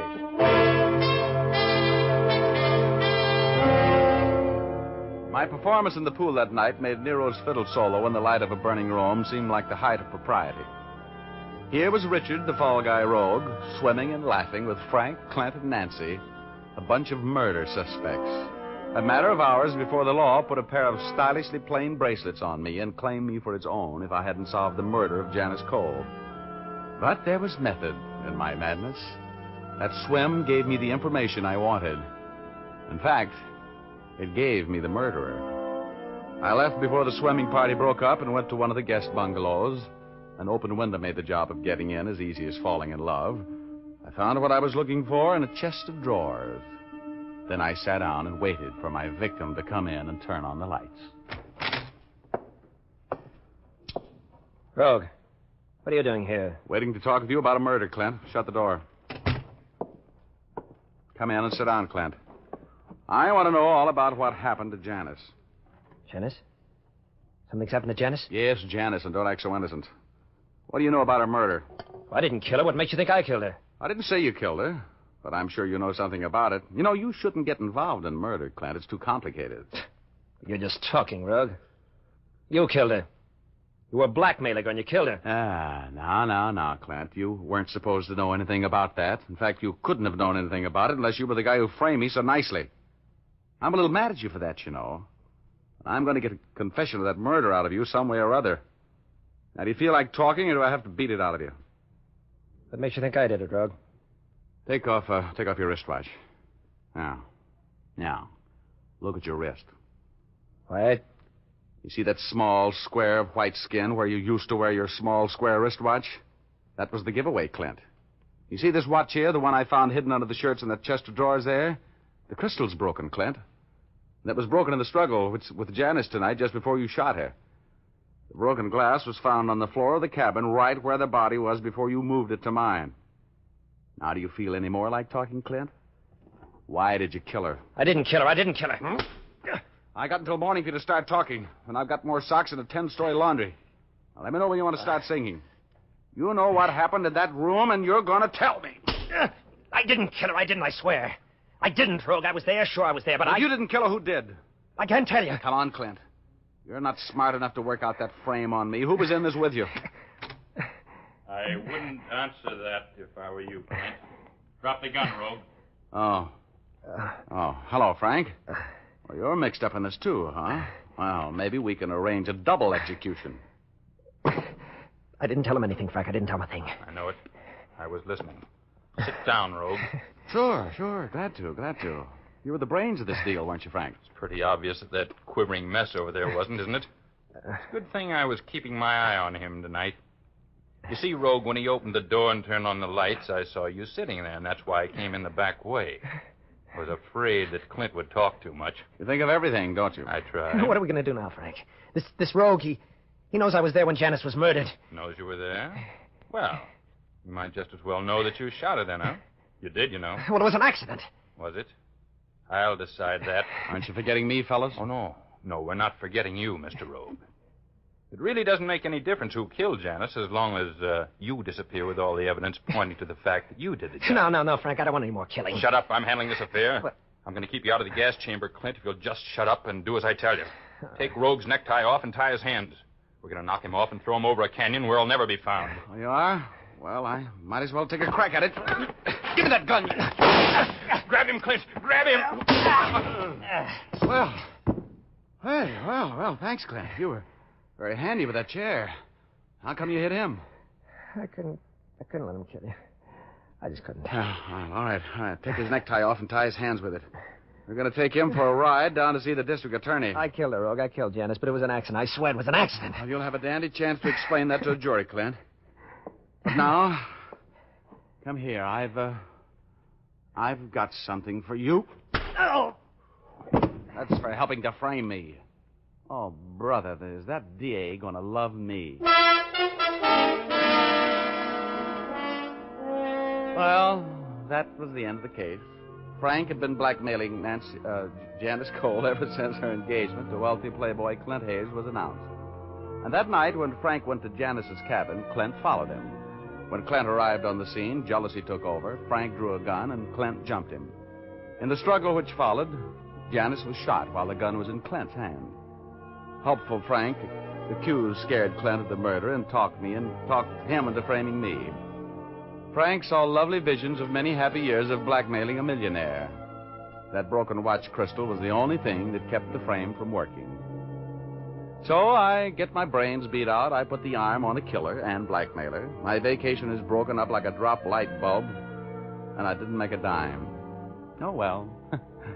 Let's face it, if I hadn't been so clever, I'd be doing a life sentence instead of Clint and Frank. I would like that. No.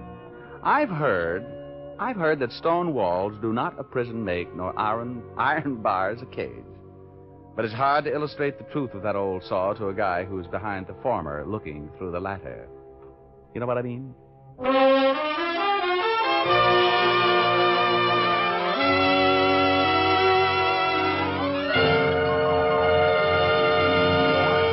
This is Dick Mushmouth Powell again, ladies and gentlemen. Hope you enjoyed our story tonight. Ray Buffum wrote it.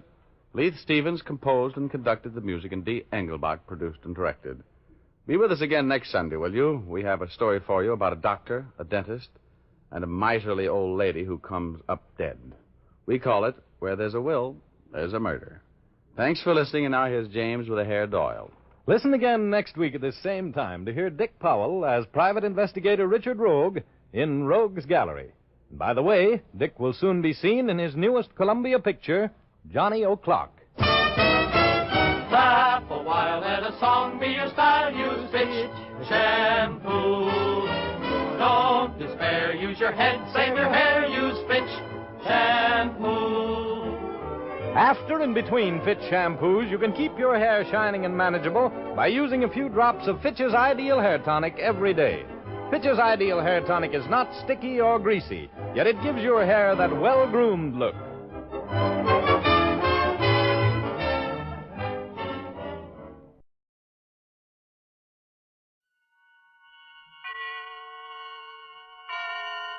Autolite and its 96,000 dealers present Suspense. Tonight, Autolite brings you a story of a mind reader who discovers his nightclub act is not a fake.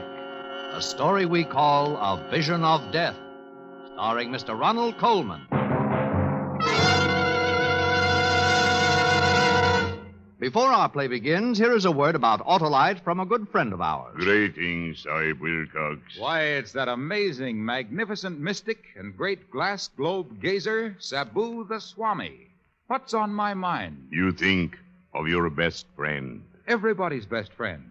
The Autolite Stay Full, the battery that needs water only 3 times a year in normal car use. Now the glass shows a glass even more powerful than mine. Well, that's the fiberglass retaining mat protecting every positive plate in the Autolite Stay Full battery. They prevent shedding and flaking and give the Stay Full longer life, as proved by tests conducted according to accepted life cycle standards. Now I see many smiling faces. On the thousands of drivers who visit their masterful, merry, and marvelous neighborhood Autolite battery dealers for an Autolite Stay Full, the battery that needs water only 3 times a year in normal car use. Now the crystal ball shows words of wisdom. I know. You're always right with Autolite. And now, with A Vision of Death and the performance of Mr. Ronald Colman, Autolite hopes once again to keep you in suspense.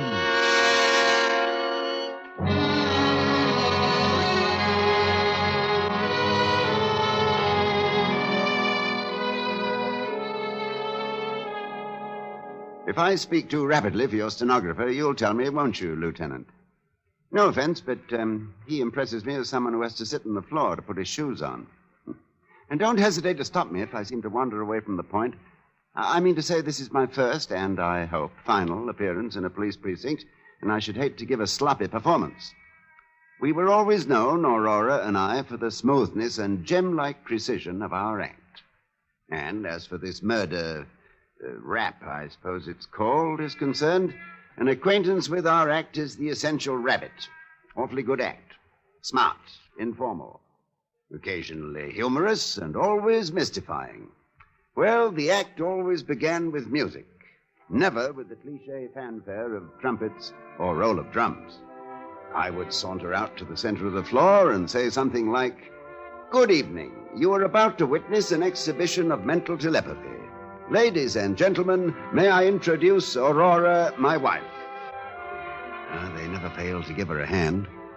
What would they applaud? Why, the vision she presented as she came toward me. There has never been anyone as lovely as Aurora, the most beautiful flash in the profession. Aurora, would you care to tell the audience, or shall I? You tell them, Judd, while I tie the blindfold across my eyes. Ladies and gentlemen, all mind readers employ a gimmick. A gimmick is a trick, a device. For example, when the mind reader, threading his way through the audience, says to the mind reader sitting blindfolded on the stage, "A lady has given me a small object which I now hold in my hand. What is it?" And the mind reader sitting blindfolded replies, "A silver coin." The answer has not come through mind reading. No, it has come through the gimmick, a cue or signal communicated through the very question itself. But we don't do that. We do not. You will notice, ladies and gentlemen, that I never speak to Aurora at all. Are you ready, Rory? Ready, Judd? Here we go, then. You, sir. You have something? Good. Concentrate upon it, like a good chap. The gentleman holds a And coin you, madam? in his hand. It is a Mexican peso bearing the date 1892. Oh, that's very clever of you, madam. I'll be surprised if she gets this one. The lady holds in how her about hand you, young man? her other hand.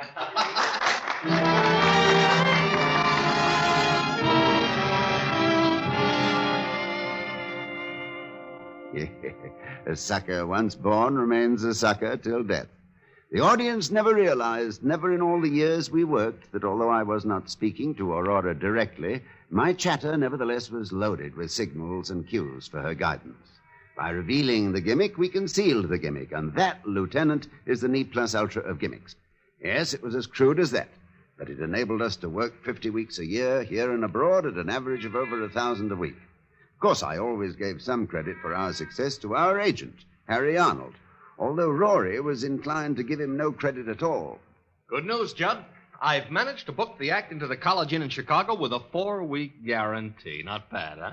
Get him. He managed to book the act. Yeah. I suppose they never heard of us in Chicago? I suppose we weren't held over there 6 weeks when we played the Sans Souci in 1948? You think it's easy to get a 4-week guarantee these days?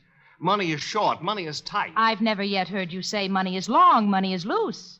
You have to sweat for your 10%, don't you? Yes, you do. In a pig's ear, you do. Agents. They're all like... Oh, there's gratitude for you. There's the milk of human memory. What were you when I first saw you? Nothing. Not this much. Playing 10 a day under canvas in Menasha, Wisconsin, and paid off in bottle tops.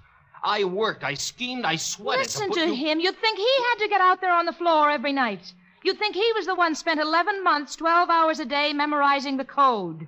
You'd think it was his name in lights.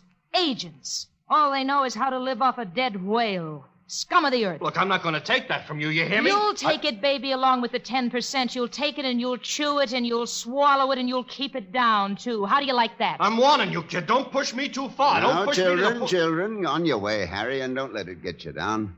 I think a 4-week guarantee is pretty good. Oh, thanks, Judd. If it wasn't for you, Judd, I'd... Oh, why go into it? I'm going for a walk.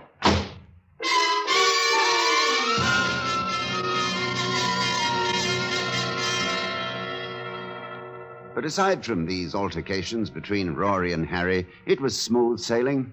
We wore the best, ate the best, drank the best, stayed at the finest hotels. And every Saturday night after the performance, Harry would bring us our salary. He'd bring it in cash. 1,000, 1,250, 1,500. I have the old performer's distrust of checks. Been given too many with a high latex content. Anyway, life couldn't have been more placid. And then one evening, about 5 weeks ago, soon after we opened at the Grove here in town, a frightening thing occurred. We'd just begun the act, and I was out in the audience. You will notice, ladies and gentlemen, that I never speak to Aurora at all. Are you ready, Rory? Ready, Judd. Here we go, then. Now, you, madam. The lady holds in her hand a compact. It is platinum and bears her initials R.C. You, sir. You, sir. The gentleman is holding an engagement ring. In it are 3 small diamonds. Miss. The miss, young lady. The young lady is holding. It's a small cameo brooch and. Rory! Quick, Maurice, music! I picked Rory up from the floor and hurried with her to our dressing room, almost beside myself with anxiety. I placed her on the couch, dampened a towel, and put it on her forehead and began to chafe her wrists. Rory, honey, Rory. Judd, what happened? I was in the bar. Do you want me to get a doctor? No, I don't know. Get out. Leave us alone. Get out, Harry, get out. Judd. I'm here, Rory. Are you all right? Well, I guess so. I don't know what happened. Oh, you fainted away. Try to remember what happened. Oh, I felt funny. I don't remember. No, try, Rory, try. Try to remember. It's important. I can't. Why is it important? Oh, you don't know? Rory, you don't know? You were calling out the answers before I even had a chance to give you the cue.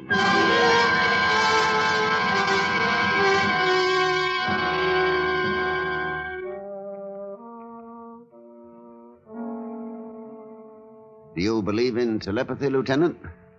I don't mean the sort of thing Rory and I usually did. I mean real telepathy. I never did either until that night. I don't mind telling you I was badly shaken. I mean, after all, I knew we'd been using a gimmick, and suddenly it began to happen without the gimmick. It scared us to death. We didn't know what we were getting into.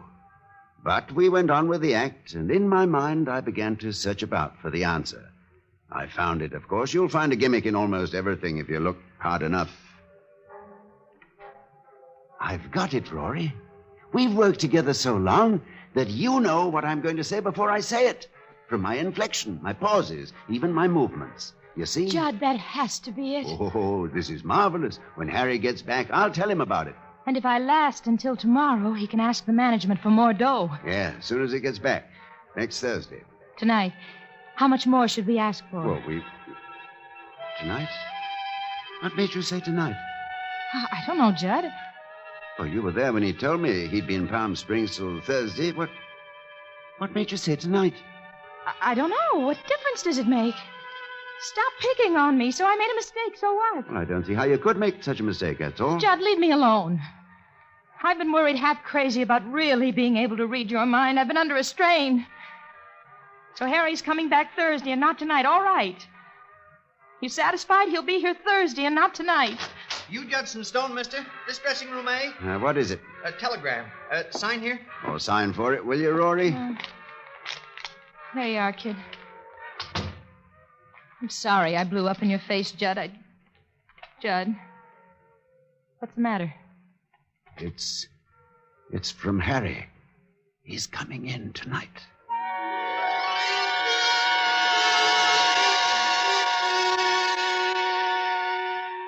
And he did, too, Lieutenant.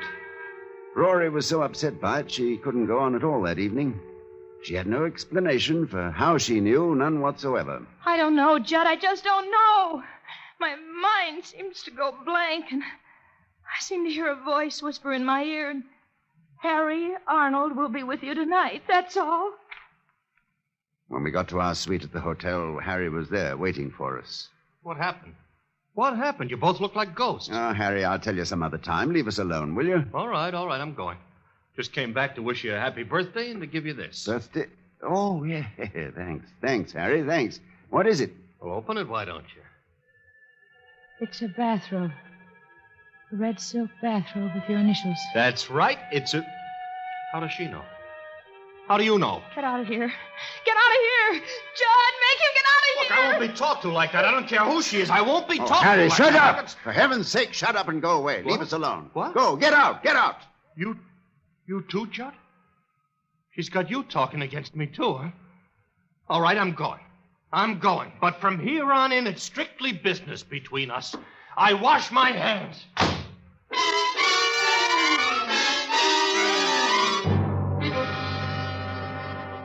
He kept his word, Lieutenant. From that time on, he kept himself to himself.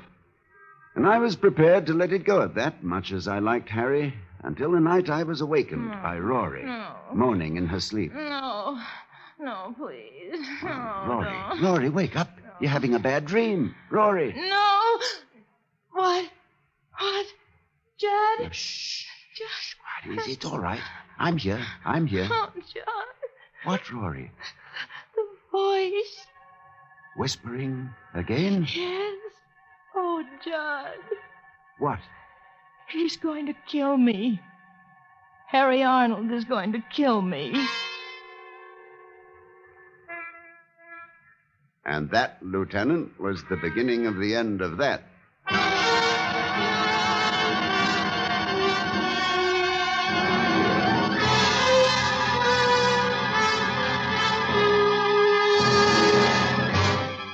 Autolite is bringing you Mr. Ronald Coleman with Kathy Lewis in A Vision of Death, tonight's production in radio's outstanding theater of thrills, Suspense.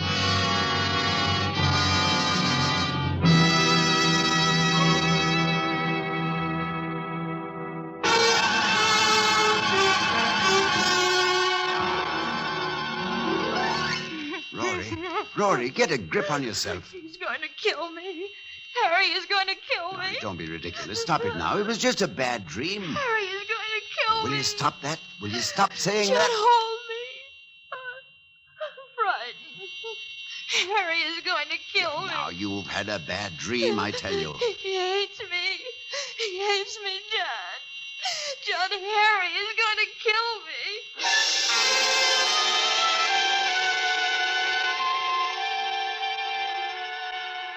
I'm a rational man, Lieutenant. I've always felt, for example, that when Hamlet says there are stranger things in heaven and earth than are dreamt of in your philosophy, Horatio ought to reply, tell that to Sweeney. I knew there was no such thing as mental telepathy. I knew it as well as I know I'm sitting here talking to you. Up here in my head, I knew it. And yet, the next afternoon, I found myself entering a gun shop and purchasing a revolver and a box of bullets, determined that before Harry Arnold could so much as injure one hair of Rory's head, I would kill him. I should have gone directly to the police first. You're using hindsight, Lieutenant. I had all that out with Rory. Please, Judd, please. Go to the police and tell them about this. Let them handle it. Well, tell them what? That by reading his mind, we've learned Harry intends to murder you? They'll believe us. They've got to believe us. Oh, no, you're reasoning like a child. They'll decide that it's either a publicity stunt or else that we're both lunatics. Well, if I tell them about the telegram and the birthday presents... Rory, we have no proof. But we have to do something. What? Tell me what? You know he intends to kill you. I know he intends to kill you, but what can we do? I can't simply put a bullet in his heart next time I see him. How could I explain it? My wife had a premonition that he was going to murder her. Huh? Do you know when he's going to do it? Or how he's going to do it? No. He hasn't decided yet. Isn't there anything we can do? Nothing. Except wait.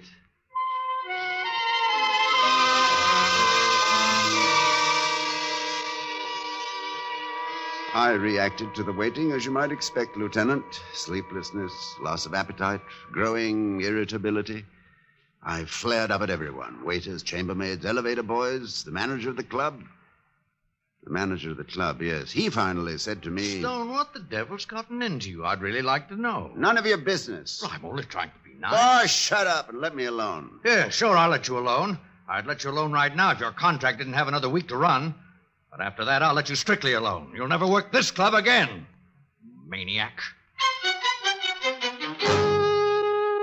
I began to drink quite heavily, quite noticeably. I was going crazy just from the waiting. And then the waiting came to an end. It was around 3 a.m.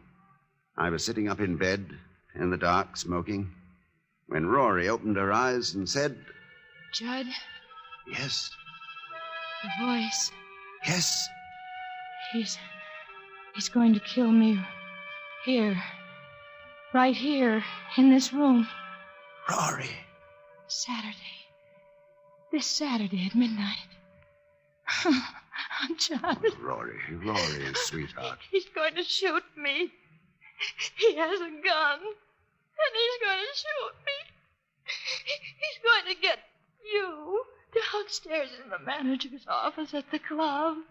And while you're there, he's going to come up here. Rory, listen to me. I want you to listen to me. You're mistaken, do you understand? You've been having another bad dream, and that's all there is to it. No, Jet, I swear it. He just thought of it. Just this minute. He's standing at a bar, standing there all by himself, drinking. And he just this minute decided. You're making it up. Jet, no. It's the bar over at the Tuscany Hotel. I see it so clear. You're wrong. I'll prove you're wrong. Dad? Give me the bar at the Tuscany, will you? Over on Sunset. One moment, please. You'll see, Rory, he's not there at all. You'll see, it's just a dream. Just a bad dream. Tuscany Cocktail Lounge. Hello, is Harry Arnold there at the bar? Harry Arnold? No, I'm sorry, he's not. He's not, huh? You sure of that? Oh, sure, I'm sure. He was here all evening. Left about a minute ago. I said goodnight to him myself. You want me to call? It wasn't a dream. John. No, Rory, don't worry. Trust me.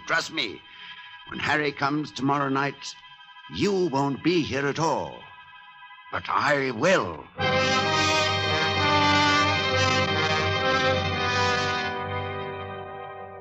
Look, Lieutenant, my hands, see? Just the memory of how I felt at that moment, and my hands begin to tremble again. Amazing, isn't it? Well, that was last Thursday night, or rather Friday morning, and towards daybreak, Rory sobbed herself to sleep. But I was restless. I got dressed and went downstairs and got into my car. A long drive has always relaxed me, but when I got behind the wheel, I don't know what it was, possibly the fresh air, but all at once I felt as though I couldn't keep my eyes open for another moment. I simply had to have sleep. So I crawled into the back seat, curled myself up in one corner, pulled the rug over me, and went out like a light. Hello, Satin Skin. Hello, Harry. I was awakened Don't around smile at noon me, by you the sound idiot. of voices. He may see us. Look businesslike. Where is he? I don't know. Since he hasn't got the car, he must be out walking. Don't you have some papers or something I could be examining just to make it look good in A case? pocket full here. All right. He fall for it last night? Just like he fell for all the rest of it. Red bathrobe, the plants in the audience. He even phoned the bar just after you left. Timed it beautifully. Oh, Satin Skin. I can hardly keep away from you. After tomorrow night, we'll have all the time in the world for each other, Harry. You bought the whole story, huh? Midnight tomorrow, your place? Every word of it. Just do what you have to do. Remember to come to the dressing room before the 8 o'clock show and tell him you've set up a meeting with Stamper, the manager, in his office at 12. I want them to shake hands and be friends again, I'll tell them. And don't forget, when you come to the door at midnight, keep talking to the elevator boy. Don't let him go, whatever you do. You'll want him to testify it was self-defense. Don't worry, I won't forget a thing. You'll handle all the rest of it? Yeah, just leave it to me. No, I mean about his gun. That's pretty important, you know. Don't worry. It will misfire.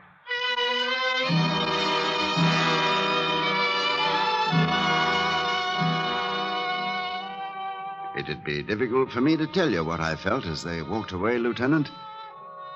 One part of me felt the way a man ought to feel, I suppose, when he learns that the woman he loves is not only unfaithful, but plotting his death as well.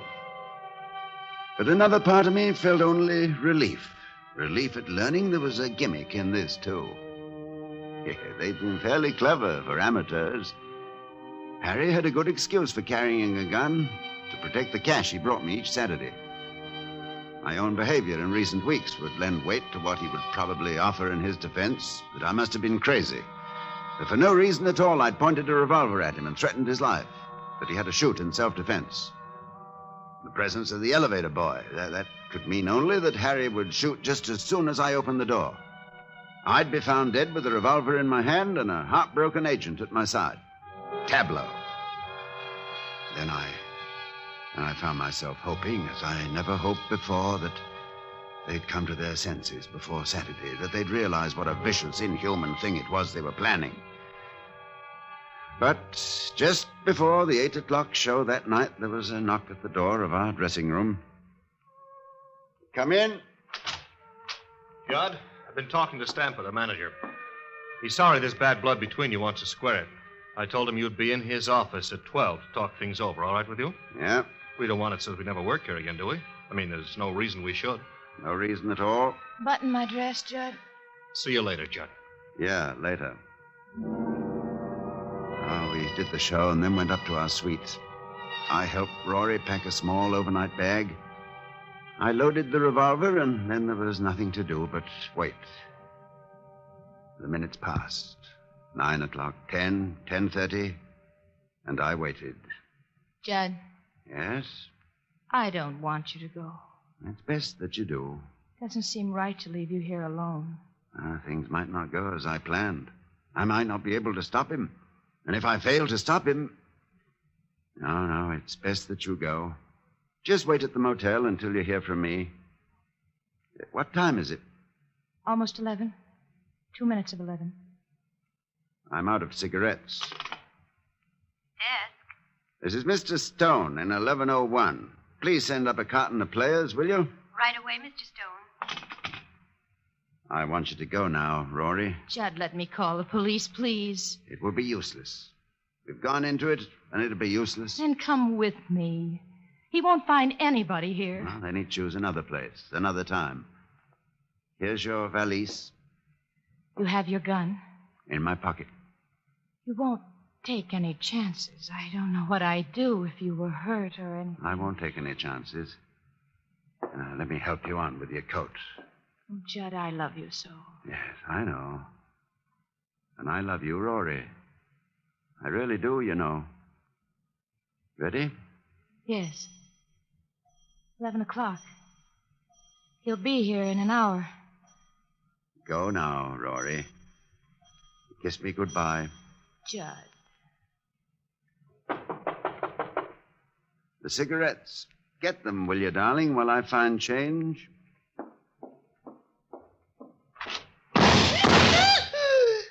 Harry! Rory!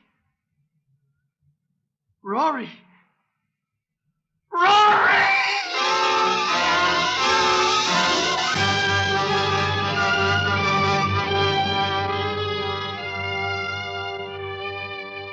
I shall always remember the look on Harry's face, Lieutenant, as she sank to the floor. They'd concocted a bad dream between them, and it had come true. I'll bet he still doesn't know how it happened, and if you pass his cell, Lieutenant, you might tell him. Whisper the word gimmick into his ear. That's what I said, gimmick. I gimmicked the clock while Rory was dressing. Set it back a full hour. It was 11 to her, but 12 to him. I adore gimmicks. Don't you?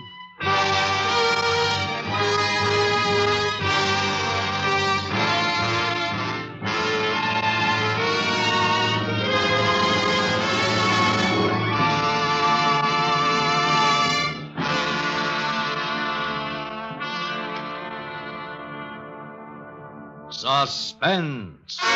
Presented by Autolite. Tonight's star, Mr. Ronald Coleman.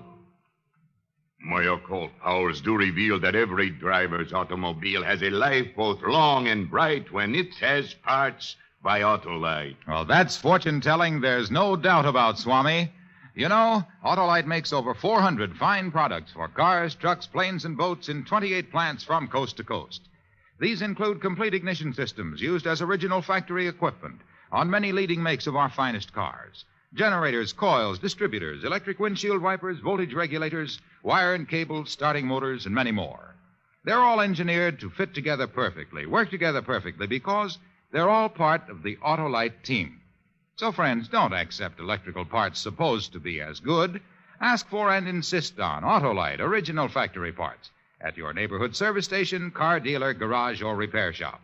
Remember, you're always right with Autolite. Next week on Suspense, our star will be Mr. Van Johnson in Strange for a Killer. And in weeks to come, you will hear such famous stars as Miss Joan Crawford, Mr. Jack Carson, and Mr. Jack Benny, all on Suspense. Suspense is produced and directed by Elliott Lewis, with music composed by Lucien Morawek and conducted by Lud Bluskin. In tonight's play, Kathy Lewis was heard as Aurora and Larry Dobkin as Harry. Others in the cast were Florida Edwards, Joseph Kearns, and Charles Calvert. A Vision of Death was written by Jerry Hausner and adapted for Suspense by Walter Newman. Ronald Coleman may be heard each week on his own radio program, The Halls of Ivy. And remember, next week on Suspense, Mr. Van Johnson, as a man who suspects a murderer is holding as hostages his wife and child. A story we call Strange for a Killer. You can buy world-famous Autolite stateful batteries, Autolite resistor-type spark plugs, or standard-type spark plugs, Autolite electrical parts at your neighborhood Autolite dealers. Switch to Autolite. Good night. This is CBS, the Columbia Broadcasting System.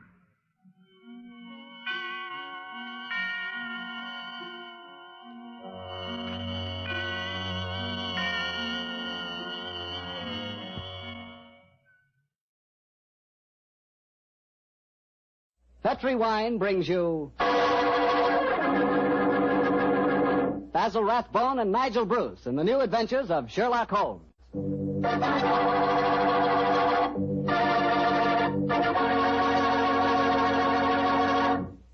The Petri family, the family that took time to bring you good wine, invite you to listen to Dr. Watson tell us another of his fascinating stories about his old friend, that master detective, Sherlock Holmes. We'll be back with you once again, and we're looking forward to getting together at this time every week from here on out.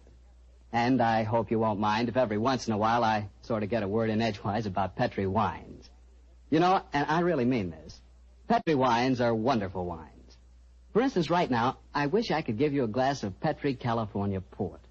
You could hold that Petri port up to the light and look at its clear, deep red color. You could smell that luscious grape aroma.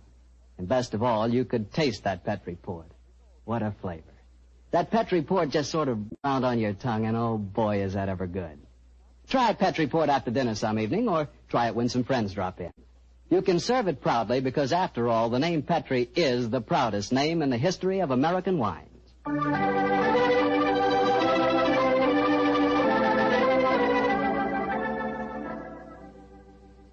And now let's look in on our good friend Dr. Watson and see if he's expecting us.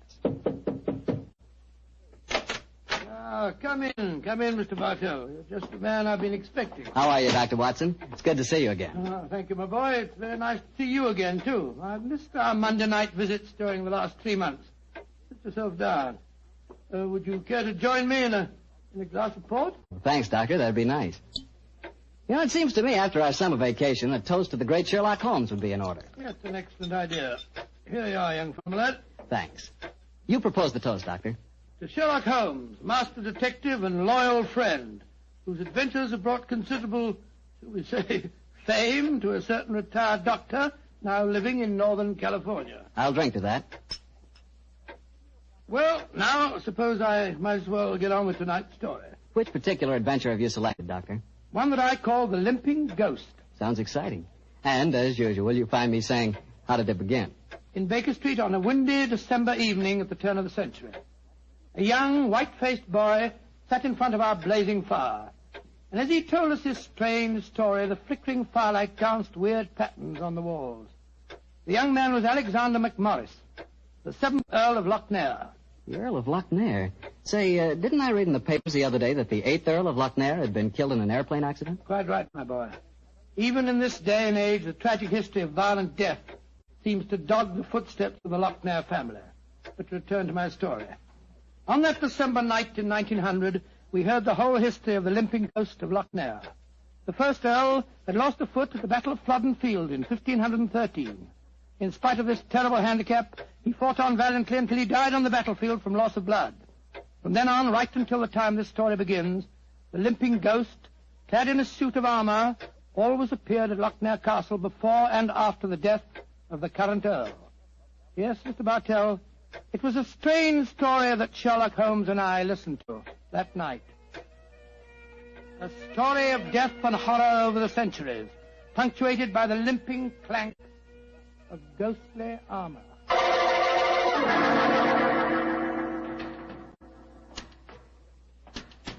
Milady, I have terrible news for you. Your husband, the Earl, was killed in the explosion that destroyed Lord Darnley.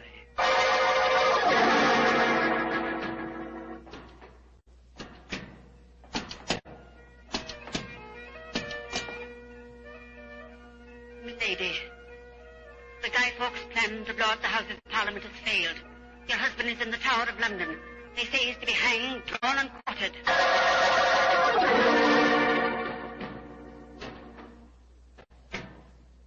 Madam, I regret to inform you that your husband, on my instructions, has been arrested for murder. I have no doubt that he will hang. And that's the story of the Lochnairs, Mr. Holmes. You were instrumental in sending my great uncle to the gallows, a fate which he richly deserved. It seemed only natural to come here to Baker Street and consult you now that I'm in trouble. I shall be most happy to do anything I can to help you, sir. I don't remember anything about your sending the Earl of Lochnair to the scaffold, Holmes. Well, he did, Dr. Watson. Mm-hmm. And the servants have always sworn the ghost really did walk at midnight on the day that he was hanged. Indeed. Now, sir, I suggest that you tell us what problem brought you here. The ghost is walking again, Mr. Holmes. You know what that means. According to the legend, that the present Earl will die. Exactly. Rather worried. Am I to understand that you've actually seen this ghost yourself? Yes, Mr. Holmes. The night before last, Betty, or that is, Miss Nolan and I, were sitting in the dining hall in front of the fire when we heard a strange sound up in the musicians' gallery. We looked up and in the moonlight saw a ghostly figure in armor limping towards the staircase. Oh, gracious me. My dear sir, you're certain that you really saw it? Moonlight can play strange tricks, you know. There wasn't any doubt about it, Doctor. We both saw and heard it. What did you do? I started to go towards the stairs, but as I did so, Betty screamed and then tumbled to the floor in a heap. Fainted, I suppose. Yes. While I was reviving her, the ghost disappeared. Who's staying with you at Lochnair Castle at the moment? Well, there's Betty Nolan. She's the sister of James Nolan. He looks after my estate. Betty and I... Thank you. Yes, indeed. Anyone else staying with you? Yes, a distant cousin of mine, Jeremy K. McMorris, an American. He turned up in England a couple of months ago with his son, Walter. They're both with me at the present. A distant cousin? That's right, Mr. Holmes. Actually, they're descendants of a more than usually black sheep branch of the family. I don't know how long the old man's going to be with us, though. If you ask me, he's a dying man. Why do you say that, sir? As far as I can gather, he's been wasting away for years. It's only a question of time before his strength fails him entirely. I was hoping perhaps you could take a look at him, Dr. Watson. That is, if I could persuade you and Mr. Holmes to come and stay at the castle for a few days. Well, what about it, Holmes? It's an intriguing problem, Watson. The current Earl of Lochnair would seem to be in danger. A cousin of his is dying of an obscure disease, and the ghost of Lochnair Castle is walking again. Yes, it's an irresistible invitation. I see no reason why we can't leave on the Scotch Express tonight. It's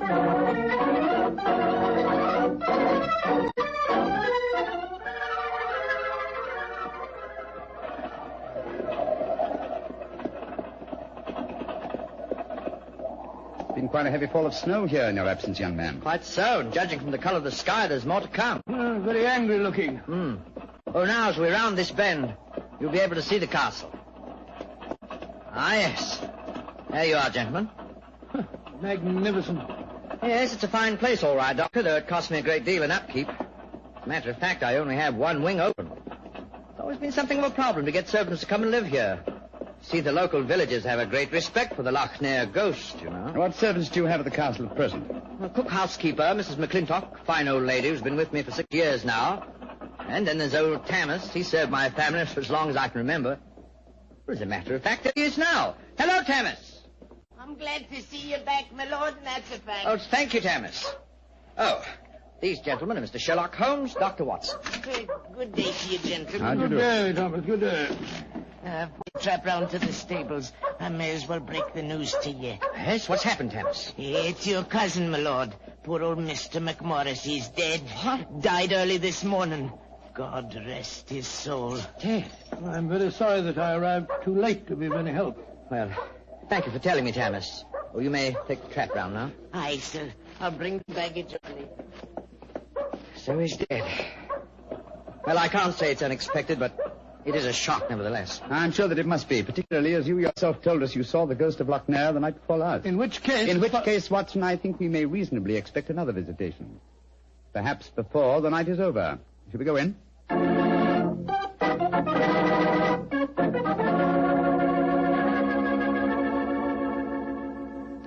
This is Miss Nolan, my fiancée, Mr. Sherlock Holmes, and Dr. Watson. I'm very glad to meet you. And this is her brother, James Nolan, the manager of my estate. How do you do, sir? How are you, Mr. Nolan? Much better for seeing you both up here. I'm sure it won't take you long to lay this ghost business by the heels. Well, I trust you don't overestimate our abilities, Mr. Nolan. Alec, you've heard about your cousin, of course. Oh, yes, my dear. Tammas told us as we drove up. Where's Walter? He went into the village with the doctor and the body of his father. Oh. He should be back soon. How's he taking it? Very quietly. Too quietly, if you ask me. Those Americans are pretty demonstrative people, you know, and Walter's been no exception. But he behaved very strangely this morning. When the doctor told him his father was dead, he just said, now things will start to happen, and then shut up like an oyster. I can't make head or tail of the fellow. Yes, quite so, quite so. Mr. Holmes, I expect you and Dr. Watson would like to go to your room. Yes, I must confess. I think first I'd like to take a look at the musicians' gallery, if you don't mind. Oh, yes, of course. Would you excuse us, darling? All right, Alec. It's in the dining hall here. They must have been very hospitable people in those days. 50 or 60 people could eat at that table. Yes, Doctor. Needless to remark, we hardly ever use the room nowadays. There's the musicians' gallery, Mr. Holmes. Oh, yes, I see. How do we get up there? I'll show you. See, there's a stone staircase behind this tapestry here. Follow me. Watch your step. It's quite narrow, rather dark. Watch your head, Watson, old chap. Oh, don't worry about me, Holmes. I'm perfect. Oh, I say. Must have built these stairs for pygmies. Oh, yes. Here we are, gentlemen. This is the musicians' gallery. By Jove. They must have made a pretty picture in the days gone by. A little string orchestra fiddling away up here, and down below the Scottish nobility bobbing and floating round in the intricacies of a Highland schottische or a stately gavotte or something. Where does that door lead to? To the bedroom wing. And that's where the ghost appeared from the other night, I suppose. Yes, Mr. Holmes. Uh-huh. The door's ajar. You generally keep this door unlocked, sir? Why, no. But the key mysteriously disappeared about a week ago. James is having a new one made. So I must remind him about that. Alec, where are you? Oh, we're up here, Walter. We're coming down. That's Walter McMorris. My dead cousin's son. Poor fellow, this must be a dreadful day for him. Yes, I'm afraid this is going to be a rather painful interview. Oh, hello, Walter. This is Mr. Sherlock Holmes and Dr. Watson. How do you do, sir? How do you do? Sherlock Holmes, sir. I've heard about you and your friend, Dr. Watson. Walter, old man, I'm dreadfully sorry about your father. Are you now? Isn't that nice of you? Well, you'll be sorry enough when you hear that I'm going to take you to court and prove that I'm the real Earl of Loch Ness. Why, Walter, you're out of your mind. Am I? No. Father was out of his because he kept quiet all these years. But I'm going to have my rights. I've looked up the records. I've had genealogists working for months. And I've got all the facts that prove you're an imposter. Oh, man, what are you talking about? You know well enough. When Sherlock Holmes here sent your great-uncle to the gallows 20 years ago, the title and estate should have come to my father. When I leave here tomorrow, I'm going straight to the finest lawyer in London. Man, if you believe this, why have you said nothing about it till now? Because I'm smart. I found out a thing or two since I've been staying here. And one of the things I found out is that your precious fiancée and her brother wouldn't look twice at you if it weren't for your money and the title. Shut up. You'll find out. She's a smart little filly, and she knows what kind of a track she's running on. You dat! My compliments, sir. A very professional uppercut. Yes, and a very well-deserved one. Offensive scoundrel. Sorry about this. Please don't say anything in front of Betty. It'd only upset her. I quite understand. Come along, Watson. Let's go and find our rooms.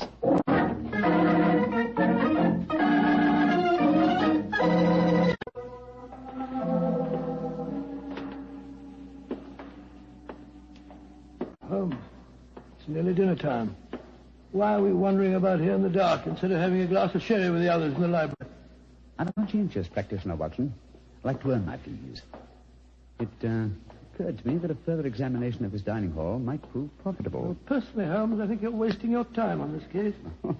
What makes you think that, old chap? It's perfectly obvious that young American fellow was impersonating the ghost a few nights ago.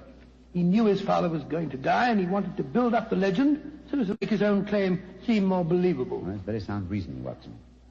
Though to be logical in his deception, he should repeat the performance now that his father is dead. Well, ghosts only walk at midnight, so why don't we go and have a glass of sherry? What is it, Holmes? Someone's coming in from the library. The lighted candle. Yes? Who is it? It's me, Mrs. McClintock, the housekeeper. Oh, gracious me, you gave me quite a start. I heard voices and I knew the candles were not alight in here, so I came in to see who it was. You're watching for the ghost, I suppose.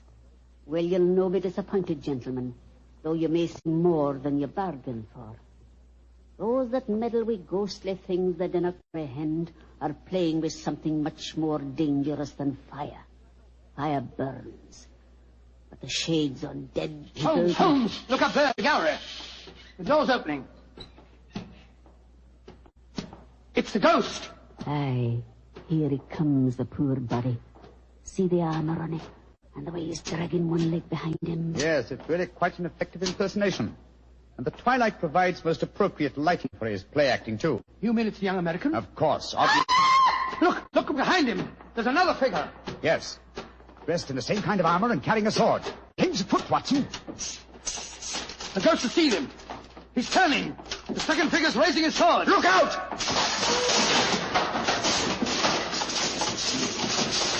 Great heavens. He's knocked him through the railings. That must be a 20-foot fall. Come on, old fellow. Help me open his visor. Just a minute. Yes. It's Walter McMorris, the American. Though from the angle of his head, I would suggest that it might be the late Walter McMorris, eh, Watson? He's dead, all right, Holmes. Neck broken. Meanwhile, the second figure has been able to slip back through that door and escape us. Come on, he was dressed in armor. He can't go very fast. Perhaps we can overtake him.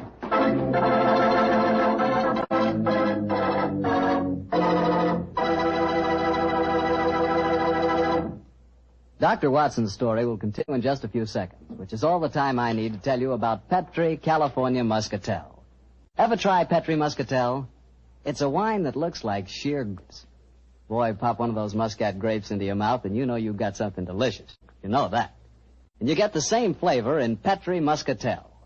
It's a perfect wine to serve a lady. Women love it. And that best time to serve it is after dinner or on a Sunday afternoon, you know, times like that. But just make sure it's Petri Muscatel, because that's the way to make sure it's going to be good.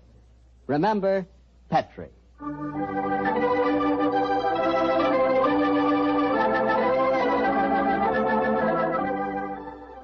And now back to tonight's new Sherlock Holmes adventure and the story of the limping ghost of Loch Ness. Confound it, Holmes. There's no trace of the ghost in the distance gallery.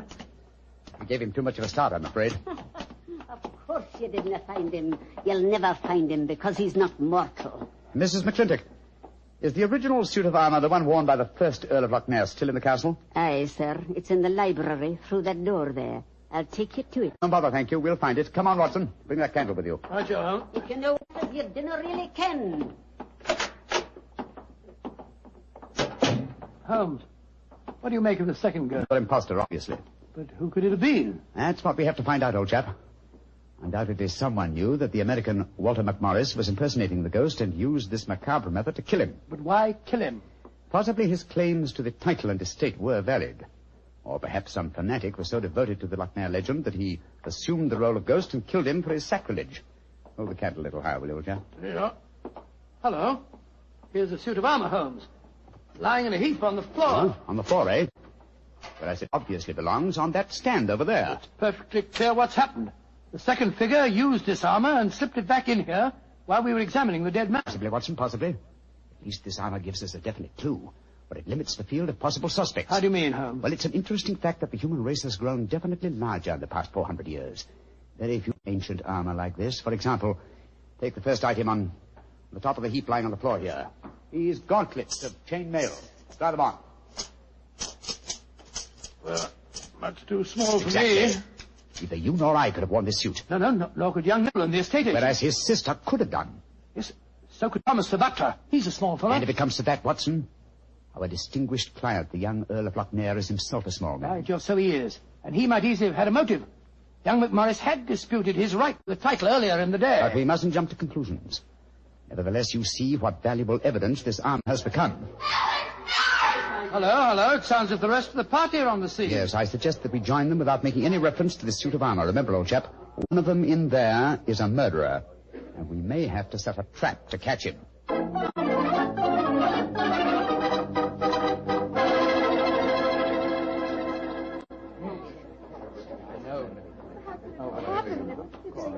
Are you sure he's dead, Dr. Watson? There's no doubt about it. His neck was broken instantly by the fall. It's dreadful. Father and son both dying on the same day. And you said the real ghost came up behind him, Mr. Holmes, and struck him so they crashed through the railing up there. I said another figure dressed in armor killed him, Mr. Nolan. 'Twas a real ghost. I saw him with my own 2 eyes. He killed that man for trying to bring shame on the name of Lochnair. Shouldn't we get into touch with the police? How can I... No, dear. Oh, Alec, I'm frightened. Hush, darling. There's nothing to be afraid of anymore. No, at least we have the assurance that the ghost will not limp again. Why? Well, the murderer has no further motive for impersonating the ghost. To walk now would be to support the dead American's claims. No. We shall spend a quiet night, and tomorrow I shall communicate with the proper authorities as to my quite definite notions regarding the murderer's identity. But if the ghost should walk again, Mr. Holmes? Well, then, sir, I shall know that at last I've encountered a truly supernatural crime and shall retire from the practice of detection.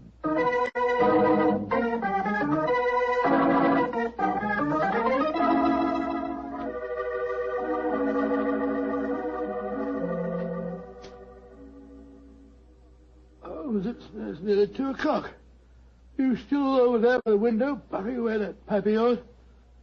You know, I can't help being that young McMorris knows a great deal more than he told us. To look about him I don't like. Never did trust a fellow who couldn't look you squarely in the eye. Don't you feel the same way, Holmes? Holmes, where are you? Holmes! Shh, quiet, Watson. Where have you been? I thought you were over there by the window. Been talking to myself. Never mind that, old chap. Get yourselves on in the dressing gown. We're on the last lap of this strange, eventful tragedy. Oh, thank the Lord for that. Perhaps I can get some sleep. Holmes, where... We baited the trap. Now it's ready to spring. Don't dawdle, Watson. Come on. I'm not dawdling. What do you mean you baited a trap? You'll see for yourself in a few moments. As a matter of fact, I really baited it when I said downstairs that if the real ghost should walk again, I would retire from the practice of detection. I didn't understand your saying that myself. Well, I was tempting the murderer to show his hand once more. Come on, please. Where are we going? To wait behind the curtain at the foot of the stairs leading to the musician's gallery. And I hope we don't have to wait very long.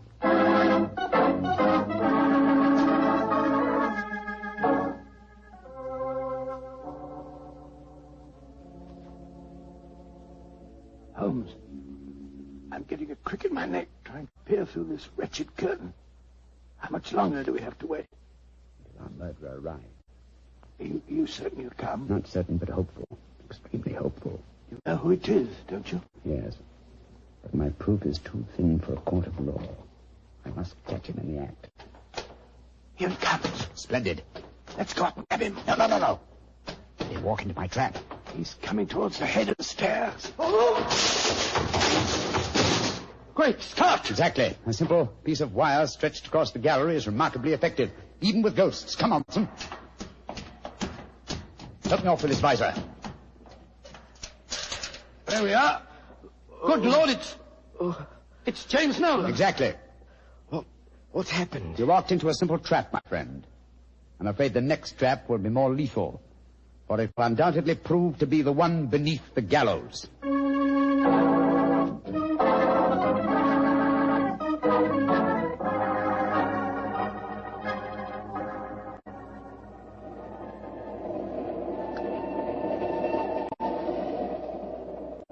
Well, now that we're headed back for London, Holmes, perhaps you'll settle 1 or 2 points in the case that are bothering me quite a bit.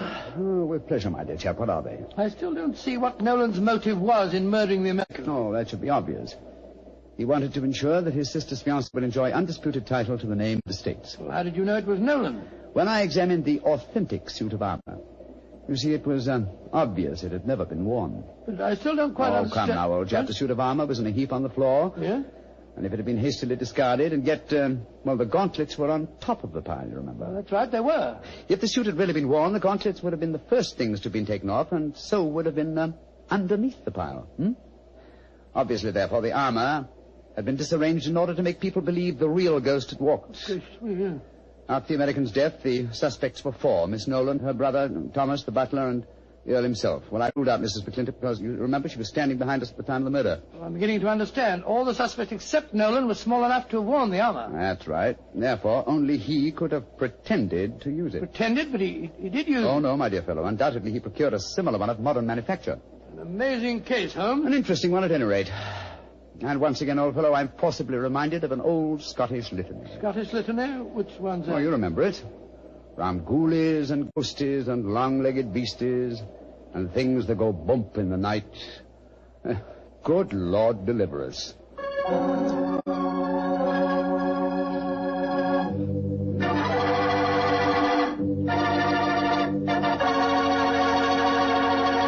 Really a swell story. You know, for a while there, I was beginning to believe in ghosts. Well, I'm ashamed to admit it, but at the time, so was I. You know, this sounds silly, but I bet it would be fun to be one of those legendary English, go around sticking your nose into everybody's business and playing practical jokes like mad and nobody able to figure out who did it. That would really be fun in a way. Well, you can go around scaring people all you want to, but not for me. I think a ghost leads a terrible life himself. For instance, a ghost can't have the pleasure of eating a nice, juicy steak. Yeah, or drinking a glass of really good wine. Ah, now you're talking, young fellow, my lad. Petri wine. Yeah, still talking, young You see, when I say good wine, I always mean Petri wine because you can depend on Petri. I know. Why, the Petri family has been making wine for generations, handing on down from father to son, all their skill and knowledge and experience. When you realize they started the Petri business way back in the 1800s, well, common sense tells you the Petri family knows practically all there is to know about the fine art of turning luscious grapes into clear, fragrant wine. Yep, whether you're looking for a swell wine to serve before dinner or with dinner or after dinner, for any occasion, you just can't go wrong with a Petri wine because Petri took time to bring you. Well, now, next week, Mr. Bartell, I'm going to tell you a strange adventure that Holmes and I had in the English countryside. It concerns the apparent madness of a certain Colonel Warburton and the puzzling mystery of 2 dead dogs.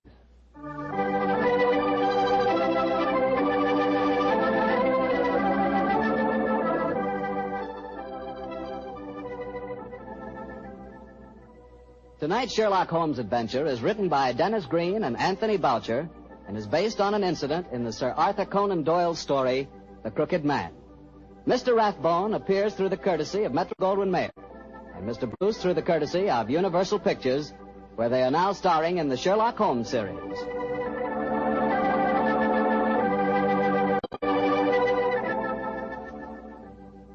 The Petri Wine Company of San Francisco, California, invites you to tune in again next week, same time, same station. To bring you such good wine. So when you eat and when you cook, remember Petri wine. To make good food taste better, remember... Petri wine.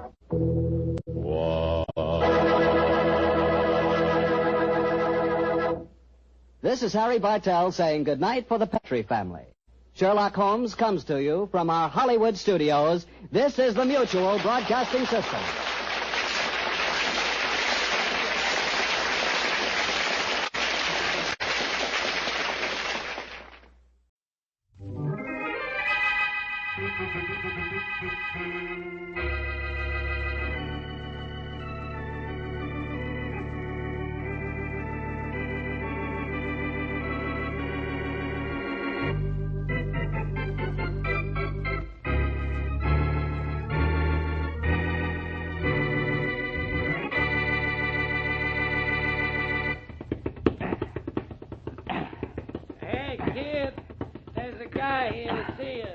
Tell him I'm busy punching this bag.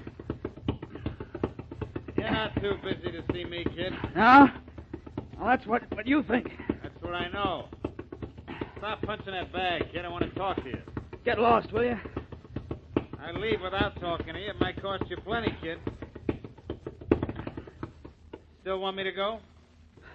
What's this about costing me plenty? I thought that would change your mind.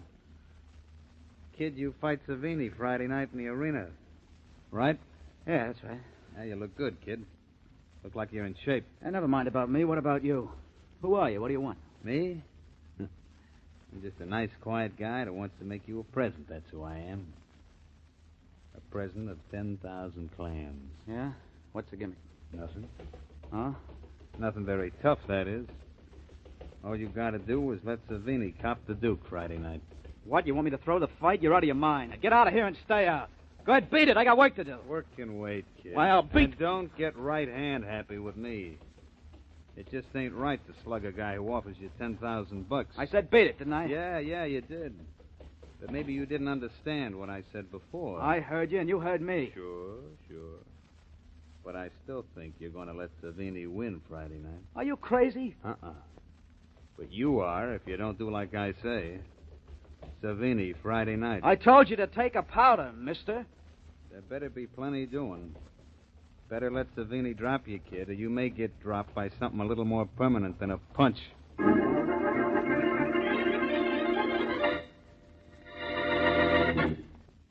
And now meet Dick Calmer as Boston Blackie. Enemy to those who make him an enemy. Friend to those who have no friend.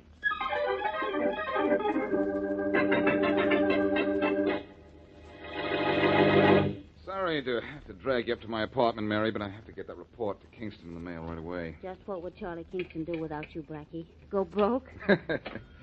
Oh, he'd get someone else to run it. Uh-oh, there's the telephone. And I know why it's ringing, too. Somebody's in trouble.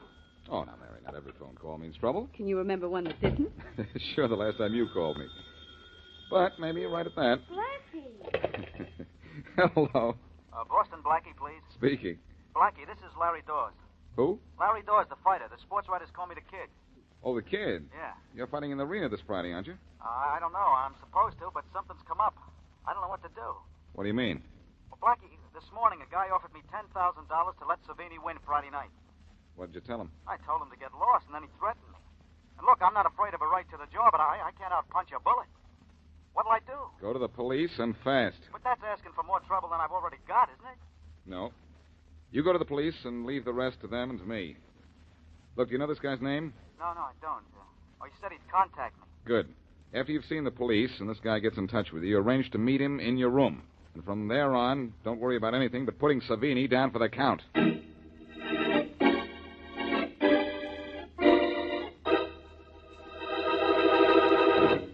Hear anything in the kid's room yet, Barney? No, nothing yet, Inspector Faraday. You sure the dictaphone is working? Oh, sure, it's working all right. We tested it. It's 100%. Well, we ought to hear something soon, then. You better give me a set of earphones, too, huh? Yeah. Here you are. There. Oh, hi. Come in. Did you hear it? Yeah. Listen. Hello, kid. Been doing some thinking, huh? Yeah, I have. That's why I sent for you. Sit down. Okay. You ready to listen to reason? Yeah, maybe. Now, what's the pitch, Mr. The name's Larson. I gave you the lowdown at the gym. Yeah, well, there was too much going on. I'd like to get it straight. A school kid could figure what I want you to do, kid. Just take the first good smack Savini throws in the arena Friday night and don't get up. Did you hear that? What's in it for me if I do? I told you, 10 grand. That's a lot of money for a young guy. Yeah, I know it is. And what's in it for me if I don't let Savini win? You're too smart to let that happen, ain't you, kid? Maybe I'm too smart to hit the canvas for a guy who isn't even figured to land a punch on me. Now, look, kid. I told you at the gym, and I'll tell you again. If you like breathing, you better see that Savini wins. I've heard enough, Barney. Let's go get him. You bet, Inspector. Better have your gun ready. This guy with the kid sounds as if he might pack her on. Yeah, I'm all set. Here we go, then. I tell you, I won't do it. You won't have to, kid. Cops, stay where you are. Oh, no, I won't. No, you won't. All right, Barney, let's You don't have to, Inspector. I got him. Nice work, kid. Wow, what a punch you got there, kid. Do that to Savini come Friday, you'll be a one-punch fight. Yeah, thanks, officer. I'll do it. Savini's a fighter, not a fixer. And fighters I like to mix with.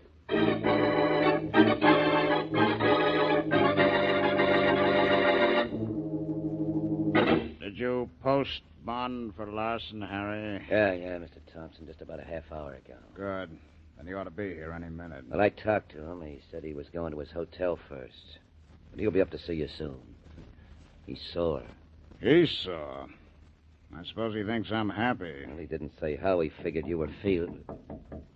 Here he is now. Better be. Beat it. I want to talk to him alone. Okay. Stick around in there where you can hear me in case there's trouble. I got you. Come in. Hello, Larson. Hello, Thompson. Oh, now look. Take that sour look off your face. Things aren't as bad as all that. Things aren't bad, huh? The cops got me, and what's more, they have all the proof they need to send us to jail. Us, Larson? You're having a little pronoun trouble. Oh, no, I'm not. Who sent me to the kid? You. Who told me to make my offer? You. Who's running this whole show? You. But who's going to take the rap? You. Oh, no, I'm not. Oh, yes, you are. Look, Larson, don't be a fool. We just moved into town. Nobody around knows anything about me or any of the other boys.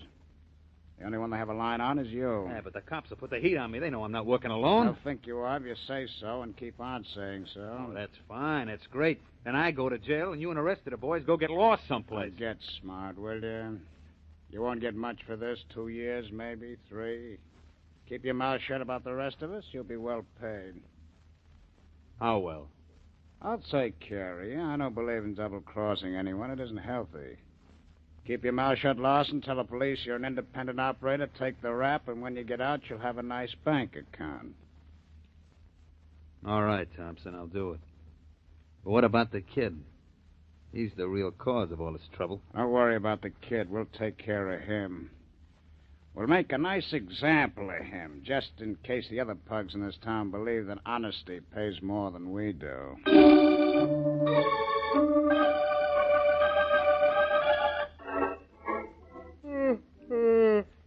Look, Larson, yawn in my face once more, and I'll have them raise your bail so high the United States Treasury can't post your bond. Is there a law against being bored, Inspector Faraday? Bored, are you? Well, if you're bored sitting in my office, you're going to turn into stone sitting in your cell up the river. Look, Larson, I've got you. I've got the goods on you, and I can put you away for years. I'm going to throw the book at you if you don't talk. What do you want me to talk about? The birds and the bees? You know what I want you to talk about. Who's your boss? Who sent you to the kid to fix the Kid Savini fight? How big is your organization? Who's in it? How much does the answer pay? $64? Look, you're going to be put where you won't even hear a radio for 10 years, unless you get smart and tell me... Tell me, pretty maiden. Tell me, you grinning idiot. Are you working for a syndicate, and who's the brains? Why don't you give up, Faraday?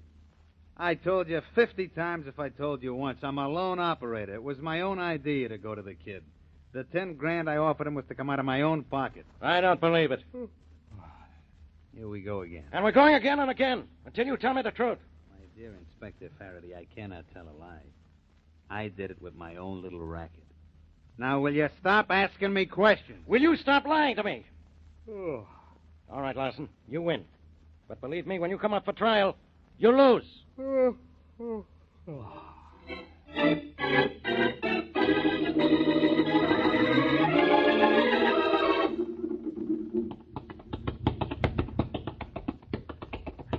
Hello, kid. Oh, hello, Blackie. Are you going to treat Savini the way you've been treating that punching bag? Yeah, I hope so. The trouble is, Savini can punch back. Everything all right? No more trouble? No more trouble, Blackie. I'm sure glad I came to you. I didn't do anything, kid. All I did was make a suggestion. It was the police who did all the work. Well, anyhow, you gave me the right steer when you told me to go to the cops. I was afraid until you said it would be safe. A lot of people in trouble would get out of trouble a lot sooner and a lot more easily if they'd go to the police with their problem. Yeah, well, I sure got out of my jam with one punch. I hear Lawson's out on bail, though. Yeah, they're rushing his trial. The grand jury hears the case against him today. If he is out, it won't be for long. That's swell. You coming to the fight Friday night? Oh, nothing will keep me... Yes, it will. Hey, what goes on? Nice work, pal. What's the idea, you guys? The idea's good, kid. We want Blackie to sleep while we take care of you. Yeah. Oh, no, you don't. Okay, chum. Blackie's out good. Now take this jack handle. Yeah. Let's go to work on the kid.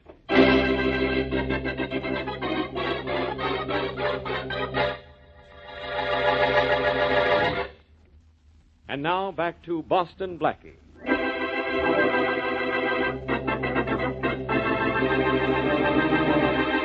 A prize fighter known as the Kid is offered $10,000 to throw his fight the coming Friday. He not only refuses the bribe, but calls Blackie for help. Blackie sends him to the police, who arrange a meeting between the boxer and the gambler and catch the gambler repeating the offer. Out on bail, the gambler goes to his boss, who tells him to take the rap alone and he'll be well paid. Later, while Blackie visits the Kid, Blackie is knocked out by two mugs who then attack the boxer with a jackhandle. As we return to our story, Inspector Faraday is throwing water in the unconscious Blackie's face. Throw some more water on him, Barney. Yes, Inspector. Come on, Blackie, wake up. Snap out of it, pal. Come on. Hey, what am I doing? Drowning? You needed a little water to bring you to, Blackie. What were you hit with, the ceiling? Why, I don't know. Oh, hello, Faraday. You all right? I think so. But, ouch! Something new has been added to my head. That bump will go down. Yes, but not as fast as I did. Hey, where's the Kid? They just took him away in an ambulance. An ambulance? Yeah, he was badly beaten up, Blackie. They must have used a crowbar or something on him. But he'll recover. I hope. Yeah, don't worry, he will. What happened here? Well, I don't know. I was talking to the Kid when something hit me from behind and I went out. But I have an idea what happened. Larson? Faraday, we can pick up a dozen like Larson and still have nothing till we get the guy who's in back of this fix ring. How do we do that? It's going to be tough. So is my beard. I need a shave. A fine time to worry about getting a shave. I'm not worrying only about a shave, pal. You know that barber shop in the Rostrum building? Sure, I know it. Why? I understand that anybody who knows his way around that shop can place a bet on anything he likes. I'm going over there, Faraday. Yeah? I'm going to that barber shop to see if I can find out who's trimming the suckers in this town.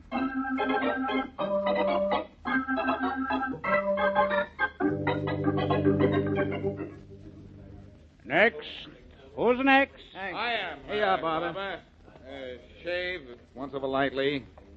No hot towel. And no talk. No talk. In a hurry, eh? Here on the business? Yeah. I'm gonna be here long? That depends. Depends on what? The weather? No, it depends on how the action is. Hey, keep that soap out of my mouth. Oh, sorry. You got a nice curly beard. Hey, you looking for a little action? I might be. What do you mean, you might be? Well, I'd like to place a few on that fight Friday night. The fight at the arena? Yeah. The Kid ain't fighting, you know. Yeah, so I heard. Well, look, I call somebody over if you like. I'd like. Okay. Hey, Addy. Yeah? A fella here wants to talk to you. Yeah, what's he want to talk to me about? He'll tell you. I'd like to place a few on that fight Friday night at the arena. Oh, now, would you, Mike? Sorry, I don't know you. You could be the law. Oh, do I look like a cop? Well, the trouble with plainclothes cops is they never look like plainclothes cops. But okay, you ain't the law. So if you ain't the law, now who are you? Just a guy looking for a little action on the fight Friday night. Who do you like? Johnson by a knockout.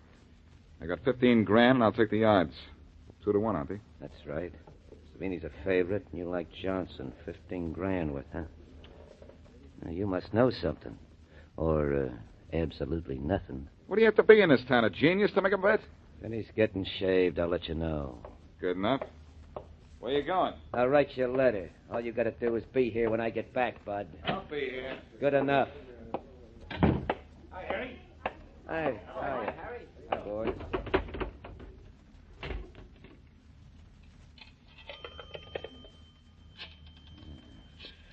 $15,000, 2 to 1, huh?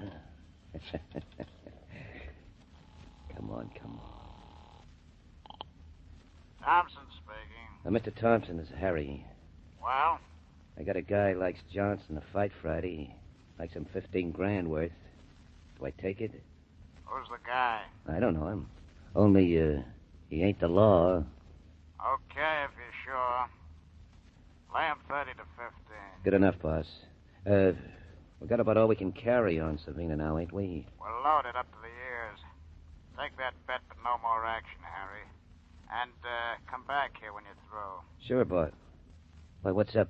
I want to get Pete, and then you and I and him are going to pay a call on Johnson. We're going to take out a little insurance on him not winning Friday night.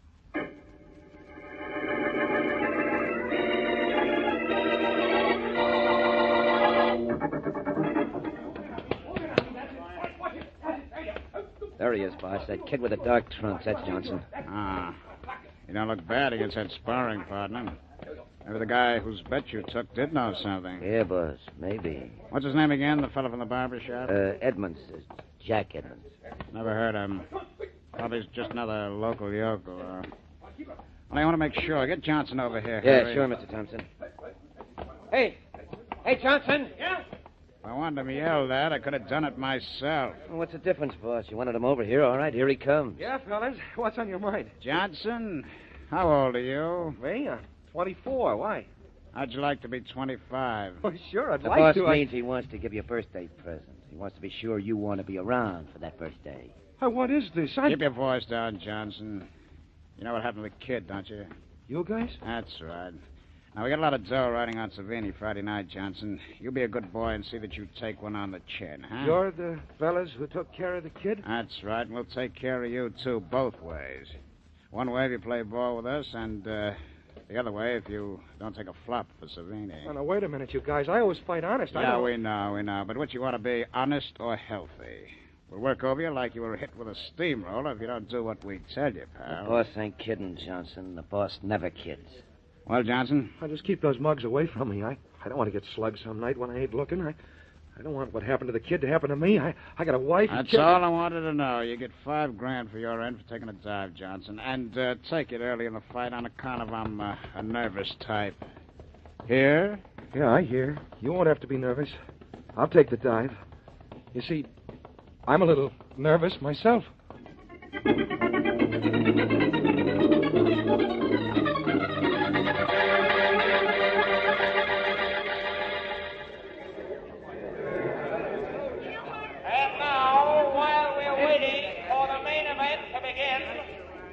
I want to introduce you to the man who fights in this arena next Friday night, the KO artist from East Chester, Billy Peters.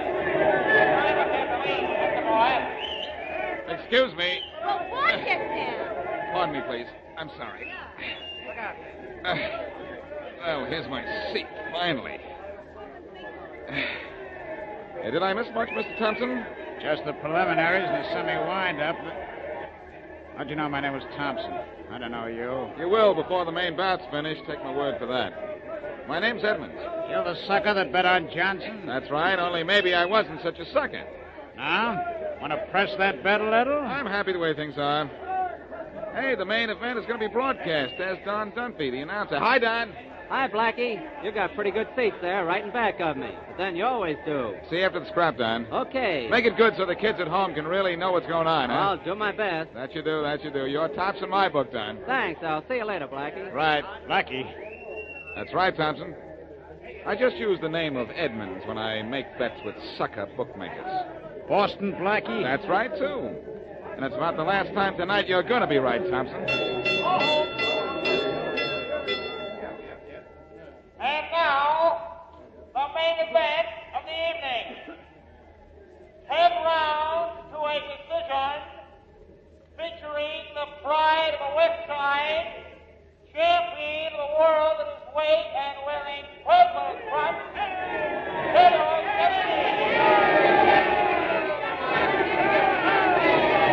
wearing black trunks in this corner, the young challenger from the Midwest, Billy Johnson.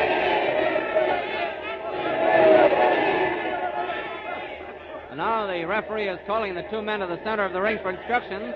This is it, ladies and gentlemen. The main event between Savini and young Billy Johnson, substituted early in the week for the injured Kid Dawes. Incidentally, and before the fight starts, I want you fans to know that the kid's injuries were not as serious as first imagined, and he'll be out of the hospital in a week. Well, the two fighters are back in their corners waiting, and there's the bell for round one. He's out of his corner. He's trying to end it in a hurry. He jabs Johnson's head with a hard left. Johnson's backing away. Savini throws a ripping right. Johnson takes a right on the head. And now Johnson leads with a light left hand, but it's short, and Savini returns a solid right to the body. The challenger is staggered. He's hurt. Johnson is in trouble. Your boy isn't doing very good, Blackie. I don't know why you say that. They're back in the center of the ring. Johnson is hurt, but he's holding on gamely. Savini is moving in for the kill, but he's getting careless. His guard is down. There goes his right in a roundhouse. He waits. Johnson beats him to the punch with a right cross. He follows with a left on the jaw. And now another left to the pit of the stomach. And there goes the right. It's a modern version of the 1-2. The 1-1-2. Savini is down on one knee. Surprised, dazed. He's taking the count. I'll pick it up for you. 4, 5, 6, 7, 8, 9. Savini is up. Johnson rushes at him. He hooks a right to the body, and now a left to the head, and another right to the jaw. A left to the stomach. Savini is starting to fold. Here comes the crusher, and the crowd knows it. A right to the chin, and Savini is down. Your boy isn't doing so good, is he, Thompson? Shut up, Blackie. There's the count, but you can forget all about it, folks. That is, if you can hear me above all this noise. It's 6, 7, 8, 9. That's it. That's all. The fight is over.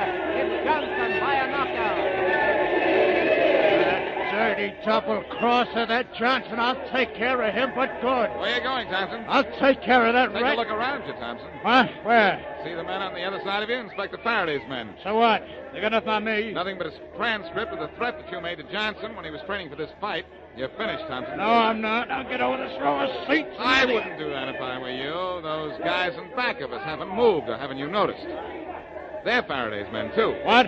You think that fighter you bet on got knocked out? Wait till you find what happens to you.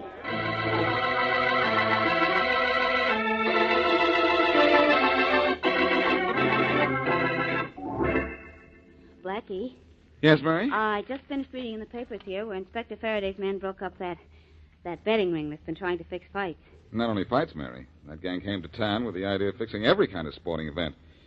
But Mr. Thompson and his entire organization are now definitely out of business. And it's a good thing, too.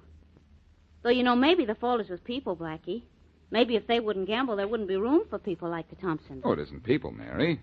It's the gamblers who try to fix sure It things. is, too, the people. They're the ones that are at fault because they bet. People shouldn't bet. People shouldn't ever bet. Well, sometimes, Mary, there are There extenuating... is no excuse for people betting on anything ever. I think you're wrong.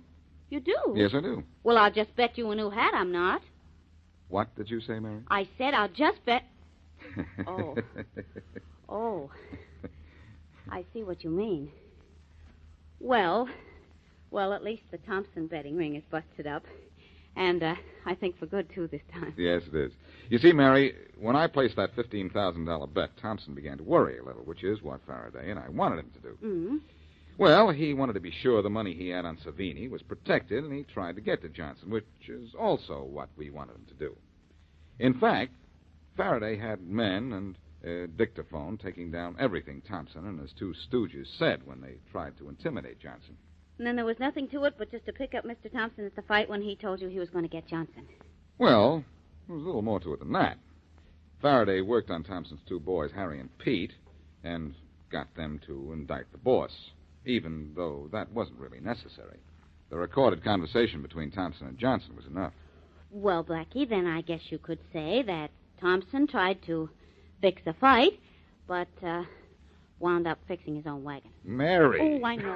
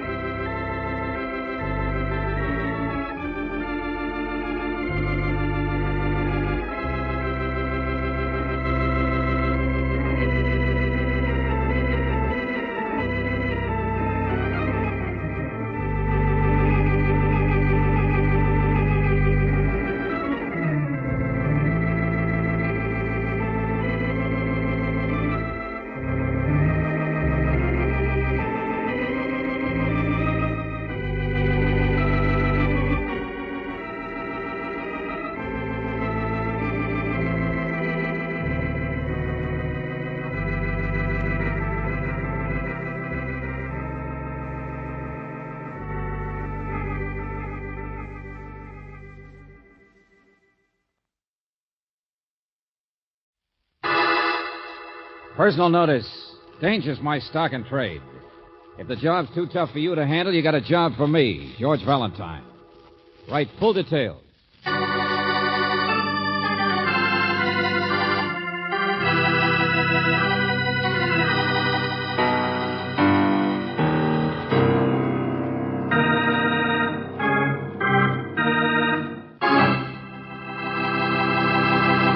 Greetings as always, mystery lover. Time for another Let George Do It adventure.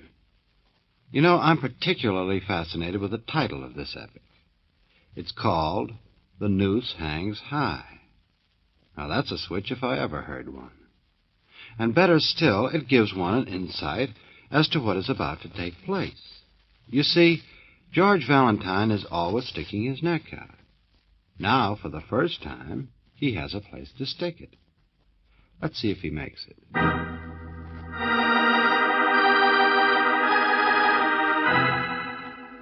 Dear Mr. Valentine, I'm J.H. McHugh. I'm editor of the local Sunday magazine section, and come to think of it, I've always wanted to run a feature on you, that crazy admiral, but I figured the true revelations of a Turkish secret policeman had more family appeal, and so I forgot about it. Anyhow, this letter concerns a different matter. Valentine, I'm going to make a reporter of you. You're going to be the author of a serial on the Tover emeralds. What became of the exotic prince's wedding stones? Did the eminent ornithologist Ansel Fairweather find them, or didn't he?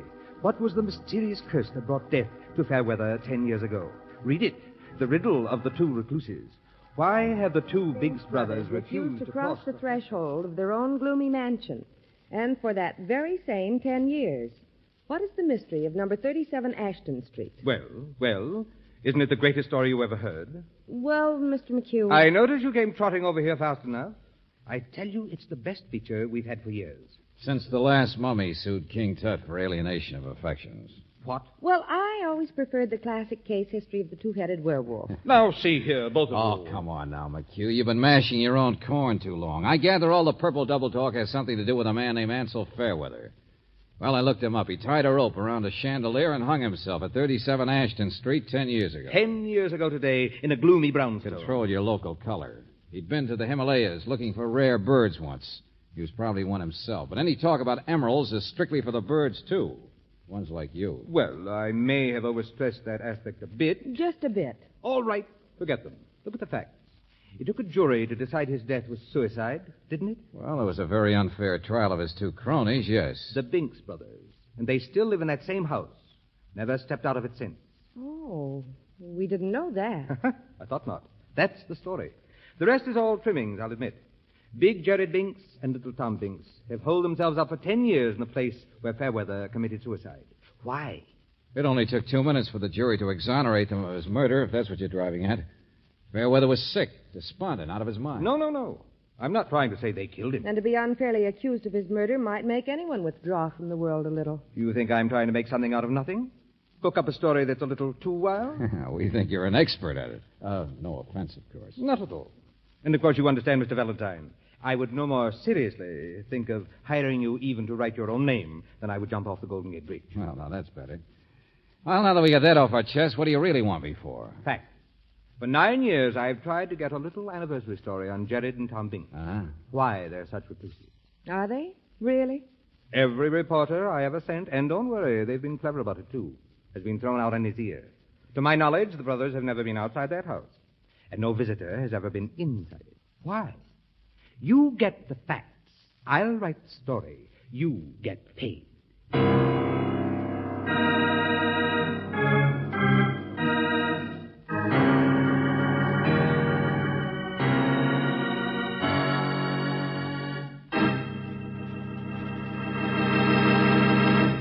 You are listening to Let George Do It. Our adventure will continue in just a moment. Now back to Let George Do It and George Valentine.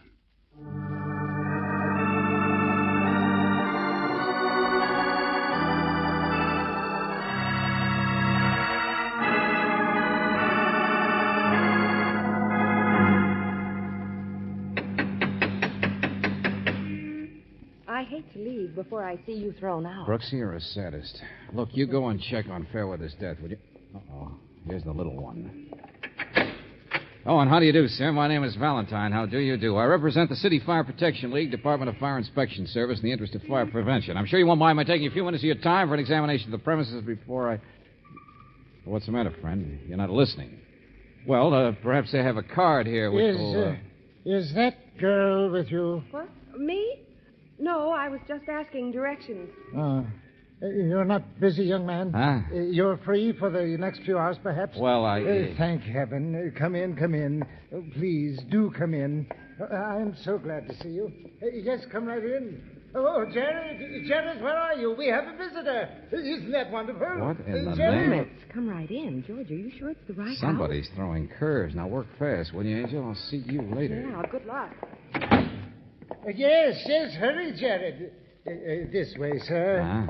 Valentine, you say? Yes, that's right. You're, Tom Binks? Oh, yes, quite. Tom Binks. Uh-huh. Some house you have here. Don't you ever open the shutters? Oh, yes. Forgive the lack of furniture. We've never bothered about the hallways. And the parlor in there makes such a handy place to store things, don't you think? We're very informal here. Oh, brother, there's an understatement. Pile of magazines, clothes, boxed up books. Oh, look out. Oh, this way, please. Here. What's the matter? Afraid of a loose chain on the chandelier? What? Oh, no. No, not at all. Oh, yeah, sure. The chandelier. That's what Fairweather hung himself from, isn't it? I thought you said you were from the fire department. Of course it's where he hung himself.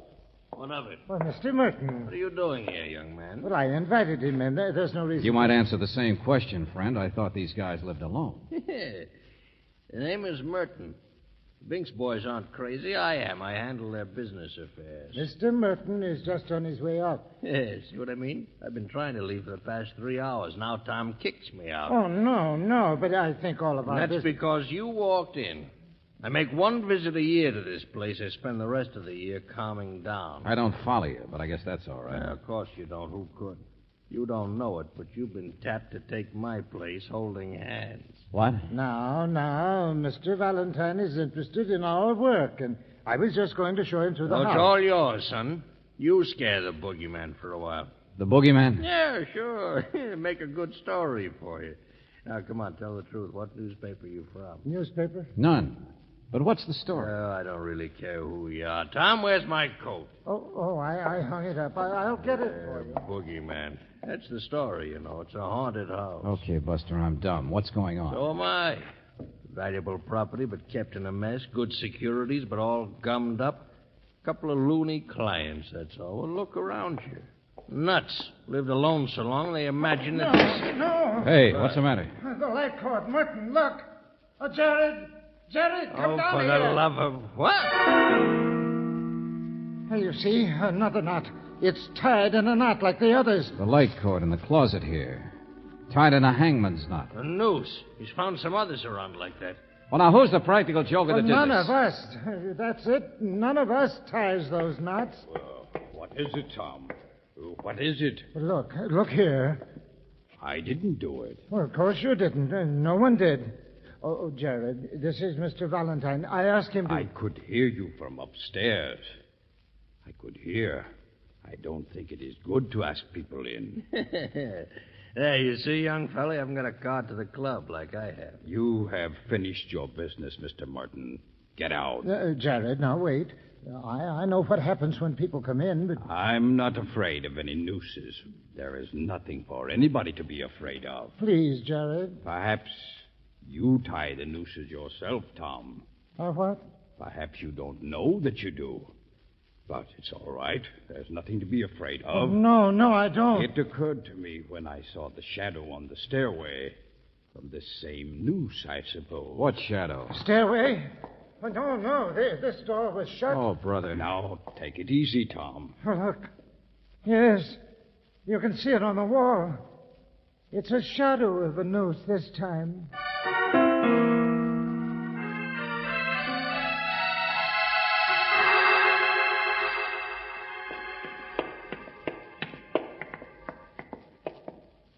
Yeah, sure. From upstairs here. Only place it could have come from.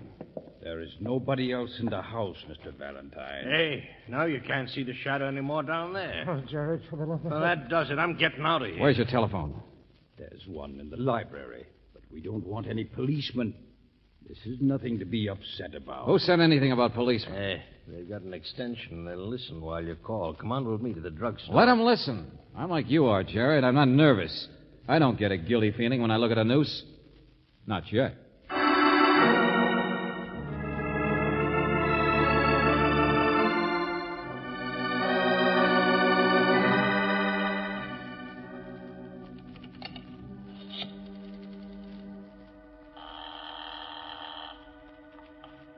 Operator.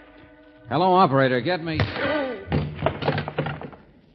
Hello? Hello?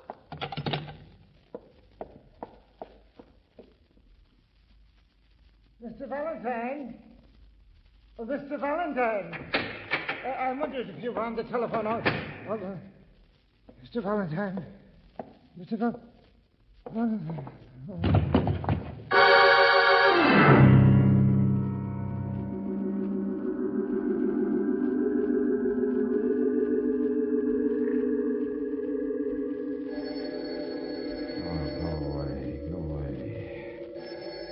Shut up, will you? Shut up. All right, I'm coming. Yeah? Hello, is Miss... George, is that you? Brooksy. What's the matter? You sound so funny. Everything's funny. I was just going to call you when the world caved in. What? I was going to tell... Hey, Tom Brinks. Looks like he fainted or something. George, for heaven's sake. Yeah, he's crazy. They're all crazy. The whole place is crazy, Brooksy. So am I. Now, listen, Angel. I was going to tell you the malarkey out here was too thick to be true, but I guess I'm wrong. I guess I was saved by the bell when you called. Will you please tell On me... account of everybody sees nooses out here. Well, now I do, too. What? Yeah, Angel. There's one made out of rope neatly draped around my neck.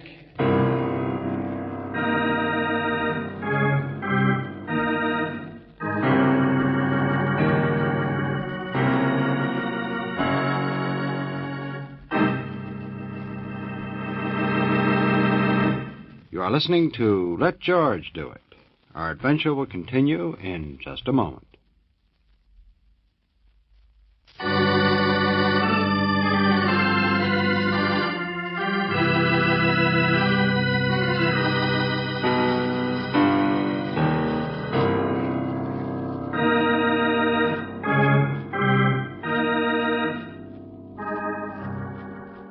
And now, back to George Valentine.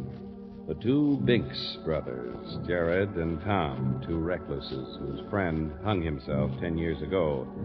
And now the Binks brothers are seeing the shadow of a noose. Light cords and sash cords have been tied with hangman's knots. Well, if your name is George Valentine, the whole thing looks a little wild to you. That is, until you yourself get knocked out and come to with a rope around your neck. Angel, I don't know what hit me, I tell you. But, You George... got a funny sore neck, though. If I hadn't telephoned, someone must have been trying to kill you. Brooksy, skip it, will you? I'm all right. What did you find? Well, all that silly stuff about emeralds may not have been so silly. Huh? What? Oh, Mr. Fairweather's death 10 years ago was suicide.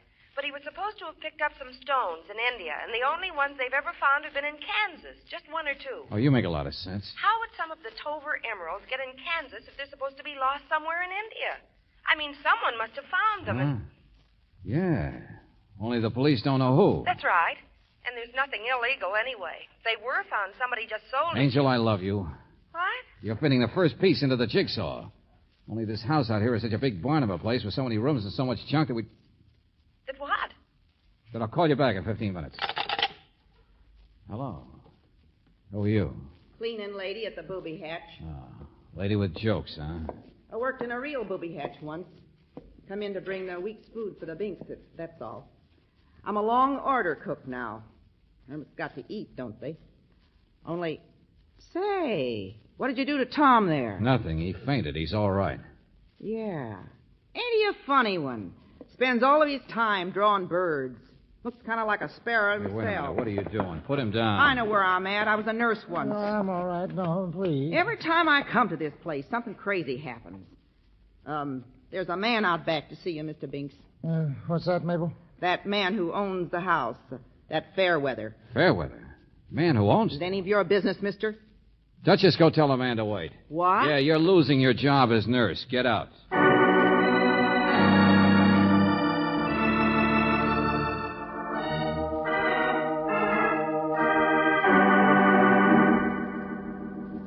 I never trusted anyone, Mr. Valentine. I was tried for murder once, Jared and I, but we hadn't done anything. Do you know what it's like to be tried for... Sure, Mr. Banks, but I'm only trying to help. There's nothing secret about our work.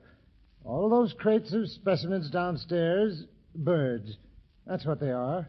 We've collected them from all over the world, and I am drawing them, Jared and I. For 10 years? Oh, it will take much, much longer than that. We don't work very fast, and there are more than 7,000. Yeah, sure, I get the idea. And Ansel Fairweather was your partner in that work. He was an ornithologist, I remember. So now explain who this other Fairweather is who's alive and waiting for you out back. A cousin of Ansel's. He's been trying to get the house. Mabel said he owned it. Well, he has some old deed that Ansel gave him. He says it's quite valuable property. That's why we're moving. Moving? Well, didn't you know? That's why the birds are all crated. We're being thrown out of the house next week. Oh. Huh. Why didn't you buy it? Why'd you let him get it? You guys have money, don't you? Or something worth money, maybe? Now, see here, young man. You told me you were some sort of a fire inspector. I asked you into the house, and all you do is ask questions. Just like all the rest. Jared told me not to talk to people. He warned me. Every time anyone gets Take near it easy, take it easy. Only suppose I go out and talk to the new landlord, huh?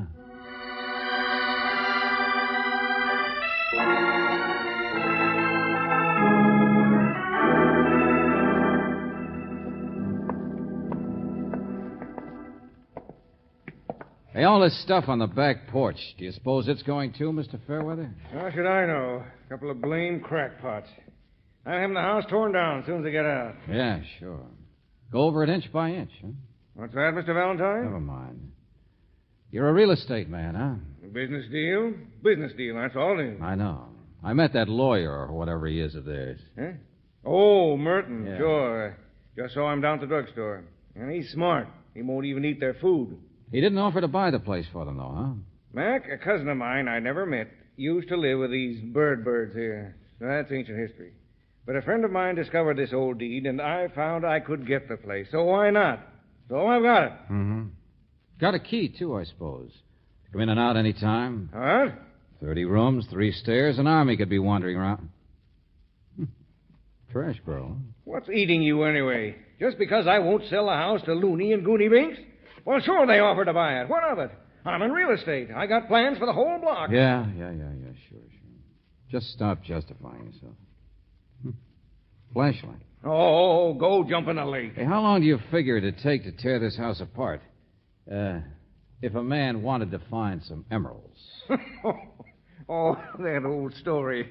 You're just another loony yourself, huh? Well, I'm in business, friend, and I don't have... So blame much junk, isn't there? Here. Ever see a flashlight rigged up like this? What's that wire thing? Found it in the trash barrel. When you put the button on, see, the wire's twisted around in a circle. Makes a nice shadow out there on the back wall. Shadow of a noose.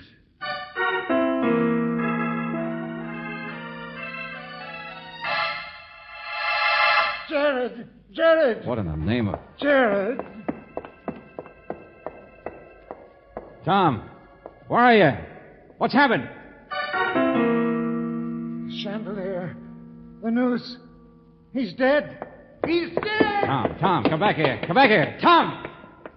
Oh, you crazy idiot. Who says he's dead, huh? Well, just as well be, I suppose. You hung yourself. Sure. Oh, brother. Not heavy or anything, are you, Gerald? Tom, hey, anybody! Okay, come on, Hurt. Let's get you out of here. You need help fast.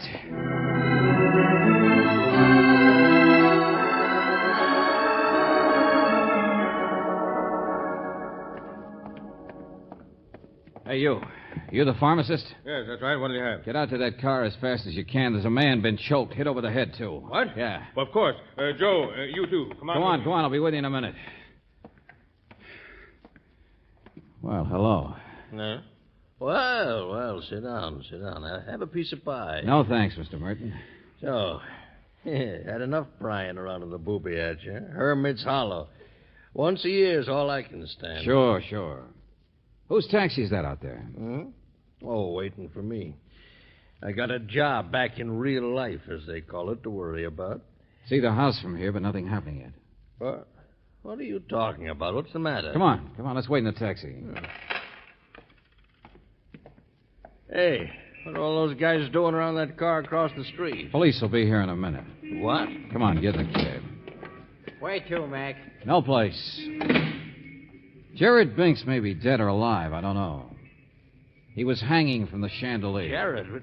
Now look Only here, person son, strong enough around there to lift him up for it is that woman, I guess, that Mabel. Well, then get your eyes off of my muscles. Oh, you weren't there. I haven't got any muscles. Unless Jared hung himself, but that's a fat chance. Besides, I've got a sore neck, too. Now, look, And Valentine, that rope around me wasn't pulled tight. And I don't know what knocked me out. But if Mabel was telling the truth, if she had been a nurse and worked around an asylum, well, it's one way to quiet somebody in a hurry. Slap him in the back of the neck, heel of the hand. Hey, what are you guys talking about? Just keep turned around, driver. I'd like to know what you're talking about, too. Well, why wasn't the rope around me pulled tight? Why wasn't I killed? Go ahead, watch the house. I can see the alley entrance. What for? Oh, we're not waiting for Mabel to show up. That's a police job. By now, she must be blocks from here. Yeah, so am I. You know, Merton, it's pretty clear. I got the flashlight off her service porch. I don't know who else could have been upstairs to throw that shadow of the noose and then duck in a hurry. Well, stop looking so sad. Mabel's a hired hand, that's all, a female thug. Oh, brilliant. But what I'm not sure of is who she works for. Hey, look. What? There he is. There's Tom. Well, how Yeah, the neat. little man himself with a suitcase. Oh, yes. Follow right along, driver. Okay. Yeah, I guess Jared had all the courage. It's a cinch Tom couldn't ever face the police again, so he's finally running. Hey, what's that? No, the guy's walking up there. Just keep your mind in the front seat, driver. Yeah, that's what the rope was put on me for, I guess. Same reason as the hangman's knots and the shadow of the noose. To scare the Binks boys. Only what happened with Jared? He catch on who was doing it? That why he was strung up to put the final fright into Tom and make him run? Oh, stop dribbling. Tom! Hey, Tom! What? Who is it? It's me, Merton. Over here, Tom. If there were any emeralds in that house, nobody'd ever find them. The Binkses never talked about them. Must have been pretty hard on you, Merton, wondering how you could get your hands on them. You're smart enough to know a gun when you see it, I hope. Huh? Hey, what the... You too. Shut up. Oh, hello, Tom. Hop in. Well, I don't know. It's all right, Tom. You can tell me some things. Like who this guy Merton really is. I told you... Tom, get in here. What? Get in. Well, of course. Oh, Merton, don't point that gun at me. You see, Merton's been so careful to get himself an alibi. Taxi all ready and waiting. Shut up, I told you. And Merton told me he came to see you men once a year to handle your business affairs. Well, I have. What of it? Once a year in April? 1 month after income tax? Does that make any sense for a business manager? All right, genius. You've said enough. Goodbye. Merton. Give me that suitcase. Come on, I'll step on it. No. You get out from behind the wheel and turn around. Hey, what in the... I'm leaving you right now. Get your hands off that. Give him the suitcase, Binks. It has the emeralds, right? Isn't that the point of the whole business, to scare you into running? And when you run, the one thing you take with you is the emeralds that a man could spend his life searching for in that house? That a man could get one at a time, you mean, once a year. Yeah, that's who I am. I handle a business all right, one at a time, once a year. Merton, please. But never a glimpse of the rest of them. Well, now I've got the whole mess. Get out of my way. You got a mess, all right, Buster. But look out! I'll kill him. Not in April, sweetheart.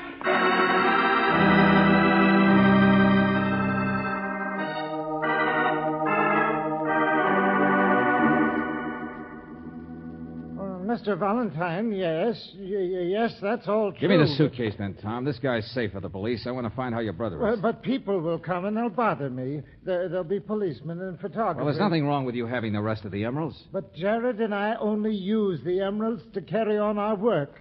Now this suitcase, you open it. What the... Is there anything wrong, Mr. Valentine?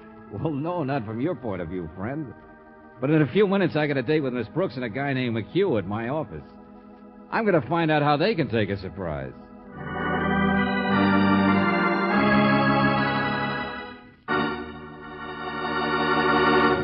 Back to the conclusion of our Let George Do It adventure in just a moment.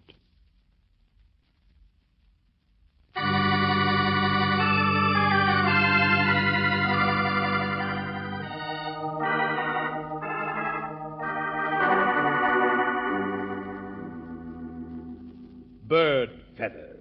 You heard me, McHugh. Skins of birds. That's what he carried in that suitcase. Uh-huh. Yeah, if Tom could take one thing of value from the house, that was it.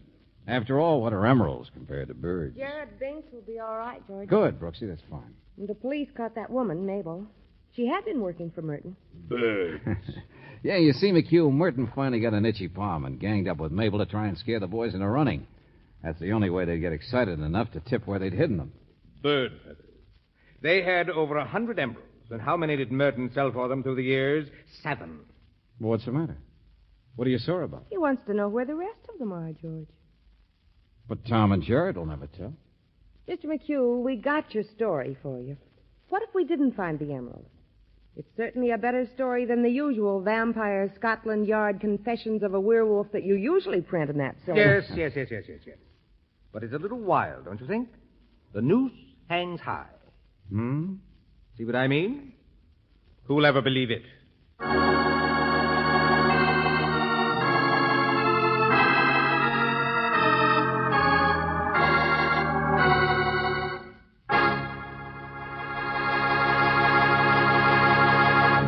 You have just heard The Noose Hangs High, another Let George Do It adventure.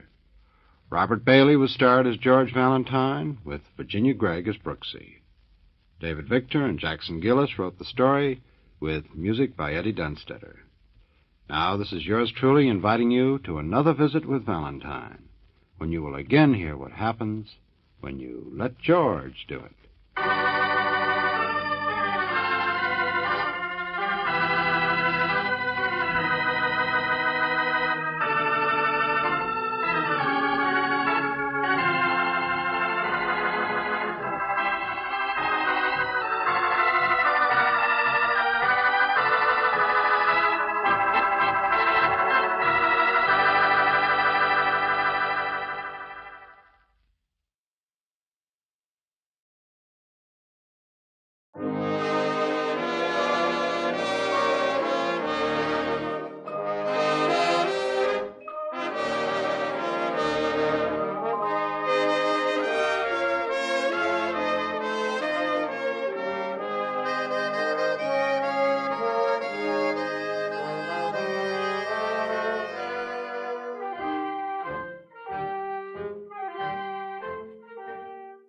Tonight, we again present the famous Mr. Chameleon of Central Headquarters in his most famous cases of crime and murder. For those who do not know who Mr. Chameleon is, we give a quick sketch of his character. Born of a well-to-do family and a college man, he tried from childhood to live up to the name he bore, Chameleon, by taking on the color of whatever situation in which he found himself, appearing in endless guises, finally entering the police force where he became known as Chameleon, the man of many faces, the underworld's most dreaded man. Throughout this series, the listener will invariably know who Mr. Chameleon is, no matter in which disguise he appears, but the criminal he's tracking seldom does. Tonight we give you Mr. Chameleon and the case of the blood-stained dollar bills.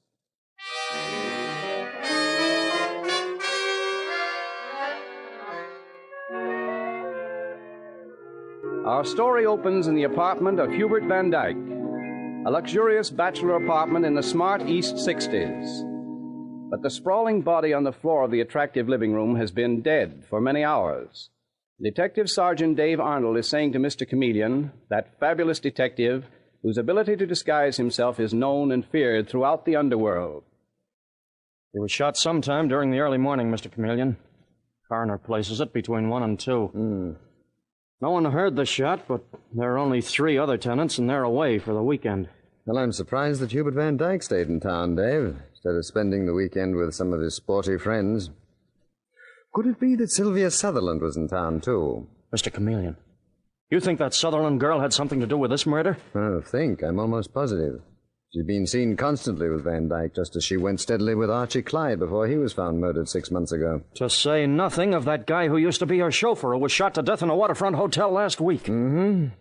Dave, that chauffeur and Archie Clyde, when they were found, they were each clutching a dollar bill. Yeah, not this one, though. There's no dollar bill on this Van Dyke guy. No? Look, Dave, protruding over the top of his vest pocket.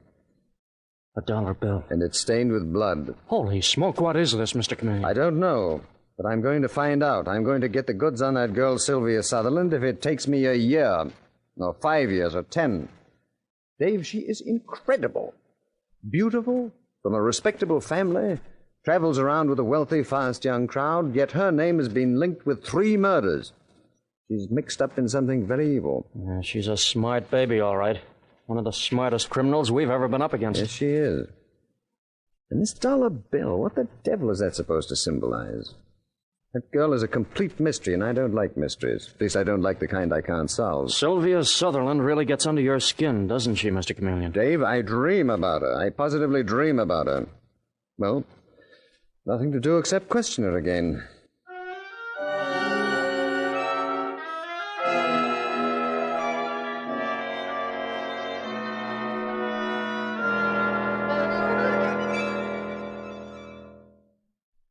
Mr. Chameleon, don't you ever get bored with this questioning routine? I should think you'd begin to find it pretty tiresome. I'm beginning to find you pretty tiresome, Miss Sutherland. Oh, do call me Sylvia. We're old friends by now. Why, this office of yours at Central Headquarters is like a second home to me. Miss Sutherland... That motto of yours hanging on the wall. The innocent must be protected. The guilty must be punished. It's such a noble sentiment. I agree. And the guilty are punished, Miss Sutherland. May take a little while, but they haven't a chance. I suppose you mean by that I haven't a chance. All right, Mr. Chameleon. If I'm a criminal, an evildoer, a murderess, prove it. Miss Sutherland, you are amazing. For months, you have been seen in the company of Hubert Van Dyke. Van Dyke is found murdered, and yet you were as hard and unmoved as if Van Dyke were a stranger. Maybe I've learned to be hard. Well, you've certainly learned your lesson well. Well, I guess I'll have to pay another visit to your guardian. Poor Mrs. Clarkson. She must be tired of seeing me, too. Aunt Edith can't help you, Mr. Chameleon. She knows nothing about Hubert's murder. She can't even give me an alibi. I told you I had no alibi. I went to a midnight movie last night. All by yourself? All by myself. I saw Broken Dreams at the Colony Playhouse, and it was very sad. I cried my eyes out. I'm delighted to hear that you're able to cry. Mr. Chameleon, I suppose you won't believe me when I tell you that I was in love with Hubert Van Dyke. If that is true, Miss Sutherland, all I can say is that it's a great misfortune for any man to have you fall in love with him. Archie Clyde, for instance, he was murdered, too. Harry Peters, the chauffeur. Not that you loved him, he was simply your employee. But it's a great misfortune for anyone to even know me. Apparently, yes. In that case, Mr. Chameleon, aren't you worried about yourself? If you want to see Aunt Edith, we'd better get started. She's addressing a meeting of her literary club today.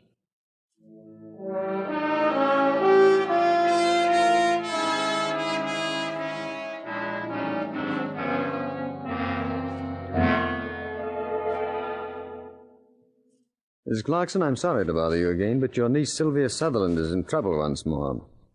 3rd time within a year she's been connected with a murder. And the police want to know why. But, my dear Mr. Chameleon, I've told you before, my niece's life is her own. It breaks my heart, but there seems to be nothing I can do about it. You raised her, didn't you? Her parents died in an automobile accident when she was 2. I did my best to raise her, but apparently my best was none too good. Well, I'm sure that you did everything you could, Mrs. Clarkson. It was a very lovely home. Oh, it's that wealthy, dissolute crowd she goes with. Mr. Chameleon, will you hand me that cotton, please? I beg your pardon? That ball of crochet cotton on the table? Oh, yes. Thank you very much. I'm crocheting a doily. I crochet a great deal. I find it's good for my nerves. Where was I? You were talking about Sylvia's dissolute friend. Oh, yes.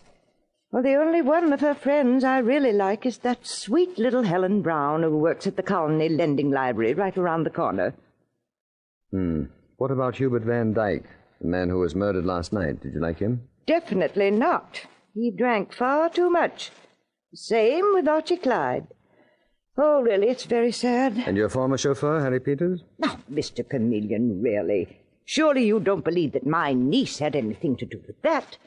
I discharged Harry for drinking and impudence. I discharged him, in fact, at Sylvia's request. But she certainly had nothing to do with his death. I disagree. Now, really, Mr. Chameleon. I disagree because when their bodies were found, all three men were holding dollar bills in their hands. Or at least two of them were. The third dead man had a dollar bill protruding from his pocket. And frankly, What? Oh, what is it, Martha? This is my housekeeper, Mr. Chameleon, Martha Stevens. Yes, we've met before. Oh, of course. Well, what is it, Martha? That girl was just here. That Helen Brown from the lending library. She wanted to see Miss Sylvia. I wouldn't let her. Why not? Miss Sylvia said she had a headache. She went upstairs to lie down. But Helen Brown, she said she had to see Miss Sylvia tonight. She said it was important. Oh, well, in that case, I'd better go upstairs and give Sylvia the message. Wait for me, Mr. Chameleon. Don't worry, I will.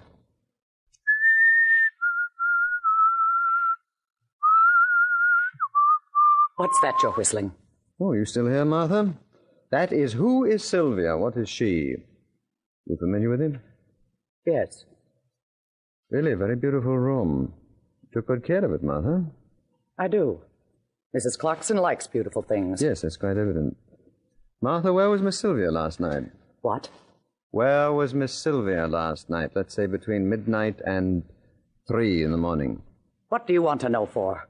Can't you leave her alone? You cops make me sick counting her like you do. Where was Miss Sylvia between midnight and 3 a.m.? She was right here with me. You mean here in this house? You sure about that? Yes. She came downstairs to the kitchen just about midnight. We sat there talking until after 3. And you needn't look at me so funny, Mr. Chameleon. I'd swear to that in court.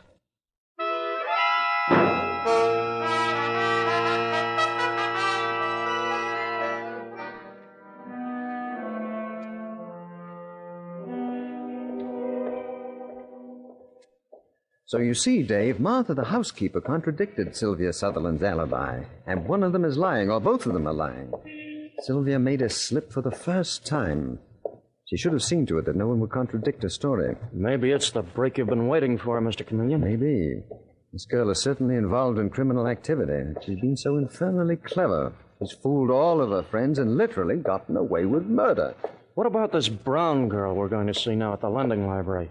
You think she can tell us anything? I wouldn't be surprised. She's evidently close to Sylvia. The only friend her aunt approves of it. Dave? What's the matter, Mr. Chameleon?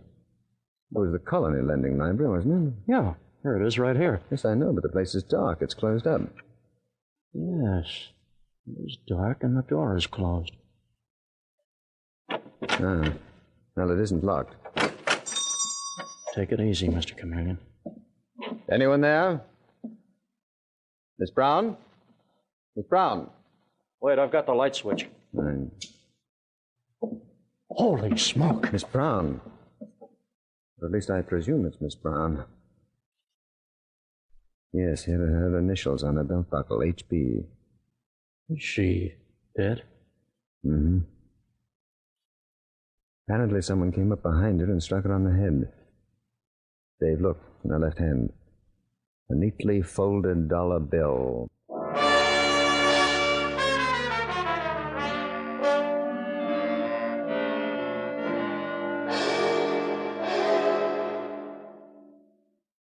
There were no fingerprints on the dollar bill, Commissioner. Just as there were no fingerprints on the one we found on Van Dyke. Mm-hmm. But there it was in Helen Brown's hand, the mark of the killer. The victim, as usual, is a friend of Sylvia Sutherland's. Did you check on the dead girl's background, Chameleon? Yes, indeed. Well, little Helen Brown was just an average girl, obviously dazzled by Sylvia Sutherland's glamour. But she was being used, Commissioner. And my guess is that lending library is being used for some purpose. Who operates it? Very nice couple named Hawley. They were horrified, naturally. To them, murder is something that takes place only between book covers. Which reminds me, Commissioner, Harry Peters, the chauffeur who was murdered in that ratty little waterfront hotel. You recall what he was doing when the killer entered his room? Yes, he was found sitting up in bed. He'd been reading, Commissioner. The book fell to the floor. We attached no importance to it, but it was impounded, of course. I want to see that book. You think it came from the Colony Lending Library? Yes. Commissioner, the Hawleys are reopening the library in a couple of days. Don't you think that the police might be able to persuade them to hire a man to succeed Helen Brown? And that man would be you, Chameleon, in disguise? Well, yes, who else? I'll take the name of Wilbur Wilcox. Rumpled hair, rumpled clothes, pasty skin, plus a perpetual cold in the head. Mm-hmm. Yes, well, that does it. You may be walking into a hornet's nest, Chameleon. Yes, I think so. I hope so. If you could only put the finger on that incredible Sutherland girl. By the way, where Sylvia Sutherland is concerned, I have a brand new theory. From now on, Commissioner, everything I do will be based on that new theory.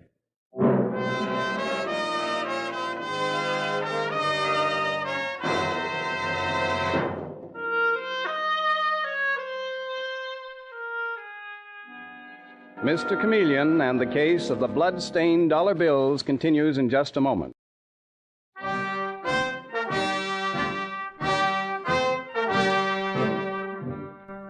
And now back to Mr. Chameleon and the case of the blood-stained dollar bills. It is several days later, and the Colony Lending Library has reopened its doors just a few minutes before. Inside is Mr. Chameleon, the famous detective, disguised as Mr. Wilcox, the librarian. Mystery novels, nothing but trash. People should be forbidden to read such rot. Morning. Morning. Do you mind closing the door, please? I can't stand drafts. Okay. What could I do for you? Detective novel, no doubt you're the type. Yeah? And what's wrong with detectives? You should know, Detective Sergeant Dave Arden. Huh? You should know. Mr. Chameleon, I didn't know you. I thought you were some kind of an assistant librarian. Wilbur Wilcox requires no assistance, Dave. He's quite capable of running this place by himself. Did you get an answer to that wire to Claremont, Wisconsin? Yeah, here it is. Yeah. Another thing, Mr. Chameleon, you were right about the book. The one that Harry Peters was reading when he was murdered. It came from this lending library, and what's more, I think that... Watch it, Dave. Customer. What a customer. Huh? Oh, hello, Miss Sutherland. Well, if it isn't Detective Sergeant Arnold. Where's your friend, Mr. Chameleon? You look lonesome without him. He's, on a job. You mean he's no longer interested in me? Oh, I'm hurt. Or could it be that he knows when he's failed? Chameleon? He doesn't know the meaning of the word fail. Then he's more of a fool than I thought he was. Oh, good morning. Are you the new librarian? Yes, I am. Is that door open again? I'll close it. Thank you. What could I do for you, Miss Sutherland? Sylvia Sutherland. The notorious Sylvia Sutherland. Oh, yes. Or hasn't word reached the bookworms here at the lending library that I'm a dangerous woman? I beg your pardon. Oh, never mind. I'm returning this book. It's due today. The Devil's Brew. The Devil's Brew. Are you taking out another book, Miss Sutherland? Not now. Detective Sergeant Arnold. Yes, Miss Sutherland? There's one thing your friend, Mr. Chameleon, was right about. He wouldn't believe this, but I was very fond of Helen Brown. Apparently, I do bring tragedy to everyone I know. Miss Sutherland, wait a minute, will you? No, let her go, Dave. You don't want me to tail her, Mr. Chameleon? No, stick around. And let's take a look at this book that she's just returned. The Devil's Brew. Suppose we shake it. Nothing concealed in the pages, but... oh, no, who's this? Looks like Santa Claus. Yes, doesn't it? Good morning. Good morning. Good morning. It's a beautiful morning, isn't it? It makes you glad to be alive. Yes, sir, it certainly makes you glad to be alive. Do you have a book called The Devil's Brew? The Devil's Brew? Yes.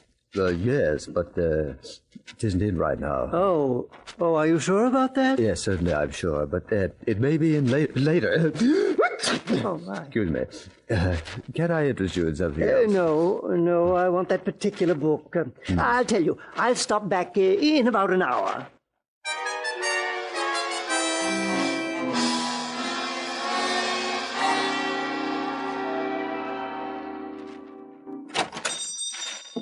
Well, good morning again. Has the book come in yet, The Devil's Brew?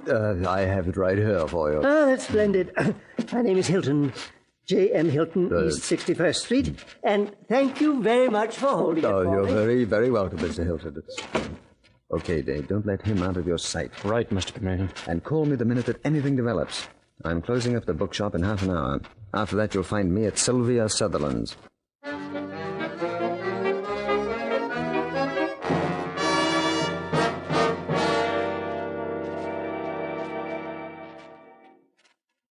My dear man, oh, I'm sorry. What was the name? Wilbur Wilcox. God bless you. There you go. That's... My dear Mr. Wilcox, I don't quite understand why you insist on seeing my niece. Because, Mrs. Clarkson, it's a matter of grave importance. But does Sylvia know you? Oh, by the way, could I trouble you for that ball of crochet thread? It rolled under your chair. Oh, yes. Here you are. Thank you. My dear mamma used to crochet. Really? Oh, how sweet. I find it wonderful for the nerves. But are you a friend of Sylvia's? No, Aunt Edith. He's not a friend of mine. Oh, Sylvia, my dear, I didn't hear you come in. Martha told me there was someone here. But he's not a friend of mine, Aunt Edith. He's the new librarian at the Colony Lending Library. Really? Well, why didn't you say so, Mr. Wilcox? Because I have an unpleasant duty to perform, Mrs. Clarkson.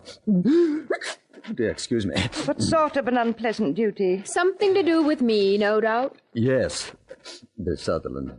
You have been defacing one of the books that you borrowed from our library. You marked several of the pages. You drew circles around the page numbers. I had quite a hard time erasing them. Erasing them? Yes. I'm afraid the marks still showed when I gave the book to an old gentleman. But, Mrs. Clarkson. Yes, Martha? There's a telephone call for a Mr. Wilcox. Mr. Wilcox? Oh, that's you, isn't it? Yes. You can take it on the extension phone here, Mr. Wilcox. Oh, thank you. I'm sorry to trouble you, but this call was important. A matter of life and death, so to speak. Hello? Speaking. Yes. You mean the numbers correspond with... I got it. Yes. Miss Sylvia. Shh, Martha, I want to hear this. You did? Fine. Okay, Dave, I'll carry on from there. And what was that all about, Mr. Wilcox, if you don't mind my asking? Not at all, Miss Sutherland. On the evidence just received, I hereby arrest you for the murders of Helen Brown and Hubert Van Dyke. But you can't arrest Sylvia. My niece can't be a murderess. Miss Sylvia never killed him. She never harmed anyone. And who are you to arrest me? Mr. Chameleon.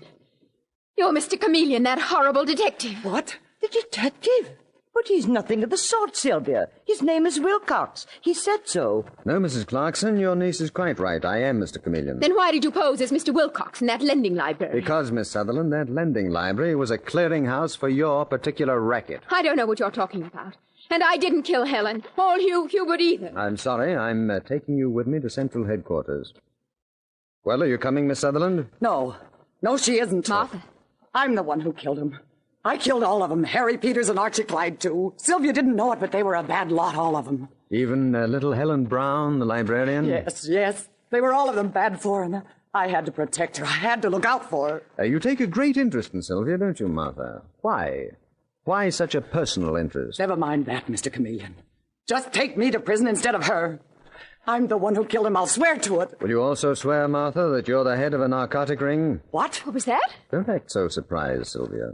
You know perfectly well that you smuggled narcotics to your wretched friends. No, I didn't know. Oh, come now, my dear. Hubert Van Dyke found out about it. That's why he was killed. Harry Peters was one of the agents who distributed the stuff. And Helen Brown, she discovered your trick of marking the book pages. So she had to be silenced, too. No. Detective Sergeant Arnold trailed the old man who picked up that book, The Devil's Brew, and he went straight to a bus terminal. In that terminal, there are lockers, and he chose the 3 lockers whose numbers correspond with the marked pages in the book. And in those various lockers, he placed packages of narcotics. I didn't know. Whereupon he locked the lockers and hid the keys underneath a bench in the waiting room, fastening them there with wads of chewing gum. Later, you or one of your gang would go to the terminal and pick up those drugs. I tell you, I didn't know. And not only that, you abused your Aunt Edith's kindness. For the narcotics were concealed, where do you think? In the center of the balls of crochet cotton, which you presumably bought for your aunt. Oh. only to use them for smuggling Oh, purposes. Sylvia, you didn't. You didn't do a thing like that. Oh, how awful, how perfectly awful. Stop play acting, Edith. What did you say, Martha? I said stop play acting. You can't let Sylvia be arrested for something she didn't do. If you won't tell Mr. Chameleon the truth, I will. Mr. Chameleon... That's enough, Martha, quite enough. And Edith! Edith, put away that gun! I've always told you, Martha, what would happen if you were stupid enough to speak out of turn. Well, now it's going to happen. You mean, Mrs. Clarkson, that you intend to kill your sister and your sister's child with that gun? The way you coldly killed those others who threatened your safety? Mr. Chameleon, you said Martha's her sister? And your mother, I imagine, Sylvia. What? Quite right. You've been right about everything, Mr. Chameleon. Too bad for you it worked out like this, with nothing and no one between you and this gun. Edith, you're not going to kill him. Oh, not just yet, Martha. Sylvia comes first. Sylvia? And then you, and last of all, the great Mr. Chameleon, with $1 bill in the hand of each of you. $1 bill. You remember, Martha, years ago? $1 was all that stood between us and complete starvation before I learned that Before you learned that you had a first-rate criminal mind, Mrs. Clarkson, and could hit a narcotics ring. Yes, and it paid off well. It's given me all this luxury, and no one's taking it away from me, and Sylvia goes Dave, first. don't shoot that woman. I want to take her alive. No, There, I knocked the gun from your hand, Mrs. Clarkson, and now I have But it. where's Detective Sergeant Arnold? I didn't know he was here. He isn't, Miss Sutherland. I wanted to take Mrs. Clarkson's eye off you and give me time to get the gun and work. Don't move, Mrs. Clarkson. You've got me covered. What can I do? Well, just let me put the handcuffs on you, that's all. Oh, just a moment. I have something I want to slip in the bracelet on your right arm. A brand new $1 bill.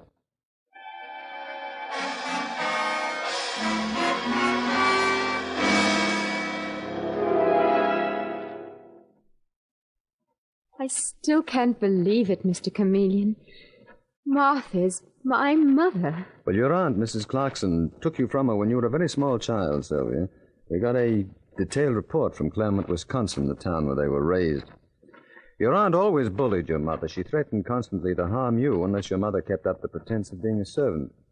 Then later, your aunt used you to cover up her evil traffic. She used you to carry messages, even narcotics. I realized something was wrong. That's why I was so bitter and defiant and unhappy.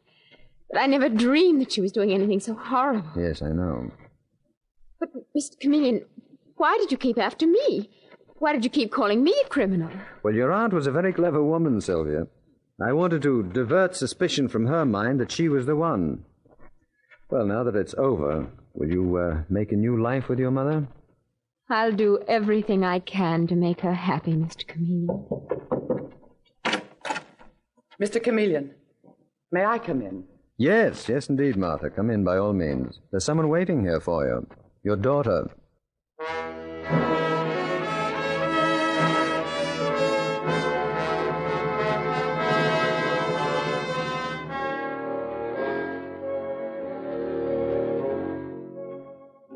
And with these words, Mr. Chameleon concludes tonight's murder case.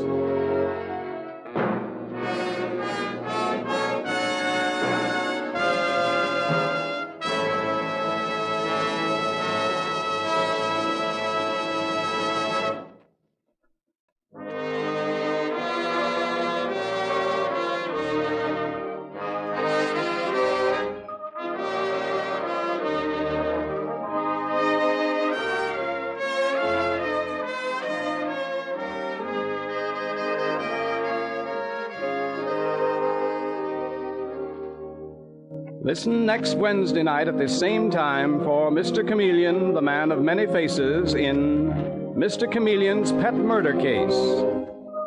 The part of Mr. Chameleon is played by Carl Swenson, with dialogue by Marie Baumer from the original story by Frank and Ann Hummert. Music directed by Victor Arden. Your announcer is Howard Claney.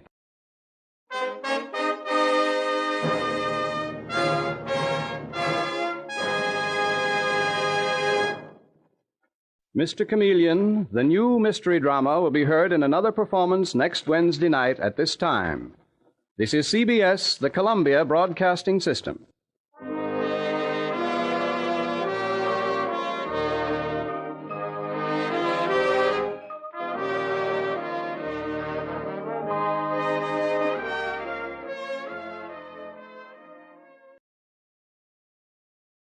for your listening enjoyment, John Lund as Johnny Dollar. George Post, Mr. Dollar. Did you have a good trip? Oh, yeah, fine flight. It's good to change that New England weather for your Arizona sunshine. I hope you feel that way after we've talked over this case. How much did they tell you in Hartford? Well, my getting out here in a hurry seemed to be more important than details. So all I know about the robbery is what broke in the papers. A $100,000 payroll stolen and 2 guards killed. Those are the basic points. The police have got no place with it in 2 days. But if you're willing to take one of the biggest gambles of your life, we may be able to crack it.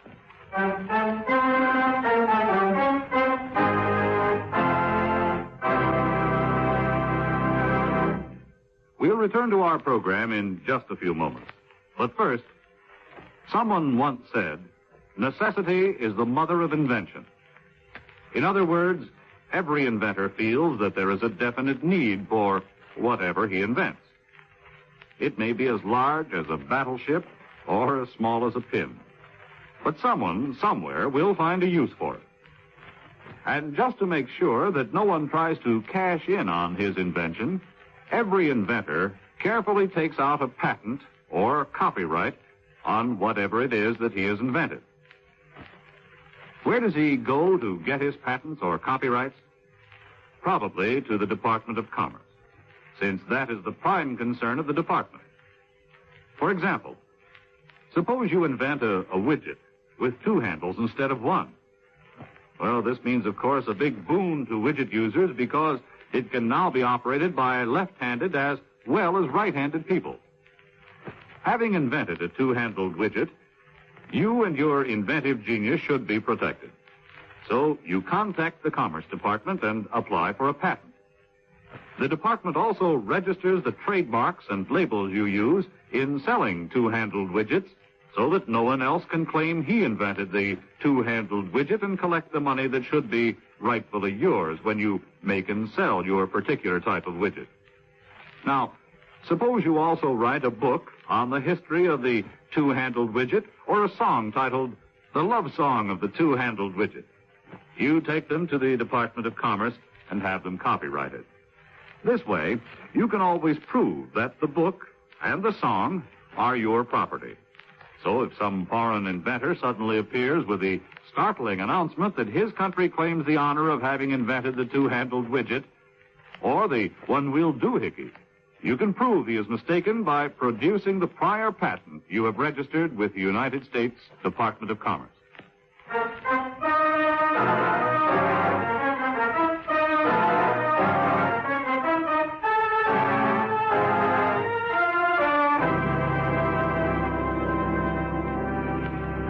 Expense account submitted by Special Investigator Johnny Dollar to Home Office, Plymouth Insurance Company, Hartford, Connecticut. The following is an accounting of expenditures during my investigation of the Paul Gorell matter. Expense account item 1, $153. Airfare and incidentals between Hartford and Phoenix, Arizona. On the way from my hotel to the Plymouth offices, I noticed that the afternoon papers were front-paging a report of the local killing of an unidentified man. I learned shortly afterward that the murder had an important bearing on my own foreseeable future.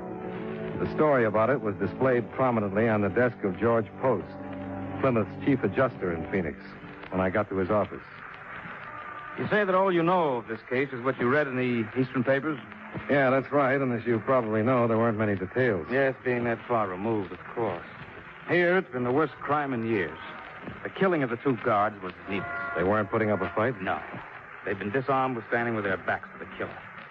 They were shot down because there were potential identifying witnesses. Nobody else saw it? Yeah. Story in the lower right-hand corner. Oh, yeah, I saw the headlines on the way over. What about it? This picture here of the dead man, Palovic. He was the only other witness. And the paper doesn't say anything about it? The papers don't know it, and the police don't know it. There were 2 men involved in the robbery. Palovic was one of them. Well, you must have some big reason to hold this kind of information from the police. I have. Palovic phoned me the morning after the robbery, and I met with him in secret that afternoon. He told me that he'd broken off with his partner in the affair, a man using the name of Paul Gorell. He said there'd been an agreement between them that there'd be no shooting, but that in spite of it, Gorell shot the guards down in cold blood. Well, did you ask him why he didn't go to the police if he was so interested in clearing himself of the killings? He said he was on parole, would face an automatic 20-year term if he went to them. What did he expect from you? Nothing. He said he'd been in trouble with the law most of his life, but that he'd never killed anybody. He claimed that all he wanted was to stop Gorell from enjoying what he termed that blood money. He told me where Gorell is and what his plans are. Is Gorell still in Phoenix? Yes. And I know what you're going to say. That you still think it's a job for the police. Well, with 3 murders to his credit, I sure do. We decided to try it our way because their plan was to mail the money out of the state. Palavic was sure that Gorell has already sent it, but didn't know where, except that it was someplace in or near Los Angeles. Uh-huh. Any idea how he's going to try to get out of town? Yeah. It's one of those share the ride arrangements. You know, the kind that are advertised in the classified sections. This man is driving to Los Angeles and wanted passengers to share the expense and help with the driving. Both of them are going in the same car? Yeah. And since Palavic isn't going, there's room for me, huh? That's what I meant when I mentioned you're taking a gamble. There's no doubt that Gorell is a completely ruthless killer. Now, will you go? Well, I don't like it for a lot of obvious reasons. But I wouldn't like a reputation for turning down cases either. When do I leave?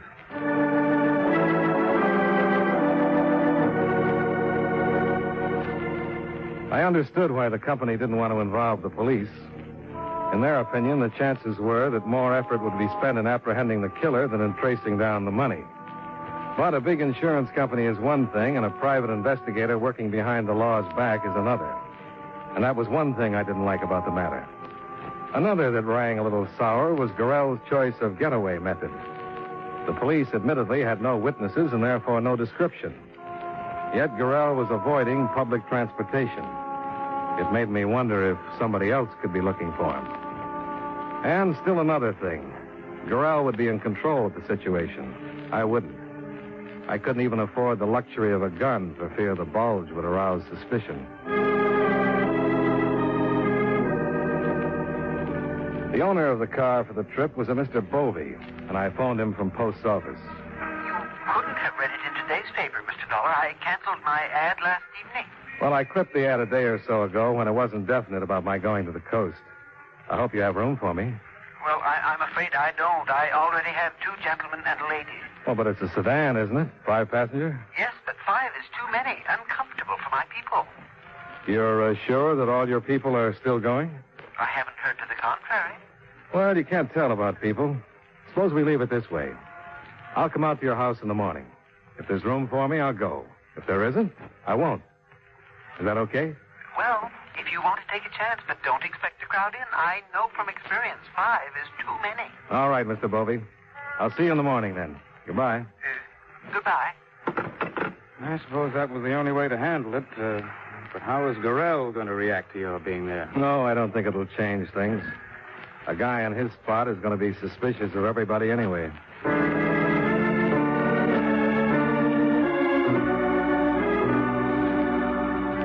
At 9 the next morning, I arrived at Bovey's address in a Phoenix suburb. He left me in a seedy living room while he put his luggage in a car that was parked at the curb in front of the house. And a minute after he came back in, the doorbell rang, and he let Gorell in. Just leave your luggage by the door, Mr. Gorell. Your friend, he's not with you. Brother came up. Some business deal, so he couldn't come. But why didn't he let me know? Yes, he figured I would, because I made all the arrangements with you. And all the time I thought he'd call. Well, Mr. Dollar, did you hear that? Yeah, looks like I'm in luck. This is Mr. Gorell. How are you? Hi, how are you? Mr. Dollar came this morning just on the chance that this might happen, so there'd be room for him. What, that somebody wouldn't show up? He must be psychic or something. Oh, no. Guy's got to get the breaks once in a while. Well, you two get acquainted while I pack the luggage. You, live here in Phoenix? No, I'm from the East. Connecticut. To travel all the way out here this way? I mean, in people's cars like this? Not all the way.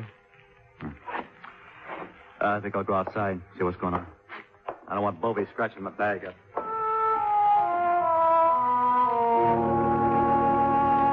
Nothing except 2 cold blue eyes that moved around too much would have given him away for what he was. The rest of his makeup, thin, triangular face, blonde hair, and slightly stooped figure, would have made him unnoticed in any company. By the time I followed him outside, the fourth member of our party had arrived. She was a not unattractive brunette wearing harlequin sunglasses that made her look frightened. I wondered how she'd look if she knew who her traveling companions were. This is Miss Shelton and Mr. Dollar. Miss Shelton? Hi. We're all loaded. All right, then we're ready. Now, how shall we arrange how you sit? Does anyone care? Yeah, why don't I take my turn driving first? I drove a cab for a while, and I know some quick ways out of town. Well, that's fine. Miss Shelton, will you sit in the back with Mr. Dollar? I like to ride in front in my own car. It's all right with me. Thank you, Mr. Dollar. The starter's right there, Mr. Gorell. Yeah, I got it.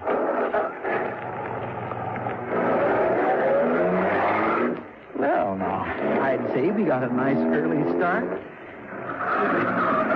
Which way are you going, Mr. Gorell? North on Mission Drive? That's right. Turn off on Northern and hit the highway. That's that long stretch of traffic out towards Peoria. Yes, but now, this is out of the way. It just seems like it. You leave it to me. I know this town like a book.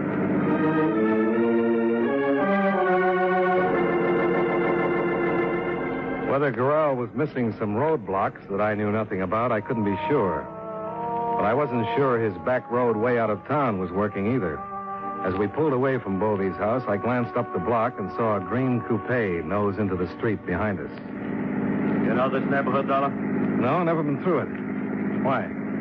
The way you were looking around, as you were trying to spot an old landmark or something. No, just trying to memorize my way back in case you get lost. You don't trust me?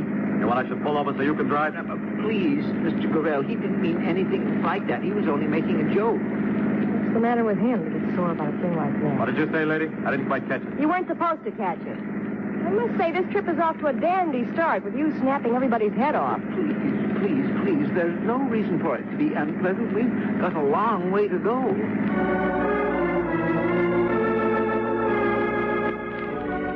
That evening, with Bovey driving, we were approaching Blythe on the California border when the car began to heat up.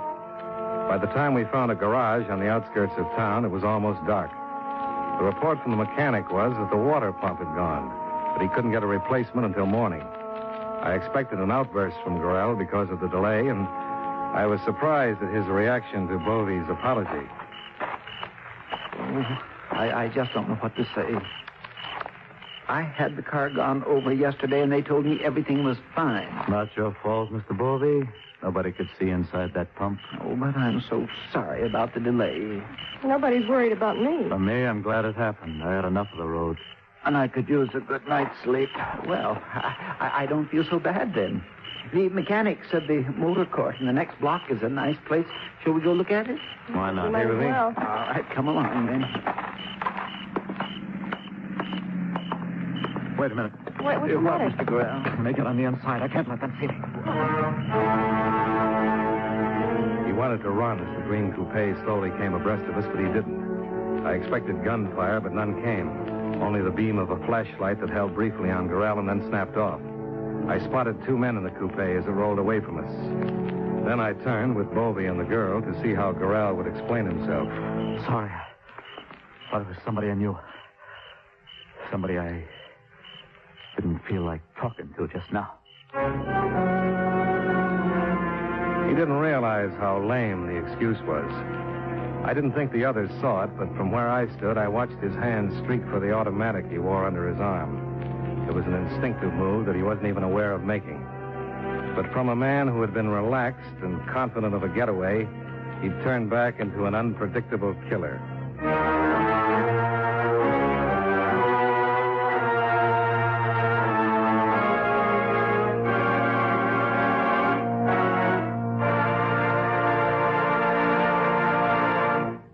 You know, many great men have attained the highest office in our land, the presidency of the United States.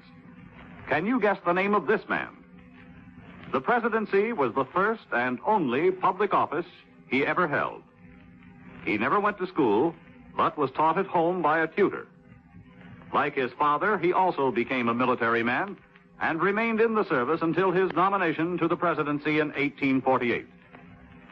He was the second and last member of the Whig Party to become president. If you don't have his name by now, here's another clue. During his presidency, gold was discovered in California. Who was he? Zachary Taylor, 12th President of the United States. His life is part of your American heritage. And now, with our star, John Lund, we bring you the second act of Yours Truly, Johnny Dollar.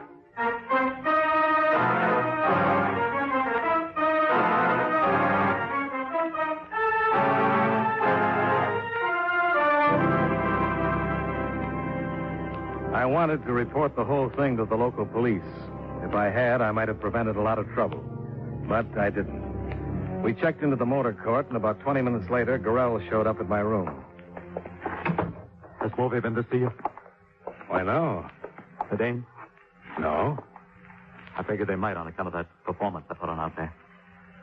The truth is, I got in some trouble in Phoenix, and my nerves aren't so good. That's okay. I'm not curious. Yeah, well, I didn't want you to think I'm nuts or anything like that. I thought maybe you could tell the others. Yeah, I wouldn't want Bobby to dump me out of the trip. I haven't got enough to get to L.A. any other way. But look at this wallet. See? A single and one pin. That's my stake. That's running pretty close. I wish I could help you out. No, I'm not making a touch. I can scrape up some when I hit L.A., but... well, I'd like it if you told the others. It's up to you. Yeah, you see, I got into a card game with these two guys in Phoenix. I was drinking. I thought the stakes got higher than I should have, and I lost more than I could pay. So, I ran out on them. Those were the men that drove by? Yeah, I'm pretty sure they were. Well, if they followed you this far, don't you think they'll follow you the rest of the way? I don't know. Say, you got anything lined up out there? Oh, nothing definite. Why? Well, if they're still on me, maybe I could use some help getting things straightened out, you know? I'd make it worth your while. What kind of help? I will see how things stack up when we get there. Anybody that travels like this could use a few extra bucks. You can't kid me there. Yeah, that's right. Okay. You tell Bogey and the Dame what I said. And then maybe you and me can give each other a hand. Maybe. Well, I'll see you in the morning. I hear we're going to get an early start.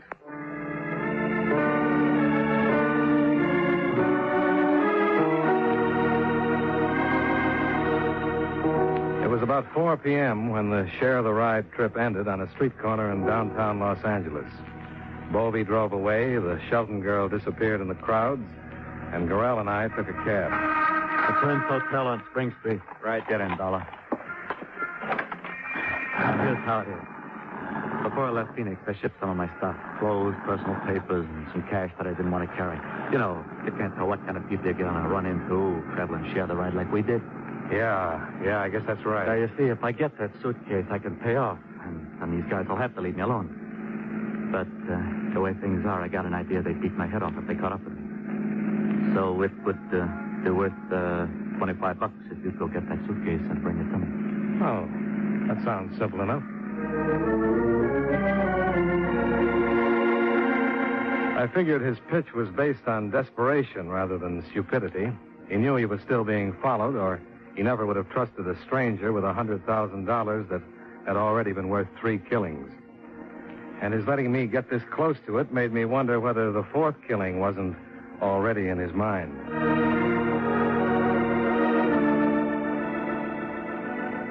We both checked into the Prince Hotel, and in his room, he gave me the express receipt I'd need to pick up the suitcase. I left him and made my first stop at a phone booth. I called the police, told them my story, and arranged to meet a plainclothes sergeant from homicide a block away from the express office.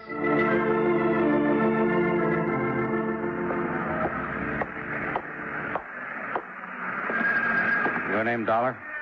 That's right. I'm Sergeant Mason. I don't know what to make of this story of yours. Well, that's just why I asked if you could meet me. I want you on hand when I deliver that suitcase.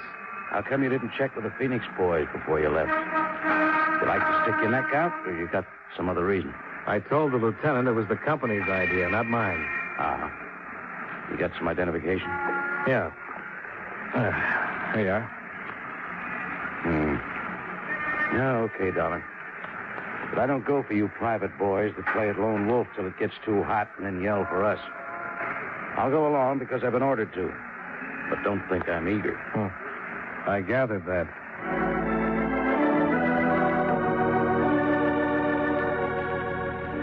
I took delivery of the suitcase without a hitch. Sergeant Mason was waiting halfway down the block when I came out with it. He trailed me back to the Prince Hotel and waited while I went ahead into the lobby. I got to Gorell's floor, and when the sergeant was a few steps behind me, knocked on the door. Gorell? Gorell? It's Dollar. Try the door.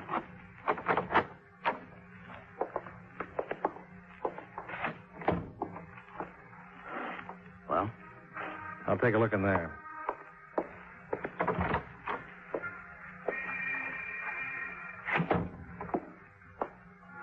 Well, his stuff's still here. There's no sign of a struggle. No sign of anything. You have any idea how empty the story of yours sounds, Dollar? Yeah, I suppose it does. But how about coming to my room? We'll get this suitcase open. No, not with me there. If you'd played it level with the Phoenix police and we had a go-ahead from them, yes. But I've got no right to break into somebody's personal property on your say-so. You're leaving? That's right. And if your story's true, I feel sorry for you.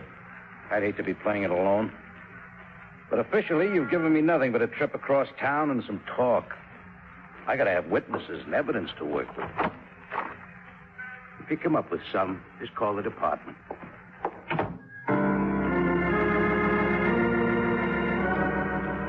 I hope the company will remember Sergeant Mason's procedure the next time there's a choice between working with the police or without them. He had every right to walk out, and when he did, this is what he left me with.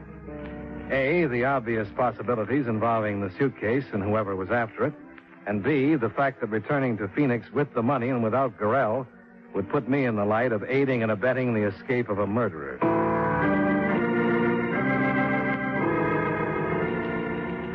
It was then 6 o'clock. I checked Gorell's suitcase at a bus station a short distance away. Then I grabbed a quick sandwich and went back to my room to wait.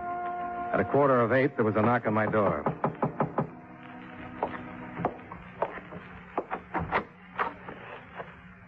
Aren't you going to invite me in? Oh, sure. Sorry. You knocked me off balance a little. Come on in, Miss Shelton. Thank you.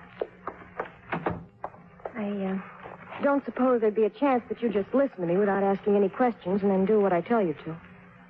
What would you tell me to do? Pack up and get out of here. Out of town would be better. Why? Because without knowing it, you've got yourself mixed up with some bad people. Who do you mean, Gorell? Yeah. What about him? I didn't realize you knew him. I don't. I didn't.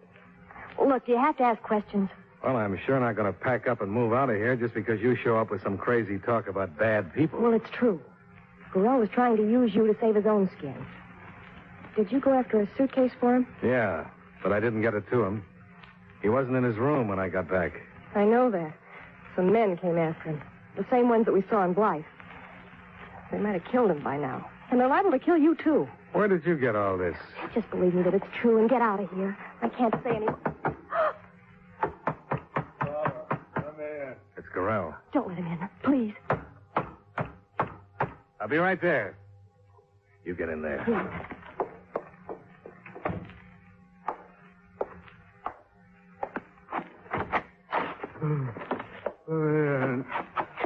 What happened to you? Got away from him. Came for my suitcase. Got Wait. Gorell.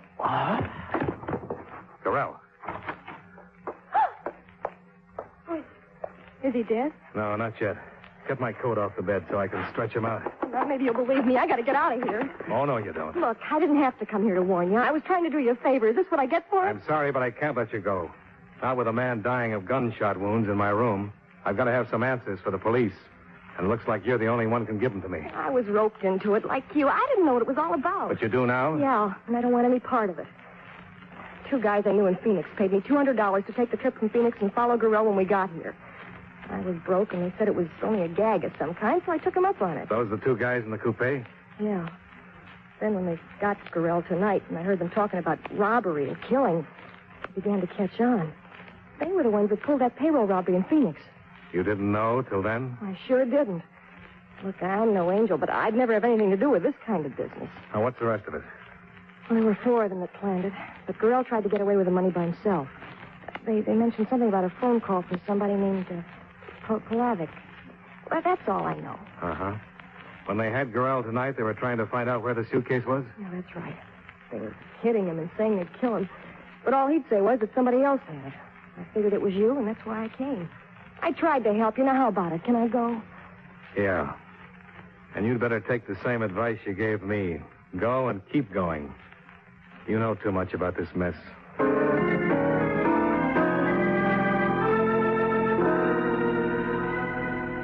After she left, I called Sergeant Mason in the emergency hospital.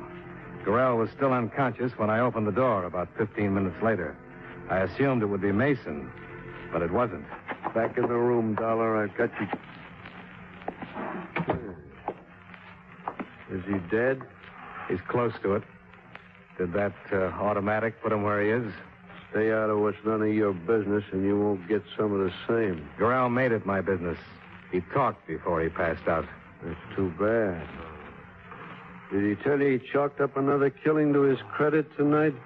Oh, I guess he forgot that. The one who came with you from Phoenix? A friend of mine. I've lost 2 of them over this, so don't you try to play it smart. You know what I'm here for. You can look the place over. You won't find the suitcase. You picked it up. Where is it? Look in the top right drawer of the bureau. Yeah. Why? Go ahead.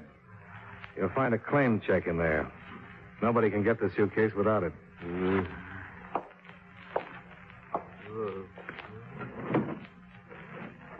Just don't say where it is. Where did you leave it? It's in a bus station. If you leave by the rear door, you go down the alley to... You keep quiet.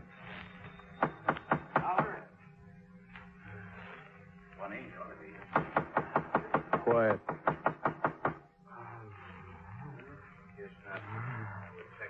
Paris. Shut up. I'll get...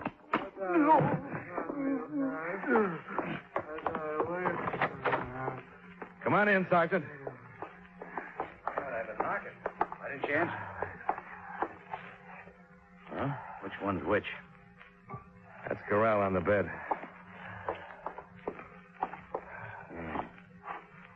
I guess he won't live long enough to profit by this. And I hope you will. What? No matter what side of the law you're on, don't pay to play at lone wolf like he was and like you were. Level with the police next time, huh? Yeah. I'll remember that.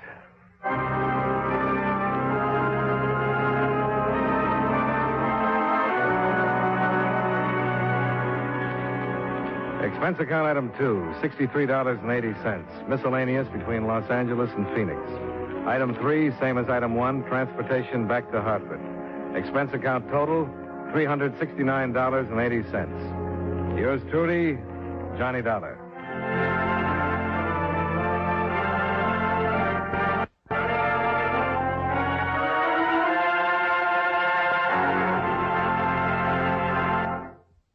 Stay tuned for Nero Wolfe, transcribed in 30 seconds.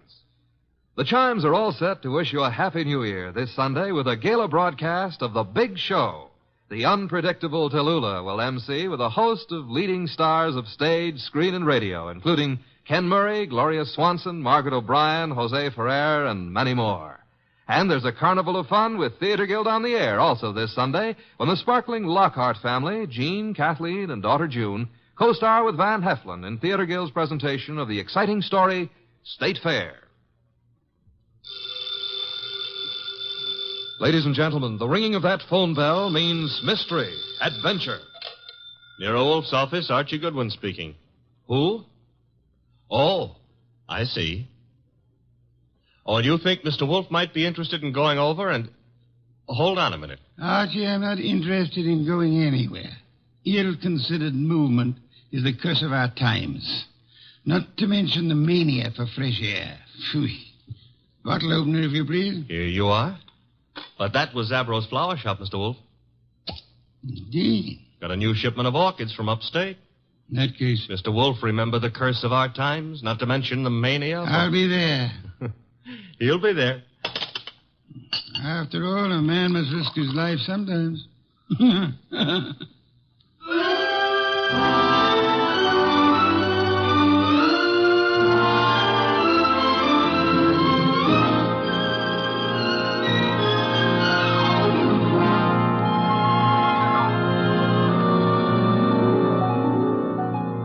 Ladies and gentlemen, it's the bulkiest, balkiest, smartest, and most unpredictable detective in the world. That chairborne genius, Nero Wolfe. Created by Rex Stout and brought to you in a new series of adventures over this NBC network in the person of Mr. Sidney Greenstreet.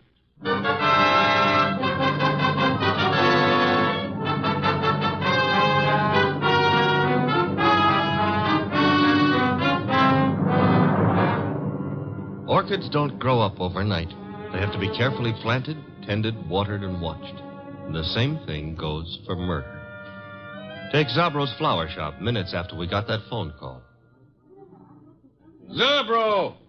Oh, Mr. Hansen, I did not notice you are here. I'm here, and what's more... You like the way I display your orchids, hmm? I don't like the way you've been avoiding meeting your obligation. Please, it is better not to shout. It'd be still better if you paid me what you owe me. Mr. Hansen, business has not been so good. I will pay. You'd better. I intend to... My lawyers aren't going to be satisfied by intentions. Your lawyers? I've no particular desire to own a flower shop, but it looks as if I'm going to, unless you raise some money. Mr. Hansen, I have worked years. I have given of my blood to make a success of this establishment. You cannot take him from me. You are a rich man. I intend to stay rich, too. You've got 24 hours, Zabro. A man can accomplish a lot in 24 hours. Yes, Mr. Hansen. Even maybe murder.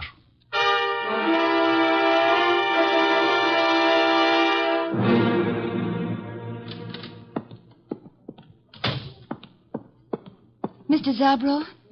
Oh, good afternoon, Miss Hansen. Is Uncle here? Yes, he is here. At the display, towards the back of the store. Thanks. How is he? Oh, He is the way he always is. Hard, vindictive. Mr. Zabro. I am sorry. Excuse me now. Uncle? What is it, Enid? Have you seen my display? The lilies? Uh-huh. Yes, pretty. Oh, thank you. He's not here. Well, I didn't say... You didn't have to. John Arndt is not here. Why he is not here, I don't know. His job was to look after my display. Perhaps he doesn't need a job anymore. You know he does. Fiddlesticks. After all, if he marries my heiress... Uncle! My dear girl, John Arndt is a fairly capable man with orchids. Outside of that, I have no use for him whatsoever, especially in the role of your husband. Well, isn't that for me to decide? Of course it is, except that, pretty as you are, John Arndt is seeing you through a golden haze. To be precise, the money that will come to you from me when I die. That's nasty. It's the truth. Well, you can't know that. I'm going to find out. What? I saw my lawyers this morning. Among other things, I instructed them to draw up a codicil to my will.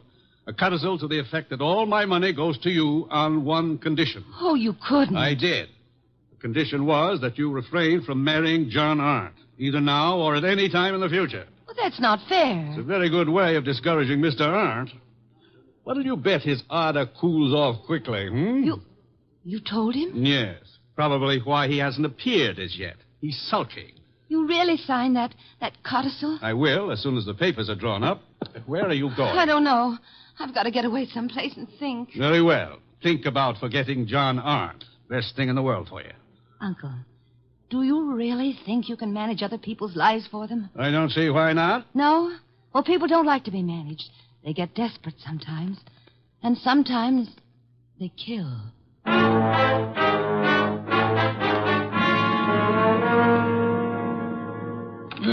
Mr. Wolfe, what are you doing? Getting up. I'm up. Well, that makes you eligible for the Explorers Club or something. My coat and muffler, Archie. I got him here. Thank you. You're really going out into that weather outside? Archie, must you try to be witty? It amuses me no end. Haven't you seen enough of those weeds yet? An orchid is not a we. Another muffler, Archie, the woolen one. You've already got 2 on. Please, fresh air clogs the lungs, Archie. Sure, everybody knows that, but they won't admit it. Of course not. A conspiracy of silence. Archie, I'm ready. You sure? I can see a square inch of skin showing. Come. You're driving me to Zabras. Mm-hmm. All right, careful. And take a deep breath. I'm going to open the door. You ready? Yeah, very well. Open it. Be brave, Mr. Wolfe. We'll keep the car window shut, and maybe you'll make it.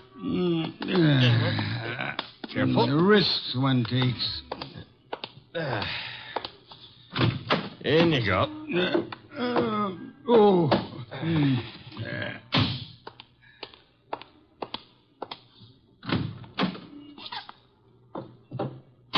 Well, okay, boss. Now, where is Zabros? 45th Street. Gee, 10 blocks. Grit your teeth, Mr. Wolfe. We're off.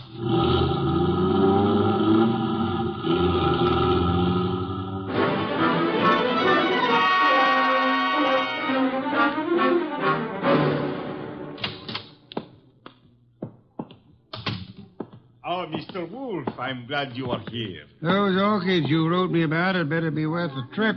The trip? But I think you live only a little way from here. Don't forget it had to be made in the open air, Mr. Zabro. Where are the orchids? Towards the back. They are from Hansen's place. He is a fine grower. I have made an exhibit. Good. Oh, excuse me. Others are here. You go look for yourself, no? Very well.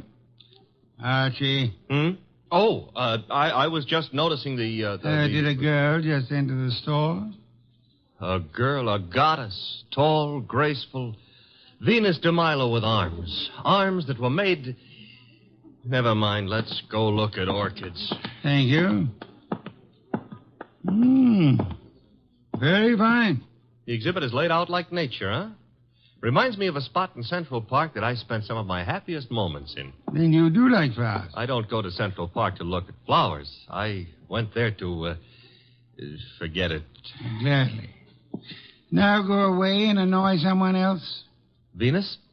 I want to concentrate on these orchids. Goodbye. Okay. I'll leave you alone with your loved ones. Let's see, maybe I can arrange to be left alone with something I could very easily learn to love.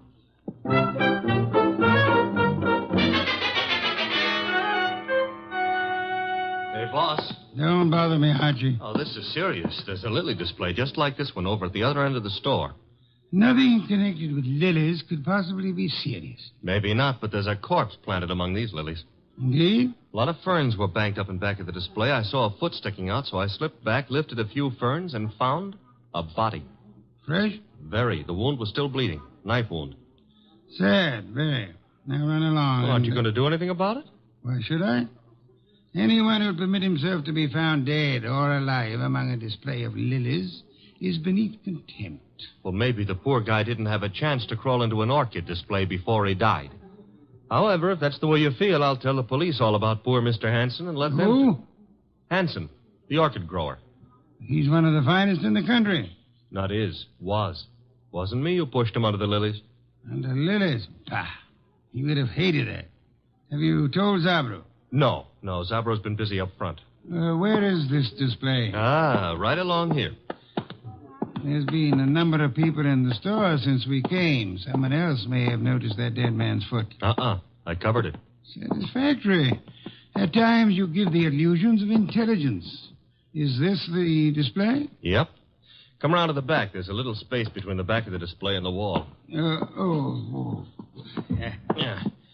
Now here, right under this pile of ferns... Yes, Sergeant?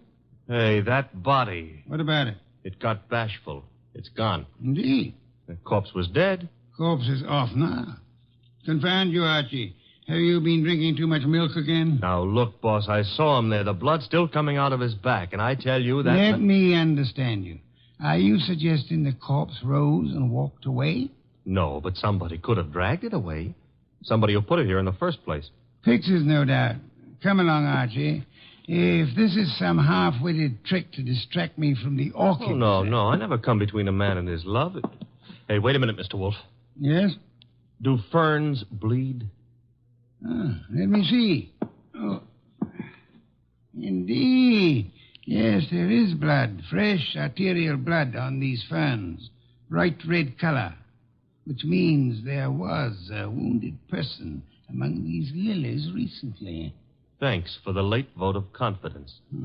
Whoever killed Hansen apparently found a better place for him. Mm-hmm. Took him home to put him over the mantelpiece. Unlikely. Hansen wasn't very decorative. Okay. Now shall for the police? You have nothing to show them except a fern leaf covered with blood? No. Don't tell me you smell a fee among all these flowers. Hansen was a man I admired. Good heavens, Archie. The number of first-rate orchid growers is small enough without one of us being murdered. Mm-hmm. Unsportsmanlike, huh? Okay, we won't stand for it. What next? The body was removed from the building. How? Well, I wouldn't swear to it, but there's a window here that leads out to an alleyway. Could the alleyway be seen from the street? I don't think so. There's a bend in it. Wide enough for a car? Yep. Bring Zabro to me. Oh, don't bother. He's coming himself. Well, Mr. Wolfe, what do you think of the... Mr. Wolfe, I do not believe this. What don't you believe? You are looking at lilies. Not exactly. Whose flowers are these? Mr. Hansen's niece grows lilies. I see. Zabro, did you get all your orchids from Hansen? Oh, yes. He is an artist. Practically an old master at the moment. How much money did you owe him? Who tell you I owe him? You do, don't you? Well, yes. Business has not been so good. But did he speak to you? No, I guess you owed him money. But I do not understand. Was Hansen in the store today? Yes, he came. You hear us quarrel, eh? Where is he now? I do not know. He leave, maybe. I rather think he did. Zabro, who else was in the store within the last half hour who might have known Hansen? Oh, Miss Hansen was here, and John Arnold. He is Mr. Hansen's assistant, and how you say, sweet on Miss Hansen. Was she the tall girl came in shortly after we did, Mr. Zabro? Tall? Yes, I think so. Are either of them still here? No. They go. Together? Miss Hansen go first. Very well. Come along, Archie. Okay, Mr. Wolfe. You will not tell Mr. Hansen you know of my debts. No, Mr. Zabro, I won't tell him. As a matter of fact, even if I wanted to, I don't think he would listen.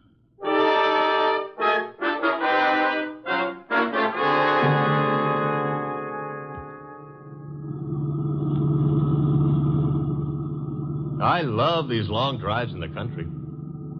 Where are we going? Hansen's place. Oh. You think he returned to it to haunt it, huh? He was returned there, I suspect. Uh-huh. In order to cast suspicion on himself. Miss Hansen lives with him. Mr. Arndt works for him on the premises, therefore... Miss Hansen will be there? I imagine so. Why? Oh, nothing. Nothing at all. Boss, can we stop at the next town? Why? I want to buy a book on lilies. This sudden... You mean Miss Hansen grows them and there... Uh-huh. You see, that way we'll have something in common. Perhaps, but Archie, is an interest in flowers what you want to have in common with her?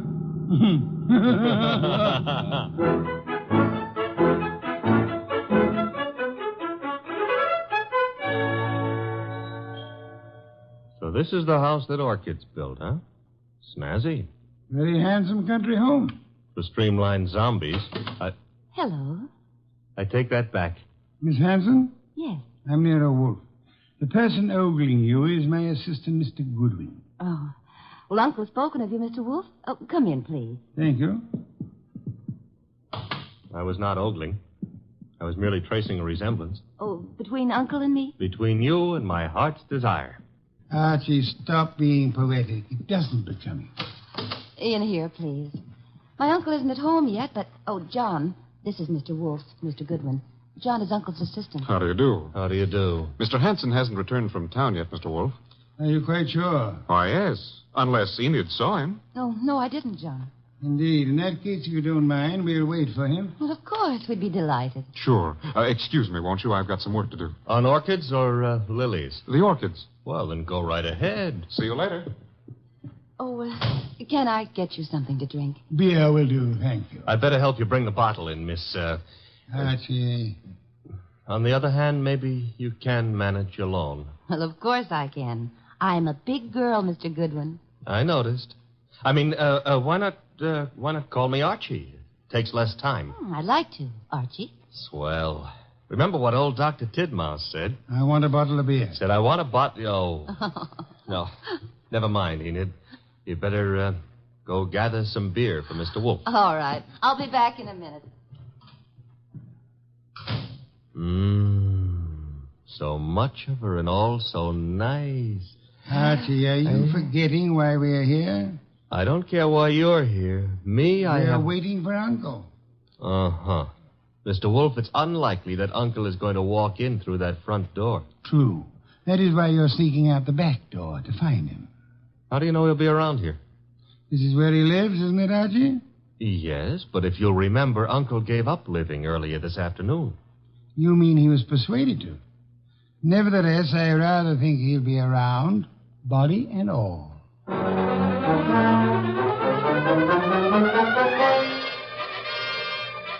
He wasn't in the house, so I tried the conservatory, hothouse, what have you. It was hot in that steam-heated orchid paradise. Also, it was full of orchids. Unfortunately, it wasn't full of Miss Hanson. I wandered hither and yon for a moment, dreaming of her, until I noticed a foot. Same foot I'd seen back at Zabro's, and peculiarly enough, the same corpse was attached to it. Uncle's.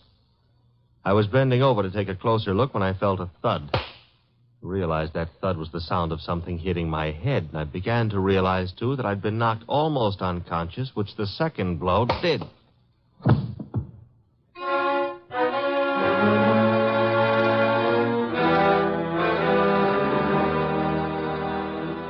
I can't understand where my uncle is, Mr. Wolfe.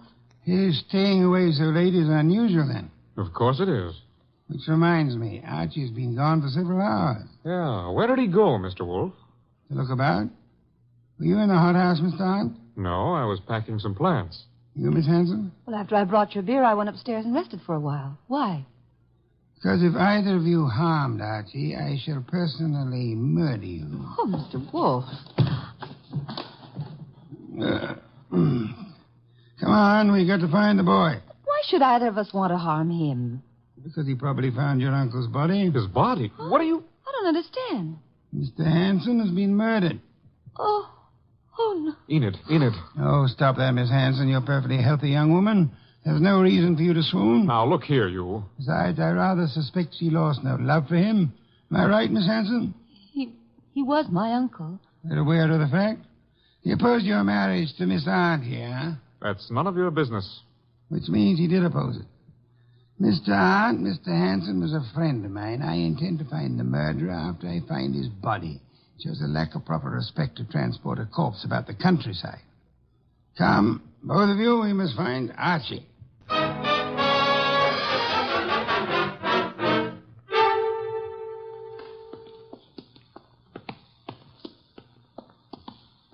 This whole thing's like a nightmare. Since you can't wake up from it, let's go on with the search. Oh, look, they're on the ground. Archie. I'll see if he's all right. Why, this is fantastic. Mr. Hanson stabbed to death, and now Goodwin. He's just been stunned, thank heavens. He's coming to. Oh, I died. Oh, correct me if I'm wrong, but I'm dead. Archie, speak to me. Oh, I went to heaven. Are you all right, Archie? Uh-oh, the other place. Get up. Sure, if somebody will hold my head. Oh, are we having an earthquake? You poor boy. Take my arm here. I'll take both. Ooh, he's normal. What happened, Archie? Somebody hit me when I wasn't looking. Yeah? Why? I don't know. Oh, yes, I remember. Yes? I found Uncle lying right there. Right there. The poor boy's delirious. Don't tell me he's gone again. I'm afraid he has, Archie. Are you sure you saw him? I'm positive, and then somebody slugged me. That corpse is the shyest one I've ever met. Blood would have dried. There'll be no signs of his having been placed here. Bad. Why? Your testimony would be valueless, especially since you were found unconscious. The jury would suspect you of having hit the bottle.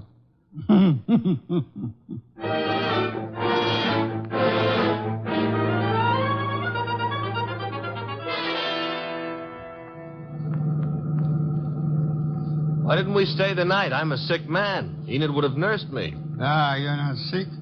And I won't have you taking advantage of that girl. In my condition, I couldn't have.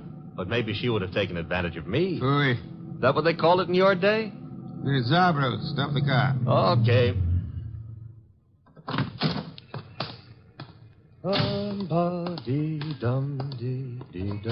Here we go.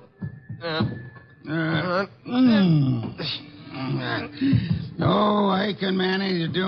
I'm not entirely helpless. Place is closed. Dark. I was afraid it might be. Don't tell me Zabro's gone traveling, too. Possibility, Archie. You mean he killed Hanson to cancel the debt he owed him and then followed us out to the country house and dumped Hanson there, hoping to pin suspicion on Enid and John? Perhaps. Uh-huh. Slugged me when I found the body too soon, and then... Uh-huh. Guess we better get into the joint. Door's locked? A guy I know got out of jail the other day. Yeah? He's reformed, so he gave me all his skeleton keys. You have them with you? Mm-hmm. And we'll find out in a minute just how good a burglar he was. Very good. Will you come in? Shut the door. Okay. Now. What's that? Somebody's been hurt. The lights. Nothing up front here. Back of the store where the exhibits are. I'll go see. Maybe you better stay here. Nonsense. Oh, where? Oh, among the lilies again. But this time there are two bodies there. Sabro. Quick, Archie. Mr. Zabro? Mr. Zab? He's been shot, boss. Bad. He's trying to say something. In the lilies. Mr. Hanson. Yes, we know about him. Who shot you? From the window. Alleyway. Came in. Mr. Zabro, who?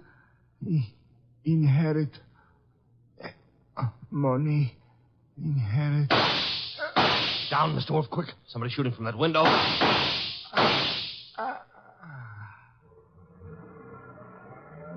Archie. All in one piece. Are you all right? Yes, that car. It's gone. Brought the body here and... Zabro. He couldn't duck. He's dead. Yes. Police, boss, this time we've got more than a fern leaf smeared with blood to show them. Not yet, Archie. I'd prefer handing the murderer over to them along with the victims. I'm going home. Archie, get Miss Hanson and Mr. Arndt there as soon as you can. Well, suppose they don't want to come. Knock them unconscious and drag them there. Not Enid, boss. Enid's... Hey, what Zabro said about inheriting. Don't anticipate, Archie. When you get them to my office, we'll identify the murderer then.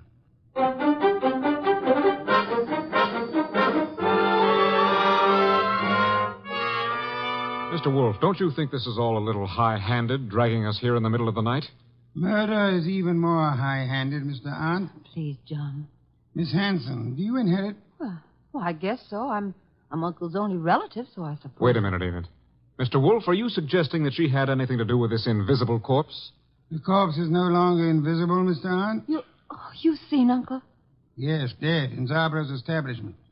Lying with a knife in his back in his own orchid display. Now you're trying to pin something on me.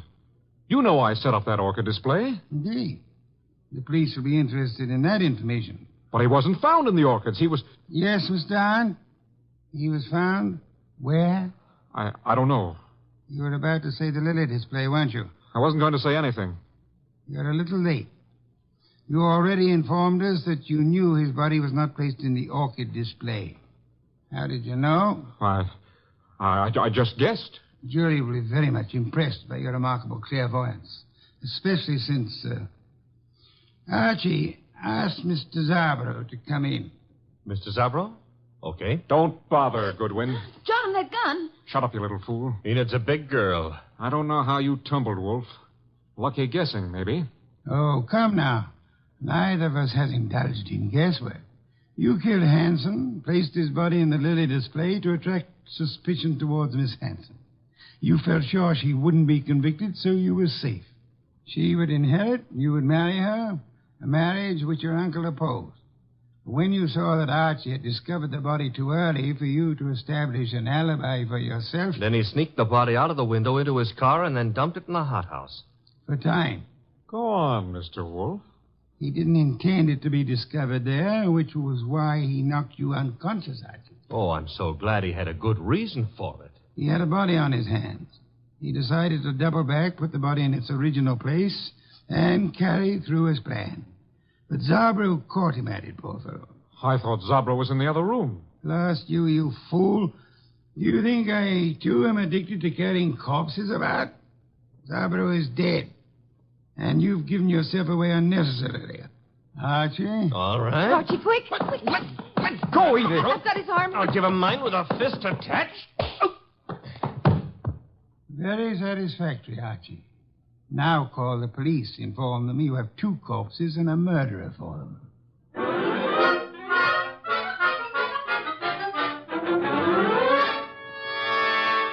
You should have heard Mr. Arndt's language, boss, when the police took him away. Oh, I don't think he loves you. I don't think it matters anymore. It used to me. Growing pains. You'll get over it, Miss Hanson. You trapped him, Mr. Wolfe, but what made you so sure he did it? At the hot house, when you were unconscious, Archie, Mr. Arndt deplored the fact that Mr. Hanson had been stabbed in the back. And no one had mentioned how he was killed. Therefore... The reason Arndt knew was because he himself had killed Mr. Hanson. Murderers seldom get away with it, no matter how tightly they button their lips. Well, mine, however, are not buttoned up. Archie? Oh, the beer is on your desk. Thank you. Miss Hanson, stop brooding. Try some of this beer. Mr. Wolfe, my heart's broken. As a man who has lived a good many years, Miss Hanson, permit me to assure you that the easiest way of mending a broken heart is by filling the stomach.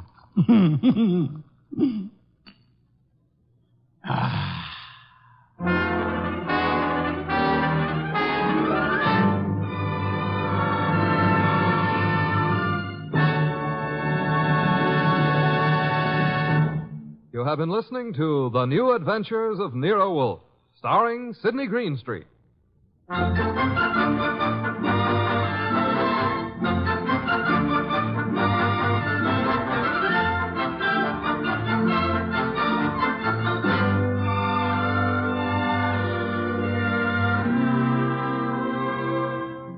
Tonight's transcribed story was based on the characters created by Rex Stout. This is an Edwin Fadiman program produced and directed by J. Donald Wilson. In the cast were Larry Dobkin as Archie Goodwin and Gigi Pearson, Jay Novello, Herb Butterfield, and Byron Kane. Next week at this same time, Nero Wolfe and Archie will bring you The Case of the Deadly Sellout. Don Stanley speaking.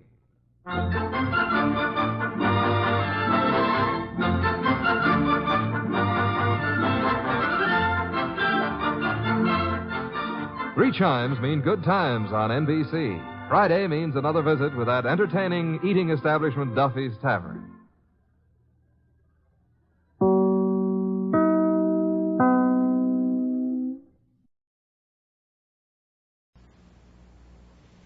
The National Broadcasting Company wishes to call your attention to a program regularly heard on Monday evenings at 10 p.m. New York time over most of these stations.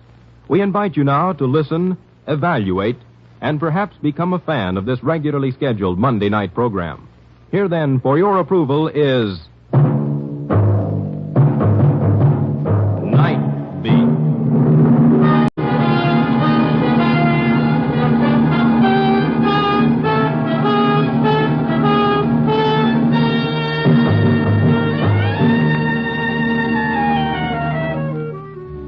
Hi, this is Randy Stone. I cover the Nightbeat for the Chicago Star. Stories start in many different ways. Tonight's story began when one man tried to destroy another with the strangest weapon of all, darkness.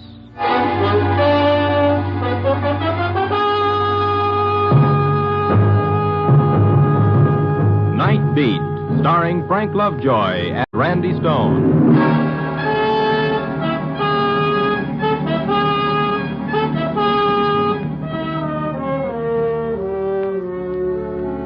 When your job is to walk into the darkness and discover what makes a city tick, you pick up some mighty strange friends.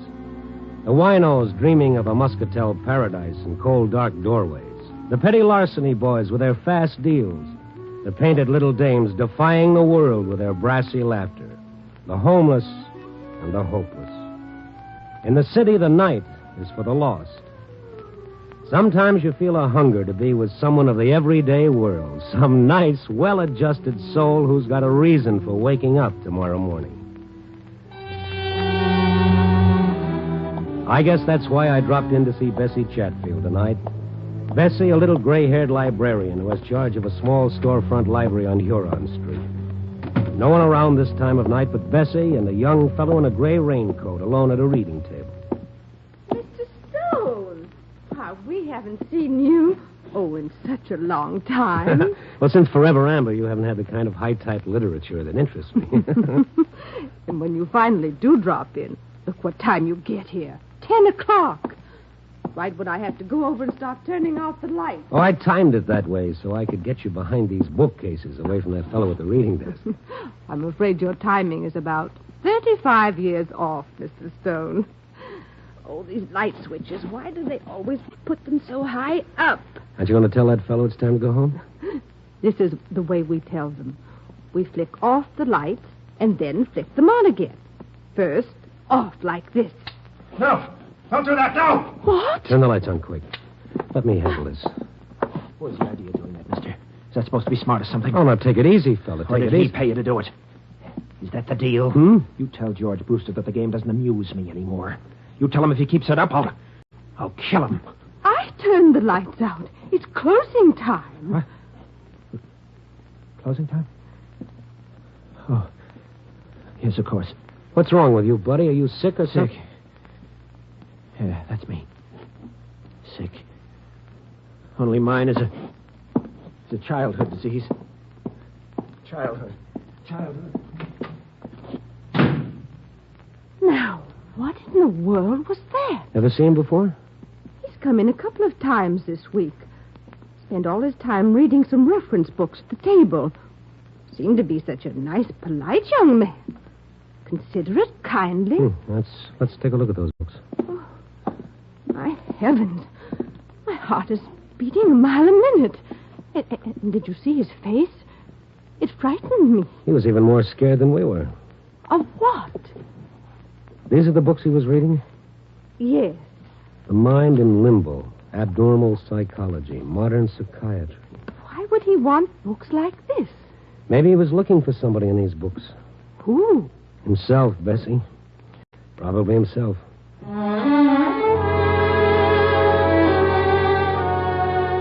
Bessie was pretty upset, so after she locked up for the night, I started walking her to the elevated station over on Lake Street. We'd walked a couple of blocks through the dark, empty streets when suddenly Bessie grabbed my arm. Mr. Stone. What? That man down the street, looking into that store window. That's him. Oh, yes, same gray raincoat, same lad. And look, Mr. Stone. What's that in his hand? It's a piece of pipe or something. He's breaking that store window. Yes, you wait right here, honey. Oh, be careful, Mr. Stone. Be careful. The fellow was reaching through the broken window glass for whatever it was that had struck his fancy. He heard me coming and he turned toward me. One streetlight did something to his face. It seemed twisted and torn. Blood was running down his hand where the glass had cut him. Then I saw what he'd taken from the window. A gun. What's the idea, pal? He spun around and he started running for the elevated station down the block. And in the best tradition of the Rover boys, I stayed right on his tail. He turned back to see how I was doing and stumbled over a trash can near the curb. I caught up with him, grabbing his arm. Let go of me. Leave me alone. Let go of me. He slashed the gun across my face and began running again. I stopped long enough to take a quick inventory of my teeth. Up above, I heard the elevator train coming into the station. The young fellow had reached the station steps and was going up fast, trying to make that train. I reached for one of his legs. He turned and gave it to me right in the stomach. I folded up, and I just sat there, listening to the train pull away with a fellow on it, and remembering what Bessie had said about him being such a nice, polite young man. After a while, I began to feel somewhat human again. I notified the police what had happened, and they sent a squad car out. After they left, I remembered something. A name this nice, polite young man had been throwing around. George Brewster. I found a phone book in a cigar store. There were 3 George Brewsters. The first number didn't answer. I tried the second. Hello? I'd like to speak to George Brewster. Oh, he's not in right now. Is there any message? Who is this? I'm his sister. Is anything wrong? Well, if this is the right George Brewster, something is wrong. Is there any reason why a young fellow would want to kill your brother? Oh, that would be Morrison. Oh, I warned George. Morrison, huh? Tom Morrison. Where does he live? Our old apartment, 612 Hamlin Avenue. What makes you think he wants to kill George? Well, this character broke into a store tonight and stole a gun. I sort of think he had your brother in mind when he did it. Oh, no. What am I going to do? Well, lady, I know what I'm going to do. As fast as I hang up and can get another nickel into this phone, I'm going to call the police. Oh, I feel so bad. It's not really Morrison's fault, poor man. No. He's just a prince of a fellow. Goodbye, lady. I've got to make that call.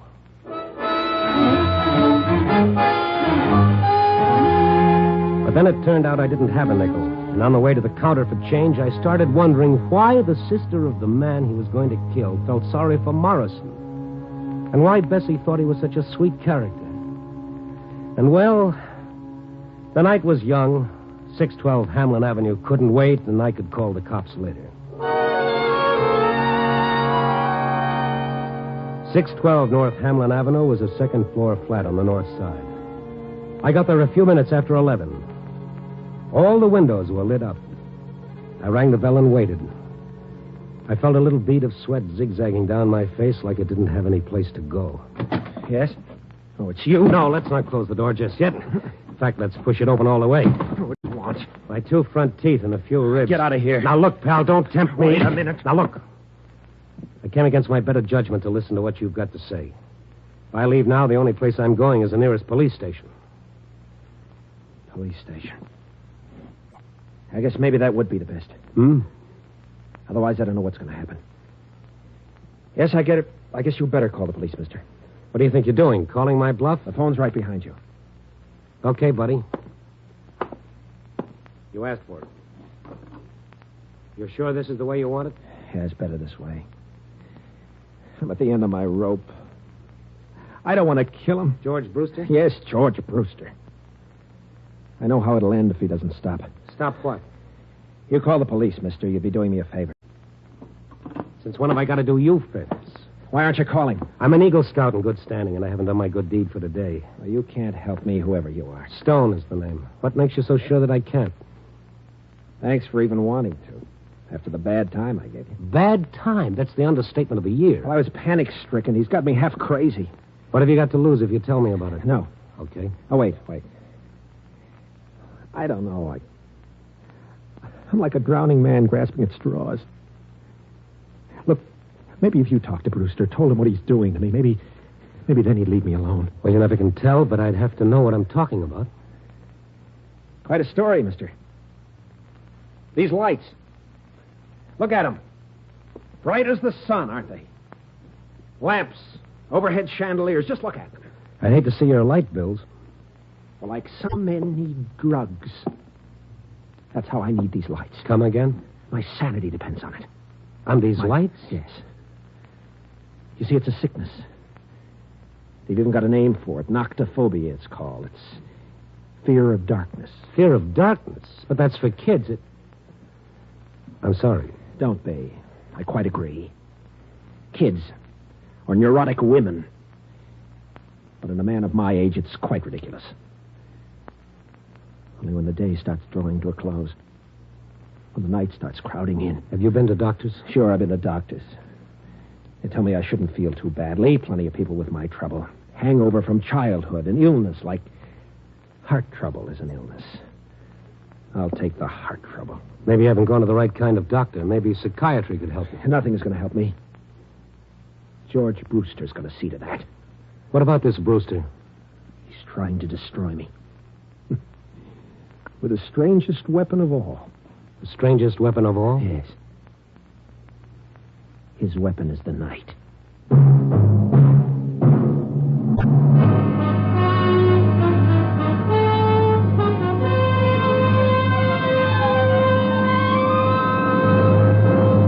NBC is bringing you an encore performance of Nightbeat, starring Frank Lovejoy as Randy Stone. Before continuing with our story, here is the star of another NBC program, Brian Donlevy. Thank you. It's a great pleasure to be listening here with you to Nightbeat. This encore performance is NBC's way of introducing you to one of its regularly scheduled Monday night broadcasts.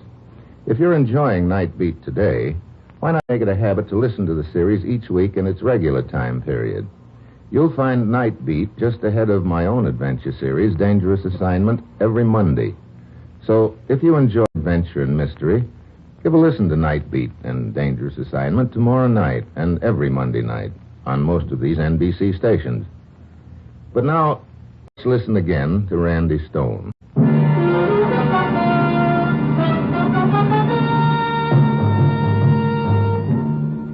It was a weird feeling standing in Morrison's brilliantly lighted parlor listening to him tell me about his terror of darkness. A sturdy, healthy-looking man trapped by a childhood nightmare. I felt guilty listening to him, like I was eavesdropping into a dark corner of his mind that was nobody's business but his own. And yet he had to tell me because he needed help, because George Brewster was using Morrison's fear to destroy him. I was sent to Chicago by our company to replace Brewster.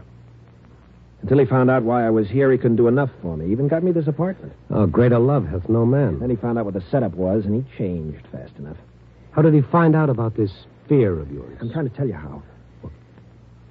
The other night, the two of us were working alone in the big vault down at the office, working on some old account. And the overhead light blew out. Mm-hmm. Well, it was so sudden, I couldn't help myself. I tried to keep calm, but it's like something tearing me to pieces inside. I couldn't breathe. I couldn't. Finally, I had to run. So he found out about it? No, I wasn't sure. But it started him thinking. Yeah? The next afternoon, he came over to my desk. He was jovial, friendly, like he'd been in the beginning, saying we'd been at each other's throats long enough, inviting me to have dinner with him that night. Right from work, we went to his favorite spot on the north side. It was a place called the Catacombs. I began feeling uneasy the moment I entered. How do you like this place, Tom? That's okay. It's fine. Been a favorite of mine for years. One spot in particular, the wine cellar. How do you feel about wine? I like it all right. Come on with me. I'm a wine man from way back. Oh, say, George, I wanted to talk to you about that little outburst last night. They have a different wine cellar with a different temperature for each type of wine. I haven't been sleeping very well, you see. Me? I prefer Riesling myself. Here we are. Huh? The white wine cellar. We'll select our own brand for our supper. Here, I'll open the door. This is a privilege only an old customer like me can get away with. Come on. Dark down there. That's why they've got this candle here on the ledge. Got a match? A match, Tom? Yeah. Here. Okay. Get this candle going. Good. Now, let's go downstairs. George, you think we should do this on our own? Done it hundreds of times. Been coming here for the last 10 years. Now, let's go down these stairs. Careful. I was explaining about last night. Candle casts funny shadows, doesn't it? Notice how cool it is? 20 feet below street level. Look, I want to talk to you about last night, George. I don't want any misunderstanding. It's just that I've been working pretty hard Look, to see... Tom, would it make you feel any better if you showed me you're not afraid of the dark? Okay. I'll blow out the candle. Just what are you trying to prove, Brewster? Nothing at all. It's your idea. Where are those matches I gave you? You gave me some matches? I must have lost them. It's not going to work, Brewster. I'm not insane, you know. I can stay down here until you're quite Funny, satisfied. isn't it? About the darkness.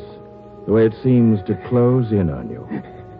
The way you start thinking you can't breathe. I can see how someone could... What's the matter?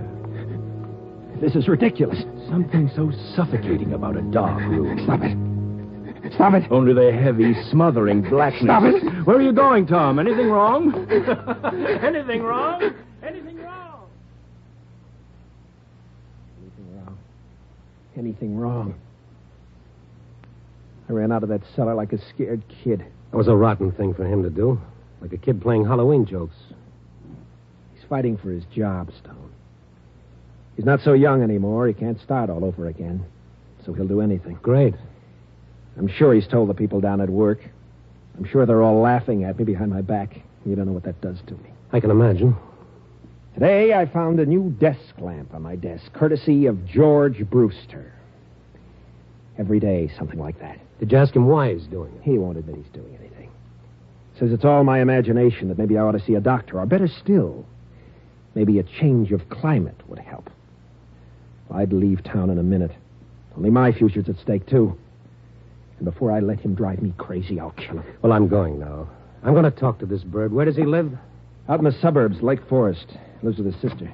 All right, I'll give you a ring as soon as I've seen him. I hope you can do some good, Mr. Stone. Yeah. Oh, say. I almost forgot something. What? That gun you made off with.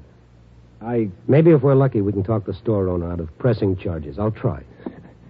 It was a crazy thing to do. I was so desperate. Wouldn't have done you much good. When they put them in the window, they never loaded.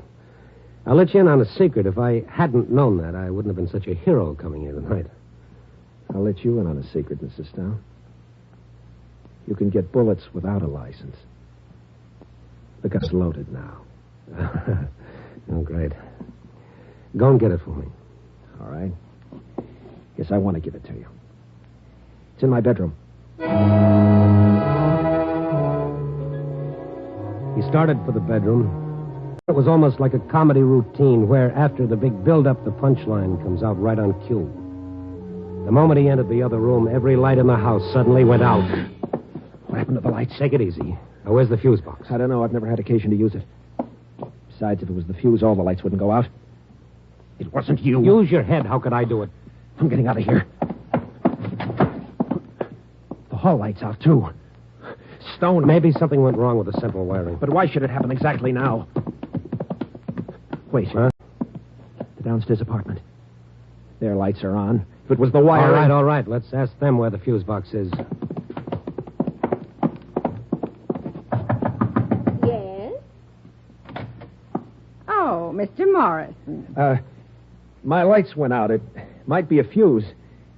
Where are the fuse boxes for these apartments, do you know? Out in the back. I'll get a flashlight and show you. Here we are. The fuse box is right here below our meters. Whenever the people from the light company come out, they have a dickens of a time finding it. You hold the flashlight steady. Let me take a look. Wait a minute, Stone. Lower the flashlight just a little. Huh? It's not the fuse. Look at the master switch on my meter. And look at the one of Mrs. Graham's. Why, somebody pulled your switch down to off. Yes. Yes, someone surely did. Oh, here, let me push it up. There. And look upstairs.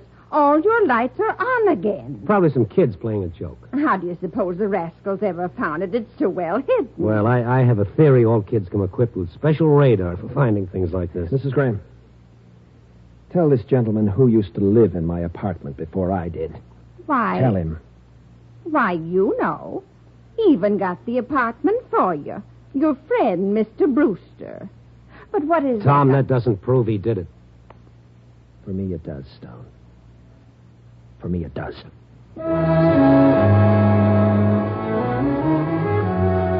Morrison went around to the front of his house and up the stairs to his flat. I waited in the hallway until he came down again. He looked different. His face was hard and set. His eyes were like chunks of glass punched into the flesh. What are you waiting for, Stone? Well, when we were so rudely interrupted, you were going for the gun. I've got it now. Oh, yeah. Well, hand it over and I'll bring it back. No, thanks. Where are you going and what are you going to do? I'm fighting for my sanity and my life. He's never going to do this to me again. Never. I can't let you do that. You're going to have to. The minute you leave here, I'm going to call every cop in the book. Yes, that's what you do, isn't it? Yeah. And I'd better give you the gun. This could become habit forming. I dropped to my knees in the hallway, and then the hallway subdivided like something under a microscope, and there were 2 hallways, and then there were 4. And then everywhere I looked, there were hallways. Morrison tried to push me aside to get by me, only it was a whole circle of Morrisons. I grabbed at his legs to hold him back. It was like grabbing at a centipede. And then all the Morrisons and all the hallways brought all their guns down on my one poor head. And that was it, brothers and sisters. That was it. feeling better, Mr. Stone? Oh, if I felt any better, I'd call the embalmer. Oh, what a business. I heard a commotion, and I came out, and you were lying here. Is this a head or a cantaloupe? Oh. How did it happen, and where's Mr. Morrison? Oh, Morrison, yeah. How long ago did you hear this commotion? Just a couple of minutes ago. Oh, you came out of it real fast. Yeah, unironed Constitution. Have you got a phone? Yes, but don't you think you better... Come on, lady. Grab my head. Put it back on nice and neat. And let's get to that phone.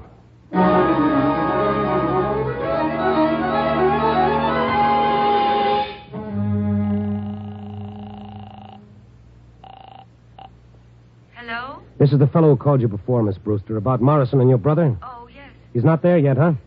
No, my brother... I don't mean your brother. I mean Morrison. What? No. Yes, he sure is. Now, give me your address. The minute you hang up, get away from your house as fast as you can. Morrison's got a gun. He's half crazy. Maybe we should call the police. Maybe we should, but I'm not going to. They'd throw the book at him 10 years for attempted murder. I think I can stop him before he does anything. I can't tell you how sorry I am about this. Lady, you and your brother should be.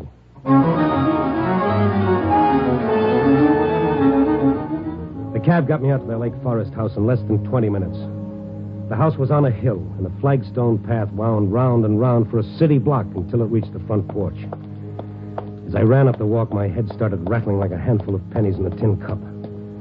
I felt weak and tired. All the time I tried not to think about what I might find when I reached the house. And now I was at the end of the path, walking toward the front porch. A nerve deep in my throat started jangling like a burglar alarm. The house was in darkness. And Morrison was standing beneath a little porch light, his gun pointed right at me. You won't quit, will you, Stone? What have you done with him, Tom? He hasn't done anything with him yet, Mr. Stone. Huh? Who? I'm sitting over here at the end of the porch. I'm George's sister. Oh. I didn't see you in the dark. Why didn't you get away like I told you? I won't hurt her. It's him. He'll be coming along soon. George would never have done what he did. I begged him not to take advantage of a man's weakness. Well, Mr. Brewster is coming home. What? His car is stopping at the bottom of the hill. Now he's starting the long climb. Morrison, listen to You me. just sit there, the both of you. And I must insist that you be very quiet. Please listen to me. Please. Please. Keep coming up that path, Brewster. It's a long, long way. You must listen to me. Morrison, You don't know waiting near what the you're porch doing. light, the gun in his hand. George hurt you. We shouldn't have done Far that. below the small figure What of you're George doing is Brewster, so making the much long, slow climb. You're going to kill George because he found out about your fear. But don't you see? George is afraid, too, of being 53. Brewster seeing had his stopped at the whole first life landing going to down catch the his drain. breath. That's Now he why was climbing up hurt the you. path again. His back was to Maybe the wall. 100 steps from He his was death. fighting for his life, I just as you found were myself fighting counting for the yours. steps. Closer. Why are you afraid of the dark, Mr. Morrison? Don't you see? If you weren't afraid, George couldn't hurt you anymore. Please, listen to me. Keep your voice down. If you try to warn him, you both die, too. Keep coming, Brewster. What is Yes, there to yes, he fear kept about coming. the darkness? No more than The 70 darkness steps is nothing now. in itself. All it does The is girl's hide the voice world's going ugliness on for and a little on. while. And Brewster getting closer. If you Less believe than in 50 God, steps now. if you believe in your 30 own steps. soul, how can you fear the night? What is there in the darkness that can hurt you? There's such peace in the darkness. After the heat of day is gone, the rush, the tumult, the struggle, you can breathe easy again. You can let the tightness inside unwind. He's almost close enough. Listen to me. Please listen. It's not going to work, Miss Brewster. I'm going to try and Wait. rush. Miss Brewster, stay where you are, Miss. No. You must see me in the light. I tell you, stay where you are. Tom. Look at her. I didn't realize. I'm not afraid. What right have you to fear? Julie, is that you on the porch? What right have you to fear, Mr. Morris? What right? Phew, what a long climb. I must be getting old. What are you doing here, Morrison? And who's this? Oh, don't mind me. I just came along for the ride. What's this all about? I just came to To say goodbye, Brewster. You leaving? Yes. I'm going back and tell them you've done a good job here. But it's not fair to replace you after so many years. You sure nobody scared you away, Morrison? Well, look at him, Brewster. Does he look like he's afraid?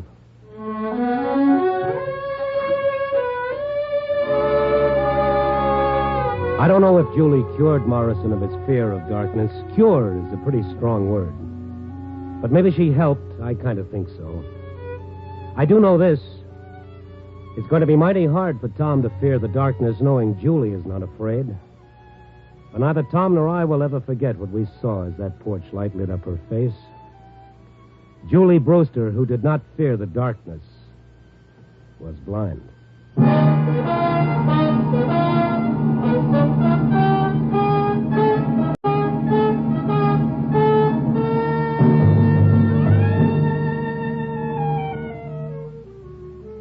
And now that part of the story they always print in heavy type, the moral.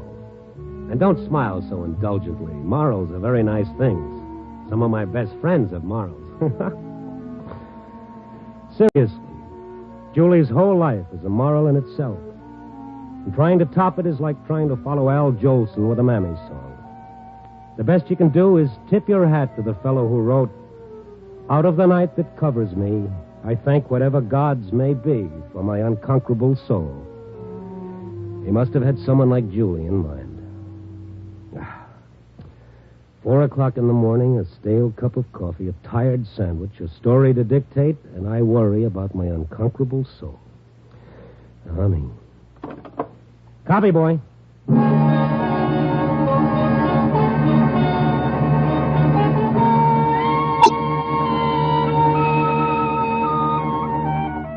Nightbeat, the new dramatic series, stars Frank Lovejoy as Randy Stone. Nightbeat is written by Larry Marcus and directed by Warren Lewis. Music by Frank Worth. David Ellis played Tom. Lorene Tuttle was Ruth.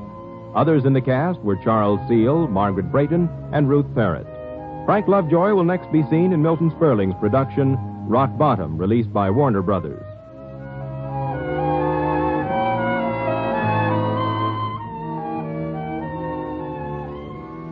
NBC has presented for your approval a special edition of Nightbeat to acquaint you with this regularly scheduled Monday evening program.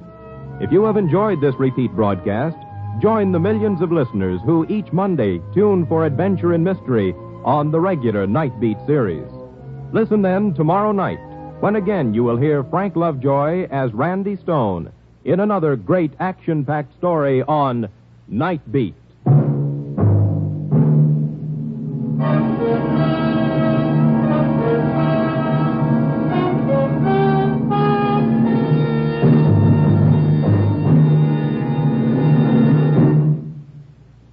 For music today, hear Harvest of Stars and American Album on NBC.